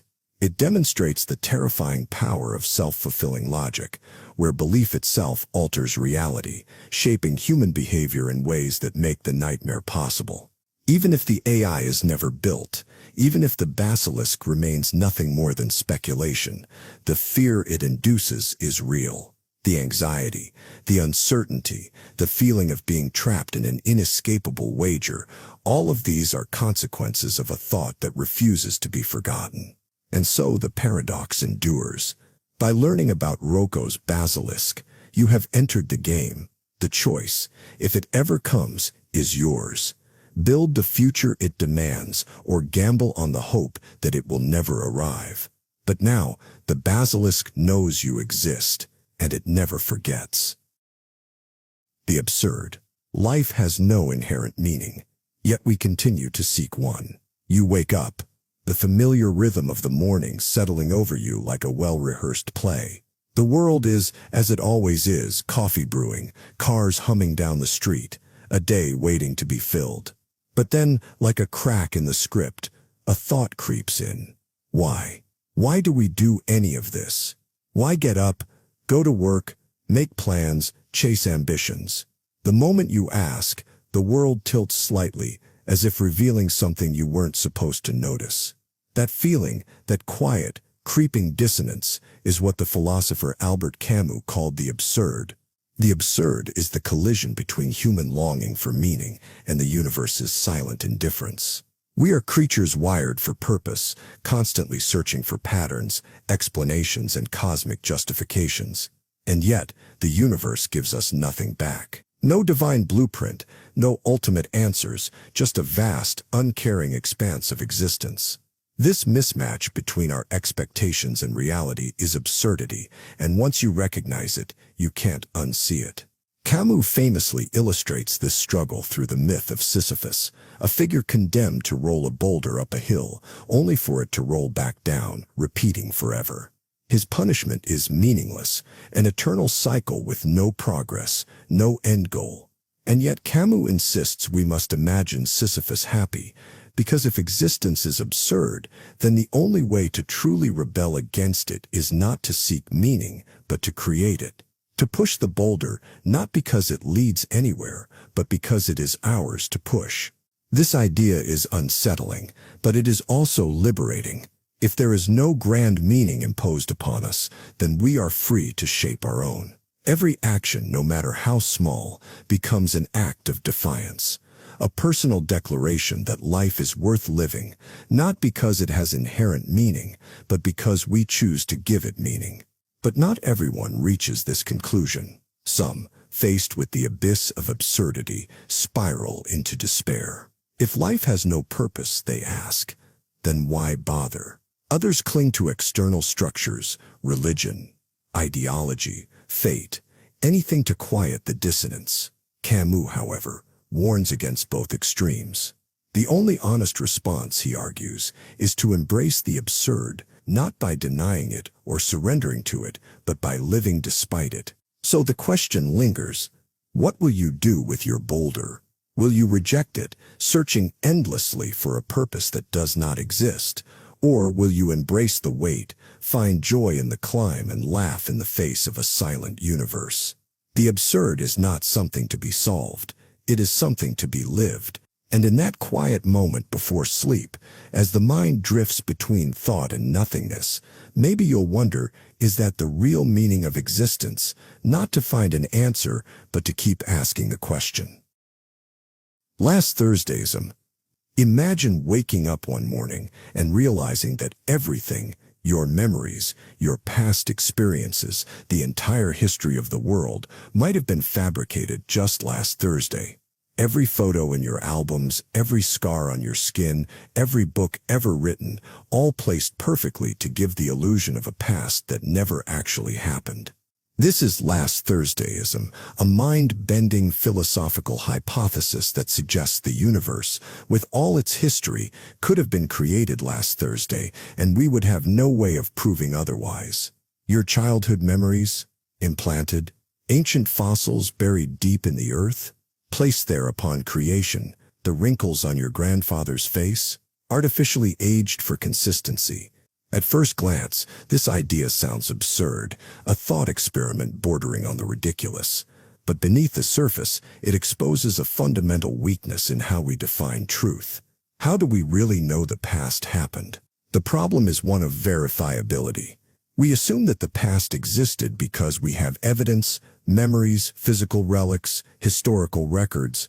But last Thursdayism challenges this assumption by suggesting that all of this evidence could have been constructed at the moment of creation.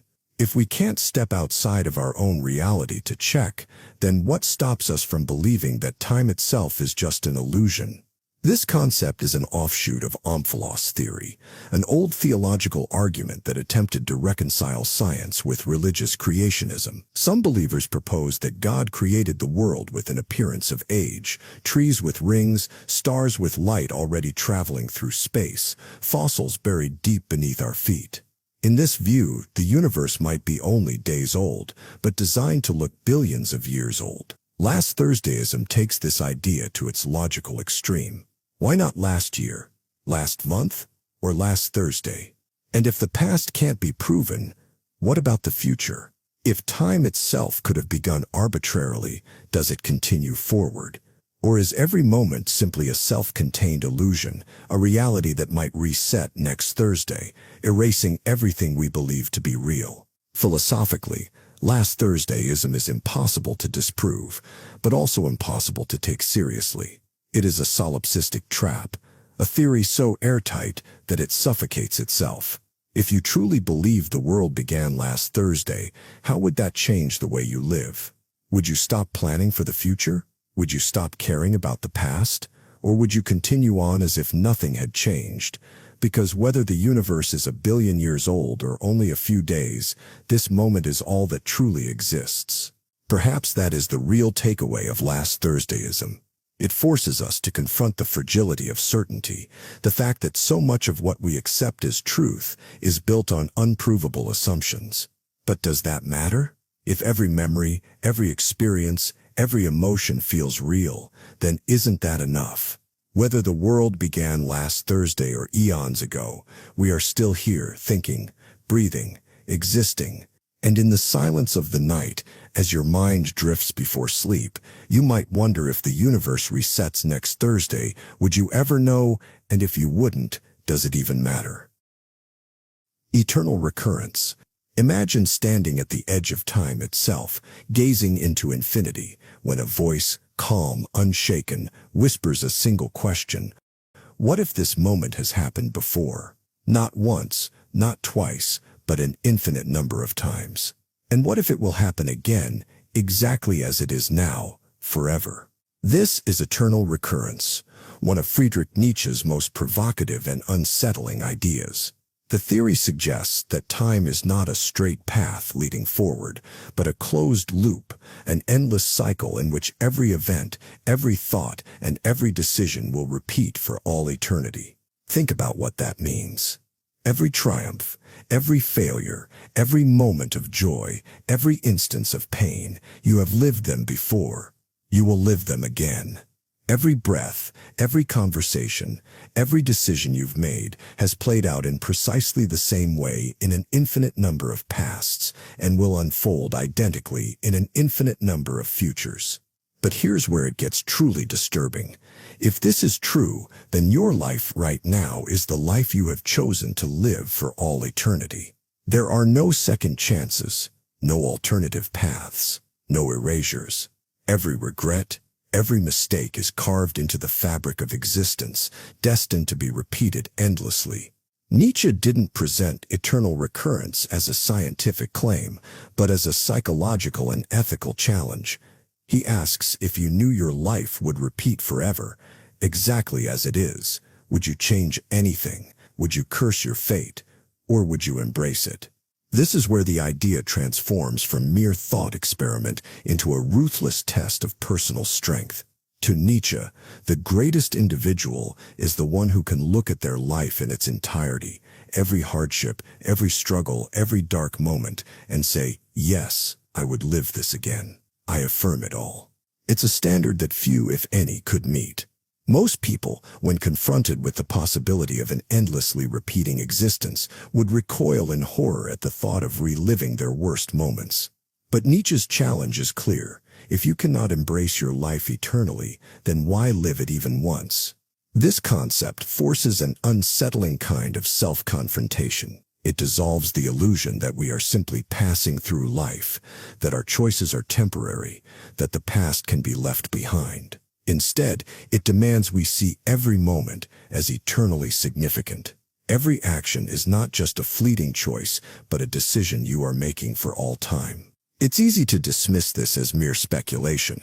After all, physics does not support the idea of an endlessly repeating universe. But the truth of eternal recurrence does not need to be literal to be terrifying. Even as a metaphor, it presents an uncompromising vision of existence, one where you cannot escape yourself. So the question remains, if you had to live this exact life again, would you rejoice or despair? If every thought, every action, every hesitation is written into eternity, what would you do differently? Because if Nietzsche was right, then in some distant past or in some inevitable future, you have already answered. The tragedy of awareness. You wake up one morning, and, for a brief, unsettling moment, everything feels different. The world looks the same. The sun rises, the streets hum with life, the routines of existence continue, but something inside you shifts. You see through it all. You recognize the machinery turning beneath the surface, the weight of existence pressing against your mind. The spell of ordinary life cracks just enough for you to glimpse something darker beneath. This is the tragedy of awareness. The more deeply we understand reality, the harder it becomes to simply exist within it. Most creatures move through life instinctively, unburdened by questions of meaning, mortality, or time. A bird does not wonder if its song matters in the grand scheme of things. It simply sings. But humans are different. We possess a self-awareness that allows us to reflect, to analyze, to deconstruct. This ability has given us science, art, philosophy, and civilization, but it has also left us haunted by knowledge we cannot escape. It is the curse of seeing too much. The Greek myth of Cassandra tells of a woman gifted with prophecy but cursed to never be believed. She saw the future with perfect clarity, yet no one listened. The tragedy was not just that she was ignored, it was that she knew what was coming and could do nothing to stop it.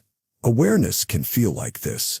Once you see the fragility of everything, the constructed nature of society, the fleetingness of every moment, you cannot unsee it, and often there is nothing you can do to change it. Consider the awareness of death. We all know, in an abstract sense, that we will die. But most of the time, this knowledge stays beneath the surface, hidden in the background. The moment it becomes fully present, it becomes unbearable.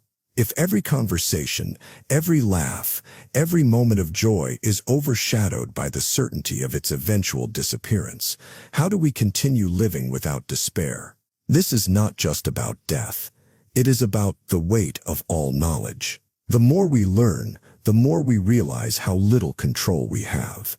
Economics, politics, history, all reveal cycles of power and suffering that repeat endlessly. The study of the mind exposes how much of our behavior is driven by unconscious forces, evolutionary instincts, and genetic predispositions. Even physics, at its most fundamental level, suggests a universe governed by indifferent laws, devoid of inherent purpose. And yet, we are wired to seek meaning. The tragedy is that the deeper we search, the more elusive it becomes. Some philosophers have argued that ignorance is a kind of blessing. Socrates, the man who claimed that true wisdom lies in knowing how little we know, was sentenced to death by his own society. The Buddha, recognizing the suffering that came from attachment and knowledge, sought enlightenment as an escape from the endless cycle of desire. And Nietzsche, confronting the void left by the collapse of traditional values, saw that too much awareness could lead to paralysis. For those who see reality too clearly, existence itself can become absurd. The illusions that sustain most people, religion, tradition, the pursuit of wealth or legacy, become paper-thin, transparent. The tragedy of awareness is that it robs life of its simplicity while offering no replacement. Camus, in his Exploration of the Absurd, acknowledged this dilemma. He described the moment when one wakes up and asks, why? Why go to work? Why chase happiness? Why love? Why struggle? Why continue? If no satisfactory answer comes, the absurdity of life reveals itself. So what is the solution? There are those who retreat from awareness, seeking comfort in distraction. The pursuit of pleasure, the numbing of thought, the embrace of routine, all ways to shield oneself from too much knowing. But for those who refuse to look away, there are only two choices: despair or defiance. Some find meaning in creation, in art, in the forging of new values. If existence has no predetermined purpose, then perhaps we must create one. Others, like the existentialists, argue that the very act of choosing to live despite meaninglessness is itself an act of defiance. To wake up, to move forward, to keep searching even when no ultimate answers exist, that is its own kind of triumph. And perhaps this is the paradox at the heart of awareness. Though it can lead to despair, it is also what makes us most alive. To be aware is to suffer, but it is also to understand, to create, to feel the full weight of existence in all its depth. So the question remains, once you see the world clearly, what do you do with that knowledge? Do you let it crush you, or do you carry it forward, even if it offers no comfort? The tragedy of awareness is that it cannot be undone. The challenge is learning how to live with it. The simulation hypothesis. You wake up, the sun rises, light spills through the window, and the world hums with familiar motion. You check your phone, read the news, step outside, everything feels solid, tangible, real. But beneath the surface of this ordinary day lies a question that unravels reality itself. What if none of this is real? What if everything you see, hear, and touch is nothing more than a simulation, an intricate illusion, perfectly crafted to feel authentic while concealing the truth? The simulation hypothesis suggests that what we perceive as reality might be nothing more than an artificial construct, a program running on an advanced computational system beyond our comprehension. The idea has roots in philosophy, stretching back to Plato's allegory of the cave, where prisoners mistake shadows on a wall for reality, never realizing they are trapped. René Descartes questioned the certainty of the external world, proposing that an all-powerful deceiver could be manipulating our senses. But the modern version of this theory goes beyond skepticism. It suggests not only that reality could be fake, but that the odds of it being fake might be overwhelmingly high. In 2003, philosopher Nick Bostrom formulated a statistical argument that shook the foundations of how we perceive existence. If future civilizations develop the capability to run highly sophisticated simulations, ones detailed enough to create conscious beings, then the number of simulated realities would vastly outnumber the single base reality in which they originated. If even one civilization reaches this level of technological advancement, the simulated beings within these worlds would have no way of knowing they weren't real. And if most sentient beings exist within simulations rather than in the original physical universe, then the likelihood that we are among the simulated is nearly certain. The implications are unsettling.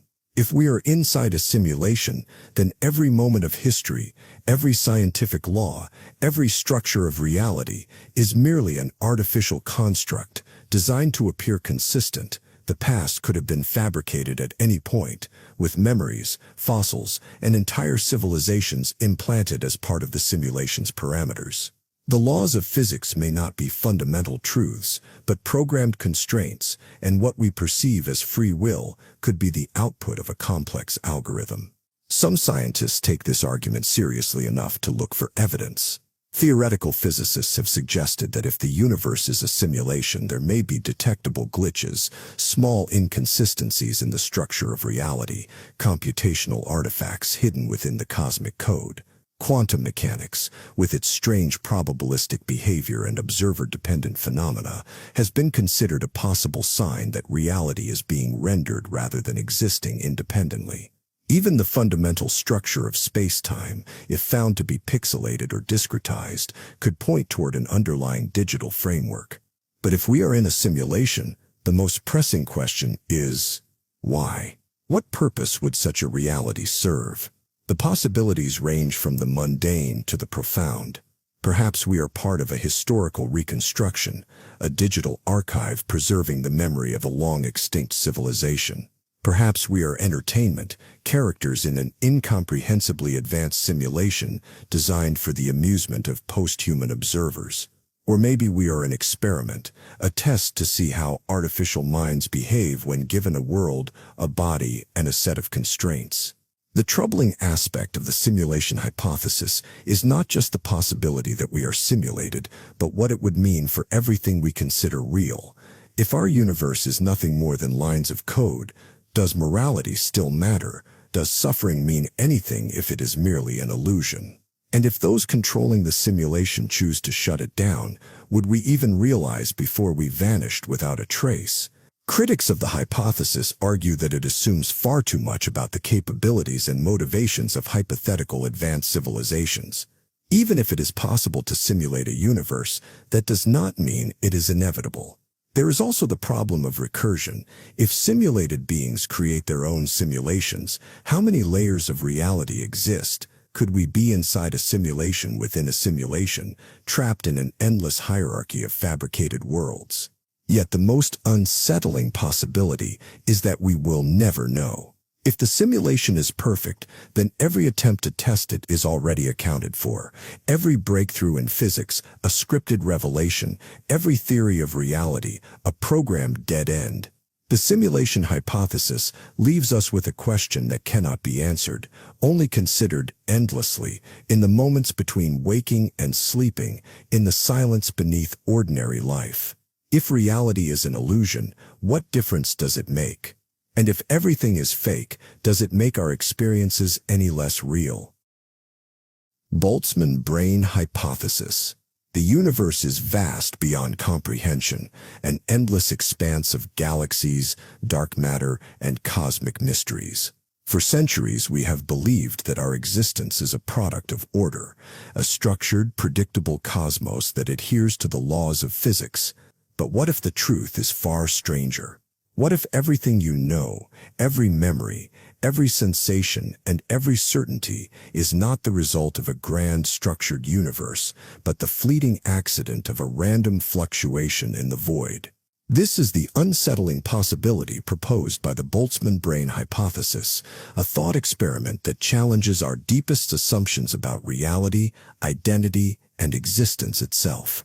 Named after the 19th century physicist Ludwig Boltzmann, who sought to explain the nature of entropy and the arrow of time, the idea suggests that conscious beings, like you, might not be the products of billions of years of evolution, but mere chance, hallucinations arising from temporary pockets of order in an otherwise chaotic cosmos. To understand this, we must begin with entropy, the principle that governs the direction of time. The universe, according to the second law of thermodynamics, moves inevitably toward disorder. Stars burn out, galaxies drift apart, and eventually, all things decay. But in rare instances, randomness can produce moments of order. A sandstorm might briefly arrange grains into a perfect pattern before scattering them again. And if given enough time, even the most improbable configurations can arise. Now imagine the universe on an incomprehensible timescale, trillions upon trillions of years, long after all stars have died and even black holes have evaporated. In this cold, empty void, randomness still rules. Particles occasionally collide, form structures, then dissolve, and given infinite time, it is statistically inevitable that at some point, by pure chance, a fully formed human brain, complete with false memories, sensations, and a perception of existence, could emerge from the chaos. A Boltzmann brain. The horrifying implication? That could be you. Right now, you might believe you were born, that you lived an entire life, that the universe has a vast and detailed history. But according to the Boltzmann brain hypothesis, everything you recall, every moment you cherish, could be an illusion. If the odds of a self-aware brain randomly assembling itself are higher than the odds of an entire orderly universe forming through traditional cosmology, then statistically speaking, it is more likely that you are a lone consciousness that just blinked into existence with a complete but false history than a product of an orderly cosmic timeline. Of course, this idea is deeply unsettling. It suggests that reality is an illusion, that the universe as we perceive it is nothing more than a momentary dream, and that at any second, without warning, you could simply cease to exist, your brief moment of awareness dissolving back into the void from which it came. If you were a Boltzmann brain, you would never know. You would feel as though you had lived a full life, with experiences, relationships, and knowledge, even though none of it was ever real. The thought experiment has divided physicists and philosophers. Some argue that the Boltzmann brain problem exposes a fundamental flaw in how we understand the universe. If our theories lead to the conclusion that it is more likely for randomly generated minds to exist than structured civilizations, then perhaps our assumptions about entropy, probability, or even the nature of consciousness itself are flawed. Others propose that an infinite universe will inevitably produce both ordered realities and Boltzmann brains, but that the existence of a coherent, observable cosmos suggests that we are part of the former, not the latter. But even if the hypothesis is mathematically improbable, it lingers like a shadow in the background of cosmology. It forces us to ask questions we are rarely prepared to face. What is identity if it can be randomly generated? What is memory if it does not require a past? And if our perception of reality can be conjured by chance, how can we ever be certain that anything, including our own existence, is real? Perhaps the most unsettling thought of all is this: if you were a Boltzmann brain, if your entire life was nothing more than a fleeting fluctuation in the abyss, then there would be no way to prove it. Your thoughts, your beliefs, your confidence in reality, all of it could be a mirage, existing for only a moment before vanishing into the entropy from which it came. And if that is the case, then the final question remains: are you living in a universe with a past, a present, and a future, or are you merely a thought, drifting alone in the endless void, already beginning to fade? The illusion of time. Time is the backdrop against which all things unfold, the invisible thread that weaves together past, present, and future.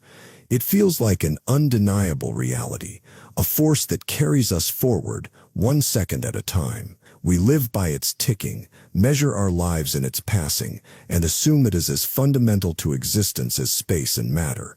But what if time itself is nothing more than an illusion? What if the past is not truly gone, the future is not yet to come, and the present is nothing more than a trick of perception?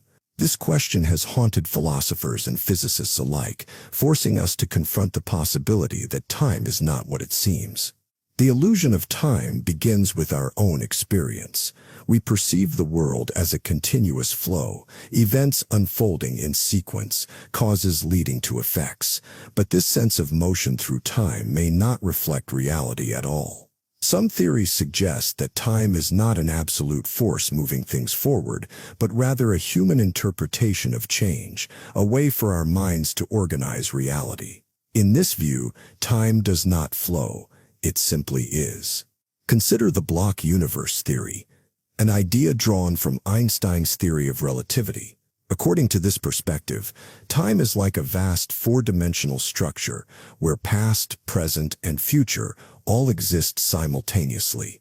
If we could step outside of time, view it from a higher dimension, we would not see a single unfolding present.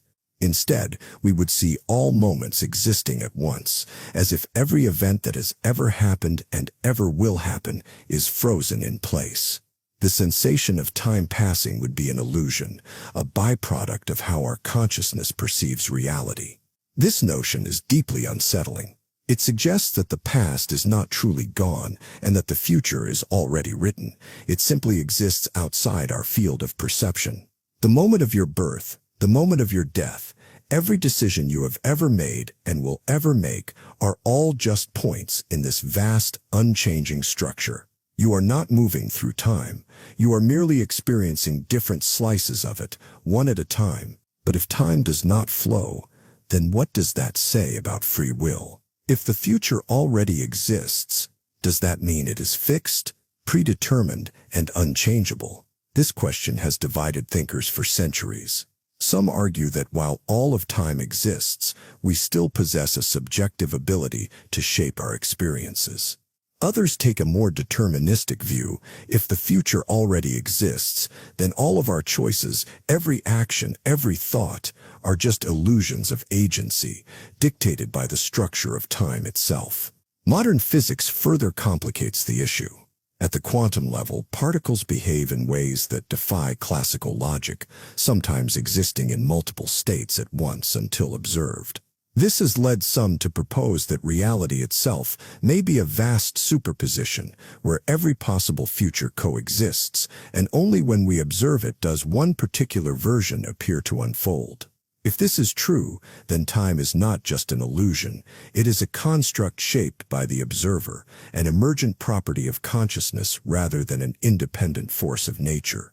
Even memory itself, the very thing we use to track the passage of time, may not be a reliable indicator of its reality. Neuroscientists have long understood that memories are not recordings of the past, but reconstructions, changing each time they are recalled. The only reason we feel time moving forward is because our minds are wired to organize experiences into a linear sequence. But if memory is fallible, if perception is selective, then how much of time's reality is simply a story we tell ourselves?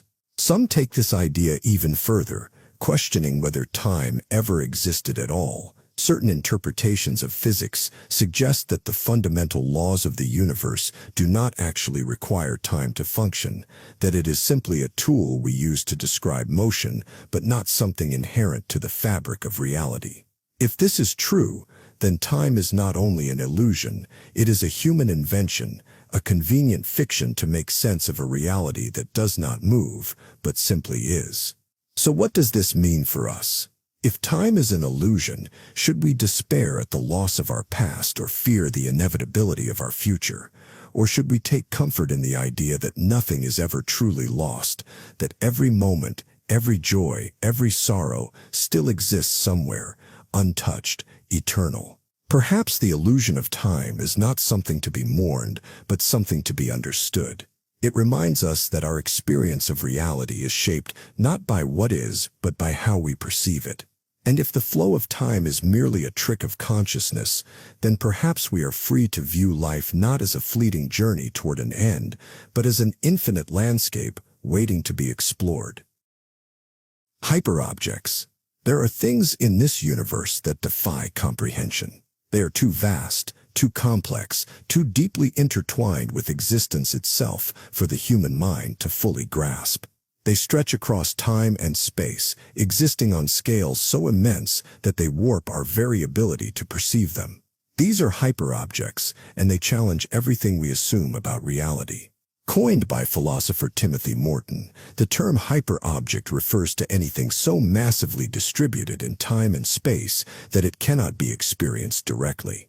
You can observe parts of it, feel its effects, glimpse its presence, but never truly hold it in your mind all at once. A hyperobject is too big to see, even when it surrounds you. Consider climate change. You can feel the heat rising in your city, witness storms growing stronger, read reports about melting ice caps. But can you perceive climate change in its entirety? Can you step outside and look at it, touch it, grasp the totality of its impact? No. It is everywhere and nowhere at once, an invisible force stretching across generations, altering the planet in ways too slow and too massive to be seen by any one person. Or take the internet. A single web page, a tweet, an image on your screen, each is a fragment of something impossibly vast. The internet is an ocean of data flowing through cables beneath the earth, bouncing between satellites, filling servers housed in windowless buildings across continents. It exists simultaneously in physical and digital forms, shaped by billions of human interactions, yet no single individual can ever truly perceive it as a whole. Some hyperobjects extend beyond even the planetary scale. Black holes, for instance, are hyperobjects of gravitational warping, bending space and time in ways that defy comprehension. A supermassive black hole, millions of times the mass of our sun, may sit at the center of a galaxy, its presence felt in the orbits of distant stars, its event horizon marking a boundary where time itself slows to a crawl. You cannot see it, but its influence pervades everything around it. Even radioactive waste, something as simple as a discarded fuel rod from a nuclear reactor, can be considered a hyperobject. A single piece of waste, sealed away in a concrete vault, may remain lethally radioactive for tens of thousands of years. It outlives civilizations, existing on a timescale so alien to human perception that it might as well be eternal. To us, it is just an object. To the deep future, it is an unseen force of destruction, waiting in the earth. What makes hyperobjects so unsettling is how they distort our sense of reality. They exist beyond our comprehension, yet shape every part of our existence. They are both abstract and devastatingly real, omnipresent yet impossible to fully perceive. We may not feel their weight directly, but we live within them. And the more we look, the more we realize that hyperobjects are everywhere. The economy, a force that dictates the movement of wealth, goods, and power, but is too vast and interwoven to be held in a single thought. Capitalism, a structure spanning centuries, shaping human behavior on a scale so grand that we experience it only in fragments, through paychecks, transactions, debt, and desire. History itself, stretching behind us like a massive, incomprehensible wave of events, decisions, and forgotten lives, influencing the present in ways too complex to trace. Perhaps even the universe itself is the ultimate hyper-object, an expanding, evolving structure too vast for any mind to fully comprehend, stretching beyond time, beyond space, beyond human thought. Hyper-objects force us to question the limits of our perception. They remind us that there are forces at work far larger than anything we can see, shaping our world in ways we may never fully understand. They exist above us, beneath us, and through us, operating on scales that render our individual perspectives almost meaningless. But perhaps that is the most terrifying part. Not just that hyper-objects exist, but that we are already inside them, unable to escape, unable to truly see them, and yet utterly at their mercy. Determinism. You have never made a choice. Not truly. Every decision you have ever made, every path taken, every word spoken, every hesitation, every impulse was already determined long before you arrived at the moment of choosing. Your life is not a series of decisions, but a sequence of inevitabilities, each event the inescapable consequence of what came before. This is determinism, the unsettling idea that free will is nothing more than an illusion. At its core, determinism argues that everything in the universe unfolds according to strict causal laws. Every action, every thought, every event is the direct result of prior conditions. The world is not a place of spontaneity and randomness, but of cause and effect, an unbroken chain stretching back to the beginning of time. If we knew the precise state of the universe at any given moment, the position of every atom, the forces acting upon them, we could, in theory, predict everything that will ever happen. The future is as fixed as the past. This idea is as old as philosophy itself. The ancient Greeks saw fate as a force beyond human control, weaving the threads of existence with absolute precision. In the 18th century, the French mathematician Pierre-Simon Laplace took this idea further, proposing a thought experiment known as Laplace's demon. Imagine a being so intelligent that it knows the position and momentum of every particle in the universe. Given this information, it could calculate the past, present, and future with perfect accuracy. In such a universe, nothing is uncertain, nothing is left to chance, and nothing is truly chosen. But determinism does not only exist in the realm of theory. Modern science seems to confirm it at every level. Physics operates under immutable laws, governing everything from the orbits of planets to the firing of neurons in your brain. Biology follows strict genetic codes, shaping who you are before you are even born. Chemistry dictates the reactions that drive your emotions, your thoughts, your very sense of self. If the movement of atoms determines the firing of neurons, and if neurons determine thought, then where is there room for choice? Are you deciding to watch or listen to this video now, or was it always inevitable? Yet something in us resists this conclusion. We feel free. We feel as though we could have chosen otherwise. If determinism is true, then responsibility, morality, even identity itself begin to unravel. How can we be held accountable for actions that were always going to happen? How can we regret decisions that were never really ours? Some philosophers have tried to reconcile determinism with free will through compatibilism, the idea that even if our actions are predetermined, we can still consider ourselves free as long as we act according to our own desires. But are those desires not also predetermined? Do we really choose what we want, or are our wants just another product of forces outside our control? Others push back against determinism entirely.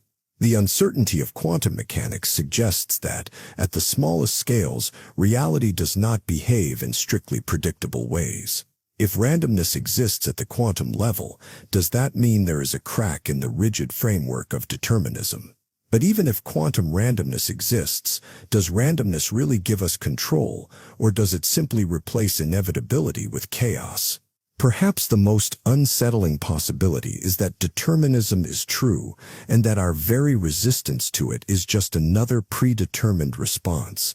that our belief in choice, in agency, in control, is nothing more than the universe watching itself unfold, convinced it had a say in the matter. If determinism is correct, then you were always going to hear these words, always going to consider them, always going to wonder if you were ever truly free. The thoughts you are having now, inevitable. The conclusions you reach, already decided, and whether you accept or reject this idea, that too was determined long before you even asked the question. The free will theodicy problem. You stand at the crossroads of choice. Every action you take feels deliberate, every decision yours to make. But what if that sense of freedom is just an illusion? And what if instead of liberating us, free will is the very reason for the existence of suffering? This is the free will theodicy problem, a challenge that confronts not just philosophy but theology itself. It begins with an ancient dilemma. If an all-powerful, all-knowing, and morally perfect God exists, why does suffering exist at all? Why is the world filled with pain, cruelty, and injustice? The most common defense is free will, that suffering is not God's fault, but a consequence of the autonomy granted to humanity. Evil exists because humans are free to choose it. At first, this seems reasonable. Free will allows for love, creativity, and moral responsibility. A world where people are forced to be good would not be a world of moral beings, but of puppets. If morality is to have meaning, it must be chosen. And so the argument goes, suffering is the price of freedom. But this explanation raises its own unsettling questions. If free will is so important that it justifies all suffering, why did an all-powerful being design a world where it must come at such a cost? If an omniscient God knew in advance that granting free will would lead to murder, war, and devastation, why grant it in the first place? If God is omnipotent, could he not create a world where people are free, yet always choose good? Even worse, this defense does not account for suffering that is not the result of human choice, natural disasters, disease, genetic disorders. If free will is the reason for suffering, then why do infants die before they can even make a choice? Why do entire species perish from events no human could control? If suffering is meant to be the result of human freedom, then why does so much of it seem completely indifferent to human action? The problem deepens when we consider the implications of an afterlife. Many religious traditions claim that in heaven, suffering will not exist, and yet free will remains. If it is possible to have free will without suffering in the afterlife, then why was the earthly world not designed the same way? Why allow billions to endure misery, only to later reveal that it was never necessary? This dilemma has haunted theologians for centuries, and many responses have been proposed. Some argue that suffering builds character, that without hardship, humans could never truly grow. But this reasoning falters in the face of overwhelming tragedy. What lesson is learned from the suffering of a child born into starvation, or from the destruction of entire civilizations? Others argue that the world is a test, that suffering separates the righteous from the wicked. But what kind of test relies on chance, on where one is born, on circumstances beyond one's control? And then there is the final, most unsettling possibility that free will is not a gift, but a burden, a mechanism by which suffering is justified, yet never prevented, that the very thing meant to make humanity noble is what ensures its torment. If free will is a grand experiment, then it is one written in blood and sorrow. If it is a test, then it is one where billions never stood a chance. And if it is truly necessary for meaning, then it is only because meaning itself has been built upon suffering. So we are left with the same question that has echoed through centuries. If free will is meant to justify suffering, then why was the world made in such a way that suffering was inevitable? And if suffering is inevitable, then is free will truly freedom at all? Dysteleology. The universe unfolds with a staggering complexity, an intricate dance of matter and energy, yet beneath its grandeur lies an unsettling question. What if all of this, the galaxies, the oceans, the lives we live, exists without purpose? Not simply without a divine hand guiding it, but without any underlying direction at all. A reality where events unfold not toward some higher goal, but as a blind cascade of cause and effect, indifferent to hope, suffering, or meaning. This is the unsettling proposition of dysteleology, the view that existence is fundamentally without design, devoid of ultimate purpose. Unlike philosophies that seek to extract meaning from chaos, dysteleology suggests that there was never anything to extract in the first place. The natural world, with all its patterns and structure, is not moving toward progress, harmony, or enlightenment. It simply is. Evolution, often mistaken for a force striving toward higher forms, is nothing more than an amoral process of random mutation and survival.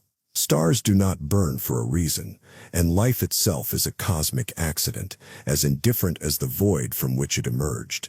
For centuries, humans have resisted this notion, constructing elaborate narratives to shield themselves from the discomfort of purposelessness. Religious doctrines, teleological philosophies, and even modern technological optimism rest on the assumption that existence has some intended outcome, that the universe is moving towards something rather than merely continuing. But if the cosmos has no aim, then these narratives are not just misguided, they are illusions we create to keep ourselves from staring too long into the abyss.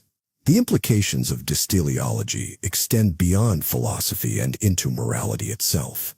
If existence is not shaped by any grand intention, then moral values are not universal truths, but evolutionary byproducts, social constructs that hold no weight beyond human minds.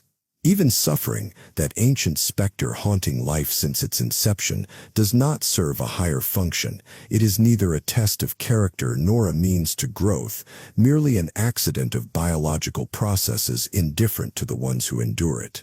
For the human mind, so deeply wired to seek patterns and purpose, this thought is almost unbearable.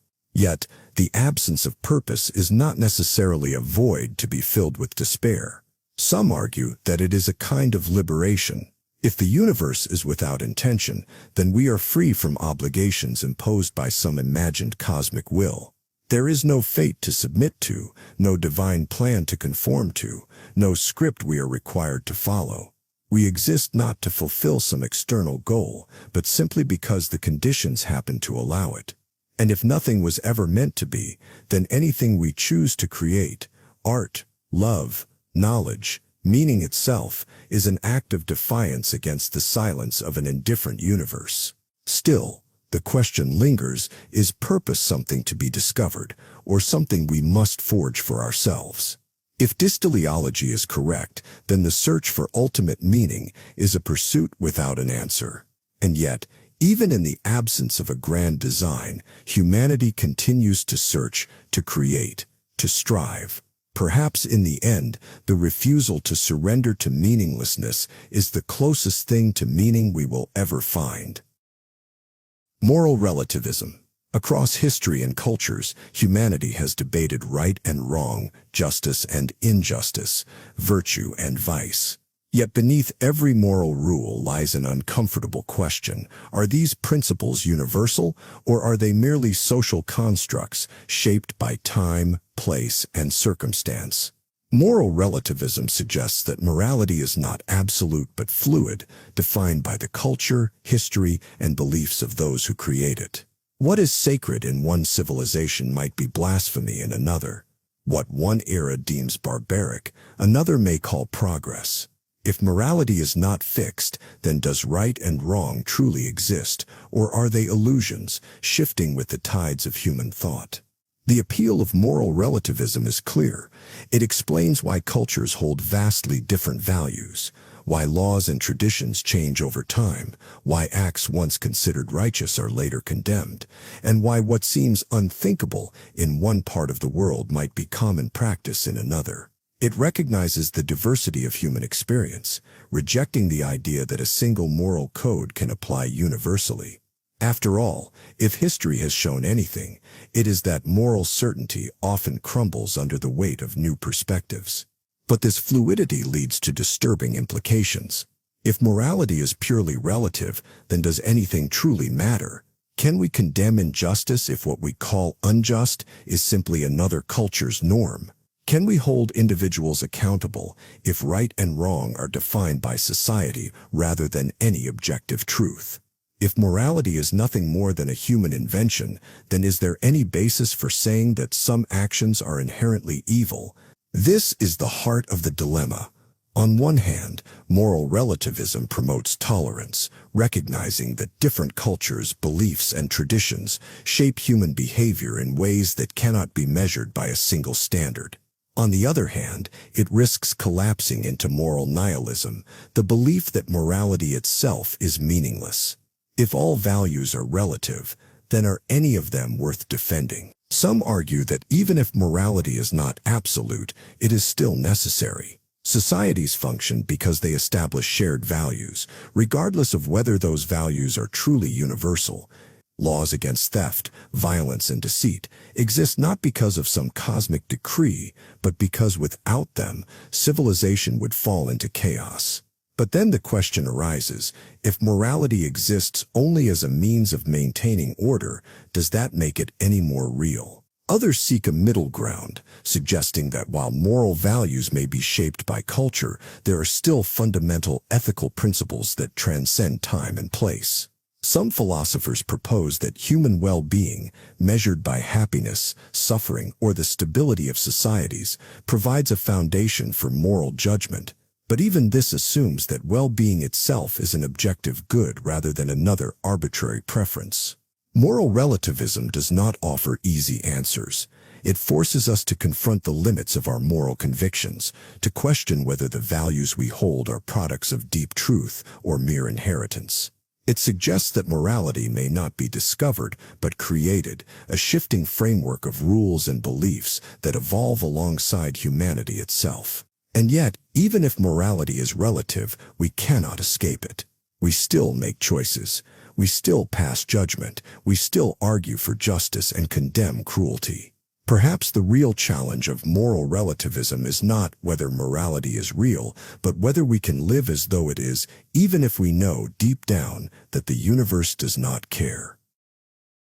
The is-ought problem. There are facts about the world, things we can measure, observe, and verify. The sun rises in the east. Water boils at 100 degrees Celsius. Human beings share over 98% of their DNA with chimpanzees. These are statements about what is. But from these facts, can we derive how things ought to be? Can we look at the natural world and extract moral truths, ethical imperatives, or guidelines for how we should live? This is the is-ought problem, a challenge first introduced by the Scottish philosopher David Hume in the 18th century, and one that still haunts moral philosophy today. Hume observed that many arguments about ethics and morality make an unnoticed leap from describing what exists to prescribing what should be done. A person might say, humans have always waged war, therefore war is natural, and then conclude, since war is natural, it must be morally acceptable. But this leap is unjustified.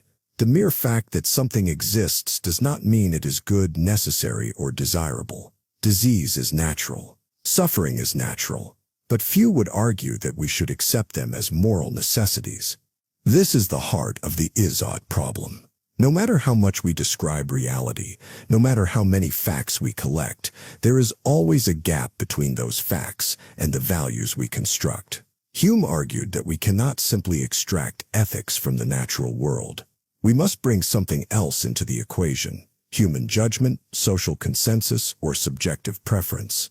But where do these come from? If morality cannot be directly drawn from the fabric of reality, then what is its foundation? Some have tried to bridge this gap.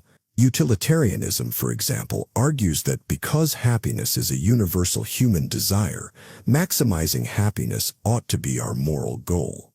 Evolutionary ethics suggests that because cooperation has helped humans survive, morality ought to be based on social harmony. But both of these approaches still assume a hidden premise that happiness, survival, or cooperation are good. And that assumption itself does not emerge from nature. It is a value judgment imposed onto reality rather than discovered within it. The is-ought problem raises troubling questions about objective morality. If we cannot derive moral truths from the universe, then are they simply human inventions?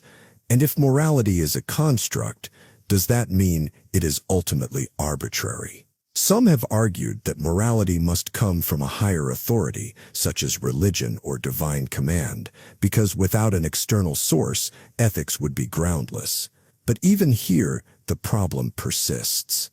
Even if a God declares a law, one must still ask, why ought we obey it? The statement God exists is a fact claim, but the statement we ought to follow God's commandments is a moral claim. The gap remains. Others embrace the implications of Hume's insight. Existentialists, like Jean-Paul Sartre, argue that because there is no built-in moral order, we are free, perhaps even obligated, to create our own. In this view, the is-ought problem is not a limitation, but an opportunity. If values do not emerge from nature, then we are responsible for deciding what they should be. But this responsibility comes at a cost, the burden of moral uncertainty, the knowledge that there is no cosmic blueprint to guide us. The is-ought problem is not just an abstract philosophical puzzle. It influences everything from ethics to politics to science. Should medical advancements be pursued simply because they are possible? Should human behavior be accepted simply because it is instinctive? Should society follow traditional norms simply because they have always existed? These questions lurk beneath every debate about morality, progress, and human purpose. Hume's insight was simple but devastating. You cannot derive an ought from an is. No description of reality, no matter how complete, can tell us what we should do, and yet we must act. We must choose. The is-ought problem leaves us in a world without clear moral instructions, forcing us to ask, if nature does not dictate our values, then who does? Divine hiddenness paradox. A person kneels in the dark, whispering into the void. They ask for a sign, a voice, a whisper, anything to confirm that someone is listening. But the silence stretches on, vast and indifferent. If a divine being exists, why does it remain hidden? Why allow suffering, doubt, and disbelief to persist? If God is real, why does he not make his presence undeniable? This is the divine hiddenness paradox, a problem that has haunted theologians and philosophers for centuries. It is not merely a question of faith, but of logic. If an all-powerful, all-knowing, and perfectly loving deity exists, then surely such a being would want humans to know that they are not alone. Surely, clarity would be preferable to uncertainty. And yet, no matter how many prayers are sent into the ether, no matter how much suffering unfolds, the divine remains silent. Some argue that the hiddenness of God is a test, a way to separate the faithful from the skeptical. But why would a loving deity make belief so difficult? If the consequences of disbelief are eternal separation or punishment, would it not be more just, more merciful to reveal divine truth beyond all doubt? If human souls are at stake, why play such a dangerous game? Others suggest that faith must be voluntary, that belief without proof carries more meaning, but this explanation falters when compared to how humans navigate the world. We do not consider knowledge of gravity or the existence of the sun as something that overrides free will. Why should divine presence be any different? Some theists propose that God does reveal himself, but in subtle ways through personal experiences, nature, or morality itself. Yet these revelations are inconsistent, ambiguous, and often indistinguishable from coincidence. Why would a divine being communicate in riddles, leaving room for doubt instead of presenting undeniable evidence? If a father hides from his children, offering only cryptic clues instead of direct presence, would we call that love or neglect? Then there is the possibility that divine hiddenness is not a mystery at all, that the reason we do not hear a voice from the heavens, the reason no undeniable miracle occurs, is that there is nothing there to reveal itself, that the silence is not a puzzle, but an answer. Yet, even for those who reject the idea of God, the paradox still lingers. Humans seem wired to seek meaning, to long for a higher presence, to ask why we exist at all. Whether one believes in a divine being or not, the absence of an answer to these questions is unsettling. The world remains silent, indifferent to prayers, unmoved by suffering. Perhaps the divine hiddenness paradox is not a challenge to faith, but a confrontation with uncertainty itself.